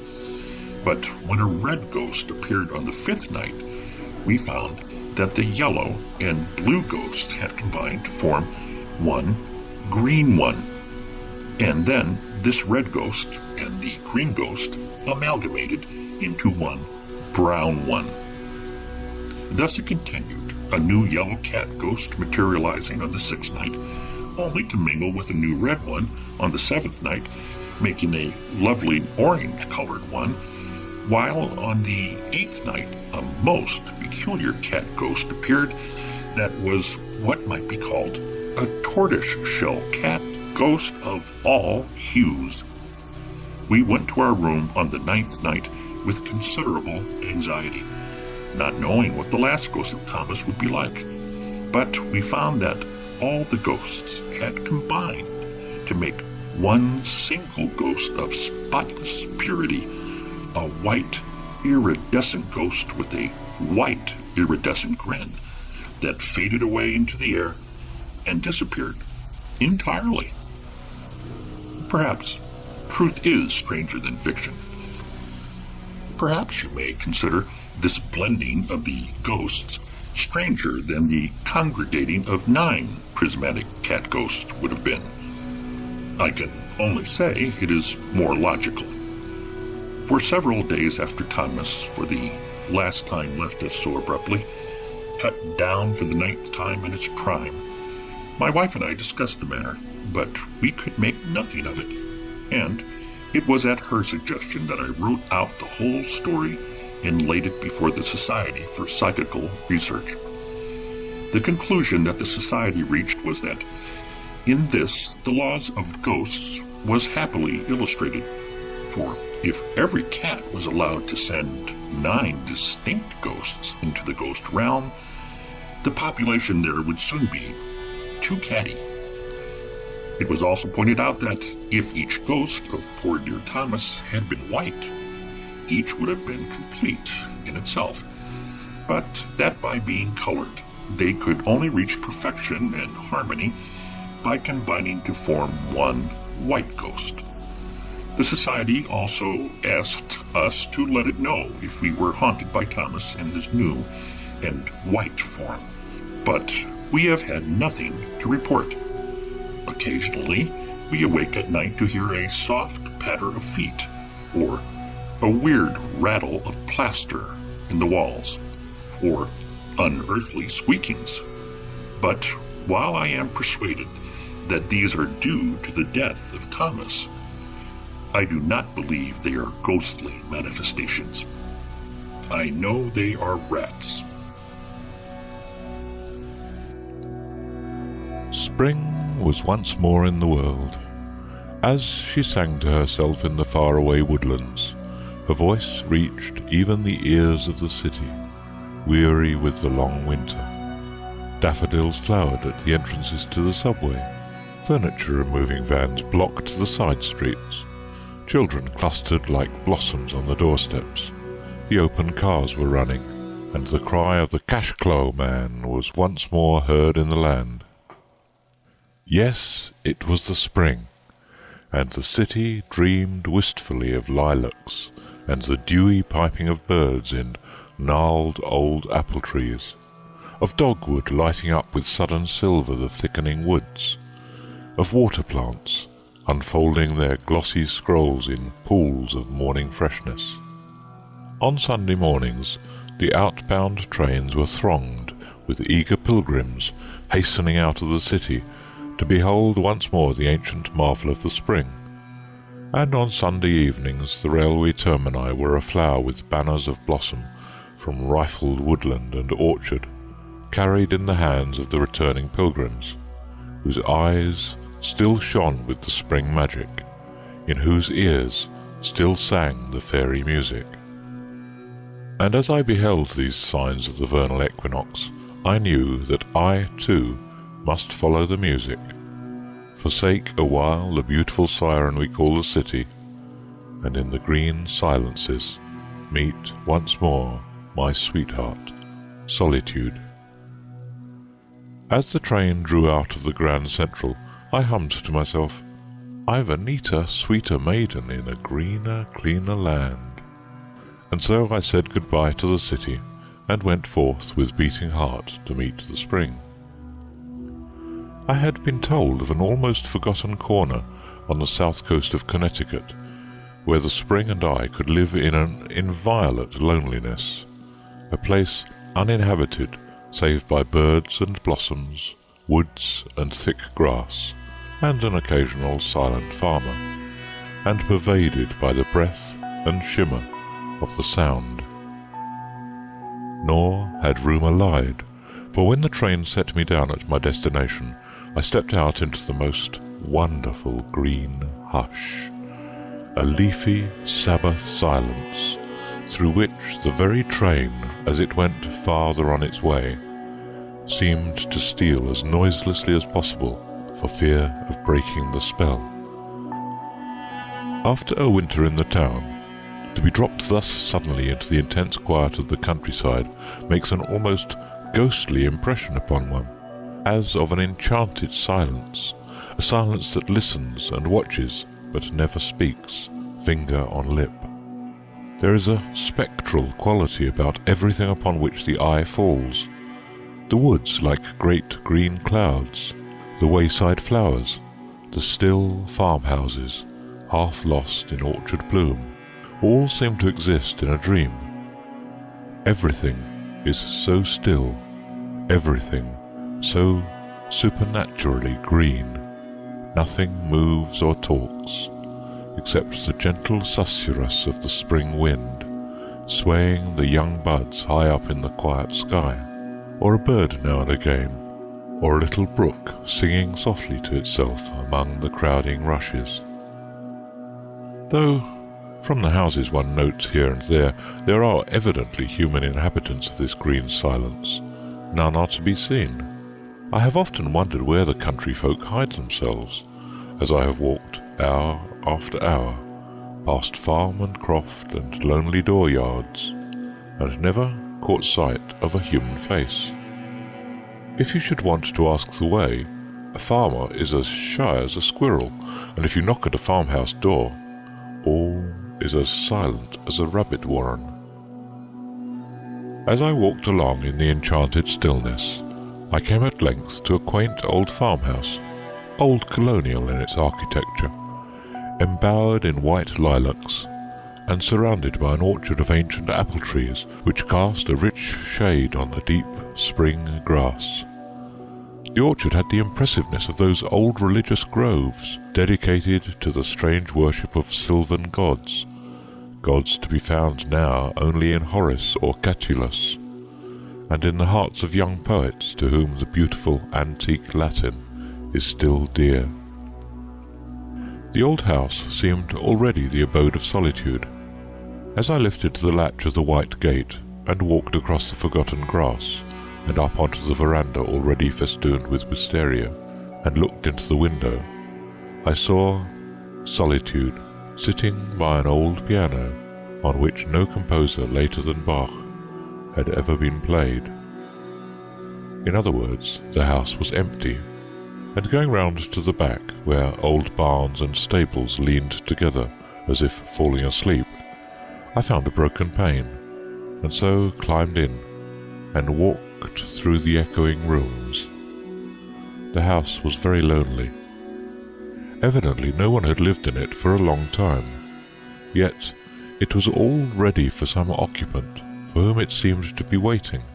Quaint old four-poster bedsteads stood in 3 rooms, dimity curtains and spotless linen, old oak chests and mahogany presses, and opening drawers in Chippendale sideboards, I came upon beautiful frail old silver and exquisite china that set me thinking of a beautiful grandmother of mine, made out of old lace and laughing wrinkles and mischievous old blue eyes.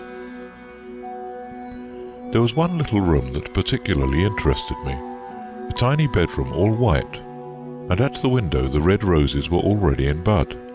But what caught my eye with peculiar sympathy was a small bookcase, in which were some 20 or 30 volumes, wearing the same forgotten expression, forgotten and yet cared for, which lay like a kind of memorial charm upon everything in the old house. Yes, everything seemed forgotten, and yet everything, curiously, even religiously, remembered. I took out book after book from the shelves. Once or twice flowers fell out from the pages, and I caught sight of a delicate handwriting here and there, and frail markings. It was evidently the little intimate library of a young girl. What surprised me most was to find that quite half the books were in French poets and French romancers, a charming, very rare edition of Ronsard, a beautifully printed edition of Alfred de Musset, and a copy of Théophile Gautier's Mamselle de Maupin. How did these exotic books come to be there, alone, in a deserted New England farmhouse? This question was to be answered later in a strange way. Meanwhile, I had fallen in love with the sad, old, silent place. And as I closed the white gate and was once more on the road, I looked about for someone who could tell me whether or not this house of ghosts might be rented for the summer by a comparatively living man. I was referred to a fine old New England farmhouse, shining white through the trees a quarter of a mile away. There I met an ancient couple, a typical New England farmer and his wife. The old man, lean, chin-bearded, with keen grey eyes flickering occasionally with a shrewd humour. The old lady with a kindly old face of the withered apple type, and ruddy. They were evidently prosperous people, but their minds, for some reason I could not at the moment divine, seemed to be divided between their New England desire to drive a hard bargain and their disinclination to let the house at all. Over and over again they spoke of the loneliness of the place. They feared I would find it very lonely. No one had lived in it for a long time, and so on. It seemed to me that afterwards I understood their curious hesitation, but at the moment only regarded it as a part of the circuitous New England method of bargaining. At all events, the rent I offered finally overcame their disinclination, whatever its cause, and so I came into possession for 4 months of that silent old house with the white lilacs and the drowsy barns and the old piano and the strange orchard. And as the summer came on and the year changed its name from May to June, I used to lie under the apple trees in the afternoons, dreamily reading some old book, and through half-sleepy eyelids watching the silken shimmer of the Sound. I had lived in the old house for about a month, when one afternoon a strange thing happened to me. I remember the date well. It was the afternoon of Tuesday, June the 13th. I was reading, or rather dipping here and there, in Burton's Anatomy of Melancholy. As I read, I remember that a little unripe apple, with a petal or two of blossom still clinging to it, fell upon the old yellow page. Then I suppose I must have fallen into a dream, though it seems to me that both my eyes and my ears were wide open, for I suddenly became aware of a beautiful young voice singing, very softly, somewhere among the leaves. The singing was very frail, almost imperceptible, as though it came out of the air. It came and went fitfully, like the elusive fragrance of sweet briar, as though a girl was walking to and fro, dreamily humming to herself in the still afternoon. Yet there was no one to be seen. The orchard had never seemed more lonely. And another fact that struck me as strange was that the words that floated to me out of the aerial music were French, half sad, half gay, snatches of some long-dead singer of old France. I looked about for the origin of the sweet sounds, but in vain. Could it be the birds that were singing in French in this strange orchard? Presently, the voice seemed to come quite close to me, so near that it might have been the voice of a dryad singing to me out of the tree against which I was leaning, and this time I distinctly caught the words of the sad little song. Chante, rossignol, chante, toi qui as le cœur gai, tu as le cœur à rire, moi je l'ai à pleurer. But though the voice was at my shoulder, I could see no one, and then the singing stopped with what sounded like a sob, and a moment or two later I seemed to hear a sound of sobbing far down the orchard. Then there followed silence, and I was left to ponder on the strange occurrence. Naturally, I decided it was just a daydream between sleeping and waking over the pages of an old book. Yet when next day, and the day after, The invisible singer was in the orchard again. I could not be satisfied with such a mere matter-of-fact explanation. "À la claire fontaine," went the voice to and fro through the thick orchard boughs. "Mon allant promener, j'ai trouvé l'eau si belle que je m'y suis banni. Lui, il y a longtemps que je t'aime, jamais je ne t'oublierai." It was certainly uncanny to hear that voice going to and fro the orchard, there somewhere amid the bright sun-dazzled boughs, yet not a human creature to be seen, not another house even within half a mile. The most materialistic mind could hardly but conclude that here was something not dreamed of in our philosophy. It seemed to me that the only reasonable explanation was the entirely irrational one, that my orchard was haunted by some beautiful young spirit, with some sorrow of lost joy that would not let her sleep quietly in her grave. And next day I had a curious confirmation of my theory. Once more I was lying under my favourite apple tree, half reading and half watching the sound, lulled into a dream by the whir of insects and the spices called up from the earth by the hot sun. As I bent over the page, I suddenly had the startling impression that someone was leaning over my shoulder and reading with me, and that a girl's long hair was falling over me down onto the page. The book was the Ronsard I had found in the little bedroom. I turned, but again there was nothing there. Yet this time I knew that I had not been dreaming, and I cried out, "Poor child, tell me of your grief, that I may help your sorrowing heart to rest." But of course there was no answer. Yet that night I dreamed a strange dream. I thought I was in the orchard again in the afternoon, and once again heard the strange singing. But this time, as I looked up, the singer was no longer invisible. Coming toward me was a young girl with wonderful blue eyes filled with tears, and gold hair that fell to her waist. She wore a straight white robe that might have been a shroud or a bridal dress. She appeared not to see me, though she came directly to the tree where I was sitting, and there she knelt and buried her face in the grass, and sobbed as if her heart would break. Her long hair fell over her like a mantle, and in my dream I stroked it pityingly, and murmured words of comfort, for a sorrow I did not understand. Then I woke suddenly, as one does from dreams. The moon was shining brightly into the room. Rising from my bed, I looked out into the orchard. It was almost as bright as day. I could plainly see the tree of which I had been dreaming, and then a fantastic notion possessed me. Slipping on my clothes, I went out into one of the old barns and found a spade. Then I went to the tree where I had seen the girl weeping in my dream, and dug down at its foot.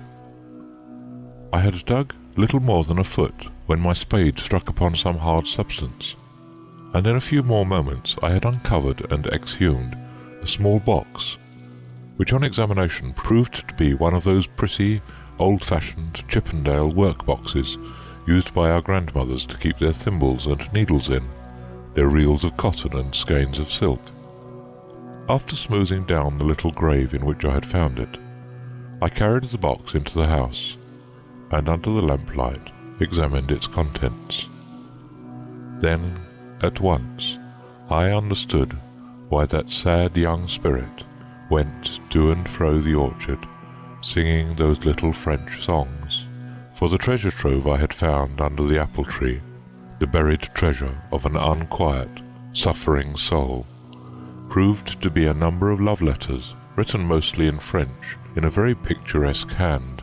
Letters, too, written but some 5 or 6 years before. Perhaps I should not have read them. Yet I read them with such reverence for the beautiful, impassioned love that animated them, and literally made them smell sweet and blossom in the dust, that I felt I had the sanction of the dead to make myself the confidant of their story. Among the letters were little songs, 2 of which I had heard the strange young voice singing in the orchard. And of course there were many withered flowers and such like remembrances of bygone rapture. Not that night could I make out all the story, though it was not difficult to define its essential tragedy, and later on a gossip in the neighbourhood and a headstone in the churchyard told me the rest. The unquiet young soul that had sung so wistfully to and fro the orchard was my landlord's daughter. She was the only child of her parents, a beautiful, wilful girl, exotically unlike those from whom she was sprung, and among whom she lived with a disdainful air of exile.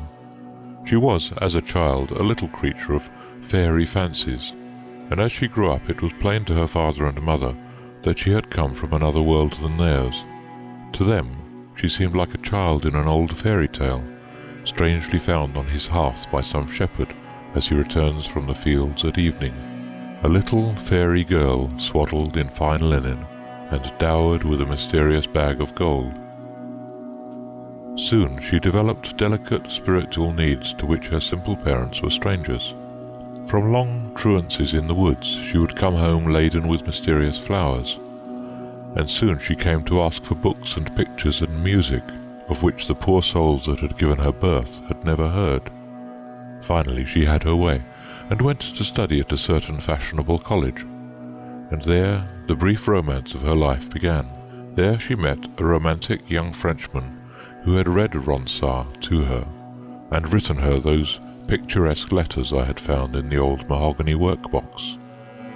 And after a while the young Frenchman had gone back to France, and the letters had ceased. Month by month went by, and at length, one day, as she sat wistful at the window, looking out at the foolish sunlit road, a message came. He was dead. That headstone in the village churchyard tells the rest. She was very young to die, scarcely 19 years. And the dead who have died young, with all their hopes and dreams still like unfolded buds within their hearts, do not rest so quietly in the grave as those who have gone through the long day from morning until evening, and are only too glad to sleep.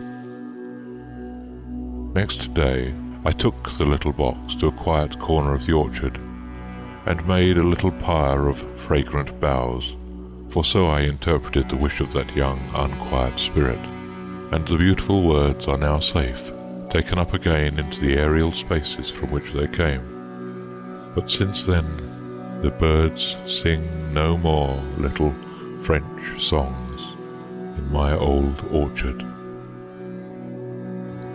"You are fond," said my aunt, "of sketches of the society which has passed away. I wish I could describe to you Sir Philip Forrester, the chartered libertine of Scottish good company, about the end of the last century. I never saw him indeed, but my mother's traditions were full of his wit, gallantry, and dissipation. This gay knight flourished about the end of the 17th and beginning of the 18th century.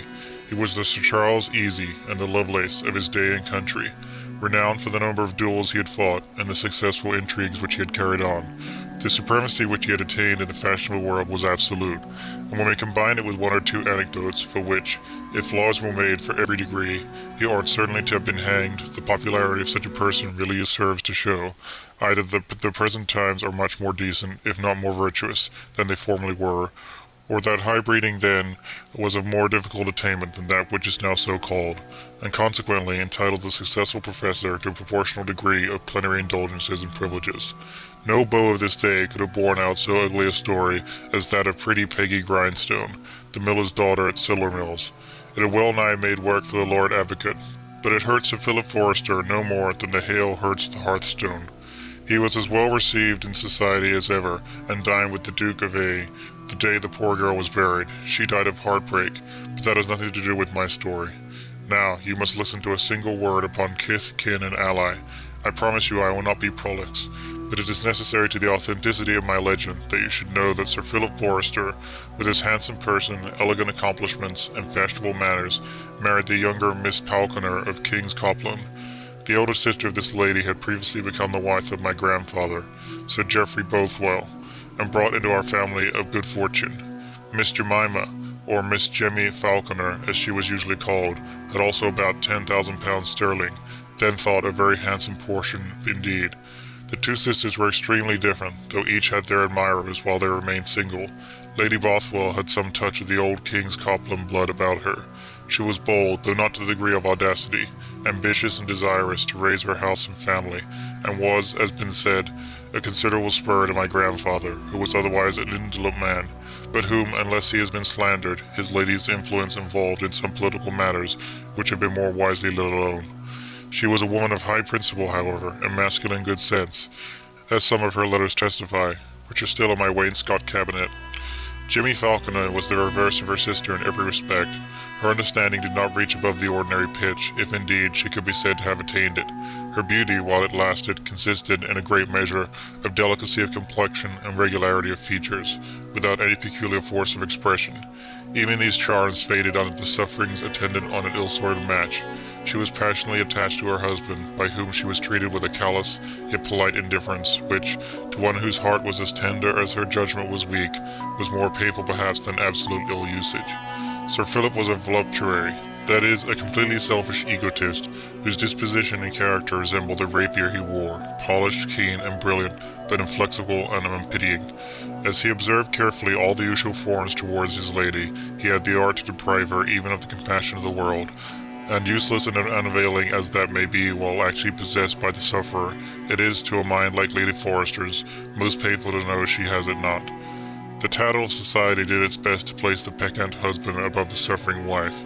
Some called her a poor spiritless thing, and declared that, with a little help of her sister's spirit, she might have brought to reason any Sir Philip whatsoever, were it the termagant Falconbridge himself. But the greater part of their acquaintance affected candour, and saw faults on both sides, though in fact there only existed the oppressor and the oppressed.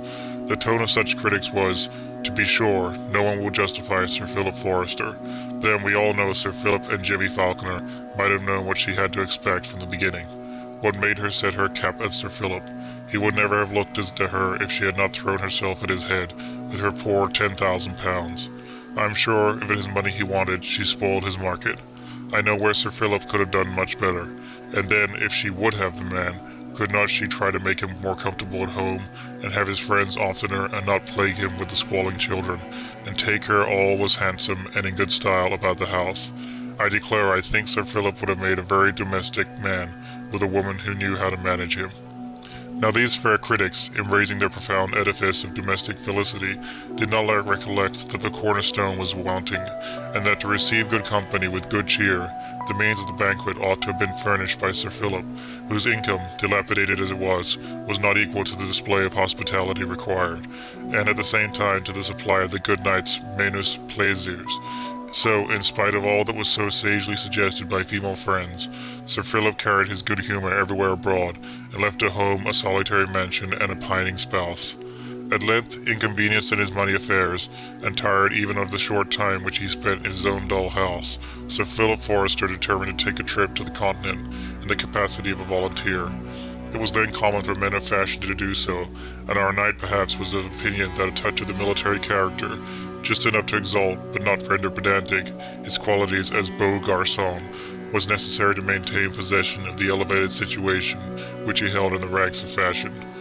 Sir Philip's resolution threw his wife into agonies of terror, by which the worthy baronet was so much annoyed that, contrary to his wont, he took some trouble to soothe her apprehensions, and once more brought her to shed tears, in which sorrow was not altogether unmingled with pleasure.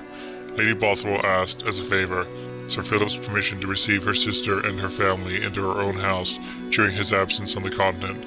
Sir Philip readily assented to a proposition which saved expense, silenced the foolish people who might have talked of a deserted wife and family, and gratified Lady Bothwell, for whom he felt some respect, as for one who often spoke to him, always with freedom, and sometimes with severity, without being deterred either by his raillery or the prestige of his reputation.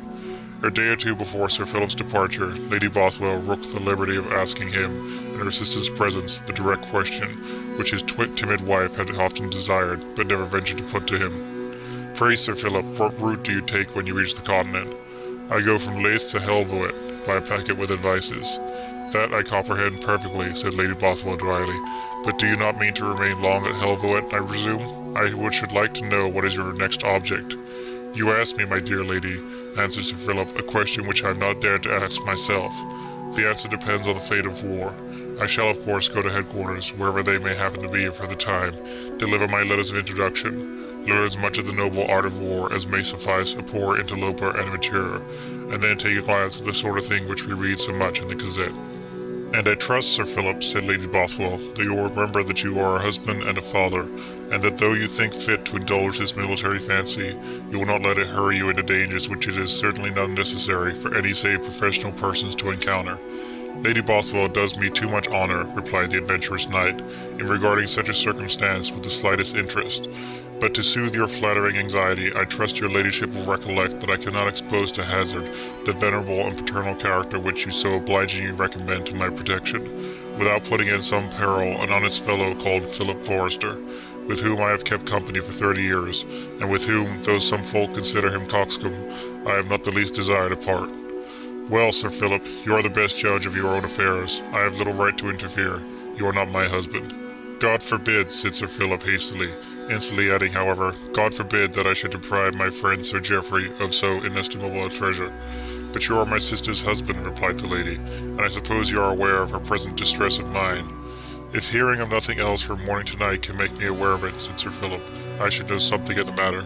I do not pretend to reply to your wit, Sir Philip, answered Lady Bothwell, but you must be sensible that all this distress is on account of apprehensions for your personal safety. In that case, I am surprised that Lady Bothwell, at least, should give herself so much trouble upon so insignificant a subject. My sister's interest may account for my being anxious to learn something of Sir Philip Forrester's motions, about which otherwise I know he would not wish me to concern myself. I have a brother's safety, too, to be anxious. You mean Major Falconer, your brother by the mother's side? What can he possibly have to do with our present agreeable conversation? You have had words together, Sir Philip, said Lady Bothwell. Naturally we are connections, replied Sir Philip, and as such have always had the usual intercourse. That is an evasion of the subject, answered the lady. By words I mean angry words, on the subject of your usage of your wife.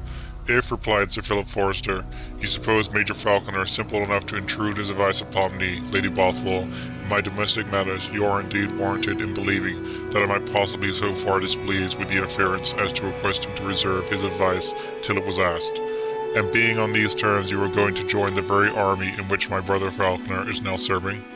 No man knows the path of honor better than Major Falconer, said Sir Philip. An aspirant after fame, like me, cannot choose a better guide than his footsteps. Lady Bothwell rose and went to the window, the tears gushing from her eyes. And this heartless raillery, she said, is all the consideration that is to be given to our apprehensions of a quarrel which may bring on the most terrible consequences. Good God, of what can men's hearts be made, who can thus daily rid the agony of others? Sir Philip Forrester was moved. He laid aside the mocking tone in which he had hitherto spoken.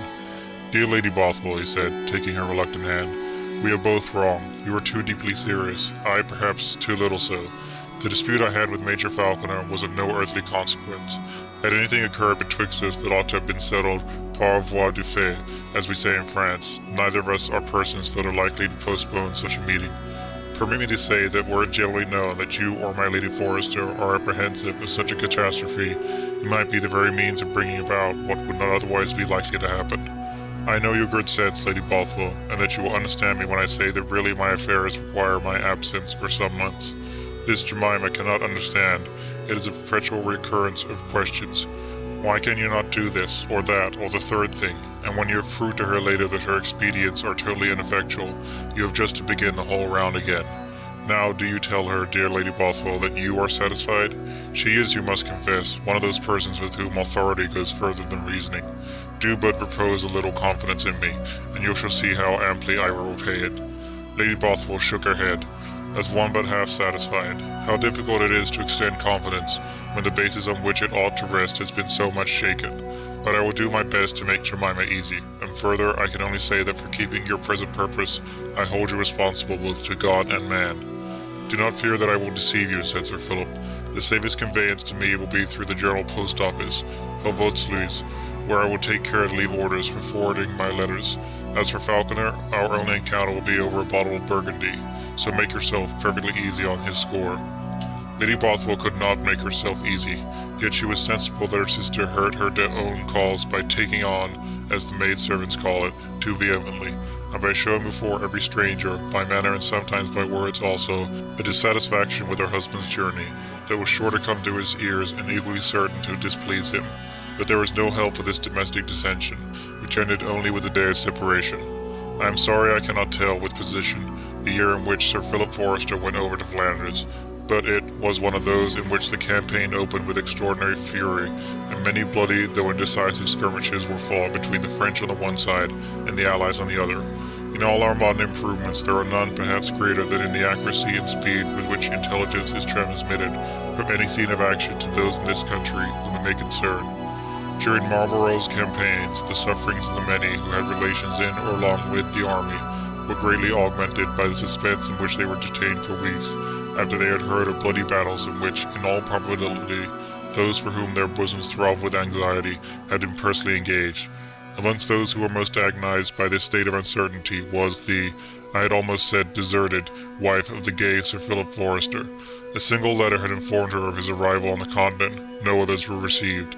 One notice occurred in the newspapers in which volunteer Sir Philip Forrester was mentioned as having been entrusted with a dangerous reconnaissance, which he had executed with the greatest courage, dexterity, and intelligence, and received the thanks of the commanding officer. The sense of his having acquired distinction brought a momentary glow into the lady's pale cheek, but it was instantly lost in ashen whiteness at the recollection of his danger. After this they had no news whatever, neither from Sir Philip, nor even from their brother Falconer. The case of Lady Forrester was not indeed different from that of hundreds in the same situation, but a feeble mind is necessarily an irritable one, and the suspense which some bear with constitutional indifference or philosophical resignation, and some with a disposition to believe and hope the best, was intolerable to Lady Forrester, at once solitary and sensitive, low-spirited and devoid of strength of mind, whether natural or acquired. 2. As she received no further news of Sir Philip, whether directly or indirectly, his unfortunate lady began now to feel a sort of consolation, even in those careless habits which had so often given her pain. He is so thoughtless, she repeated 100 times a day to her sister. He never writes when things are going on smoothly. It is his way. Had anything happened, he would have informed us. Lady Bothwell listened to her sister without attempting to console her. Probably she might be of opinion that even the worst intelligence which could be received from Flanders might not be without some touch of consolation, and that the dowager lady, if so she was doomed to be called, might have a source of happiness unknown to the wife of the gayest and finest gentleman in Scotland. This conviction became stronger as they learned from inquiries made at headquarters that Sir Philip was no longer with the army, though whether he had been taken or slain in some of those skirmishes which were perpetually occurring, and in which he loved to distinguish himself, or whether he had, for some unknown reason or capricious change of mind, voluntarily left the service, none of his countrymen in the camp of allies could form even a conjecture. Meantime his creditors at home became clamorous, entered into possession of his properties, and threatened his person, should he be rash enough to return to Scotland. These additional disadvantages aggravated Lady Bothwell's displeasure against the fugitive husband, while her sister saw nothing in any of them, save what tended to increase her grief for the absence of him whom her imagination now represented, as it had before marriage, gallant, gay, and affectionate. About this period there appeared in Edinburgh a man of singular appearance and pretensions. He was commonly called the Paduan Doctor, from having received his education at that famous university. He was supposed to possess some rare receipts in medicine, with which, it was affirmed, he had wrought remarkable cures. But though on the one hand the physicians of Edinburgh termed him an empiric, there were many persons, and among them some of the clergy, who, while they admitted the truth of the cures and the force of his remedies, alleged that Dr. Baptista Damiotti made use of charms and unlawful arts in order to obtain success in his practice. The resorting to him was even solemnly preached against, as a seeking of health from idols, and a trusting to the help with which was to come from Egypt. But the protection which the Paduan Doctor received from some friends of interest and consequence enabled him to set these imputations at defiance, and to assume, even in the city of Edinburgh, famed as it was for abhorrence of witches and necromancers, the dangerous character of an expounder of futurity. It was at length rumoured that for a certain gratification, which, of course, was not an inconsiderable one, Dr. Baptista Damiotti could tell the fate of the absent friends, and show his visitors the personal form of their absent friends, and the action in which they were engaged at the moment. This rumour came to the ears of Lady Forrester, who had reached that pitch of mental agony in which the sufferer will do anything, or endure anything, that suspense may be converted into certainty. Gentle and timid in most cases, her state of mind made her equally obstinate and reckless, and it was with no small surprise and alarm that her sister, Lady Bothwell, heard her express a resolution to visit this man of art, and learn from him the fate of her husband. Lady Bothwell demonstrated on the improbability that such pretensions as those of this foreigner could be founded in anything but imposture. "I care not," said the deserted wife, "what degree of ridicule I may incur. If there be any one chance out of 100 that I may obtain some certainty of my husband's fate, I would not miss that chance for whatever else the world can offer me." Lady Bothwell next urged the unlawfulness of resorting to such sources of forbidden knowledge. "Sister," replied the sufferer, "he who is dying of thirst cannot refrain from drinking even poisoned water. She who suffers under suspense must seek information, even were the powers which offer it unhallowed and infernal. I go to learn my fate alone, and this very evening will I know it. The sun that rises tomorrow shall find me, if not more happy, at least more resigned." "Sister," said Lady Bothwell, "if you are determined upon this wild step, you shall not go alone. If this man be an impostor, you may too much agitated be by your feelings to detect his villainy. If, which I cannot believe, there be any truth in what he pretends, you shall not be exposed alone to a communication of so extraordinary a nature.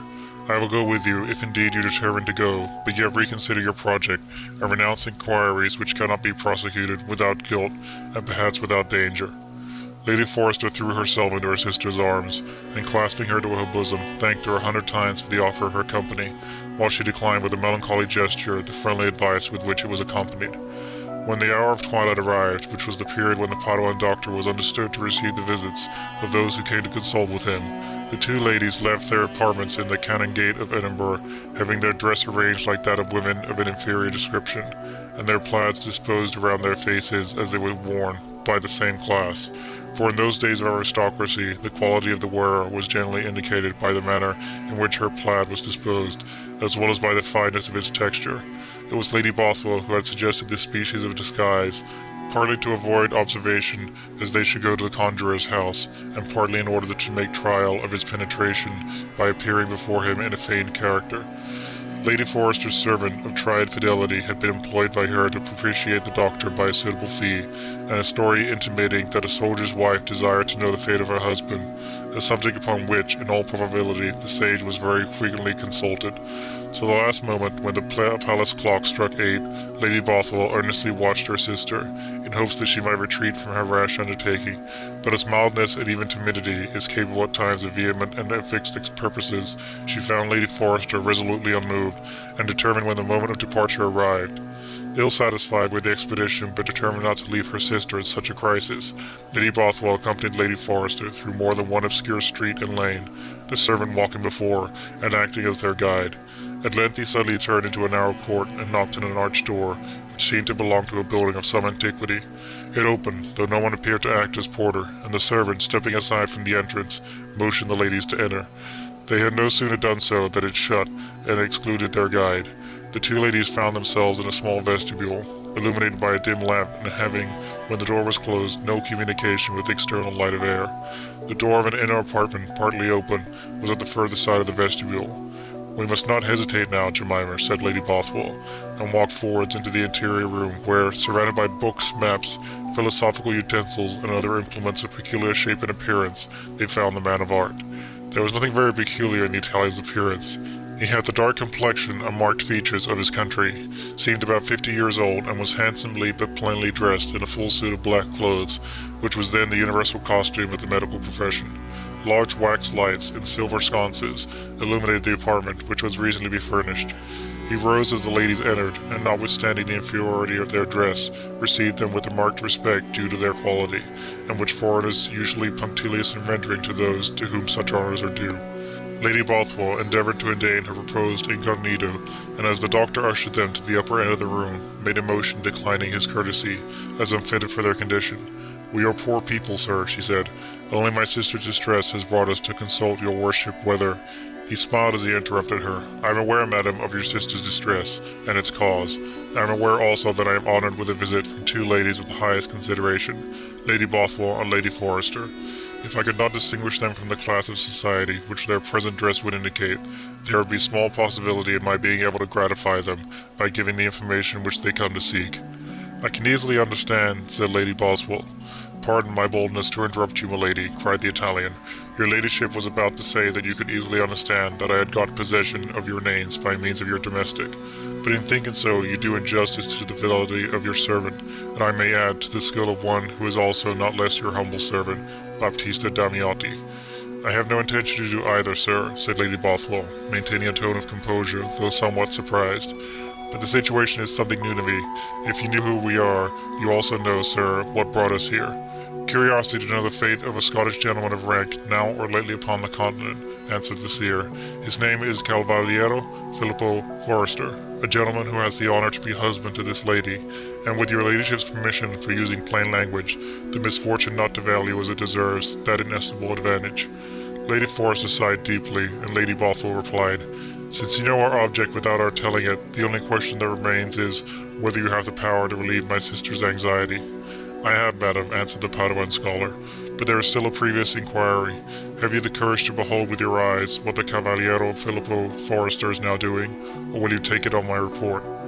"That question my sister must answer for herself," said Lady Bothwell. "With my own eyes will I endure to see whatever you have power to show me," said Lady Forrester, with the same determined spirit which had stimulated her since her resolution was taken upon this subject. "There may be danger in it." "If gold can compensate the risk," said Lady Forrester, taking out a purse. "I do not such things for the purpose of gain," answered the foreigner. "I dare not turn my art to such a purpose. If I take the gold of the wealthy, it is but to bestow it on the poor, nor do I ever accept more than the sum I have already received from your servant. Put up your purse, madam, and an adept needs not your gold." Lady Bothwell, considering this rejection of her sister's offer as a mere trick of an empiric, to induce her to press a larger sum upon him, and willing that the scene should be commenced and ended, offered some gold in turn, observing that it was only to enlarge the sphere of his charity. "Let Lady Bothwell enlarge the sphere of her own charity," said the Paduan, "not merely in giving of alms, in which I know she is not deficient, but in judging the character of others, and let her oblige Baptista Damiati by believing him honest, till she shall discover him to be a knave. Do not be surprised, madam, if I speak in answer to your thoughts rather than your expressions, and tell me once more whether you have courage to look on what I am prepared to show." "I own, sir," said Lady Bothwell, "that your words strike me with some sense of fear, but whatever my sister desires to witness, I will not shrink from witnessing along with her. Nay, the danger only consists in the risk of your resolution failing you. The sight can only last for the space of 7 minutes, and should you interrupt the vision by speaking a single word, not only would the charm be broken, but some danger might result to the spectators. But if you can remain steadily silent for the 7 minutes, your curiosity will be gratified without the slightest risk, and for this I will engage my honour." Internally Lady Bothwell thought the security was but an indifferent one, but she suppressed the suspicion, as if she had believed that the adept, whose dark features wore a half-formed smile, could in reality read even her most secret reflections. A solemn pause then ensued, until Lady Forrester gathered courage enough to reply to the physician, as he turned himself, that she would abide with firmness and silence the sight which he had promised to exhibit to them. Upon this he made them a low obeisance, and saying he went to prepare matters to meet their wish, left the apartment. The two sisters, hand in hand, as if seeking by that close union to divert any danger which might threaten them, sat down on 2 seats in immediate contact with each other. Jemima seeking support in the manly and habitual courage of Lady Bothwell, and she, on the other hand, more agitated than she had expected, endeavouring to fortify herself by the desperate resolution which circumstances had forced her sister to assume. The one perhaps said to herself that her sister never feared anything, and the other might reflect that what so feeble a minded woman as Jemima did not fear could not properly be a subject of apprehension to a person of firmness and resolution like herself. In a few moments the thoughts of both were diverted from their own situation by a strain of music so singularly sweet and solemn that, while it seemed calculated to avert or dispel any feeling unconnected with its harmony, increased, at the same time, the solemn excitation which the preceding interview was calculated to produce. The music was that of some instrument with which they were unacquainted, but circumstances afterwards led my ancestress to believe that it was that of the harmonica, which she heard at a much later period in life. With these heaven-born sounds had ceased, a door opened in the upper end of the apartment, and they saw Damiati, standing at the head of 2 or 3 steps, signed to them to advance. His dress was so different from that which he had worn a few minutes before that they could hardly recognize him, and the deadly paleness of his countenance, and a certain stern rigidity of muscles, like that of one whose mind is made up to some strange and daring action, had totally changed the somewhat sarcastic expression with which he had previously regarded them both, and particularly Lady Boswell. He He was barefooted, accepting a species of sandals in the antique fashion. His legs were naked beneath the knees. Above them he wore hose, and a doublet of dark crimson silk close to his body, and over that a floating loose robe, something resembling a surplice, or snow-white line. His throat and neck were uncovered, and his long straight hair was carefully combed down at full length.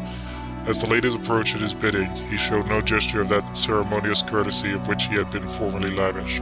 On the contrary, he made the signal advance with an air of command, and when arm in arm and with insecure steps the sisters approached the spot where he stood, it was with a warning frown that he pressed his finger to his lips, as if reiterating his condition of absolute silence.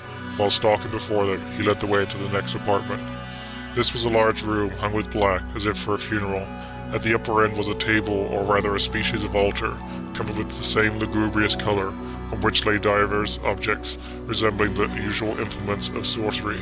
These objects were not indeed visible as they advanced into the apartment, for the light which displayed them, being only that of 2 expiring lamps, was extremely faint.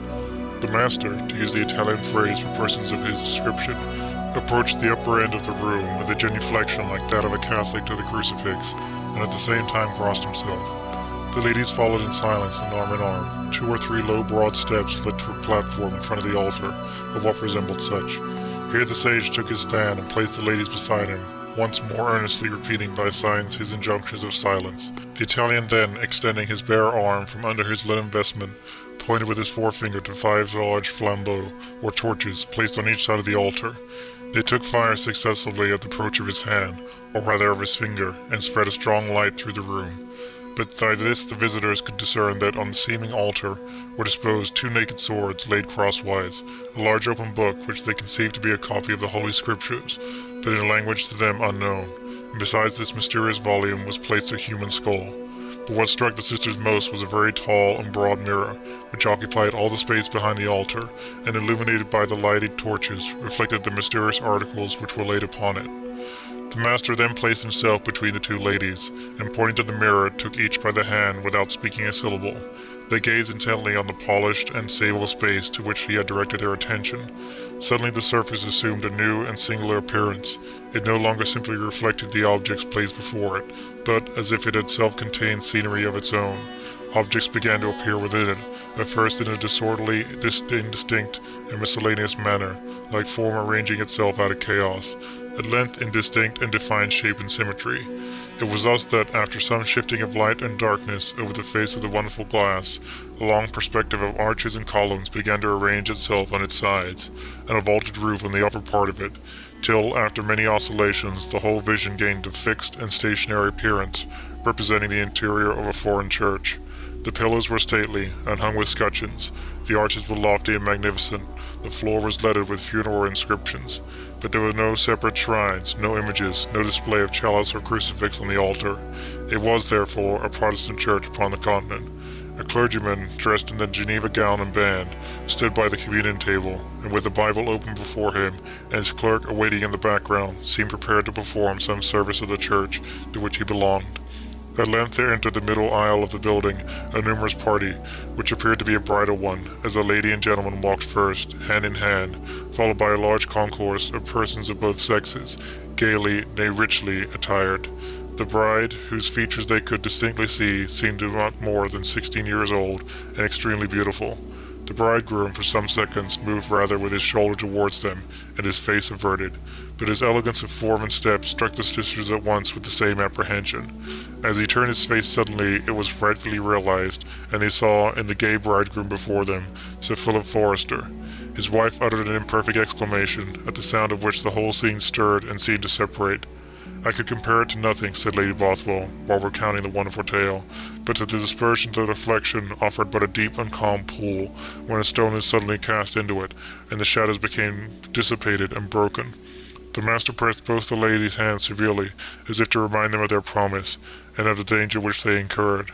The exclamation died away on Lady Forrester's tongue, without attaining perfect utterance, and the scene in the glass, after the fluctuation of a minute, again resumed to the eye its former appearance of a real scene, existing within the mirror, as if represented in a picture, save that the figures were movable instead of being stationary. The representation of Sir Philip Forrester, now distinctly visible in form and feature, was seen to lead on towards the clergyman that beautiful girl, who advanced at once with diffidence, and with a species of affectionate pride.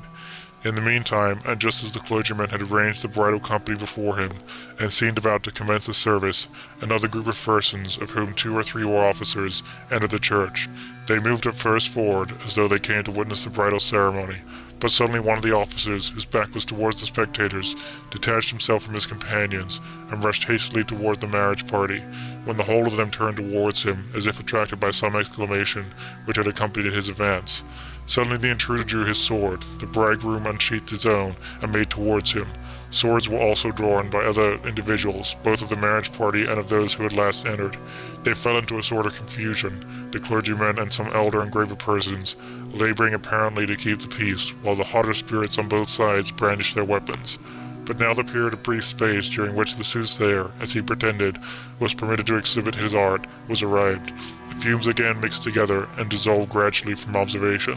The vaults and columns of the church rolled asunder and disappeared, and the front of the mirror reflected nothing save the blazing torches, and the melancholy apparatus placed on the altar or table before it. The doctor led the ladies, who greatly required his support, into the apartment from whence they came, where wine, essences, and other means of restoring suspended animation had been provided during his absence. He motioned them to chairs, which they occupied in silence, Lady Forrester in particular wringing her hands and casting her eyes up to heaven, but without speaking a word, as if the spell had been still before her eyes. "And what we have seen is even now acting?" said Lady Bothwell, collecting herself with difficulty. "That," answered Baptista Damiati, "I cannot justly or with certainty say, but it is either now acting or has been acted during a short space before this. It is the last remarkable transaction in which the Cavaliere Forrester has been engaged." Lady Bothwell then expressed anxiety concerning her sister, whose altered countenance and apparent unconsciousness of what passed around her excited her apprehensions how it might be possible to convey her home. "I have prepared for that," answered the adept. "I have directed the servant to bring your equipage as near to this place as the narrowness of the street will permit. Fear not for your sister, but give her, when you return home, this composing draught, and she will be better tomorrow morning. Few," he added in a melancholy tone, "leave this house as well as in health as they entered it. Such being the consequence of seeking knowledge by mysterious means, I leave you to judge the condition of those who have the power of gratifying such irregular curiosity. Farewell, and forget not the potion." "I will give her nothing that comes from you," said Lady Bothwell. "I have seen enough of your art already. Perhaps you would poison us both to conceal your own necromancy. But we are persons who want neither the means of making our wrongs known, nor the assistance of friends to right them." "You have had no wrongs from me, madam," said the adept. "You sought one who is little grateful for such honor. He seeks no one, and only gives responses to those who invite and call upon him. After all, you have but learned a little sooner the evil which you must still be doomed to endure. I hear your servant's step at the door, and will detain your ladyship and Lady Forrester no longer.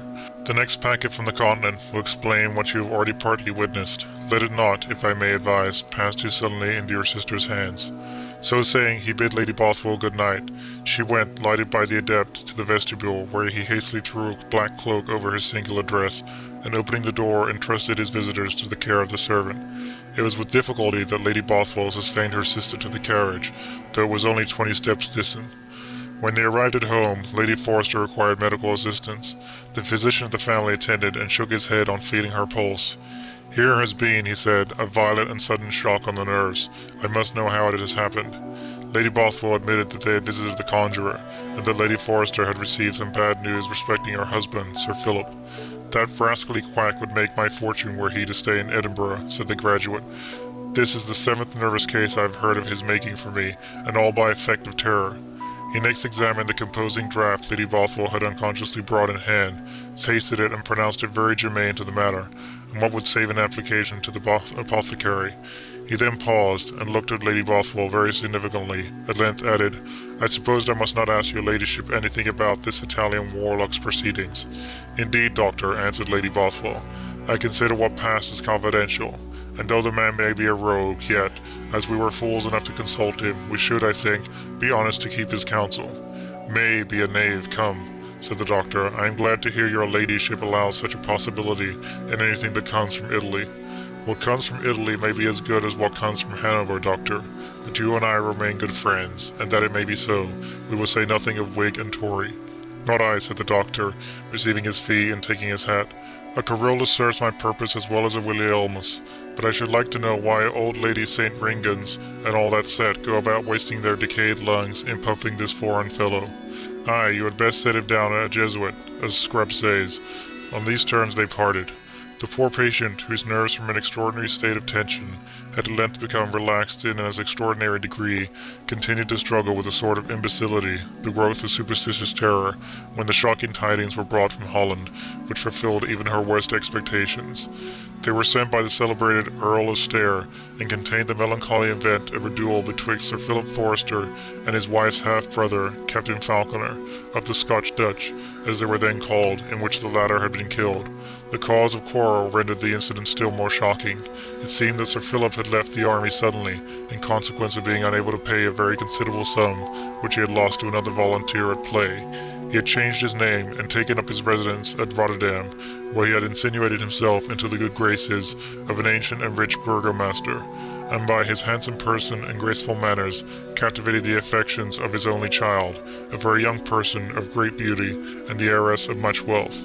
Delighted with the suspicious attractions of his proposed son-in-law, the wealthy merchant, whose idea of the British character was too high to admit of his taking any precaution to acquire evidence of his condition and circumstances, gave his consent to the marriage. It was about to be celebrated in the principal church of the city when it was interrupted by a singular occurrence. Captain Falconer, having been detached to Rotterdam to bring up a part of the brigade of Scottish auxiliaries who were in quarters there, a person of consideration in the town, to whom he had been formerly known, proposed to him for amusement to go to the High Church to see a countryman of his own married to the daughter of a wealthy burgomaster.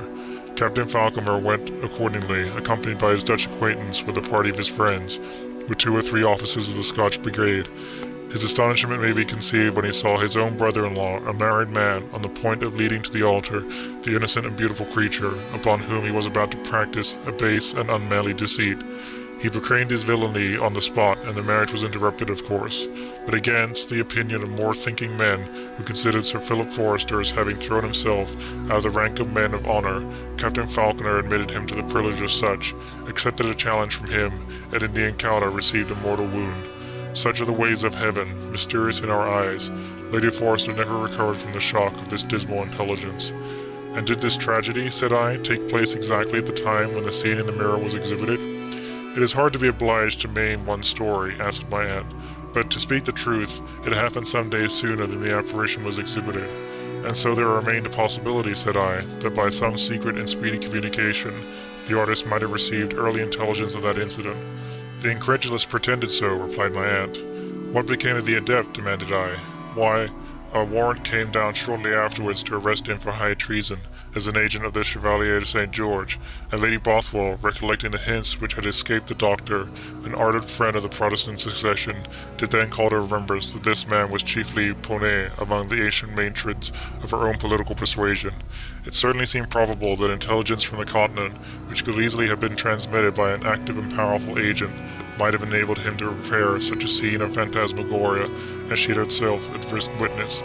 Yet there were so many difficulties in assigning a natural explanation that, to the day of her death, she remained in great doubt on the subject, much disposed to cut the Gordian knot by admitting the existence of supernatural agency. But, my dear aunt, said I, what became of the man of skill? Oh, he was too good a fortune-teller not to be able to foresee that his own destiny would be tragical if he waited the arrival of a man with a silver greyhound upon his sleeve. He made, as we say, a moonlight flitting, and was nowhere to be seen or heard of. Some noise there was about papers or letters found in the house, but it died away, and Dr. Baptista Damiotti was soon as little talked of as Galen or Hippocrates. And Sir Philip Forster, said I, did he too vanish for ever from the public scene? No, replied my kind informer. He was heard once more, and it was upon a remarkable occasion. It is said that we Scots, when there was such a nation in existence, have among our full peck of virtues 1 or 2 little barley corns of vice.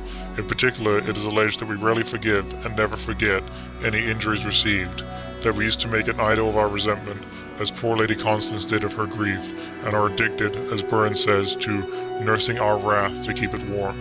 Lady Bothwell was not without this feeling, and I believe nothing whatever, scarce the restoration of the Stuart line, could have happened so delicious to her feelings as an opportunity of being revenged on Sir Philip Forster, for the deep and double injury which had deprived her of a sister and of a brother. but nothing of him was heard or known till many a year had passed away. At length it was on a Fastrans Inn Shrovetide assembly, at which the whole fashion of Edinburgh attended, full and frequent, and when Lady Bothwell had a seat amongst the lady patronesses, that one of the attendants on the company whispered into her ear that a gentleman wished to speak with her in private. In private, and in an assembly room? He must be mad. Tell him to call upon me tomorrow morning. I said so, my lady, answered the man, but he desired me to give you this paper. She undid the billet, which was curiously folded and sealed. It only bore the words, "All business of life and death," written in a hand which she had never seen before. Suddenly it occurred to her that it might concern the safety of some of her political friends. She therefore followed the messenger to a small apartment where the refreshments were prepared, and from which the general company was excluded. She found an old man who, at her approach, rose up and bowed profoundly. His appearance indicated a broken constitution, and his dress, though sedulously rendered conforming to the etiquette of a ballroom, was worn and tarnished, and hung in folds about his emaciated person. Lady Bothwell was about to feel for her purse, expecting to get rid of the supplicant at the expense of a little money, but some fear of a mistake arrested her purpose.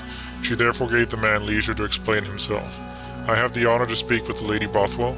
"I am Lady Bothwell. Allow me to say that it is no time or place for long explanations. What are your commands with me?"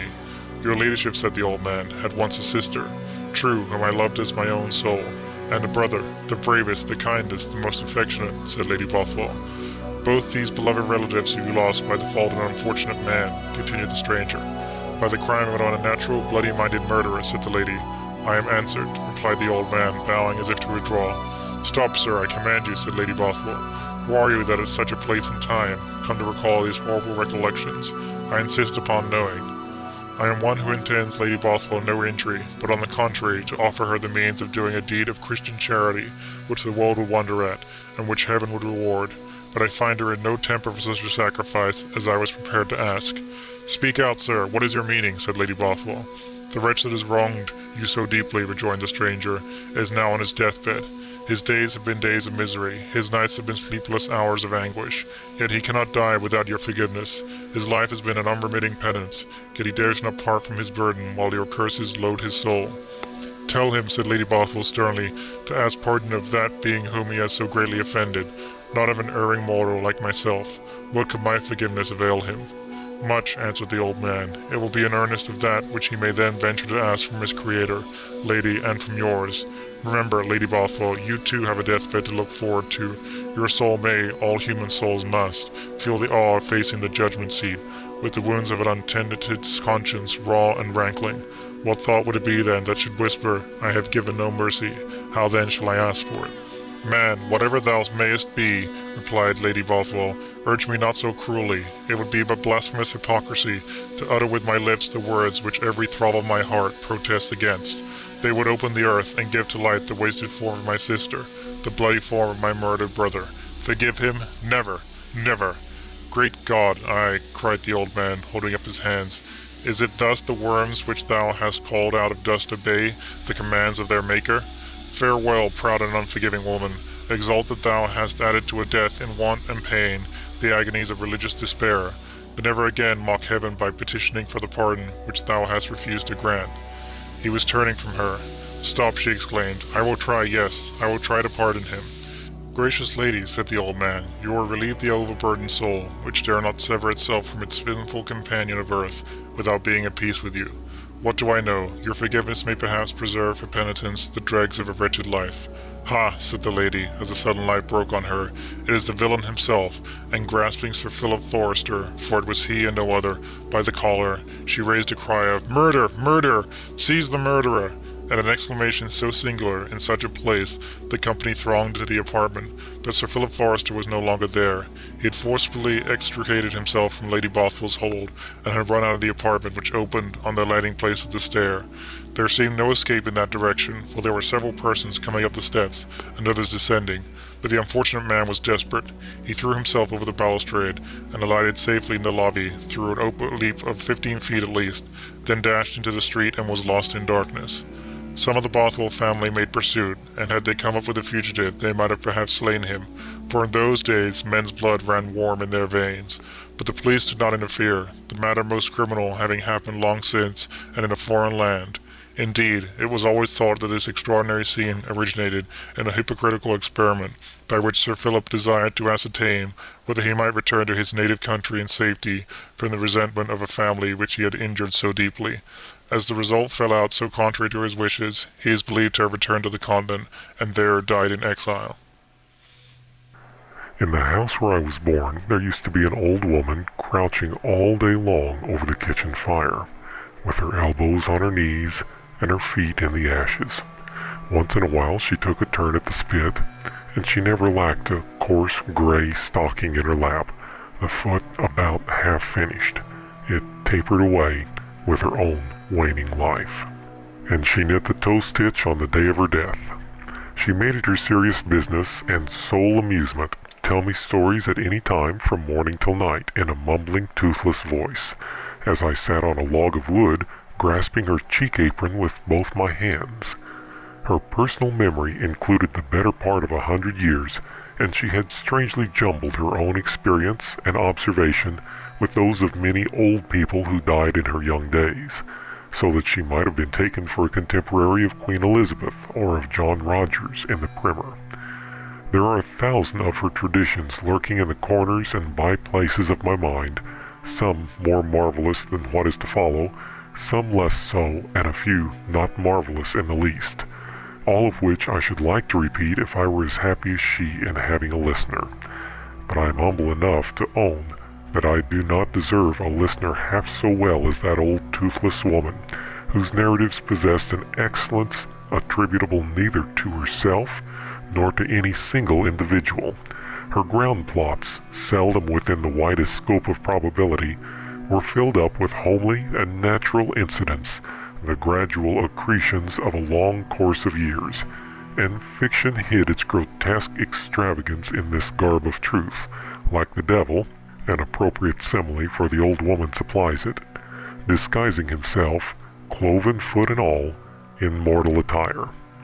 These tales generally referred to her birthplace, a village in the valley of the Connecticut, the aspect of which she impressed with great vividness on my fancy. The houses in that tract of country, long a wild and dangerous frontier, were rendered defensible by a strength of architecture that has preserved many of them till our own times, and I cannot describe the sort of pleasure with which, 2 summers since, I rode through the little town in question, while one object after another rose familiarly to my eye, like successive portions of a dream becoming realized. Among other things equally probable, she was wont to assert that all the inhabitants of this village, at certain intervals, but whether of 25 or 50 years or a whole century, remained a disputable point, were subject to a simultaneous slumber, continuing 1 hour's space. When that mysterious time arrived, the parson snored over his half-written sermon, though it were Saturday night and no provision made for the morrow. The mother's eyelids closed as she bent over her infant, and no childish cry awakened.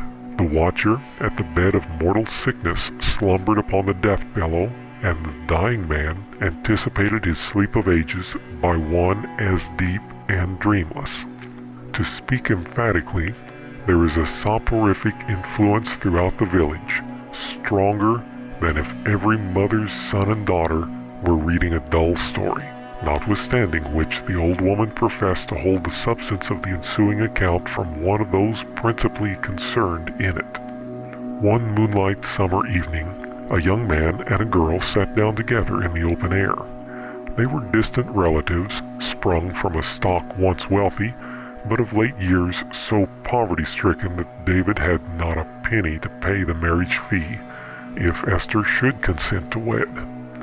The seat they had chosen was in an open grove of elm and walnut trees at a right angle of the road. A spring of diamond water just bubbled into the moonlight beside them, then whimpered away through the bushes and long grass in search of a neighboring mill-stream.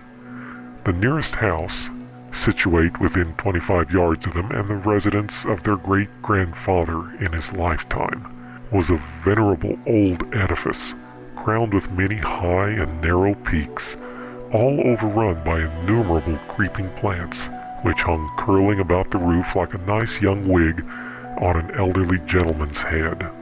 Opposite to this establishment was a tavern, with a well and horse trough before it, and a low green bank running along the left side of the door. Thence the road went onward, curving scarce perceptibly through the village, divided in the midst by a narrow lane of verdure, bounded on each side by a grassy strip of twice its own breadth. The houses had generally an odd look. Here the moonlight tried to get a glimpse of one, a rough old heap of ponderous timber which, ashamed of its dilapidated aspect, was hiding behind a great thick tree. The lower story of the next had sunk almost underground, as if the poor little house was aweary of the world, and retiring into the seclusion of its own cellar. Farther on stood one of the few recent structures, thrusting its painted face conspicuously into the street, with an evident idea that it was the fairest thing there. About midway in the village was a grist mill, partially concealed by the descent of the ground toward the stream which turned its wheel. At the southern extremity, just so far distant that the window paces dazzled into each other, rose the meeting house, a dingy old barn-like building with an enormously disproportioned steeple sticking up straight into heaven, as high as the Tower of Babel, and the cause of nearly as much confusion in its day. This steeple, it must be understood, was an afterthought, and its addition to the main edifice, when the latter had already begun to decay, had excited a vehement quarrel, and almost a schism in the church, some 50 years before. Here the road wound down a hill and was seen no more, the remotest object in view being the graveyard gate beyond the meeting house. The youthful pair sat hand in hand beneath the trees, and for several moments they had not spoken, because the breeze was hushed, the brook scarcely tinkled, the leaves had ceased their rustling, and everything lay motionless and silent, as if nature were composing herself to slumber. "What a beautiful night it is, Esther," remarked David somewhat drowsily. "Very beautiful," answered the girl in the same tone. "But how still," continued David. "Ah, too still," said Esther, with a faint shudder, like a modest leaf when the wind kisses it. Perhaps they fell asleep together, and, united as their spirits were by close and tender sympathies, the same strange dream might have wrapped them in its shadowy arms. But they conceived, at the time, that they still remained wakeful by the spring of bubbling water, looking down through the village and all along the moonlighted road, and at the queer old houses, and at the trees which thrust their great twisted branches almost into the windows. There was only a sort of mistiness over their minds, like the smoky air of an early autumn night. At length, without any vivid astonishment, they became conscious that a great many people were either entering the village or already in the street, but whether they came from the meeting house or from a little beyond it, or where the devil they came from, was more than could be determined. Certainly a crowd of people seemed to be there, men, women, and children, all of whom were yawning and rubbing their eyes, stretching their limbs, and staggering from side to side of the road, as if but partially awakened from a sound slumber. Sometimes they stood stock still with their hands over their brows to shade their sight from the moonbeams. As they drew near, most of their countenances appeared familiar to Esther and David, possessing the peculiar features of families in the village, and that general air and aspect by which a person would recognize his own townsman in the remotest ends of the earth. But though the whole multitude might have been taken, in mass, for neighbors and acquaintances, there was not a single individual whose exact likeness they had ever seen before. It was a noticeable circumstance also that the newest fashion garment on the backs of these people might have been worn by the great-grandparents of the existing generation. There was one figure behind all the rest, and not yet near enough to be perfectly distinguished. "Where on earth, David, do all these odd people come from?" said Esther with a lazy inclination to laugh. "Nowhere on earth, Esther," replied David, unknowing why he said so. As they spoke, the strangers showed some symptoms of disquietude and looked towards the fountain for an instant, but immediately appeared to assume their own trains of thought and previous purposes. They now separated to different parts of the village with a readiness that implied intimate local knowledge, and it may be worthy of remark that though they were evidently loquacious among themselves, neither their footsteps nor their voices reached the ears of the beholders.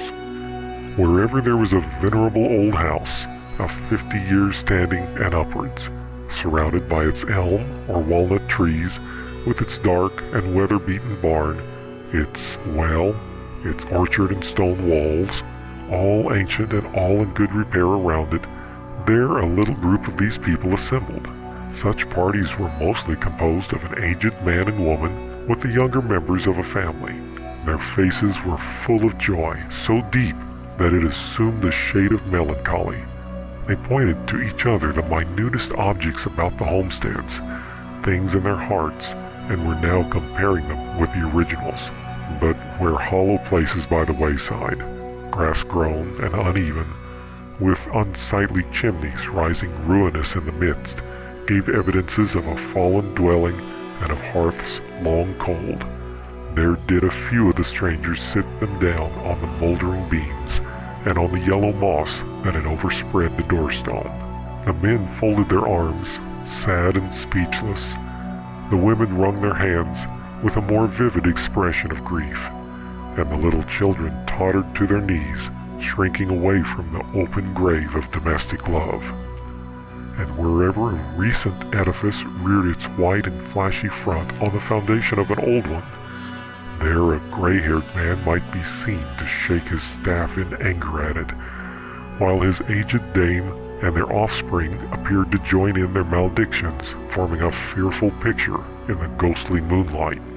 While these scenes were passing, the one figure in the rear of all the rest was descending the hollow toward the mill, and the eyes of David and Esther were drawn thence to a pair with whom they could fully sympathize. It was a youth in a sailor's dress and a pale, slender maiden, who met each other with a sweet embrace in the middle of the street.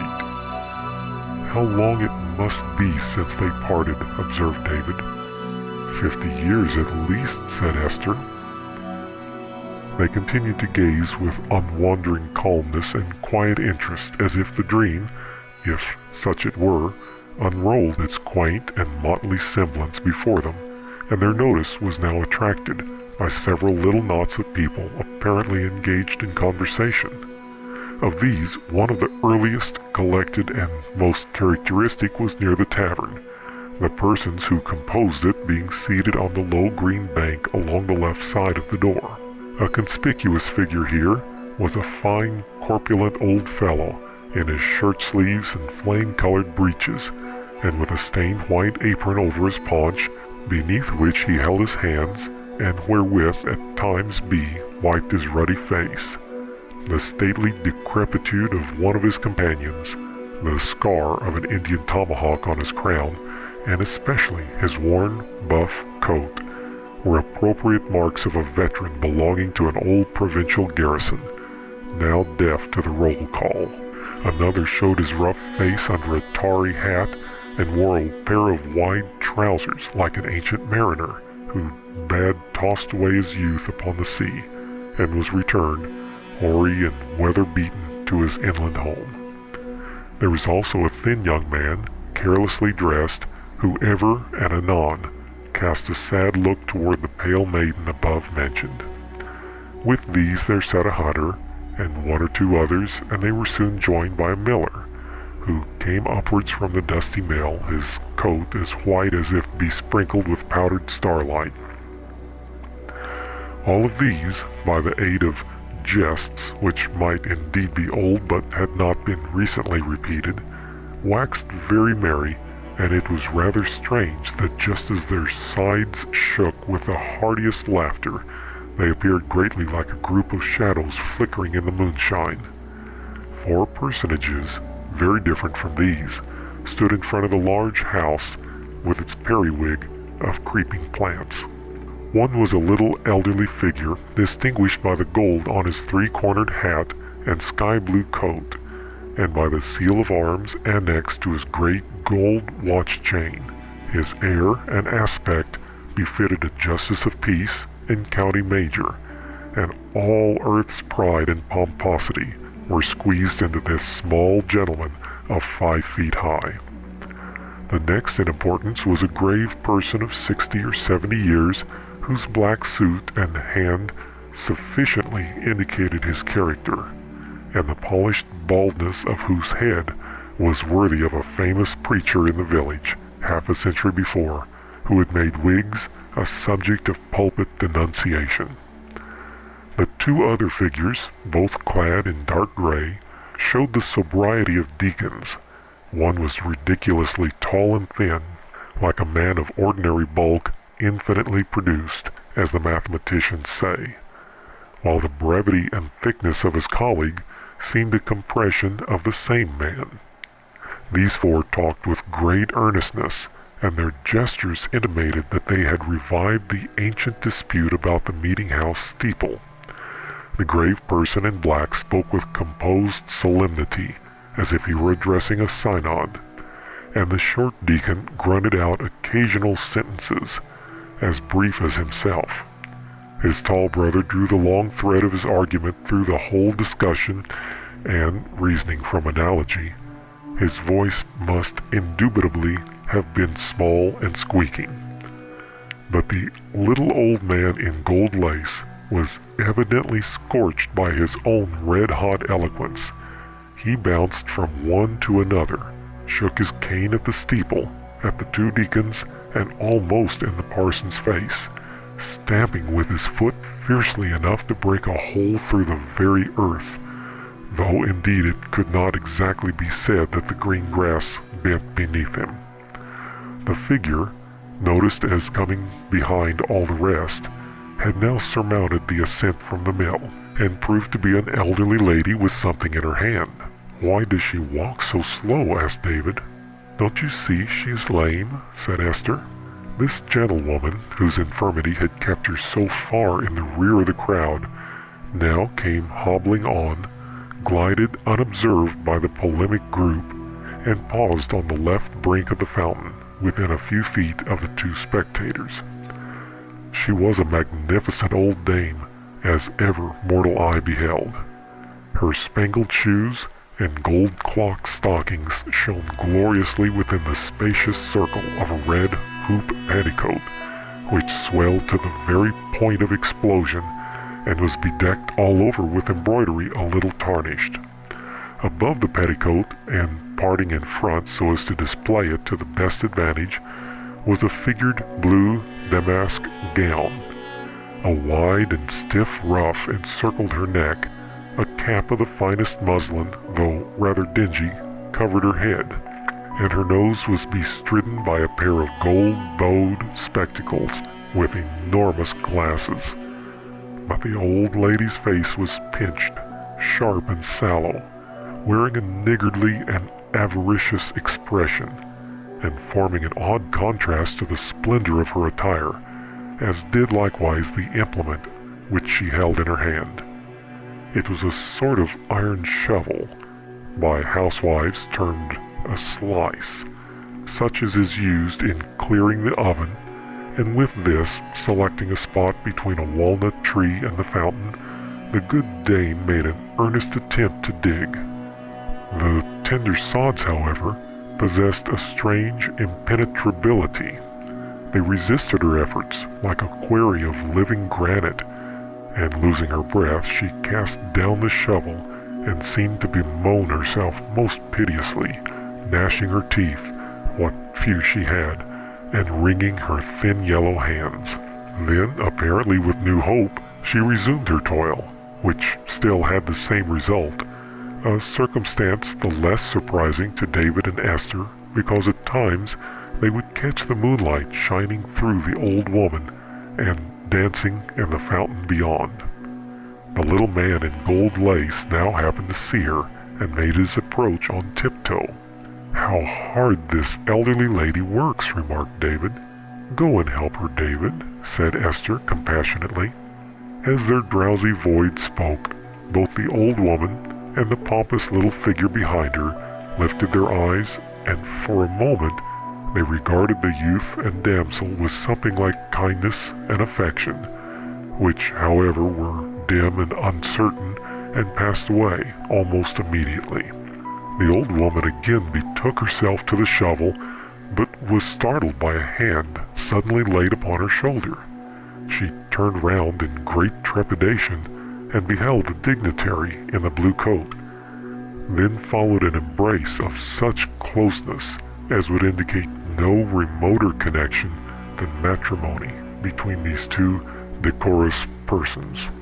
The gentleman next pointed to the shovel, appearing to inquire the purpose of his lady's occupation, while she as evidently parried his interrogatories, maintaining a demure and sanctified visage as every good woman ought in similar cases.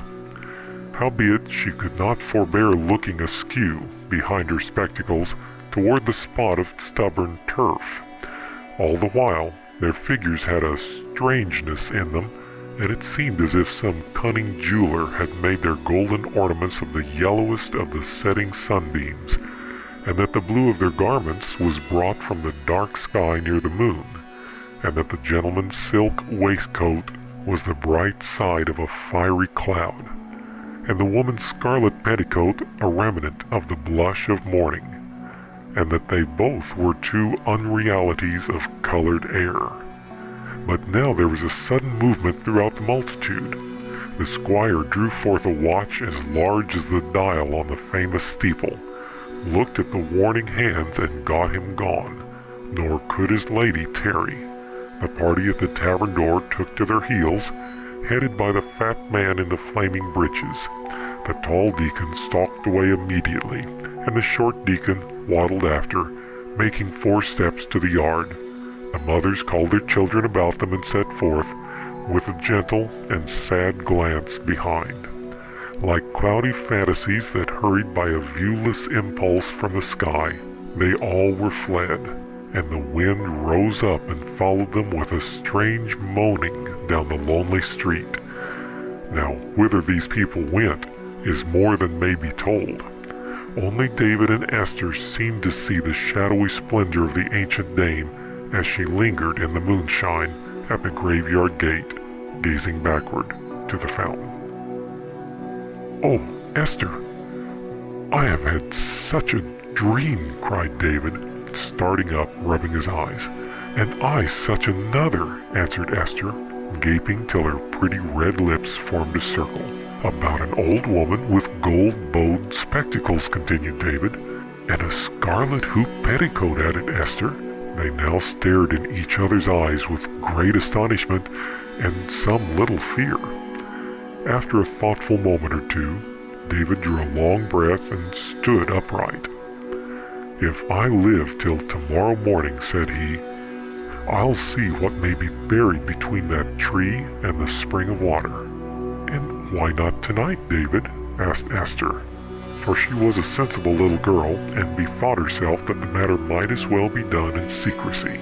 David felt the propriety of the remark, and looked round for the means of it following her advice. The moon shone brightly on something that rested against the side of the old house, and on nearer view it proved to be an iron shovel, bearing a singular resemblance to that which they had seen in their dreams.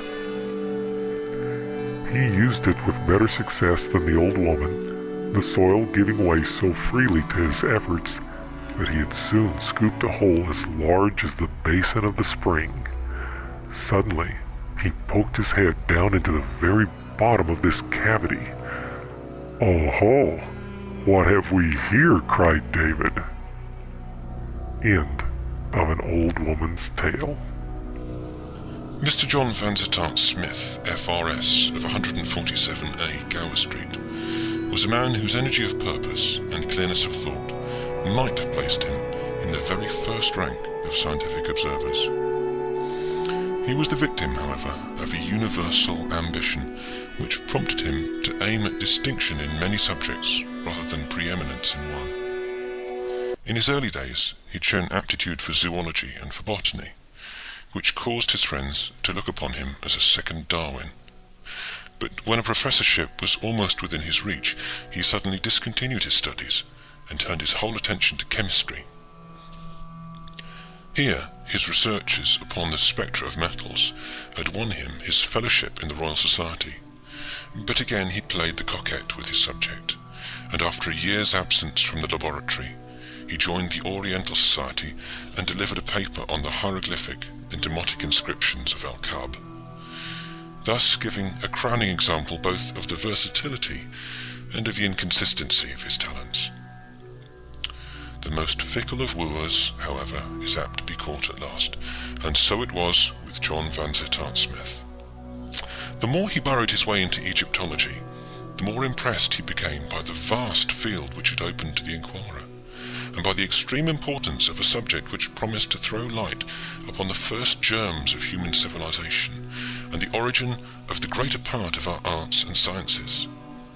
So struck was Mr. Smith that he straightway married an Egyptological young lady who had written upon the 6th dynasty, and having thus secured a sound base of operations, he set himself to collect materials for a work which should unite the research of Lepsius and the ingenuity of Champollion. The preparation of his magnum opus entailed many hurried visits to the magnificent Egyptian collections of the Louvre, upon the last of which, no longer ago than the middle of last October, he became involved in a most strange and noteworthy adventure. The trains had been slow and the channel had been rough, so that the student arrived in Paris in a somewhat befogged and feverish condition.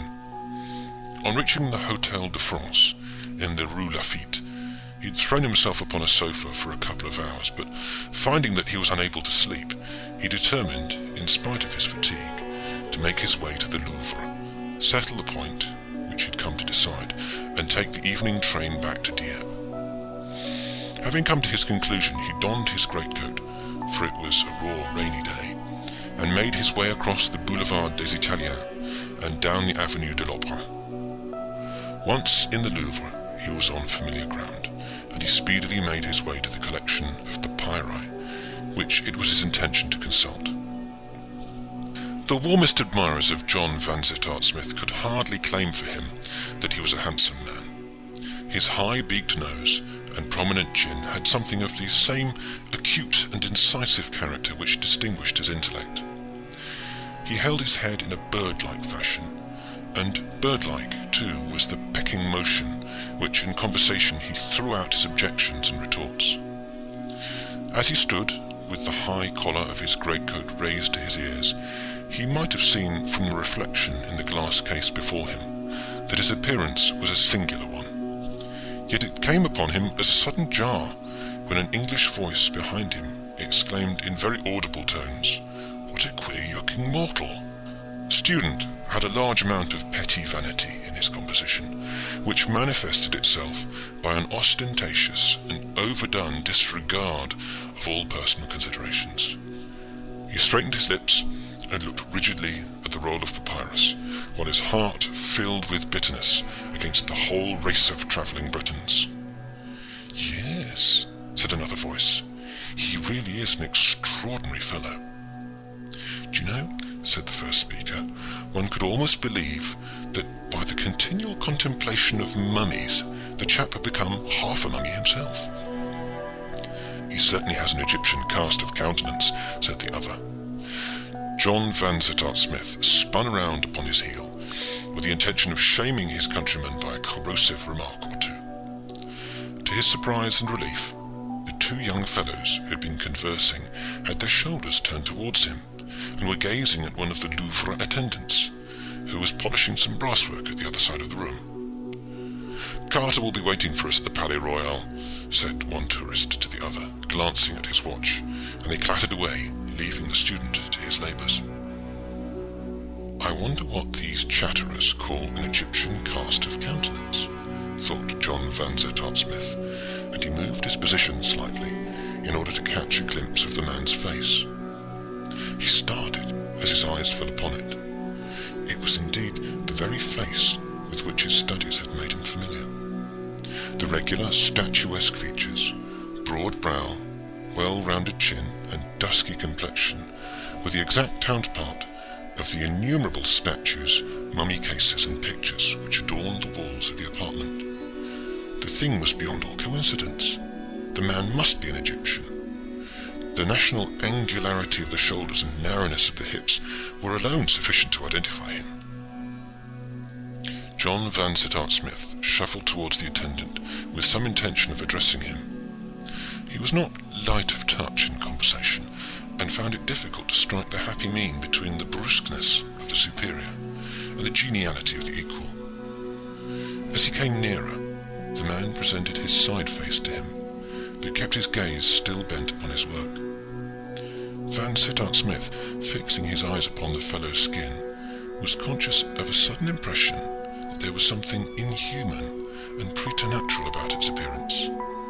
Over the temple and cheekbone, it was as glazed and as shiny as varnished parchment. There was no suggestion of pores. One could not fancy a drop of moisture upon that arid surface.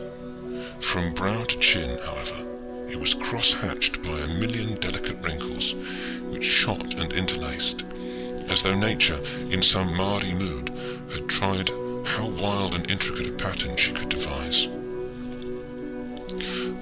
Où est la collection de Memphis? Asked the student, with the awkward air of a man who is devising a question merely for the purpose of opening a conversation. C'est là, replied the man brusquely, nodding his head at the other side of the room. Vous êtes un Égyptien, n'est-ce pas? Asked the Englishman. The attendant looked up and turned his strange dark eyes upon his questioner. They were vitreous, with a misty, dry shininess such as Smith had never seen in a human head before. As he gazed into them, he saw some strong emotion gather in their depths, which rose and deepened until it broke into a look of something akin both to horror and to hatred. Non, monsieur, je suis français. The man turned abruptly and bent low over his polishing. The student gazed at him for a moment in astonishment. He proceeded to make notes of his researches among the papyri. His thoughts, however, refused to return into their natural groove. They would run upon the enigmatical attendant with the sphinx-like face and the parchment skin. "Where have I seen such eyes?" said Vansittart Smith to himself. "There is something saurian about them, something reptilian. There's the membrana nictitans of the snakes," he mused, bethinking himself of his zoological studies. "It gives a shiny effect, but there was something more here. There was a sense of power, of wisdom, so I read them, and of weariness, utter weariness and ineffable despair. It may be all imagination, but I never had so strong an impression. By Jove, I must have another look at them." He rose and paced about the Egyptian rooms, but the man who'd excited his curiosity had disappeared. The student sat down again in his quiet corner and continued to work at his notes. He had gained the information which he required from the papyri, and it only remained to write it down while it was still fresh in his memory. For a time his pencil travelled rapidly over the paper, but soon the lines became less level, the words more blurred, and finally the pencil tinkled down upon the floor, and the head of the student dropped heavily forward upon his chest. Tired out by his journey, he slept so soundly in his lonely post behind the door that neither the clanking civil guard, nor the footsteps of sightseers, nor even the loud, hoarse bell which gives the signal for closing, was sufficient to arouse him. Twilight deepened into darkness. The bustle from the Rue de Rivoli waxed and then waned. Distant Notre Dame clanged out the hour of midnight, and still the dark and lonely figure sat silently in the shadow. It was not until close upon 1 in the morning that, with a sudden gasp and an intaking of breath, Van Sittart Smith returned to consciousness.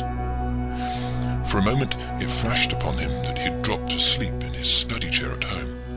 The moon was shining fitfully through the unshuttered windows, however, and as his eye ran along the lines of mummies and the endless array of polished cases, he remembered clearly where he was and how he came there. The student was not a nervous man. He possessed that love of a novel situation which is peculiar to his race. Stretching out his cramped limbs, he looked at his watch and then burst into a chuckle as he observed the hour.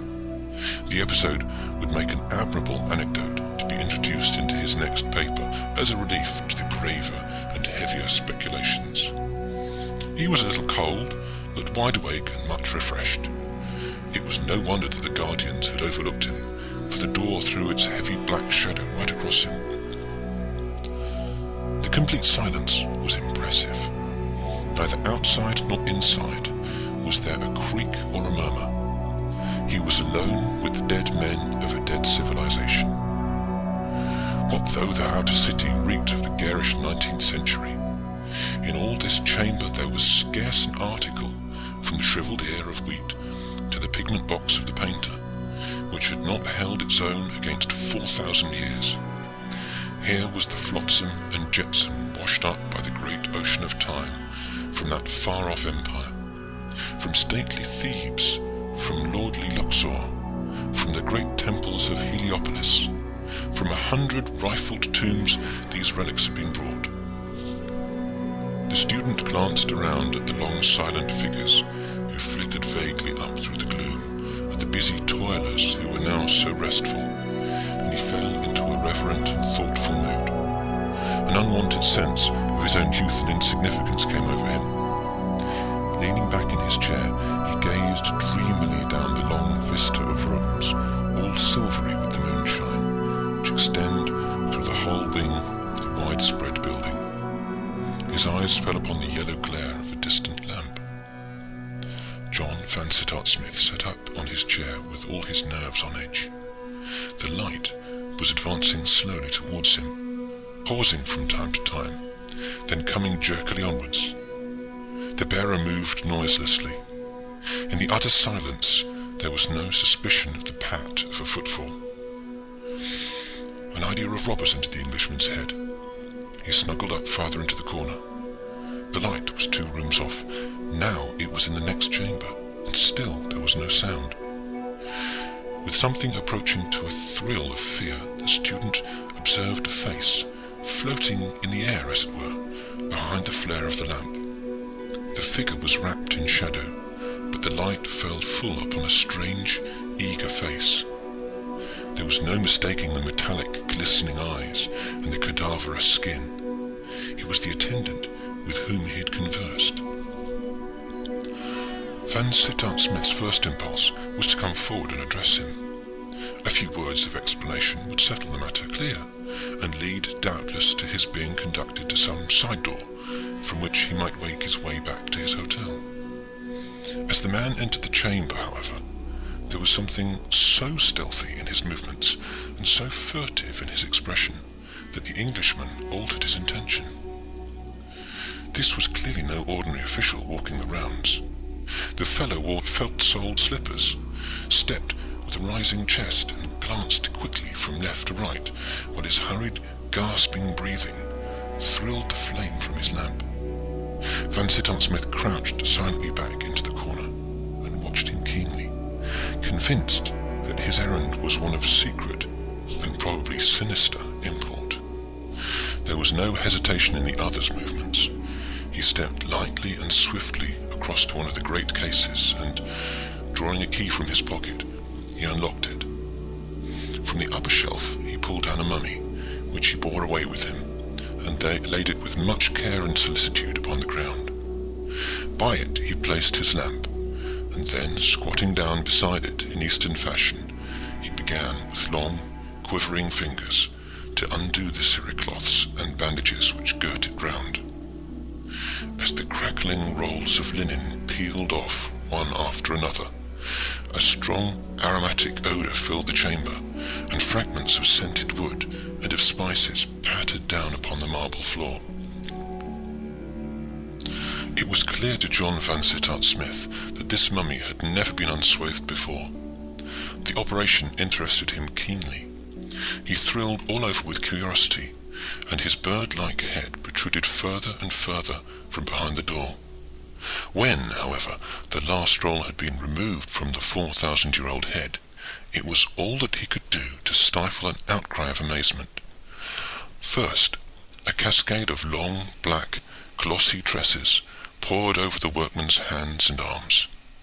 A second turn of the bandage revealed a low white forehead with a pair of delicately arched eyebrows.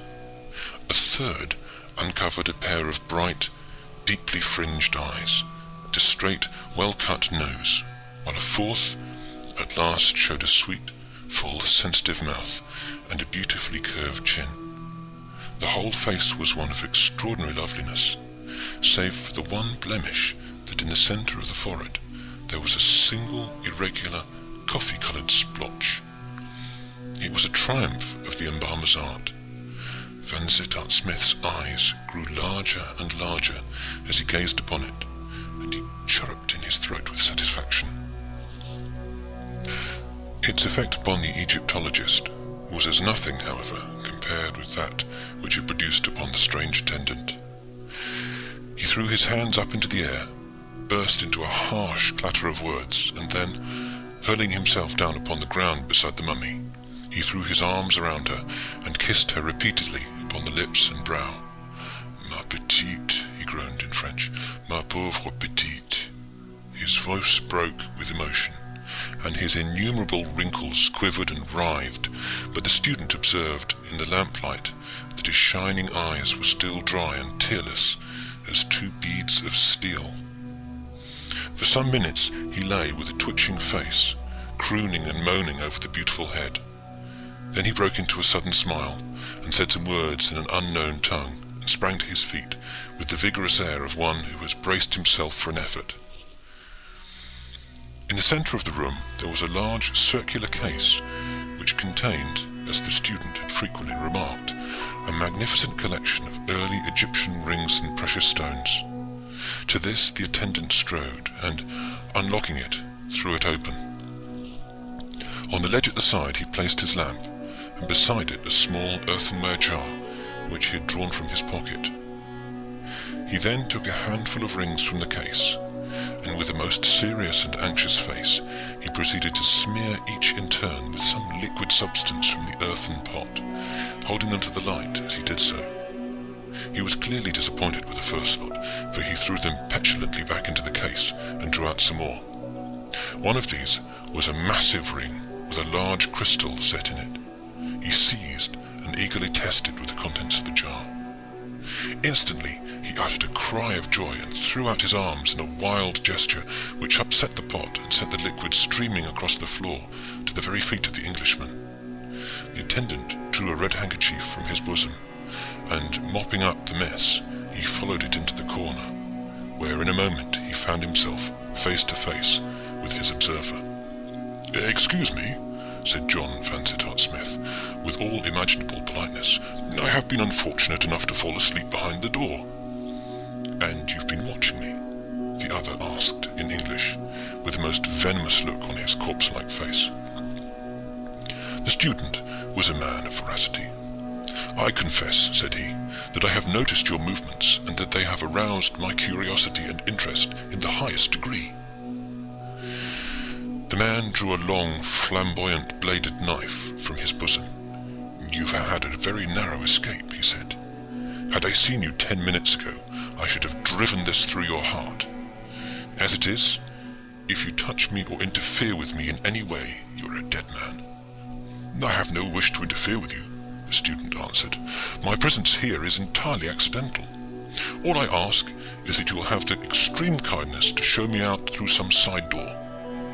He spoke with great suavity, for the man was still pressing the tip of his dagger against the palm of his left hand, as though to assure himself of its sharpness, while his face preserved its malignant expression. "If I thought," said he, "but no, perhaps it is as well. What is your name?" The Englishman gave it. "Vansittart Smith," the other repeated. Are you the same Vansittart Smith who gave a paper in London upon El Kaaba? I saw a report of it. Your knowledge of the subject is contemptible. Sir, cried the Egyptologist, yet it is superior to that of many who make even greater pretensions. The whole keystone of our old life in Egypt was not the inscriptions or monuments of which you make so much, but was our Hermetic philosophy and mystic knowledge, of which you say little or nothing. Our old life, repeated the scholar, wide-eyed, and then suddenly, good God, look at the mummy's face!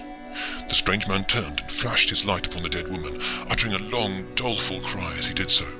The action of the air had already undone all the art of the embalmer. The skin had fallen away, the eyes had sunk inwards, the discoloured lips had writhed away from the yellow teeth, and the brown mark upon the forehead alone showed that it was indeed the same face which had shown such youth and beauty a few short minutes before. The man flapped his hands together in grief and horror. Then, mastering himself by a strong effort, he turned his hard eyes once more upon the Englishman. It does not matter, he said in a shaking voice. It really does not matter. I came here tonight with a fixed determination to do something, and it is now done. All else is as nothing. I have found my quest. The old curse is broken. I can rejoin her. What matter about her inanimate shell, so long as her spirit is awaiting me on the other side of the veil? These are wild words, said Vansittart Smith. He was becoming more and more convinced that he had to do with a madman. Time presses, and I must go, continued the other. The moment is at hand for which I have waited this weary time. But I must show you out first. Come with me. Taking the lamp, he turned from the disordered chamber and led the student swiftly through the long series of the Egyptian, Assyrian, and Persian apartments. At the end of the latter he pushed open a small door let into the wall and descended a winding stone stair. The Englishman felt the cold, fresh air of the night upon his brow. There was a door opposite him, which appeared to communicate with the street. To the right of this, another door stood ajar, throwing a spurt of yellow light across the passage. Come in here, said the attendant shortly. Vansittart Smith hesitated. He had hoped that he had come to the end of his adventure, yet his curiosity was strong within him. He could not leave the matter unsolved, so he followed his strange companion into the lighted chamber. It was a small room, such as is devoted to a concierge. A wood fire sparkled in the grate. At one side stood a truckle bed, and at the other a coarse wooden chair with a round table in the centre, which bore the remains of a meal. As the visitor's eye glanced round, he could not but remark, with an ever-recurring thrill, that all the small details of the room were of the most quaint design and antique workmanship. The candlesticks, the vases upon the chimney-piece, the fire-irons, the ornaments upon the walls were all such as he had been wont to associate with the remote past. The gnarled, heavy-eyed man sat himself down upon the edge of the bed and motioned his guest into the chair. There may be design in this, he said, still speaking excellent English. It may be decreed that I should leave some account behind as a warning to all rash mortals who would set their wits up against workings of nature. I leave it with you. Make such use as you will of it. I speak to you now with my feet upon the threshold of the other world. I am, as you surmised, an Egyptian, not one of the downtrodden race of slaves who now inhabit the delta of the Nile, but a survivor of that fiercer and harder people who tamed the Hebrew, drove the Ethiopian back into the southern deserts, and built those mighty works which have been the envy and the wonder of all after generations. It was in the reign of Tutmosis, 1600 years before the birth of Christ, that I first saw the light. You shrink away from me. Wait, and you will see that I am more to be pitied than to be feared. My name is Sosra. My father had been the chief priest of Osiris in the great temple of Abaris, which stood in those days upon the Bubastic branch of the Nile. I was brought up in the temple, and was trained in all those mystic arts which are spoken of in your own Bible. I was an apt pupil. Before I was 16, I had learned all which the wisest priest could teach me. From that time on, I studied nature's secrets for myself and shared my knowledge with no man. Of all the questions which attracted me, there were none over which I laboured so long as over those which concern themselves with the nature of life. I probed deeply into the vital principle. The aim of medicine had been to drive away disease when it appeared. It seemed to me that a method might be devised which should so fortify the body as to prevent weakness or death from ever taking hold of it. It is useless that I should recount my researches. You would scarce comprehend them if I did. They were carried out partly upon animals, partly upon slaves, and partly on myself. Suffice it that their result was to furnish me with a substance which, when injected into the blood, would endow the body with strength to resist the effects of time, of violence, or of disease. It would not, indeed, confer immortality, but its potency would endure for many thousands of years. I used it upon a cat, and afterwards drugged the creature with the most deadly poisons. That cat is alive in Lower Egypt at the present moment. There was nothing of mystery or magic in the matter. It was simply a chemical discovery, which may well be made again. Love of life runs high in the young. It seemed to me that I had broken away from all human care, now that I had abolished pain and driven death to such a distance. With a light heart I poured the accursed stuff into my veins. Then I looked around for someone whom I could benefit. There was a young priest of Thoth, Parmes by name, who had won my goodwill by his earnest nature and his devotion to his studies. To him I whispered my secret, and at his request I injected him with my elixir. I should now, I reflected, never be without a companion of the same age as myself. After this grand discovery I relaxed my studies to some extent, but Parmes continued his with redoubled energy. Every day I could see him working with his flasks and his distiller in the temple of Thoth, but he said little to me as the result of his labours. For my own part, I used to walk through the city and look around me with exultation as I reflected that all this was destined to pass away, and that only I should remain. The people would bow to me as they passed, but the fame of my knowledge had gone abroad.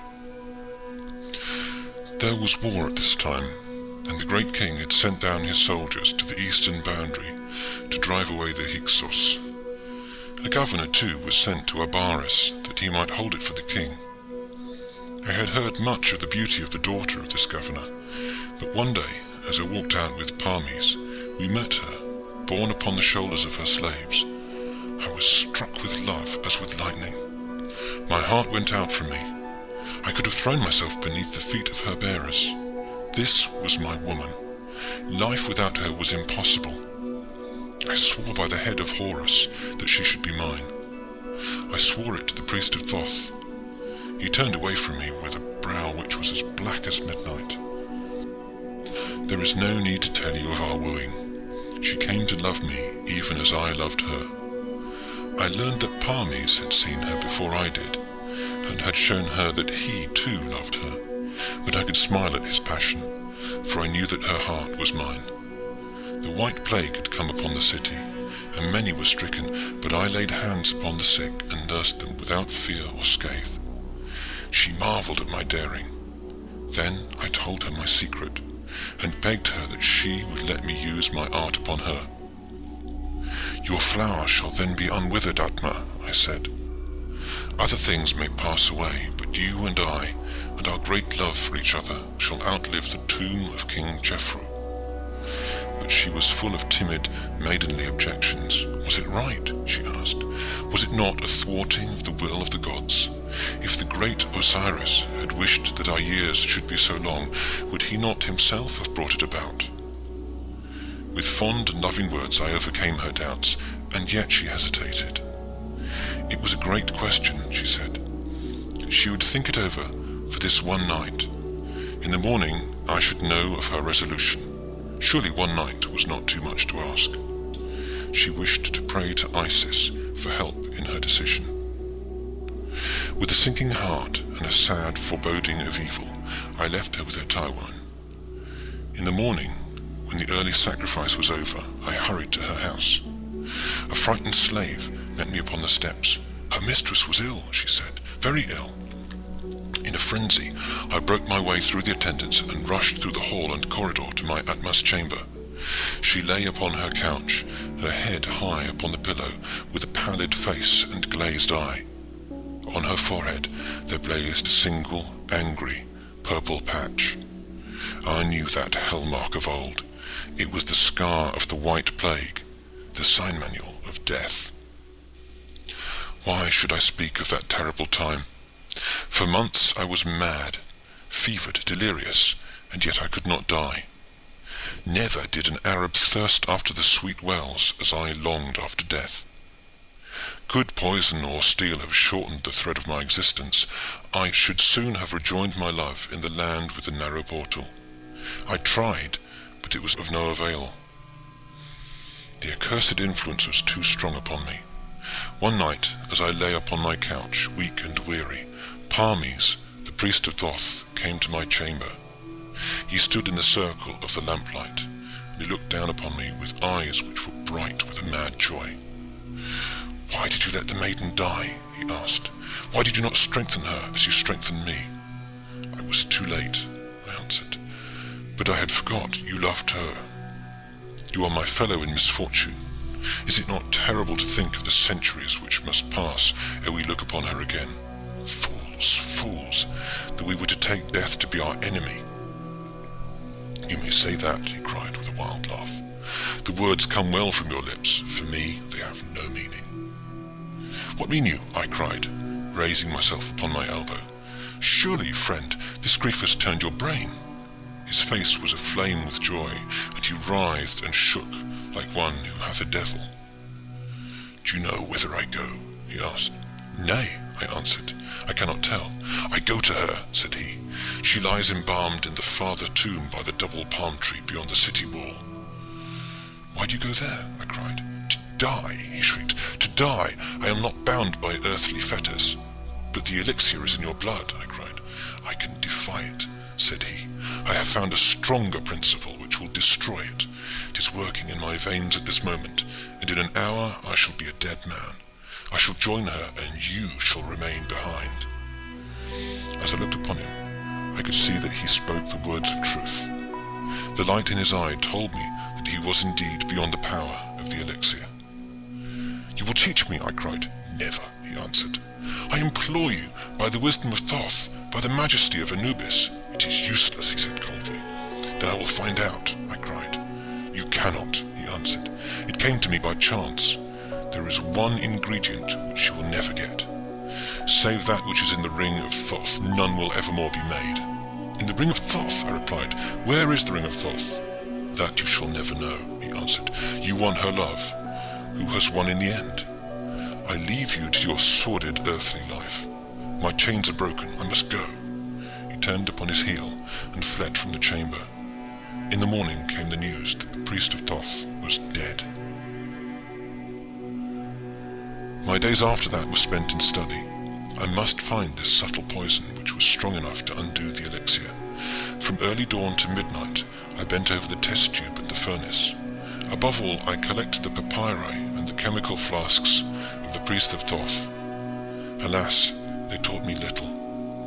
Here and there some hint or stray expression would raise hope in my bosom, but no good ever came of it. Still, month after month I struggled on.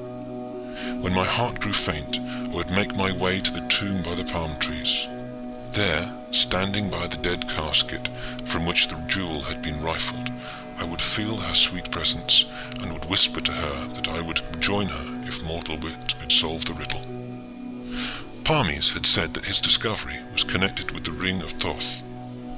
I had some remembrance of the trinket. It was a large and weighty circlet, made not of gold, but of a rarer and heavier metal, brought from the mines of Mount Harbal. Platinum, you call it. The ring had, I remembered, a hollow crystal set in it, in which some few drops of liquid might be stored. Now, the secret of Parmes could not have to do with the metal alone.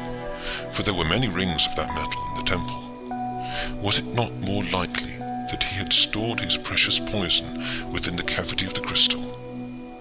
I had scarce come to this conclusion before, in hunting through his papers, I came upon one which told me that it was indeed so, and that there was still some of the liquid unused. But how to find the ring? It was not upon him when he was stripped for the embalmer. Of that I made sure. Neither was it among his private effects.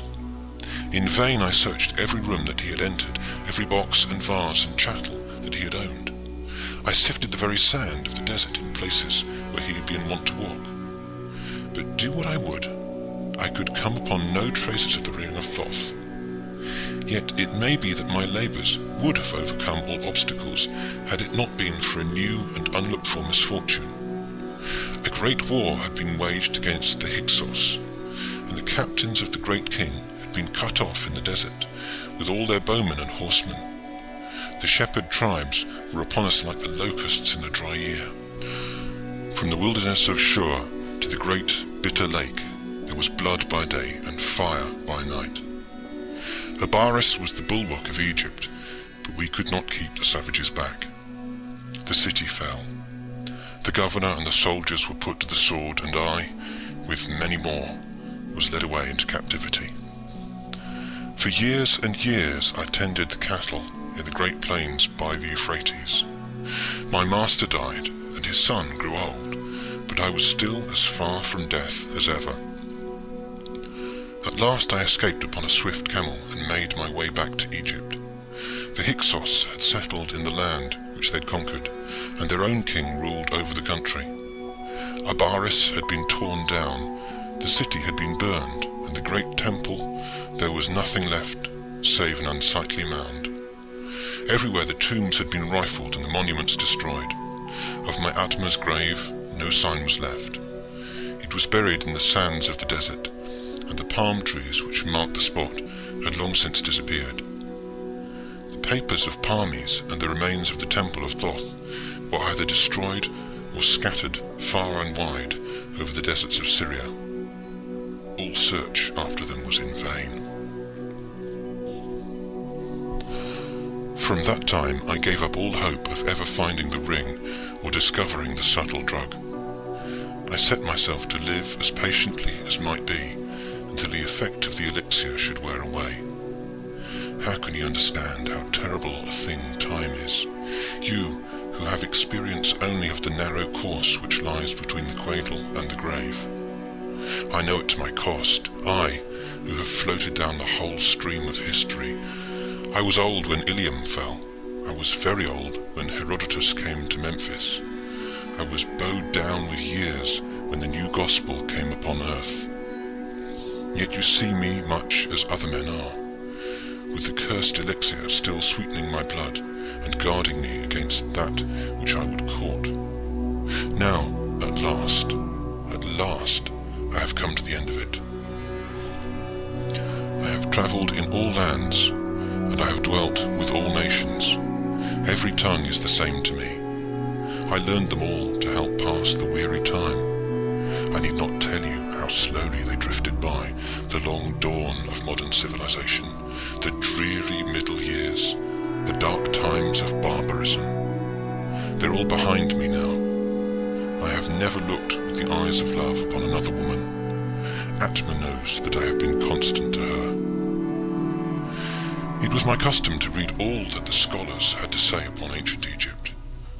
I have been in many positions, sometimes affluent, sometimes poor, but I have always found enough to enable me to buy the journals which dealt with such matters. Some 9 months ago I was in San Francisco, when I heard an account of some discoveries made in the neighborhood of Apparition. My heart leapt into my mouth as I read it. It said that the excavator had busied himself in exploring some tombs recently unearthed. In one, there had been found an unopened mummy with an inscription upon the outer case, setting forth that it contained the body of the daughter of the governor of the city in the days of Tutmosis. It added that on removing the outer case, there had been exposed a large platinum ring set with a crystal, which had been laid upon the breast of the embalmed woman. This, then, was where Parmes had hidden the Ring of Thoth. He might well say that it was safe, for no Egyptian would ever stain his soul by removing even the outer case of a buried friend. That very night I set off from San Francisco, and in a few weeks I found myself once more at Apparition, if a few sand heaps and crumbling walls may retain the name of the great city. I hurried to the Frenchmen who were digging there and asked them for the ring.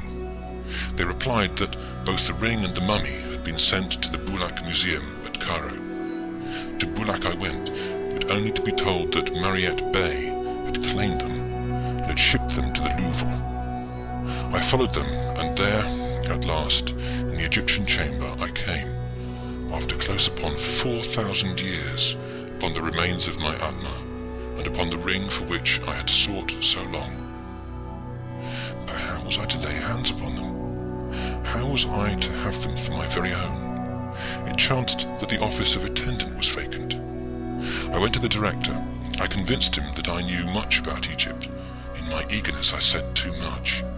He remarked that a professor's chair would suit me better than a seat in the conciergerie. I knew more, he said, than he did. It was only by blundering and let him think that he had overestimated my knowledge that I prevailed upon him to let me move the few effects which I have retained into this chamber. It is my first and my last night here. Such is my story, Mr. Vansittart Smith. I need not say more to a man of your perception. By a strange chance you have this night looked upon the face of the woman whom I loved in those far-off days. There were many rings with crystals in the case, and I had to test for the platinum to be sure of the one which I wanted. A glance at the crystal had showed me that the liquid is indeed within it, and that I shall at last be able to shake off that accursed health which has been worse to me than the foulest disease. I have nothing more to say to you. I have unburdened myself. You may tell my story, or you may withhold it at your pleasure. The choice rests with you. I owe you some amends, for you have had a narrow escape of your life this night. I was a desperate man, and not to be balked in my purpose. Had I seen you before the thing was done, I might have put it beyond your power to oppose me, or to raise an alarm. This is the door. It leads to the Rue de Rivoli. Good night. The Englishman glanced back. For a moment the lean figure of Susra, the Egyptian, stood framed in the narrow doorway. The next, the door had slammed, and the heavy rasping of the bolt broke on the silent night. It was on the second day after his return to London that Mr. John Vansittart Smith saw the following concise narrative in the Paris correspondence of the Times. Curious occurrence in the Louvre. Yesterday morning a strange discovery was made in the principal eastern chamber. The ouvriers who are employed to clean out the rooms in the morning found one of the attendants lying dead upon the floor with his arms round one of the mummies. So close was his embrace that it was only with the utmost difficulty that they were separated. One of the cases containing valuable rings had been opened and rifled. The authorities are of the opinion that the man was bearing away with the mummy with some idea of selling it to a private collector, but that he was struck down in the very act by a long-standing disease of the heart. It is said that he was a man of uncertain age and eccentric habits, without any living relations to mourn over his dramatic and untimely end. The circumstances I am about to relate to you have truth to recommend them. They happened to myself, and my recollection of them is vivid as if they had taken place only yesterday. 20 years, however, have gone by since that night. During those 20 years, I have told the story to but one other person. I tell it now with a reluctance which I find it difficult to overcome. All I entreat, meanwhile, is that you will abstain from forcing your own conclusions upon me. I want nothing explained away. I desire no arguments.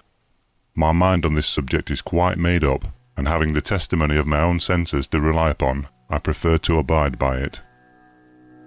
Well, it was just 20 years ago, and within a day or two of the end of the grouse season. I had been out all day with my gun, and had had no sport to speak of. The wind was due east, the month December, the place a bleak, wide moor in the far north of England. and I had lost my way. It was not a pleasant place in which to lose one's way, with the first feathery flakes of a coming snowstorm just fluttering down upon the heather, and the leaden evening closing in all around. I shaded my eyes with my hand, and stared anxiously into the gathering darkness, where the purple moorland melted into a range of low hills, some 10 or 12 miles distant. Not the faintest smoke wreath, not the tiniest cultivated patch or fence or sheep track met my eyes in any direction.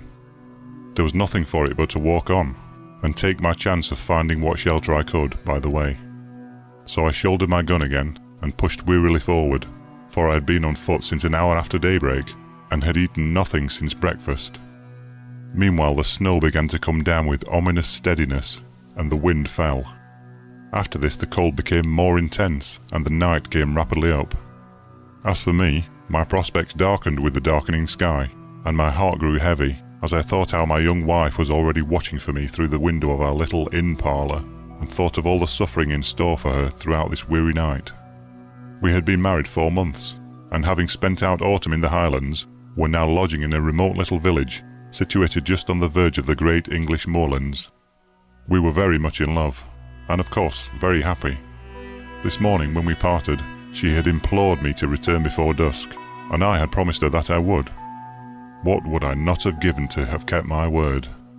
Even now, weary as I was, I felt that with a supper, an hour's rest and a guide, I might still get back to her before midnight, if only guide and shelter could be found. And all this time the snow fell, and the night thickened. I stopped and shouted every now and then, but my shout seemed only to make the silence deeper. Then a vague sense of uneasiness came upon me, and I began to remember stories of travellers who had walked on and on in the falling snow, until wearied out they were fain to lie down and sleep their lives away. Would it be possible, I asked myself, to keep on thus through all the long dark night? Would there not come a time when my limbs must fail, and my resolution give way? When I too must sleep the sleep of death? Death. I shuddered. How hard to die just now, when life lay all so bright before me. How hard for my darling, whose whole loving heart...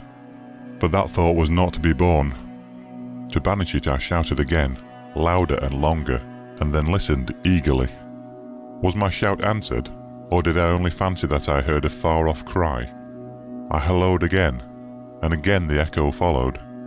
Then a wavering speck of light came suddenly out of the dark, shifting, disappearing, growing momentarily nearer and brighter. Running towards it at full speed, I found myself, to my great joy, face to face with an old man and a lantern. "Thank God!" was the exclamation that burst involuntarily from my lips. Blinking and frowning, he lifted his lantern and peered into my face. "What for?" growled he, sulkily.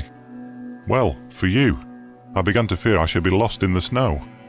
"Eh then, folks do get cast away hereabouts from time to time. And what's to hinder you from being cast away likewise, if Lord's so minded?" "If the Lord is so minded that you and I shall be lost together, my friend, we must submit," I replied. "But I don't mean to be lost without you. How far am I now from Dwolding?" "A good 20 mile, more or less." "And the nearest village?" "The nearest village is Wyke, and that's 12 miles t'other side." "Where do you live then?" "Out yonder," said he, with a vague jerk of the lantern. "You're going home, I presume?" "Maybe I am." "Then I'm going with you." The old man shook his head, and rubbed his nose reflectively with the handle of the lantern. "Ain't no use," growled he. "He won't let you in, not he." "We'll see about that," I replied briskly. "Who is he?" "The master." "Who is the master?" "That's nowt to you," was the unceremonious reply. "Well, well, you lead the way, and I'll engage that the master shall give me shelter and a supper tonight." "You can try him," muttered my reluctant guide, and still shaking his head, he hobbled, gnome-like, away through the falling snow. A large mast loomed up presently out of the darkness, and a huge dog rushed out, barking furiously. "Is this the house?" I asked. "Aye, it's the house. Down, boy!" And he fumbled in his pocket for the key. I drew up close behind him, prepared to lose no chance of entrance, and saw in the little circle of light shed by the lantern that the door was heavily studded with iron nails, like the door of a prison. In another minute he had turned the key, and I had pushed past him into the house. Once inside, I looked round with curiosity, and found myself in a great raftered hall, which served apparently a variety of uses. One end was piled to the roof with corn like a barn. The other was stored with flour sacks, agricultural implements, casks, and all kinds of miscellaneous lumber, while from the beams overhead hung rows of hams, flitches, and bunches of dried herbs for winter use. In the centre of the floor stood some huge object, gauntly dressed in a dingy wrapping cloth, and reaching halfway to the rafters. Lifting a corner of this cloth, I saw to my surprise a telescope of very considerable size, mounted on a rude movable platform with 4 small wheels. The tube was made of painted wood, bound round with bands of metal, rudely fashioned. The speculum, so far as I could estimate its size in the dim light, measured at least 15 inches in diameter. While I was yet examining the instrument, and asking myself whether it was not the work of some self-taught optician, a bell rang sharply. "That's for you," said my guide with a malicious grin. "Yonder's his room." He pointed to a low black door at the opposite side of the hall. I crossed over, rapped somewhat loudly, and went in, without waiting for an invitation.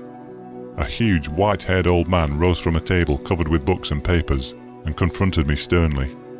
"Who are you?" said he. "How came you here? What do you want?" "James Murray, barrister at law. On foot across the moor. Meat, drink, and sleep." He bent his bushy brows into a portentous frown. "Mine is not a house of entertainment," he said haughtily. "Jacob, how dare you admit this stranger?" "I didn't admit him," grumbled the old man. "He followed me over the moor, and shouldered his way in before me. I'm no match for 6'2". "And pray, sir, by what right have you forced an entrance into my house?" "The same by which I should have clung to your boat, if I were drowning, the right of self-preservation." "Self-preservation? There's an inch of snow on the ground already," I replied briefly, "and it will be deep enough to cover my body before daybreak." He strode to the window, pulled aside a heavy black curtain, and looked out. "It is true," he said. "You can stay, if you choose, till morning. Jacob, serve the supper." With this he waved me to a seat, resumed his own, and became at once absorbed in the studies from which I had disturbed him. I placed my gun in a corner, drew a chair to the hearth, and examined my quarters at leisure.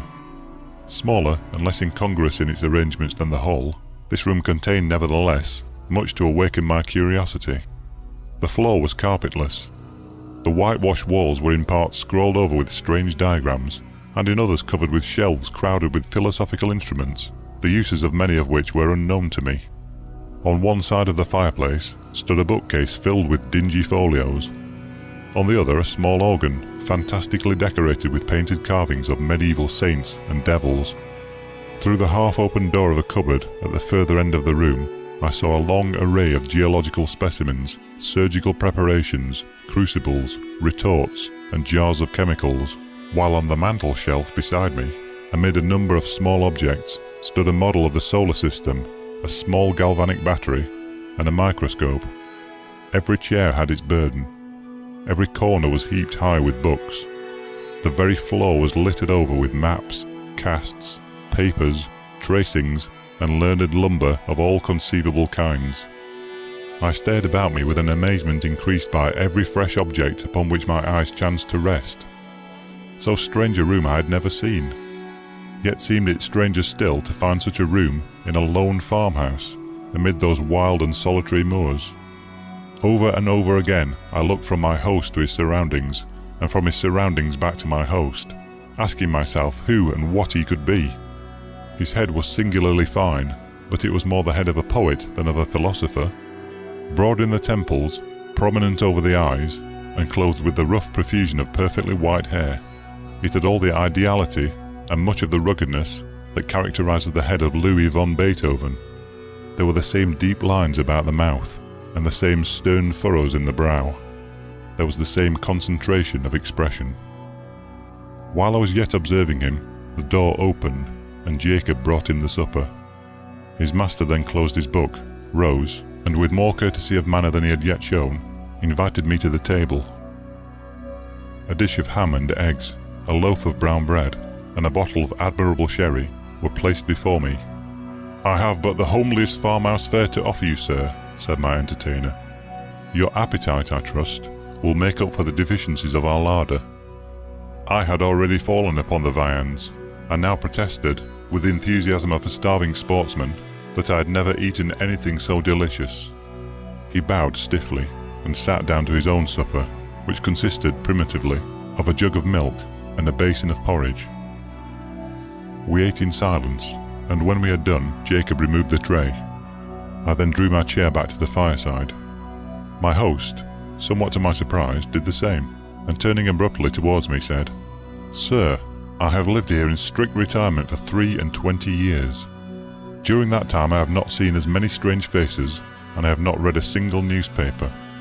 You are the first stranger who has crossed my threshold for more than 4 years. Will you favour me with a few words of information respecting that outer world from which I have parted company so long?" "Pray interrogate me," I replied. "I am heartily at your service."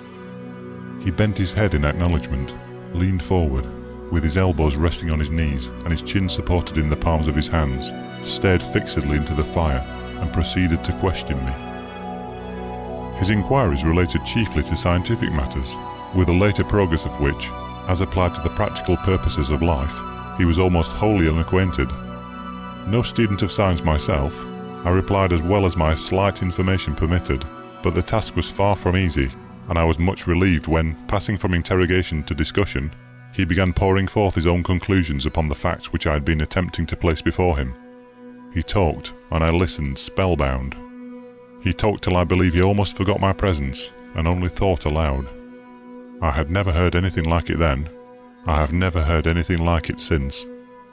Familiar with all systems of all philosophies, subtle in analysis, bold in generalization, he poured forth his thoughts in an uninterrupted stream, and, still leaning forward in the same moody attitude with his eyes fixed upon the fire, wandered from topic to topic, from speculation to speculation, like an inspired dreamer. From practical science to mental philosophy, from electricity in the wire to electricity in the nerve, from Watt to Mesmer, from Mesmer to Reichenbach, from Reichenbach to Swedenborg, Spinoza, Condillac, Descartes, Berkeley, Aristotle, Plato, and the Magi, and the mystics of the East, were transitions which, however bewildering in their variety and scope, seemed easy and harmonious upon his lips, as sequences in music. By and by, I forget now by what link of conjecture or illustration, he passed on to that field which lies beyond the boundary line of even conjectural philosophy, and reaches no man knows whither. He spoke of the soul and its aspirations, of the spirit and its powers, of second sight, of prophecy, of those phenomena which, under the names of ghosts, spectres, and supernatural appearances, have been denied by the skeptics and attested by the credulous of all ages. The world, he said, grows hourly more and more sceptical of all that lies beyond its narrow radius, and our men of science foster the fatal tendency. They condemn as fable all that resist the experiment. They reject as false all that cannot be brought to the test of the laboratory or the dissecting room. Against what superstition have they waged so long and obstinate a war as against the belief in apparitions? And yet what superstition has maintained its hold upon the minds of men so long and so firmly? Show me any fact in physics, in history, in archaeology, which is supported by testimony so wide and so various, attested by all races of men, in all ages, and in all climates, by the soberest sages of antiquity, by the rudest savage of today, by the Christian, the pagan, the pantheist, the materialist. This phenomenon is treated as a nursery tale by the philosophers of our century. Circumstantial evidence weighs with them as a feather in the balance. The comparison of causes with effects, however valuable in physical science, is put aside as worthless and unreliable. The evidence of competent witnesses, however conclusive in a court of justice, counts for nothing. He who pauses before he pronounces is condemned as a trifler. He who believes is a dreamer or a fool. He spoke with bitterness, and having said thus, relapsed for some minutes into silence. Presently he raised his head from his hands, and added, with an altered voice and manner, "I, sir, paused, investigated, believed, and was not ashamed to state my convictions to the world. I too was branded as a visionary, held up to ridicule by my contemporaries, and hooted from that field of science in which I had laboured with honour during all the best years of my life. These things happened just 23 years ago. Since then, I have lived as you see me living now, and the world has forgotten me, as I have forgotten the world. You have my history." "It is a very sad one," I murmured, scarcely knowing what to answer. "It is a very common one," he replied. "I have only suffered for the truth, as many a better and wiser man has suffered before me." He rose, as if desirous of ending the conversation, and went over to the window. "It has ceased snowing," he observed, as he dropped the curtain and came back to the fireside. "Ceased?" I exclaimed, starting eagerly to my feet. "Oh, if it were only possible! But no, it is hopeless. Even if I could find my way across the moor, I could not walk 20 miles tonight." "Walk 20 miles tonight?" repeated my host. "What are you thinking of?" "Of my wife," I replied impatiently. "Of my young wife, who does not know that I have lost my way, and who is at this moment breaking her heart with suspense and terror." "Where is she?" "At Dwolding, 20 miles away." "At Dwolding," he echoed thoughtfully. "Yes, the distance, it is true, is 20 miles. But are you so very anxious to save the next 6 or 8 hours?" "So very, very anxious that I would give 10 guineas at this moment for a guide and a horse." "Your wish can be gratified at a less costly rate," said he, smiling. "The night mail from the north, which changes horses at Dwolding, passes within 5 miles of this spot, and will be due at a certain crossroad in about an hour and a quarter. If Jacob were to go with you across the moor, and put you into the old coach road, you could find your way, I suppose, to where it joins the new one." "Easily. Gladly." He smiled again, rang the bell, gave the old servant his directions, and taking a bottle of whisky and a wineglass from the cupboard in which he kept his chemicals, said, "The snow lies deep, and it will be difficult walking tonight on the moor. A glass of usquebaugh before you start." I would have declined the spirit, but he pressed it on me, and I drank it. It went down my throat like a liquid flame, and almost took my breath away. "It is strong," he said, "but it will help to keep out the cold. And now you have no moments to spare. Good night." I thanked him for his hospitality, and would have shaken hands, but that he had turned away before I could finish my sentence. In another minute I had traversed the hall, Jacob had locked the outer door behind me, and we were out on the wide, white moor. Although the wind had fallen, it was still bitterly cold. Not a star glimmered in the black vault overhead. Not a sound, save the rapid crunching of the snow beneath our feet, disturbed the heavy stillness of the night. Jacob, not too well pleased with his mission, shambled on before in sullen silence, his lantern in his hand, and his shadow at his feet. I followed, with my gun over my shoulder, as little inclined for conversation as himself. My thoughts were full of my late host. His voice yet rang in my ears. His eloquence yet held my imagination captive. I remember to this day, with surprise, how my overexcited brain retained whole sentences and parts of sentences, troops of brilliant images, and fragments of splendid reasoning in the very words in which he had uttered them. Musing thus over what I had heard, and striving to recall a lost link here and there, I strode on at the heels of my guide, absorbed and unobservant. Presently, at the end it seemed to me of only a few minutes, he came to a sudden halt and said, "Yon's your road. Keep the stone fence to your right hand, and you can't fall off the way." "This then is the old coach road?" "Aye, 'tis the old coach road." "And how far do I go before I reach the crossroads?" "Nigh upon 3 mile." I pulled out my purse, and he became more communicative. "The road's a fair road enough," said he, "for foot passengers, but 'twas over steep and narrow for the northern traffic. You'll mind where the parapet's broken away, close against the signpost. It's never been mended since the accident." "What accident?" The night mail pitched right over into the valley below. A good 50 feet and more. Just at the worst bit of road in the whole county." "Horrible! Were many lives lost?" "All. 4 were found dead, and t'other 2 died next morning." "How long is it since this happened?" "Just 9 year." "Near the signpost, you say? I will bear it in mind. Good night." "Good night, sir, and thank ye." Jacob pocketed his half-crown, made a faint pretence of touching his hat, and trudged back by the way he had come. I watched the light of his lantern till it quite disappeared, and then turned to pursue my way alone. This was no longer a matter of the slightest difficulty, for despite the dead darkness overhead, the line of stone fence showed distinctly enough against the pale gleam of the snow. How silent it seemed now, with only my footsteps to listen to. How silent and how solitary. A strange, disagreeable sense of loneliness stole over me. I walked faster. I hummed a fragment of a tune. I cast up enormous sums in my head and accumulated them at compound interest. I did my best, in short, to forget the startling speculations to which I had but just been listening, and to some extent I succeeded. Meanwhile the night air seemed to become colder and colder, and though I walked fast, I found it impossible to keep myself warm. My feet were like ice. I lost sensation in my hands and grasped my gun mechanically. I even breathed with difficulty, as though, instead of traversing a quiet north country highway, I was scaling the uppermost heights of some gigantic Alp. This last symptom became presently so distressing that I was forced to stop for a few minutes and lean against the stone fence.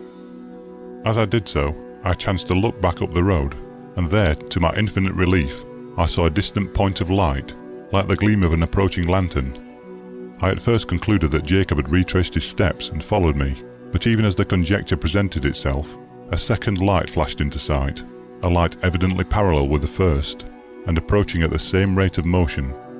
It needed no second thought to show me that these must be the carriage lamps of some private vehicle, though it seemed strange that any private vehicle should take a road professedly disused and dangerous. There could be no doubt, however, of the fact, for the lamps grew larger and brighter every moment, and I even fancied I could already see the dark outline of the carriage between them. It was coming up very fast and quite noiselessly, the snow being nearly a foot deep under the wheels. And now the body of the vehicle became distinctly visible behind the lamps. It looked strangely lofty. A sudden suspicion flashed upon me. Was it possible that I had passed the crossroads in the dark without observing the signpost? And could this be the very coach which I had come to meet? No need to ask myself that question a second time, for here it came round the bend of the road. Guard and driver, one outside passenger, and 4 steaming greys, all wrapped in a soft haze of light, through which the lamps blazed out like a pair of fiery meteors. I jumped forward, waved my hat, and shouted. The mail came down at full speed and passed me. For a moment I feared that I had not been seen or heard, but it was only for a moment. The coachman pulled up. The guard, muffled to the eyes in capes and comforters, and apparently sound asleep in the rumble, neither answered my hail nor made the slightest effort to dismount. The outside passenger did not even turn his head. I opened the door for myself and looked in. There were but 3 travellers inside, so I stepped in, shut the door, slipped into the vacant corner, and congratulated myself on my good fortune. The atmosphere of the coach seemed, if possible, colder than that of the outer air, and was pervaded by a singularly damp and disagreeable smell. I looked round at my fellow passengers. They were all 3 men, and all silent. They did not seem to be asleep, but each leaned back in his corner of the vehicle, as if absorbed in his own reflections. I attempted to open a conversation. "How intensely cold it is tonight," I said, addressing my opposite neighbour. He lifted his head, looked at me, but made no reply. "The winter," I added, "seems to have begun in earnest." Although the corner in which he sat was so dim that I could distinguish none of his features very clearly, I saw that his eyes were still turned full upon me, and yet he answered never a word. At any other time I should have felt, and perhaps expressed, some annoyance, but at the moment I felt too ill to do either. The icy coldness of the night air had struck a chill to my very marrow, and the strange smell inside the coach was affecting me with an intolerable nausea. I shivered from head to foot, and, turning to my left-hand neighbour, asked if he had any objection to an open window. He neither spoke nor stirred. I repeated the question somewhat more loudly, but with the same result. Then I lost patience, and let the sash down. As I did so, the leather strap broke in my hand, and I observed that the glass was covered with a thick coat of mildew, the accumulation apparently of years. My attention being thus drawn to the condition of the coach, I examined it more narrowly, and saw by the uncertain light of the outer lamps that it was in the last stage of dilapidation. Every part of it was not only out of repair, but in a condition of decay. The sashes splintered at a touch. The leather fittings were crusted over with mould, and literally rotting from the woodwork. The floor was almost breaking away beneath my feet. The whole machine, in short, was foul with damp, and had evidently been dragged from some outhouse in which it had been mouldering away for years to do another day or two of duty on the road. I turned to the third passenger, whom I had not yet addressed, and hazarded one more remark. "This coach," I said, "is in a deplorable condition. The regular mail, I suppose, is under repair." He moved his head slowly and looked at me in the face, without speaking a word. I shall never forget that look while I live. I turned cold at heart under it. I turn cold at heart even now when I recall it. His eyes glowed with a fiery, unnatural lustre. His face was livid as the face of a corpse. His bloodless lips were drawn back as if in the agony of death, and showed the gleaming teeth between. The words that I was about to utter died upon my lips, and a strange horror, a dreadful horror, came upon me. My sight had by this time become used to the gloom of the coach, and I could see with tolerable distinctness. I turned to my opposite neighbour. He too was looking at me, with the same startling pallor in his face, and the same stony glitter in his eyes. I passed my hand across my brow. I turned to the passenger on the seat beside my own and saw— oh heaven, how shall I describe what I saw? I saw that he was no living man, that none of them were living men like myself. A pale phosphorescent light, the light of putrefaction, played upon their awful faces, upon their hair, dank with the dews of the grave, upon their clothes, earth-stained and dropping to pieces, upon their hands, which were as the hands of corpses long buried. Only their eyes, their terrible eyes, were living, and those eyes were all turned menacingly upon me. A shriek of terror, a wild, unintelligible cry for help and mercy, burst from my lips as I flung myself against the door and strove in vain to open it.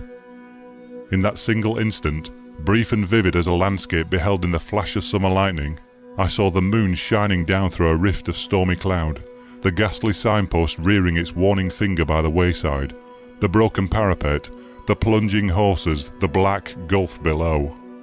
Then the coach reeled like a ship at sea. Then came a mighty crash, a sense of crushing pain, and then darkness. It seemed as if years had gone by when I awoke one morning from a deep sleep and found my wife watching by my bedside. I will pass over the scene that ensued and give you, in half a dozen words, the tale she told me with tears of thanksgiving. I had fallen over a precipice, close against the junction of the old coach road and the new, and had only been saved from certain death by lighting upon a deep snowdrift that had accumulated at the foot of the rock beneath. In this snowdrift I was discovered at daybreak by a couple of shepherds, who carried me to the nearest shelter and brought a surgeon to my aid. The surgeon found me in a state of raving delirium, with a broken arm and a compound fracture of the skull. The letters in my pocketbook showed my name and address. My wife was summoned to nurse me, and thanks to youth and a fine constitution, I came out of danger at last. The place of my fall, I need scarcely say, was precisely that at which a frightful accident had happened to the North Mail 9 years before. I never told my wife the fearful events which I have just related to you. I told the surgeon who attended me, but he treated the whole adventure as a mere dream, born of the fever in my brain. We discussed the question over and over again, until we found that we could discuss it with temper no longer, and then we dropped it. Others may form what conclusions they please. I know that 20 years ago, I was the fourth inside passenger in that phantom coach. January 3rd. This affair of White and Wotherspoon's accounts proved to be a gigantic task. There are 20 thick ledgers to be examined and checked. Who would be a junior partner? However, it is the first bigger bit of business which has been left entirely in my hands. I must justify it, but it has to be finished so that the lawyers may have the result in time for the trial. Johnson said this morning that I should have to get the last figure out before the 20th of the month. Good Lord! Well, have at it, and if human brain and nerve can stand the strain, I'll will out at the other side. It means office work from 10 to 5, and then a second sitting from about 8 to 1 in the morning. There's drama in an accountant's life. When I find myself in the still early hours while all the world sleeps, hunting through column after column for those missing figures which will turn a respected alderman into a felon, I understand that it is not such a prosaic profession after all. On Monday, I came on the first trace of defalcation. No heavy game hunter ever got a finer thrill when first he caught sight of the trail of his quarry. But I look at the 20 ledgers and think of the jungle through which I have to follow him before I get my kill. Hard work, but rare sport too in a way. I saw the fat fellow once at a city dinner, his red face glowing above a white napkin. He looked at the little pale man at the end of the table. He would have been pale too if he could have seen the task that would be mine. January 6th. What perfect nonsense it is for doctors to prescribe rest when rest is out of the question. Asses! They might as well shout to a man who has a pack of wolves at his heels that what he wants is absolute quiet. My figures must be out by a certain date, unless they are so I shall lose the chance of my lifetime. So how on earth am I to rest? I'll take a week or so after the trial. Perhaps I was myself a fool to go to the doctor at all, but I get nervous and highly strung when I sit alone at my work at night. It's not a pain, only a sort of fullness of the head with an occasional mist over the eyes. I thought perhaps some bromide or chloral or something of the kind might do me good. But stop work? It's absurd to ask such a thing. It's like a long-distance race. You feel queer at first, and your heart thumps and your lungs pant, but if you have only the pluck to keep on, you get your second wind. I'll stick to my work and wait for my second wind. If it never comes, all the same, I'll stick to my work. 2 ledgers are done, and I'm well on into the 3rd. The rascal has covered his tracks well, but I picked them up for all that. January 9th. I had not meant to go to the doctor again, and yet I have had to. Straining my nerves, risking a complete breakdown, even endangering my sanity. That's a nice sentence to have fired off at one. Well, I'll stand the strain and I'll take the risk, but so long as I can sit in my chair and move a pen, I'll follow the old sinner's slot. By the way, I may as well set down here the queer experience which drove me this second time to the doctor. I'll keep an exact record of my symptoms and sensations, because they are interesting in themselves. A curious psychophysiological study, says the doctor, and also because I am perfectly certain that when I am through with them, they will all seem blurred and unreal, like some queer dream betwixt sleeping and waking. So now, while they are fresh, I will just make a note of them, if only as a change of thought after the endless figures. There's an old silver-framed mirror in my room. It was given me by a friend who had a taste for antiquities, and he, as I happen to know, picked it up at a sale and had no notion where it came from. It's a large thing, 3 feet across and 2 feet high, and it leans at the back of the side table on my left as I write. The frame is flat, about 3 inches across, and very old, far too old for hallmarks or other methods of determining its age. The glass part projects with a beveled edge and has the magnificent reflecting power which is only, as it seems to me, to be found in very old mirrors. There's a feeling of perspective when you look into such as no modern glass can ever give. The mirror is so situated that as I sit at the table, I can usually see nothing in it but the reflection of the red window curtains. But a queer thing happened last night. I had been working for some hours, very much against the grain, with continual bouts of that mistiness of which I have complained. Again and again I had to stop and clear my eyes. Well, on one of these occasions I chanced to look at the mirror. It had the oddest appearance. The red curtains which should have been reflected in it were no longer there, but the glass seemed to be clouded and steamy, not on the surface, which glittered like steel, but deep down in the very grain of it. This opacity, when I stared hard at it, appeared to slowly rotate this way and that until it was a thick white cloud swirling in heavy wreaths. So real and solid was it, and so reasonable was I, that I remember turning with the idea that the curtains were on fire. But everything was deadly still in the room, no sound save the ticking of the clock, no movement save the slow gyration of that strangely woolly cloud deep in the heart of the old mirror.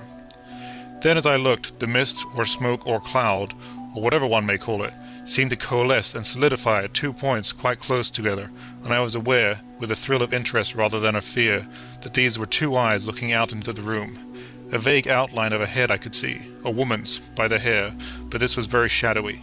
Only the eyes were quite distinct, such eyes, dark, luminous, filled with some passionate emotion, fury or horror, I could not say which.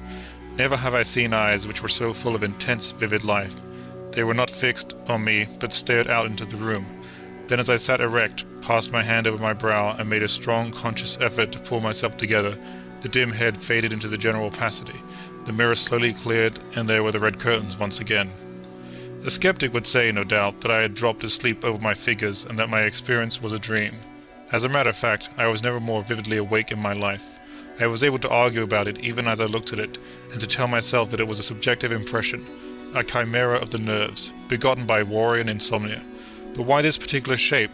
And who is the woman? And what is the dreadful emotion which I read in those wonderful brown eyes? They come between me and my work. For the first time I have done less than the daily tally which I had marked out.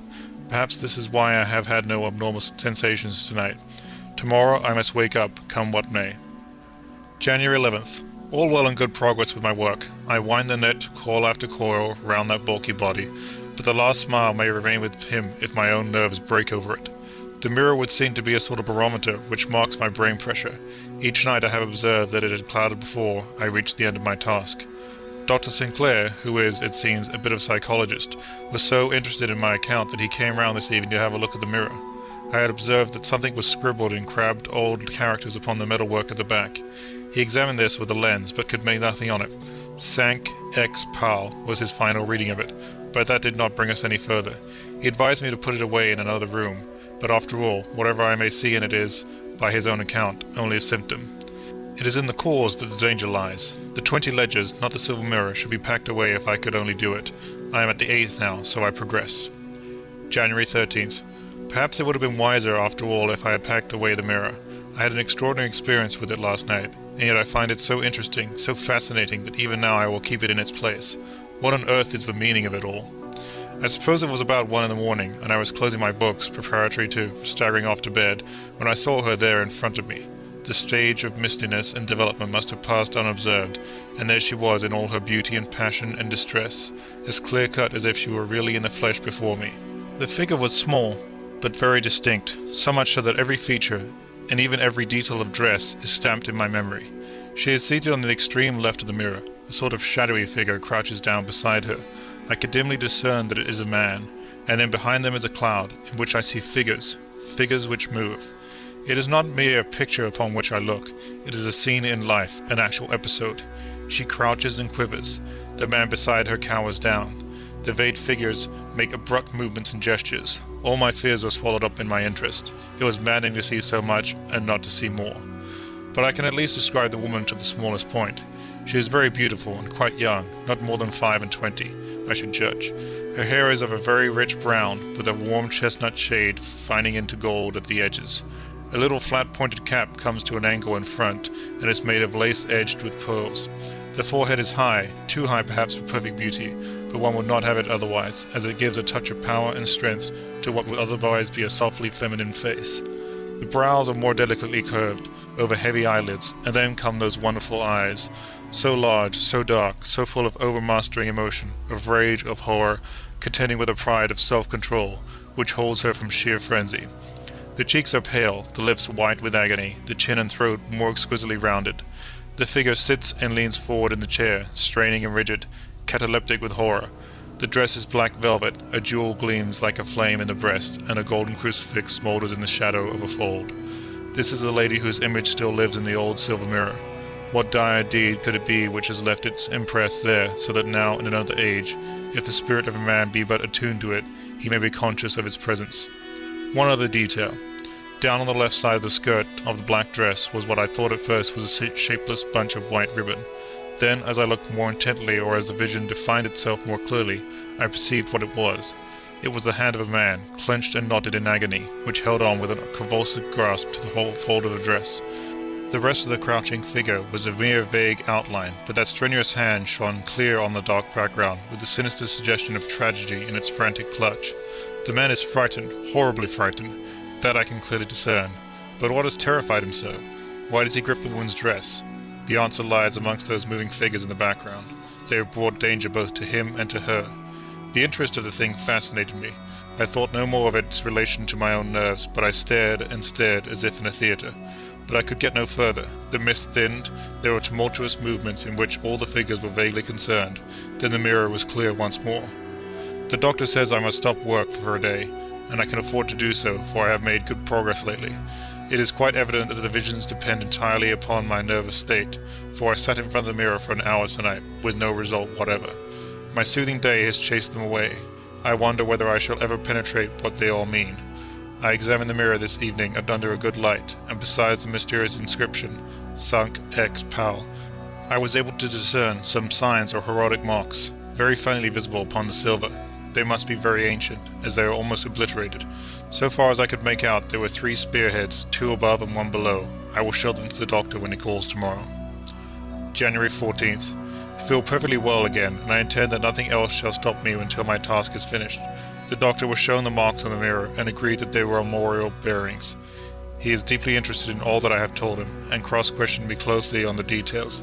It amuses me to notice how he is torn in two by conflicting desires, the one that his patient should lose his symptoms, the other that the medium, for so he regards me, should solve this mystery of the past.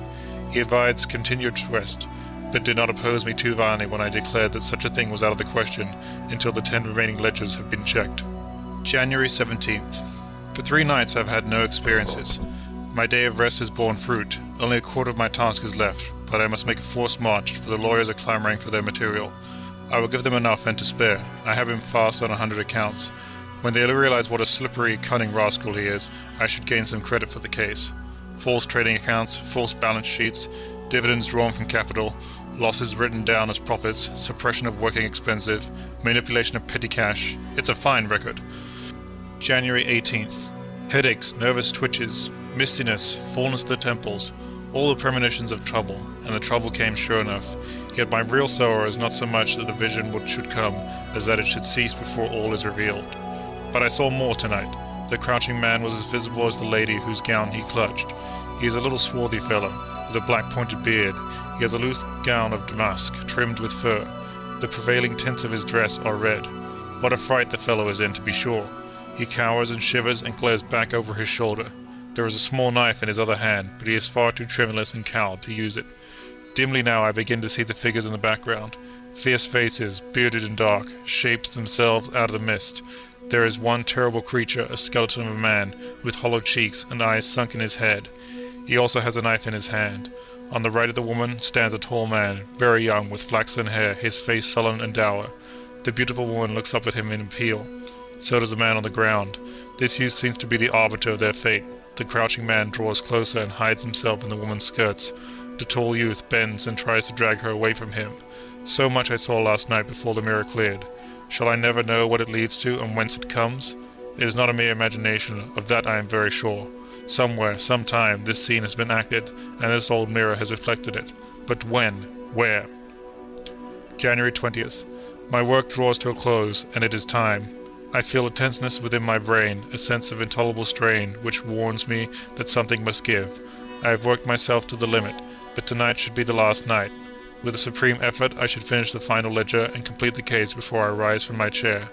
I will do it. I will. February 7th. I did. My God, what an experience. I hardly know if I am strong enough yet to set it down. Let me explain in the first instance that I am writing this in Dr. Sinclair's private hospital, some 3 weeks after the last entry in my diary.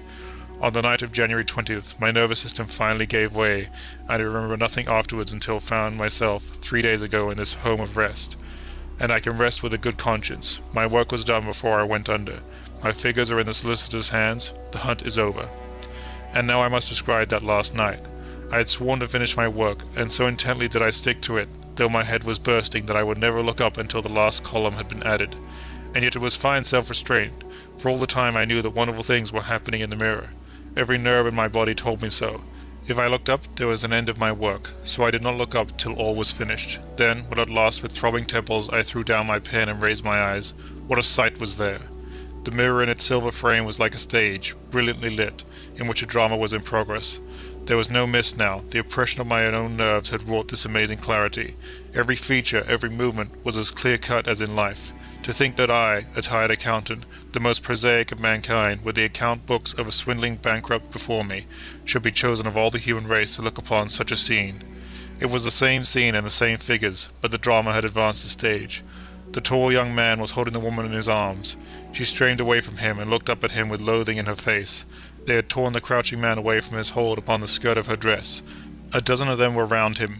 Savage men, bearded men. They hacked at him with knives. All seemed to strike him together. Their arms rose and fell. The blood did not flow from him. It squirted. His red dress was dabbled in it. He threw himself this way and that, purple upon crimson, like an overripe plum. Still they hacked, and still the jets shot from him. It was horrible, horrible. They dragged him kicking to the floor. The woman looked over her shoulder at him, and her mouth gaped. I heard nothing, but I knew that she was screaming. And then, whether it was this nerve-wracking vision before me, or whether, my task finished, all the overwork of the past weeks came in one rushing weight upon me. The room danced around me. The floor seemed to sink away beneath my feet, and I remembered no more. In the early morning my landlady found me, stretched senseless before the silver mirror. But I knew nothing myself until 3 days ago I woke in the deep peace of the doctor's nursing home. February 9th. Only today have I told Dr. Sinclair my full experience. He had not allowed me to speak of such matters before. He listened with an absorbed interest. "You don't identify this with any well-known scene in history?" he asked, with suspicion in his eyes. I assured him that I knew nothing of history. "Have you no idea whence that mirror came and to whom it once belonged?" he continued. "Have you?" I asked, for he spoke with meaning. "It's incredible," said he, "and yet how else can one explain it? The scenes which you described before suggested it, but now it has gone beyond all range of coincidence. I will bring you some notes in the evening." Later. He has just left me. Let me set down his words so closely as I can recall them. He began by laying several musty volumes upon my bed. "These you can consult at your leisure," said he. "I have some notes here which you can confirm. There is not a doubt that what you have seen is the murder of Rizzio by the Scottish nobles in the presence of Mary, which occurred in March 1566. Your description of the woman is accurate. The high forehead and heavy eyelids combined with great beauty could hardly apply to two women. The tall young man was her husband, Darnley. Rizzio, says the chronicle, was dressed in a loose dressing gown of furred damask, with hose of russet velvet. With one hand he clutched Mary's gown, with the other he held a dagger. Your fierce, hollow-eyed man was Ruthven, who was new risen from a bed of sickness. Every detail is exact. But why to me? I asked in bewilderment. Why of all the human race to me? Because you were in the fit of mental state to receive the impression. Because you chanced to own the mirror which gave the impression. The mirror! You think then that it was Mary's mirror, that it stood in the room where this deed was done? I am convinced that it was Mary's mirror. She had been Queen of France. Her personal property would be stamped with the royal arms. What you took to be 3 spearheads were really the lilies of France. And the inscription? Sanct ex Pal. You can expand it into Sancte Crucis Palatium. Someone has made a note upon the mirror as to whence it came. It was the Palace of the Holy Cross. Holyrood! I cried. Exactly. Your mirror came from Holyrood. You have had one very singular experience and have escaped. I trust that you will never put yourself into the way of having such another. "I can assure you," said I, "that it would take a very tangible ghost to frighten me." And I stood up before the fire with my glass in my hand. "It is your own choosing," said the man with the withered arm, and glanced at me askance. 28 years, said I have lived, and never a ghost have I seen as yet." The old woman sat staring hard into the fire, her pale eyes wide open. "Aye," she broke in, "in 28 years you have lived and never seen the likes of this house, I reckon. There's a many things to see, when one's still but 28. She swayed her head slowly from side to side. "A many things to see the sorrow for." I half suspected the old people were trying to enhance the spiritual terrors of their house by their droning insistence. I put down my empty glass on the table and looked about the room, and caught a glimpse of myself, abbreviated and broadened to an impossible sturdiness, and the queer old mirror at the end of the room. "Well," I said, "if I see anything tonight, I shall be so much the wiser, for I come to the business with an open mind." "It is your own choosing," said the man with the withered arm once more. I heard the sound of a stick and a shambling step on the flags in the passage outside, and the door creaked on its hinges as a second old man entered, more bent, more wrinkled, more aged even than the first. He supported himself by a single crutch. His eyes were covered by a shade, and his lower lip, half averted, hung pale and pink from his decaying yellow teeth. He made straight for an armchair on the opposite side of the table, sat down clumsily, and began to cough. The man with the withered arm gave this newcomer a short glance of positive dislike. The old woman took no notice of his arrival, but remained with her eyes fixed steadily on the fire. "I said, it's your own choosing," said the man with the withered arm when the coughing had ceased for a while. "It's my own choosing," I answered. The man with the shade became aware of my presence for the first time, and threw his head back for a moment and sideways to see me. I caught a momentary glimpse of his eyes, small and bright and inflamed. Then he began to cough and splutter again. "Why don't you drink?" said the man with the withered arm, pushing the beer towards him. The man with the shade poured out a glassful with a shaky arm that splashed half as much again on the deal table. A monstrous shadow of him crouched upon the wall and mocked his actions as he poured and drank. I must confess, I had scarce expected these grotesque custodians. There is to my mind something inhumanist in Othi, something crouching and atavistic. The human qualities seemed to drop from old people insensibly day by day. The three of them made me feel uncomfortable. With their gaunt silences, their bent carriage, their evident unfriendliness to me and to one another. If, said I, you will show me to this haunted room of yours, I will make myself comfortable there. The old man with the cough jerked his head back so suddenly that it startled me, and shot another glance of his red eyes at me from under the shade. When no one answered me, I waited a minute, glancing from one to the other. If, I said a little louder, if you will show me to this haunted room of yours, I will relieve you from the task of entertaining me. There is a candle on the slab outside the door, said the man with the withered arm, looking at my feet as he addressed me. But if you're going to the Red Room tonight, this night of all nights, said the old woman, you go alone. Very well, I answered. And which way do I go? You go along the passage for a bit, said he, until you come to a door, and through that is a spiral staircase, and halfway up that is a landing and another door covered with baies. Go through that and down the long corridor to the end, and the Red Room is on your left up the steps. Have I got that right? I said, and repeated his directions. He corrected me in one particular. And are you really going? Said the man with the shade, looking at me again for the third time, with that queer and natural tilting of the face. This night of all nights, said the old woman. It is what I came for, I said, and moved towards the door. As I did so, the old man with the shade rose and staggered round the table, so as to be closer to the others and to the fire.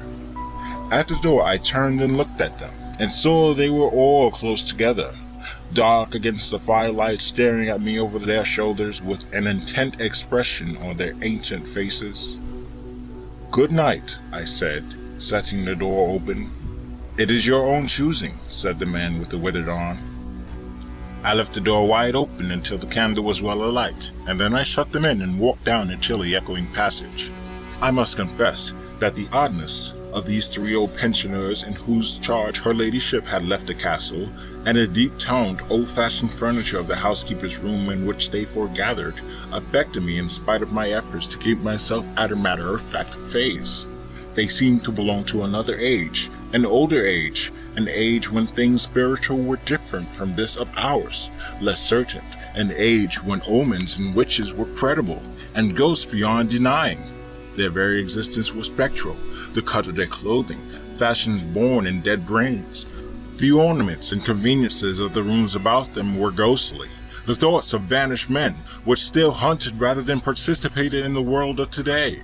But with an effort, I sent such thoughts to the right about. The long, draughty subterranean passage was chilly and dusty, and my candle flared and made the shadows cower and quiver. The echoes rang up and down the spiral staircase, and a shadow came sweeping up after me, and one fled before me into the darkness overhead. I came to the landing and stopped there for a moment, listening to a rustling that I fancied I heard. Then, satisfied of the absolute silence, I pushed open the baize-covered door and stood in the corridor. The effect was scarcely what I expected, for the moonlight coming in by the great window on the grand staircase picked out everything in vivid black shadow or silvery illumination. Everything was in its place. The house might have been deserted only yesterday instead of 18 months ago. There were candles in the sockets of the sconces, and whatever dust had gathered on the carpets or upon the polished flooring was distributed so evenly as to be invisible in the moonlight. I was about to advance, and stopped abruptly. A bronze group stood upon the landing, hidden from me by the corner of the wall, but its shadow fell with marvelous distinctness upon the white paneling, and gave me the impression of someone crouching to waylay me. I stood rigid for half a minute, perhaps. Then, with my hand in the pocket that held my revolver, I advanced, only to discover that it gave me an eagle glistening in the moonlight. That incident for a time restored my nerves, and a porcelain Chinaman on the buhl table, whose head rocked silently as I passed him, scarcely startled me. The door to the Red Room and the steps up to it were in a shadowy corner. I moved my candle from side to side in order to see clearly the nature of the recess in which I stood before opening the door. Here it was, thought I, that my predecessor was found, and the memory of that story gave me a sudden twinge of apprehension. I glanced over my shoulder at the gamadade in the moonlight and opened the door of the red room rather hastily, with my face half turned to the pallid silence of the landing. I entered, closed the door behind me at once, turned the key I found in the lock within, and stood with the candle held aloft, surveying the scene of my vigil, the great red room of Lorraine Castle, in which the young Duke had died, or rather in which he had begun his dying, for he had opened the door and fallen headlong down the steps I had just ascended. That had been the end of his vigil, of his gallant attempt to conquer the ghostly tradition of the place, and never, I thought, had apoplexy better served the ends of superstition. And there were other and older stories that clung to the room, back to the half-credible beginning of it all, the tale of a timid wife, and the tragic end that came to her husband's jest of frightening her. And looking around that large shadowy room, with its shadowy window bays, its recesses and alcoves, one could well understand the legends that had sprouted in its black corners, its germinating darkness. My candle was a little tongue of flame in its vastness that fell to pierce the opposite end of the room, and left an ocean of mystery and suggestion beyond its island of light. I resolved to make a systematic examination of the place at once, and dispel the fanciful suggestions of its obscurity before they obtained hold upon me. After satisfying myself of the fastening of the door, I began to walk about the room, peering round each article of furniture, tucking up the valances of the bed, and opening its curtains wide. I pulled up the blinds and examined the fastenings of the several windows before closing the shutters, leant forward and looked up at the blackness of the wide chimney, and tapped the dark oak paneling for any secret opening. There were 2 big mirrors in the room, each with a pair of sconces bearing candles, and on the mantelshelf too were more candles and china candlesticks. And these I lit one after the other. The fire was laid, an unexpected consideration from the old housekeeper, and I lit it to keep down any disposition to shiver. And when it was burning well, I stood round with my back to it and regarded the room again. I had pulled up a chintz-covered armchair and a table to form a kind of barricade before me, and on this I lay my revolver ready to hand. My precise examination had done me good, but I still found the remoter darkness of the place and its perfect stillness too stimulating for the imagination. The echoing of the stir and the crackling of the fire was no sort of comfort to me. The shadow in the alcove at the end in particular had that undefinable quality of a presence, that odd suggestion of a lurking living thing, that comes so easily in silence and solitude. At last, to reassure myself, I walked with a candle into it, and satisfied myself that there was nothing tangible there. I stood that candle upon the floor of the alcove, and left it in that position. By this time I was in a state of considerable nervous tension, although to my reason there was no adequate cause for the condition. My mind, however, was perfectly clear. I postulated quite unreversely that nothing supernatural could happen, and to pass the time I began to string some rhymes together, in goes by fashion, of the original legend of the place. A few I spoke aloud, but the echoes were not pleasant. For the same reason I also abandoned, after a time, a conversation with myself upon the impossibility of ghosts and hunting. My mind reverted to the 3 old and distorted people downstairs, and I tried to keep it upon that topic. The somber reds and blacks of the room troubled me. Even with the 7 candles, the place was merely dim. The one in the alcove flared in a draught, and the fire flickering kept the shadows and penumbra perpetually shifting and stirring, casting about for a remedy. I recalled the candles I had seen in the passage, and with a slight effort walked out into the moonlight, carrying a candle and leaving the door open, and presently returned with as many as 10.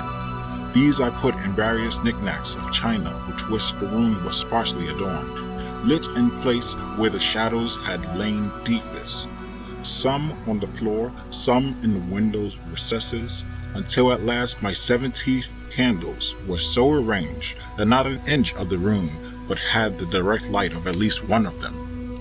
It occurred to me that when the ghost came, I could warn him not to trip over them. The room was now quite brightly illuminated. There was something very cheery and reassuring in these little streaming flames, and snuffing them gave me an occupation and afforded a reassuring sense of the passage of time. Even with that, however, the brooding expectation of the vigil weighed heavily upon me. It was after midnight that the candle in the alcove suddenly went out, and the black shadow springs back in its place. I did not see the candle go out. I simply turned and saw the darkness was there, as one might start and see the unexpected presence of a stranger.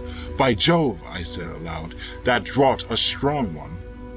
And taking the matches from the table, I walked across the room in a leisurely manner to relight the corner again.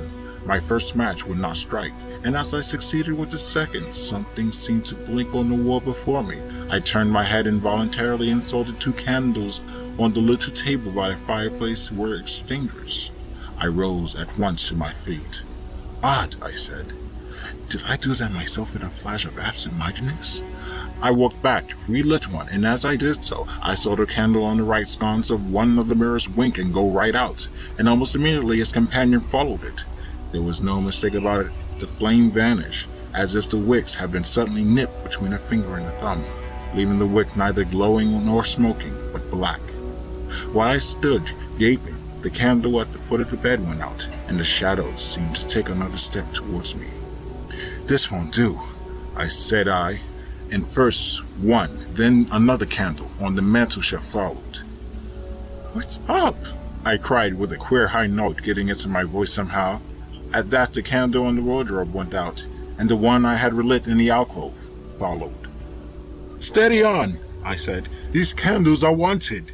Speaking with a half-hysterical facetiousness and scratching away at a match the while for the mantle candlesticks, my hands trembled so that twice I missed the rough paper of the matchbox. As the mantle emerged from darkness again, 2 candles at a remoter end of the window were eclipsed. But with the same match, I also relit the larger mirror candles, and those on the floor near the doorway, so that for the moment I seemed to gain on the extinctions. But then in a volley there vanished 4 lights at once in different corners of the room, and I struck another match in quivering haste and stood hesitating whether to take it. As I stood undecided, an invisible hand seemed to sweep out the 2 candles on the table. With a cry of terror I dashed at the alcove, then into the corner, then into the window, relighting 3 as 2 more vanished by the fireplace. Then, perceiving a better way, I dropped the matches on the iron-bound deed box in the corner and caught up the bedroom candlestick. With this I avoided the delay of striking matches, but for all that steady process of extinction went on, and the shadows I feared and fought against returned and crept in upon me. First a step gained on this side of me, and then on that. It was like a ragged storm cloud sweeping out the stars. Now and then one returned for a minute, and was lost again. I was now almost frantic with the horror of coming darkness, and my self-possession deserted me. I leapt, panting and disheveled from candle to candle in a vain struggle against that remorseless advance. I bruised myself on the thigh against the table. I sent a chair headlong. I stumbled and fell and whisked the cloth from the table in my fall. My candle rolled away from me, and I snatched another as I rose. Abruptly this was blown out, as I swung it off the table by the wind of my sudden movement, and immediately the 2 remaining candles followed. But there was light still in the room, a red light that starved off the shadows from me. The fire! Of course I could thrust my candle between the bars and relight it. I turned to where the flames were dancing between the glowing coals and splashing red reflections upon the furniture, made 2 steps towards the grate, and incontinently the flames dwindled and vanished. The glow vanished, the reflections rushed together and vanished, and as I thrust the candle between the bars, darkness closed upon me like the shutting of an eye, wrapped about me in a stifling embrace, sealed my vision, and crushed the last vestiges of reason from my brain. The candle fell from my hand. I flung out my arms in a vain effort to thrust that ponderous blackness away from me, and, lifting my voice, screamed with all my might, once, twice, thrice. Then I think I must have staggered to my feet. I know I thought suddenly of the moonlit corridor, and with my head bowed and my arms over my face, made a run for the door. But I had forgotten the exact position of the door, and struck myself heavily against the corner of the bed. I staggered back, turned, and was either struck or struck myself against some other bulky furniture. I have a vague memory of battering myself to and fro in the darkness, of a cramped struggle, and of my own wild crying as I darted to and fro, of a heavy blow at last upon my forehead, a horrible sensation of falling that lasted an age, of my last frantic effort to keep my footing. And then I remember no more. I opened my eyes in daylight. My head was roughly bandaged, and the man with the withered arm was watching my face. I looked about me, trying to remember what had happened, and for a space I could not recollect. I turned to the corner and saw the old woman, no longer abstracted, pouring out some drops of medicine from a blue phial into a glass. "Where am I asked. "I seem to remember you, and yet I cannot remember who you are." They told me then, and I heard of the haunted red room as one who hears a tale. "We found you at dawn," said he, "and there was blood on your forehead and lips." It was very slowly I recovered my memory of my experience. "You believe now," said the old man, "that the room is haunted?" He spoke no longer as one who greets an intruder, but as one who grieves for a broken friend. "Yes," said I, "the room is haunted." "And you have seen it, and we who have lived here all our lives have never set eyes upon it, because we have never dared. Tell us, is it truly the old Earl who—" "No," said I, "it is not." "I told you so," said the old lady, with the glass in her hand. "It is this poor young countess who is frightened." "It is not," I said. "There is neither ghosts of Earl nor ghosts of Countess in that room. There is no ghost there at all, but worse, far worse." "Well," they said, "the worst of all things that hunt poor mortal man," said I, "and that is, in all its nakedness, fear. Fear that will not have light or sound, that will not bear with reason, that deafens and darkens and overwhelms. It followed me through the corridor. It fought against me in the room." I stopped abruptly. There was an interval of silence. My hand went up to my bandages. Then the man with the shade sighed and spoke. "That is it," said he. "I knew that was it. A power of darkness to put such a curse upon a woman. It lurks there always. You can feel it even in the daytime, even of a bright summer's day. In the hangings, in the curtains, keeping behind you however you face about. In the dusk it creeps along the corridor and follows you, so that you dare not turn.